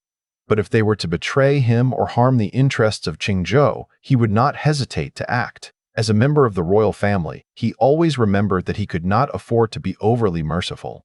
For such mercy would not only endanger himself, but also the millions of people in his fiefdom. After settling the 200 or so individuals, Aldous had Halvar register Riley and the others the next day, officially enrolling them into the equipment department. Out of the 231 strong and young individuals who stayed, most were between the ages of 13 and 20. The older ones, likely having families, had chosen to leave. "Does anyone here know how to read?" Aldous asked, wanting to assess their literacy levels. The room fell silent. Aldous immediately understood. None of the 200 or so individuals were literate. This was expected, as this was an era with an extremely low literacy rate. This also meant that training these individuals would be a long process. Teaching them overly complex techniques now would be futile, as they wouldn't be able to comprehend him. Although the technology crystal could transmit knowledge, presenting technical steps in their minds through images and other forms, the application of this knowledge required real-world practice. For example, blast furnace iron smelting and coke production were skills that Henry had mastered only after many failures. Aldous had only provided the technical knowledge, and it was through practice that Henry truly understood and mastered the techniques. "Since that's the case, the first thing I'll teach you is how to read," Aldous declared. These individuals would become the core technical backbone of Qingzhou in the future, and illiteracy was not an option. However, Aldous didn't plan to teach them traditional characters. Instead, he would teach them simplified characters. From now on, all technical documents in Qingzhou would use simplified characters. This was also to maintain the confidentiality of the technology and materials. Of course, even with simplified characters, people from the Great Gabriel Empire would still recognize some of them. But as long as 50% remained unintelligible, it would suffice. To speed up Riley and the others' learning, Aldous adopted modern pinyin teaching methods, starting with the most basic characters. In the morning, he taught them the entire pinyin system and checked their progress. The results were satisfying. They had memorized more than half of the phonetic alphabet. In the afternoon, Aldous shifted to teaching them mathematics, starting with Arabic numerals and simple addition and subtraction within 10. Overall, the pace of his teaching was much faster than that of a typical elementary school curriculum. This was partly because they were older and more disciplined than children, and partly because they were highly motivated to learn. In this era, being able to read was considered a prestigious skill, and people naturally yearned for what they lacked. At least for today, Riley and the others were fully focused during the lessons. In the evening, Halvar brought a plaque inscribed with the words, "Broad Learning Academy." This was the official designation for the courtyard, which would now serve as Qingzhou's educational base. "Riley, review the lessons with them tonight. For now, you won't be assigned any other tasks. Your food, clothing, and daily needs will be taken care of by servants." Riley, the most active among the youths, quickly ran over to help hang the plaque when Halvar arrived. "Your Highness, how can we be worthy of such preferential treatment? How can we ever repay your great kindness?" Riley was still unaccustomed to the drastic change from being a slave, ordered around by others, to becoming a scholar who could read and write. Aldous smiled. "This is only temporary. Once you've mastered real skills, you'll need to serve me. That will be your way of repaying me. For now, simply learning what I teach you is repayment enough." "Yes, Your Highness," Riley replied. Given that the 200 or so individuals were all youths, Aldous was concerned that Riley might not be able to manage his peers. He addressed the group. "From today onward, this place will be known as Broad Learning Academy. More people will come here to study in the future. I hope you cherish this opportunity. If anyone among you shows no desire to improve, I will have no choice but to give them some silver and let them fend for themselves. Don't blame me for being harsh. The reason I selected you is to revitalize your homeland, and there's no room for error. From now on, I appoint Riley as your head student. All of you must obey his commands." The youths bowed and replied in unison, "Yes, Your Highness." Aldous nodded. In the Great Gabriel Empire, the term head student referred to someone responsible for ensuring that students adhered to the academy's rules and assisted the instructors in educating the students. Now that he had established an academy, it was important to formalize the structure and assign the necessary roles. After giving Riley a few more instructions, Aldous and Halvar left the academy. The guards at the entrance closed the gates behind them. Aldous had decreed that the students would be allowed to leave the academy for 1 day every 7 days. The rest of the time, they were to remain within the academy to study. "Your Highness, may I also have my son attend this academy and receive your teachings?" Halvar suddenly asked as they entered the prince's residence through a side alley. Aldous chuckled. "Why the sudden request, Commander Potter?" "Your Highness, my son is of mediocre talent with only a bit of cleverness. If he continues to idle away his days, he will never amount to much in the future," Halvar replied. "A parent's love for their child is always forward, thinking. Though you are strict with Henry, it is out of deep concern for his future. Rest assured, Commander Potter, there will be a place for Henry in Broad Learning Academy," Aldous said. Halvar's face lit up with joy. "Thank you for your kindness, Your Highness." Aldous waved his hand. "You are all my trusted ministers. This is only natural." Halvar's body trembled slightly. Being called a trusted ministers, this is only natural. Halvar's body trembled slightly. Being called a trusted minister deeply moved him. After expressing his gratitude, Halvar left to share the news with Henry. Luluo, who had been following Aldous all day, finally couldn't hold back her curiosity. Your Highness, what you taught today was also strange. Why have I never heard of such things before? Both Lulu and Miro were literate, so they naturally noticed that what Aldous had taught Riley and the others were not standard characters, but rather something they found peculiar. This is my secret. Don't speak of it to others, Aldous said with a smile. Luluan nodded, not daring to ask further. By now, dinner was ready in the prince's residence. Unlike the meager meals of 2 months ago, the food was now more abundant, with not only pastries but also stir-fried dishes. This was partly because the prince's treasury now had silver, and partly because merchants had flocked to Qingzhou, bringing a variety of goods. A few days ago, Aldous had the machinery department specially craft an iron wok for the residents, along with a coal stove. With these cooking tools, the kitchen was now well equipped. Your Highness, here is the braised chicken you requested, the cook said as he placed the iron wok on the table. The aroma of the dish filled the air, making Aldous's mouth water. Another sound echoed as Luo, who was serving Aldous his meal, couldn't help but drool. This girl had always been a foodie, and the irresistible aroma of the braised chicken was too much for her to resist. Even in the palace, she had never tasted such a novel dish. Braised chicken was not a dish found in the Great Gabriel Empire. In fact, stir-frying had only recently become popular in the empire, so the variety of dishes was still limited. At the very least, his cook had never prepared this dish before. It was only after Aldous personally instructed him that the cook managed to learn how to make it. Moreover, the ingredients for braised chicken were readily available here. Green onions, ginger, and garlic were all common in the Great Gabriel Empire, and soy sauce and vinegar were also not in short supply. The only regret was the absence of chili peppers, but the use of Chinese prickly ash as a substitute for spiciness made up for it to a large extent. Eating braised chicken around a warm iron pot during the cold winter was undoubtedly a rare pleasure. Aldous picked up a piece of flatbread soaked in the sauce, noticing the longing looks in everyone's eyes. Your Highness, Falk is here to see you. Falk? Aldous remembered this man vividly. The first transaction in the Merchant Guild had been conducted through him.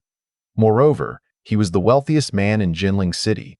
While Aldous wasn't particularly interested in Falk himself, he was always intrigued by the richest individuals. Seeing that Aldous was in the middle of his meal, Myrell said, Your Highness, should I send him away? After all, let him in. Also, prepare an extra set of utensils, Aldous said. Myrell acknowledged the order and instructed a servant to fetch the utensils while she went to bring Falk in. Aldous was dining in the outer room of his private quarters. Soon, he saw Myrell leading Falk across the stone bridge to where he was seated. Falk pays his respects to your Highness. Falk bowed. At ease. Have you eaten yet, Master Reeves? Aldous stirred the braised chicken, picking up a piece of meat and taking a bite. The flavor was exquisite. The free-range chicken, which fed on insects, had a naturally delicious taste, far superior to the flavorless, factory-farmed chickens of the modern era. The meat was tender yet firm, bursting with flavor. Falk glanced curiously at the iron pot in front of Aldous, thinking to himself how peculiar it was for the Aldous to eat directly from a pot. However, he maintained his composure and replied respectfully, Your Highness, I have not yet eaten. I am returning to Jinling City soon, but after seeing Your Highness's ox-powered water wheel, I was so impressed by its ingenuity that I decided to pay my respects before leaving. Oh? Since you haven't eaten, why not join me for dinner? Aldous offered with a smile. Falk declined. I am but a lowly merchant. How could I dare to share a table with Your Highness? Aldous had tried this before. Even Morley, his trusted advisor, had refused to sit at the same table with him. So, he no longer insisted. In that case, Luluo, serve Master Reeves some food. Luluo acknowledged the order and scooped some chicken and a few pieces of flatbread onto a plate, handing it to Falk. Master Reeves, please. Being served food by the prince was an honor, and Falk dared not refuse. He bowed and said, Thank you for your generosity, Your Highness. With that, he began to eat. However, after the first bite, his earlier skepticism vanished. The highlight of the braised chicken was the flatbread stuck to the sides of the iron pot. Soaked in the chicken broth, the flatbread was soft and flavorful. Despite having tasted many delicacies, Falk was thoroughly impressed. From then on, he ate without hesitation. "How is it? My braised chicken isn't bad, is it?" Aldous asked with a smile. Falk laughed heartily. "Having traveled across the great Gabriel Empire, I have never tasted anything so delicious. This has truly been an eye-opening experience." Aldous nodded in satisfaction. It seemed that good food transcended time. "If you like it, Master Reeves, you're welcome to visit Qingzhou often. I can have my cook prepare it for you." Falk was momentarily stunned. Having amassed great wealth, he was no fool. Aldous was clearly trying to win him over. He replied, "Your Highness is too kind. However, after this trip to Qingzhou, I must return to report to the Prince of Hardy." Aldous raised an eyebrow. Falk was subtly reminding him that he was aligned with the Prince of Hardy. "In that case, please convey my regards to Uncle Hardy when you return." "Yes, Your Highness," Falk replied, though he seemed to hesitate. Aldous noticed and said, "If you have something to say, Master Reeves, speak freely." Falk said, "I came here to ask if Your Highness would be willing to sell the iron ring on the ox-powered water wheel. Do you not need the rest of it? Have you already figured it out?" "Yes, No, not exactly," Falk instinctively replied, but immediately realized he had fallen into Aldous' trap. He quickly denied it, beads of sweat forming on his forehead. Having joined the Merchant Guild, he was well aware of the Patent Office's functions, one of which was to prohibit the unauthorized replication of registered patents. The ox-powered water wheel had already been registered, and the Patent Office had posted notices everywhere. However, like many other merchants, Falk believed that the Patent Office, being a strange institution, could only enforce its rules within the Aldous' fiefdom and had no jurisdiction outside it. Thus, many merchants had brought craftsmen to secretly sketch the ox-powered water wheel and replicate it back home. However, while the craftsmen were confident they could build the water wheel, they were completely baffled by the strange iron ring. Aldous inwardly sneered. When Falk mentioned the water wheel, he immediately understood. "This iron ring is called a rolling bearing. I can sell it to you, provided the price is right." Falk breathed a sigh of relief. The wealthy families of the great Gabriel Empire valued land above all else. With vast estates under their names, they were naturally very interested in irrigation tools like the water wheel. "How much does the rolling bearing cost?" 300 taels of silver each, Aldous said, naming an exorbitant price. The entire water wheel cost only 300 taels, and he was now selling the bearing for the same amount. Falk hesitated. He knew that the Aldous was aware they only needed the rolling bearing and would have to build the rest themselves, hence the inflated price. Aldous continued eating. He needed merchants to revitalize his fiefdom, but he also understood their profit-driven nature. Thus, he chose to be lenient when necessary and strict when required. After some internal struggle, Falk decided to proceed. His vast estates required more manpower to cultivate additional land, and the ox-powered water wheel would free up labor for this purpose. Moreover, he owned over a dozen mines that also needed such water wheels for water extraction. He said, "Your Highness, I will need 500 for now." "Very well, I'll make a note of it. Tomorrow, I'll have the machinery department start forging them for you," Aldous said. While the rolling bearings wouldn't bring in huge profits individually, the sheer volume of sales would make the venture lucrative. Additionally, the bearings had a limited lifespan and would need to be replaced when they wore out, ensuring a steady stream of business. After seeing Falk off, Aldous finished his meal. He had only eaten half of the braised chicken. He turned to Myro and said, "Stop drooling. Myrel, share the rest of the braised chicken with everyone." "Thank you, Your Highness," the servants said, their mouths watering once again. The delicious braised chicken from the previous night had satisfied everyone in the prince's residence. When Aldous allowed the servants to eat his leftovers, it wasn't out of disrespect. In this era, resources were scarce, and eating leftovers was a common practice. Even he occasionally ate leftovers, and since the braised chicken was served in a large iron pot, it wasn't much different from sharing a meal at the same table. Moreover, braised chicken was a unique delicacy in the Great Gabriel Empire. Thinking of the countless gourmet dishes stored in the technology library, Aldous felt a sense of pride. There was still a long way to go, and he had plenty of time to introduce more exquisite dishes.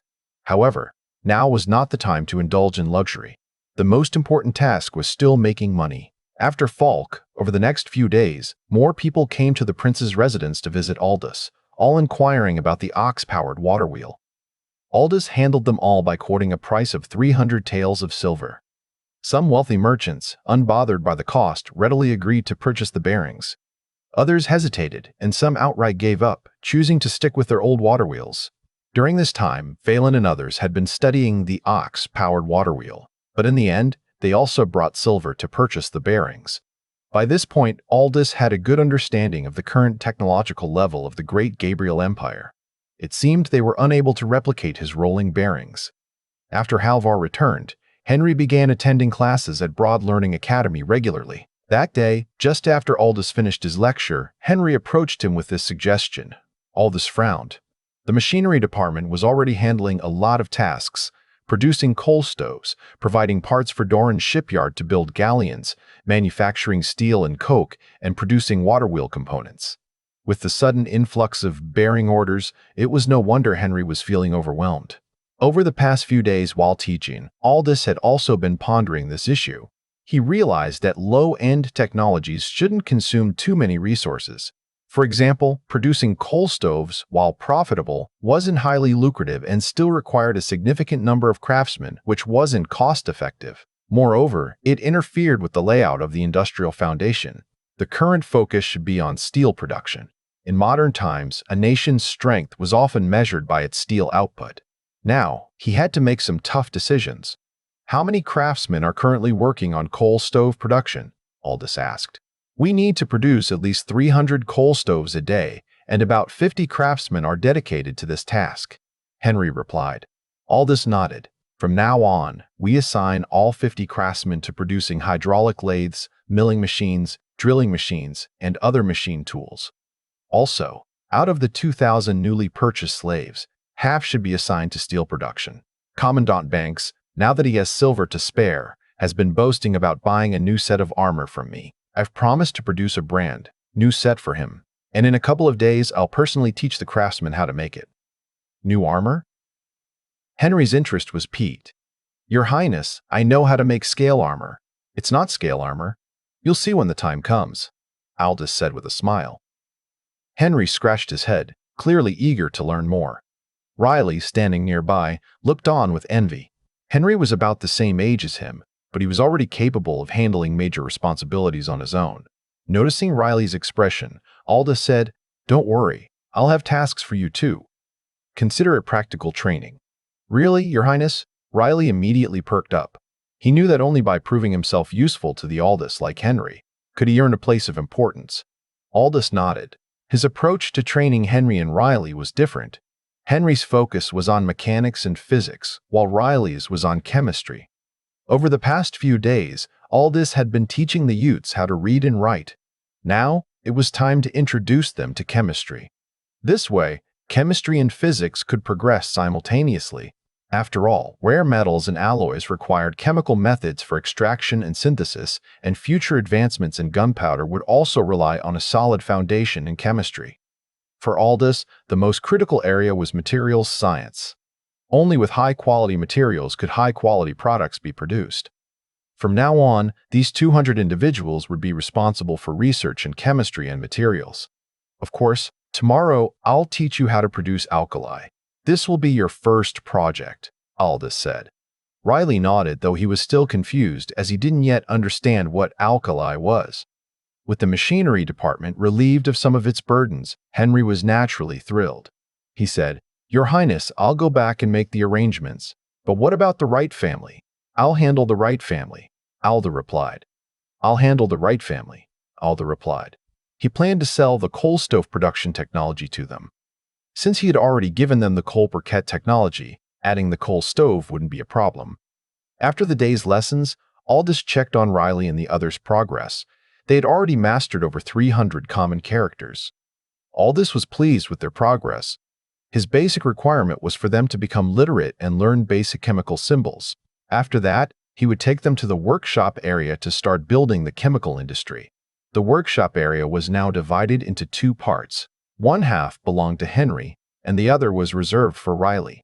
In the evening, Aldous summoned Phelan to discuss the coal stove matter. The Wright family was more than happy to take over the production of coal stoves, especially since Aldous' asking price was only 50,000 taels of silver. This way, they would effectively control the entire coal stove industry chain within the 6 prefectures. Your Highness, there's one more thing I need to report. Recently, our merchants in Changzhou have noticed that some out-of-town merchants are smuggling horses. These horses only passed through Your Highness's fiefdom briefly before heading to the Prince of Hardy's territory, Phelan said. Smuggling horses? Aldous frowned. He looked at Phelan. Since when has the Wright family been concerned about such matters? Phelan replied, Your Highness, the merchants flooding into Qingzhou are a mixed bunch, and not all of them have good intentions. I'm only looking out for Your Highness's interests by keeping an eye on these merchants. Aldous had long anticipated that local powerful families would resent outside merchants. Phelan's words sounded noble, but they also revealed the mindset of the local families in Qingzhou. How are they smuggling the horses? Why hasn't anyone in Changzhou reported this to me? Aldous' voice carried a hint of anger. Your Highness, you'll have to ask Hunter Fairbanks of Changzhou about that, Phelan said solemnly. Aldous frowned. He had initially thought this was just ordinary horse smuggling, but Phelan's direct accusation of Hunter raised red flags. Hunter was the son-in-law of the Huxley family, having married into their household. However, what truly concerned Aldous wasn't the rivalry between the Wright and Huxley families, but the fact that the Prince of Hardy was smuggling horses. Had Hunter been bribed by the Prince of Hardy? If so, this man was a ticking time bomb and needed to be replaced immediately. This wasn't Aldous overthinking things. The position of Changzhou's governor was crucial, and the struggle for the throne within the Great Gabriel Empire was intensifying. In his judgment, if the crown prince were to be deposed, it would inevitably lead to chaos. When that time came, anyone could become his enemy. Therefore, the fact that the Prince of Hardy was smuggling horses through Changzhou merchants wasn't the main issue. The Great Gabriel Empire lacked horses, and many nobles secretly purchased horses from the grasslands. The Prince of Hardy wasn't unique in this regard. Aldous himself also wanted to smuggle horses from the grasslands to bolster his cavalry. The real problem was that Hunter had bypassed him and secretly colluded with the Prince of Hardy. This was the true issue at hand. It had to be said that Kurt had struck a nerve this time. No feudal lord could tolerate a traitor in their midst. Aldous snapped out of his reverie. Thank you for the reminder, Phelan. I had no idea that such a treacherous individual was lurking in such an important place like Changzhou. I will handle this matter and ensure the Wright family is duly rewarded. Your Highness is too kind. As subjects of your fiefdom, it is our duty to share your concerns, Phelan said with a smile, feeling extremely pleased with himself. Now, he wanted to see how the Huxley family would respond.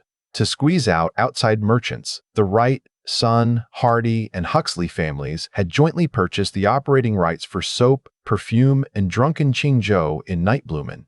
Of course, their success in securing these rights was largely due to other merchants giving face to Aldous. However, even though the 4 families were collaborating in business, their internal conflicts remained unresolved. Casper had told him that the 4 families often quarreled over the distribution of goods. After seeing Phelan off, Aldous summoned Morley to the prince's residence and informed him of the situation. Morley pondered for a moment and said, Your Highness, this is an opportunity to remove the local powerful families from their positions in the government. Morley, you and I think alike. But if we remove Hunter, who can take over as the governor of Changzhou? Aldous asked.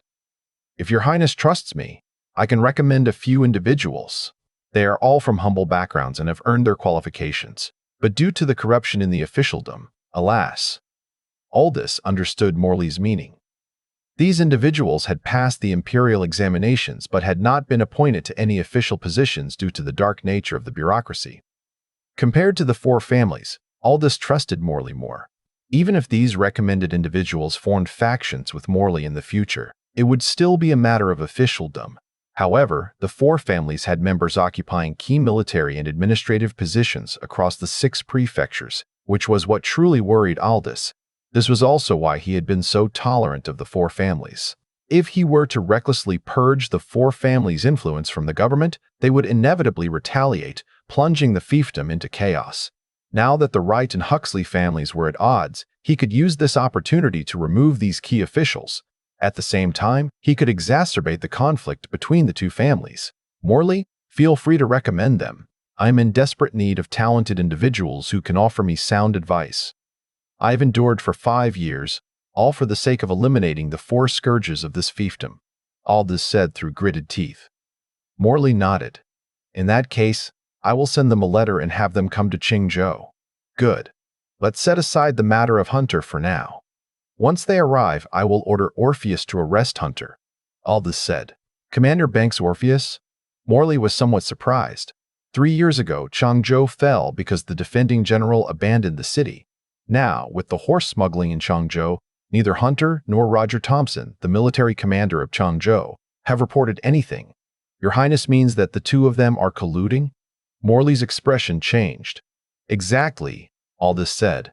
This was a barbaric era, and also a very lawless one. He couldn't afford to be careless.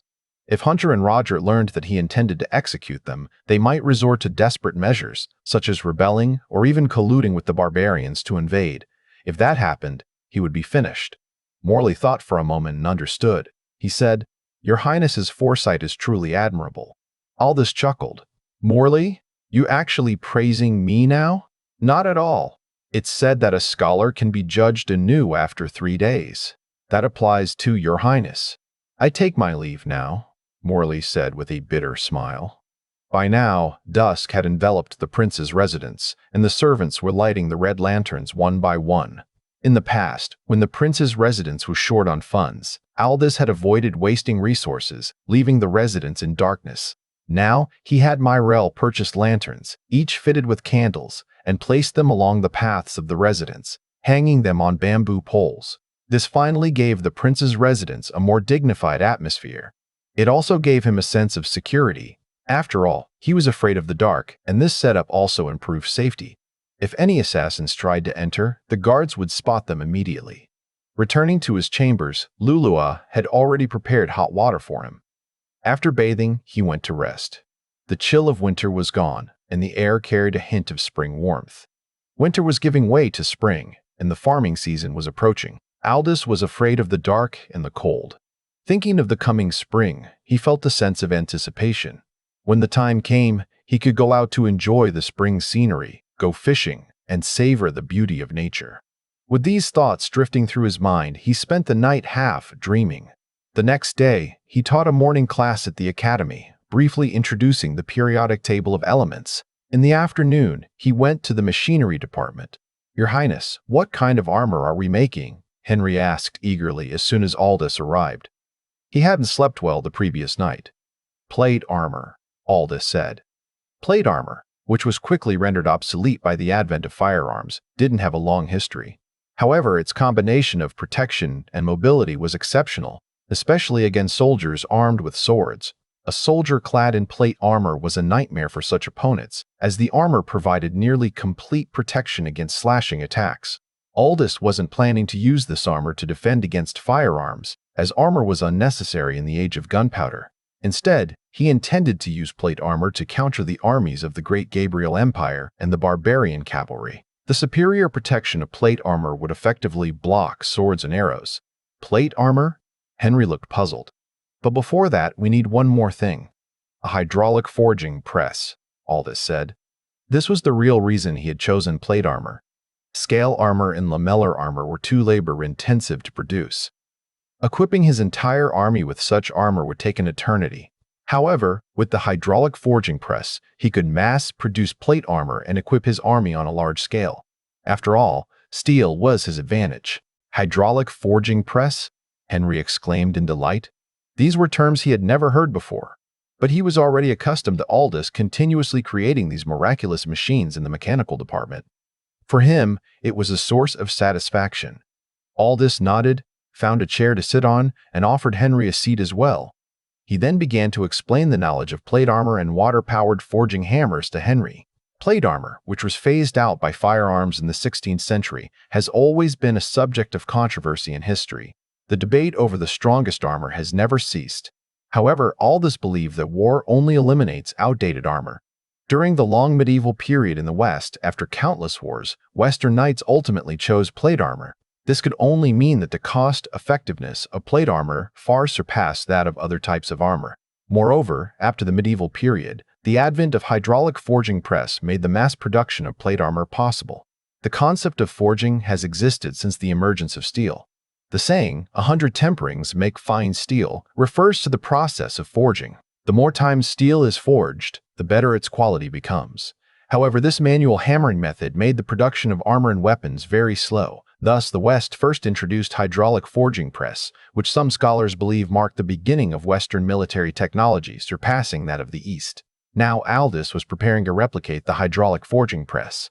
Before the advent of steam engines, he had to utilize water power to lay the foundation for industrial development. He needed hydraulic forging press to produce metal materials of sufficient strength and to increase the production of machinery like lathes. Currently, Aldous only possessed a limited variety of lathes, which was far from his expectations. In summary, he needed water power to stockpile the materials and high-strength tools required for manufacturing steam engines. As Aldous explained, Henry grew increasingly excited. The slow forging work of craftsmen had long been unable to cope with the growing orders for steel. Now, the machinery designed by Aldous completely solved his problem. "Your Highness, if the hydraulic forging press is successfully produced, it could increase forging efficiency by at least 30 times, Henry said excitedly. "No, 40 times, Aldous corrected. He had consulted data and found that hydraulic forging press directly increased blacksmith's efficiency by 40 times. Such a hammer could complete hundreds of strikes per minute. However, the only drawback of hydraulic forging press was the instability of the power source, as water flow is not constant. Nevertheless, it was sufficient for his current needs. After a detailed explanation, Henry had mostly memorized the manufacturing method of the hydraulic forging press. In fact, the power mechanisms of water-powered machinery were generally similar, much like the ox-powered water wheel. As long as there was rotation, power could be generated. Gears, bearings, and other components were largely the same, differing only in the working parts. Thus, for Henry, who had successfully manufactured the ox-powered water wheel, this was not a difficult task. Moreover, after observing for some time, Aldous concluded that ancient people were not stupid. Their intelligence was on par with modern humans. The only shortcoming was their lack of education and knowledge. In areas they were familiar with, such as poetry, calligraphy, painting, and even strategy, they were no less capable than modern people. As the saying goes, a little hint is all it takes. The ancient people just needed someone to give them that hint, and Aldous was playing that role. Recognizing the importance of the hydraulic forging press, Henry focused on its production. Thanks to the convenience of lathe processing, the manufacturing of hydraulic forging press proceeded smoothly. However, even so, the first hydraulic forging press would take a month to assemble due to its complex structure. Aldous had great confidence in Henry's abilities and entrusted the task entirely to him. Whenever Henry encountered difficulties, he would come to the academy to ask Aldous, and they would discuss the issues together. During this period, Aldous continued to teach at the academy as usual.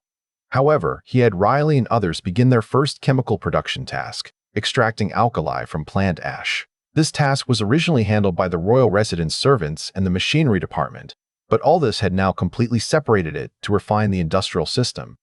Moreover, during this time, soap production workshops had sprung up like mushrooms in Qingzhou, leading to a sharp increase in the demand for alkali.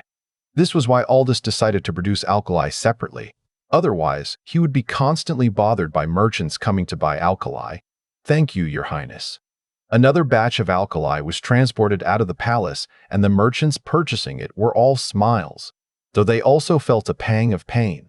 The reason was that alkali was simply too expensive. In the cost of producing soap, alkali accounted for more than half. After selling the soap, they could only earn about 1 or 2 taels of silver. Sigh. If only we could learn how to produce alkali, wouldn't we make a fortune? As they walked away, one merchant said to another, "Learn? How? I heard that alkali is no longer produced in the workshop area. It's only produced in the courtyard next to the palace, and that place is not accessible to just anyone." "That's true, but I heard that there are 200 students living there, and they go out once a week. If we could bribe one of them, maybe." "Don't even think about it. Every time they go out, they are accompanied by guards. It's impossible for outsiders to get close." Sigh. The merchant sighed deeply. At this moment, Morley passed by the two merchants. Hearing their conversation, he couldn't help but sneer, thinking to himself, "These merchants are indeed driven by profit and will stop at nothing." Upon entering the palace, he met with Aldous and first repeated the merchant's conversation to him. "I am well aware of these merchants' tricks. Besides this method, they also deliberately sell slaves to Augustus, hoping to infiltrate the workshop district with these slaves. They underestimate me. I'll let them in, but never let them out." Morley said, "I brought this up not to discuss the craftsmanship, but because Qingzhou is becoming increasingly chaotic. Your Highness should establish your own secret guards." Aldous' expression turned serious. He said, "It's not that I don't want to, but I lack suitable candidates." The secret guards Morley referred to were similar to the Aldous dynasty's imperial guards, essentially a modern intelligence system. Without such a system, Aldous would be blind to the happenings in the Great Gabriel Empire, knowing nothing. For instance, in the recent case of horse smuggling revealed by the Wright family, Aldous had been completely unaware beforehand. Morley brought this up precisely because he was stimulated by this incident. "Your Highness, I came here today because I think there's someone who might interest you," Morley said with a smile. Aldous recalled that Morley had been tasked with finding talents for him. He asked, "Does Paxton have a suitable candidate in mind? Who is it?"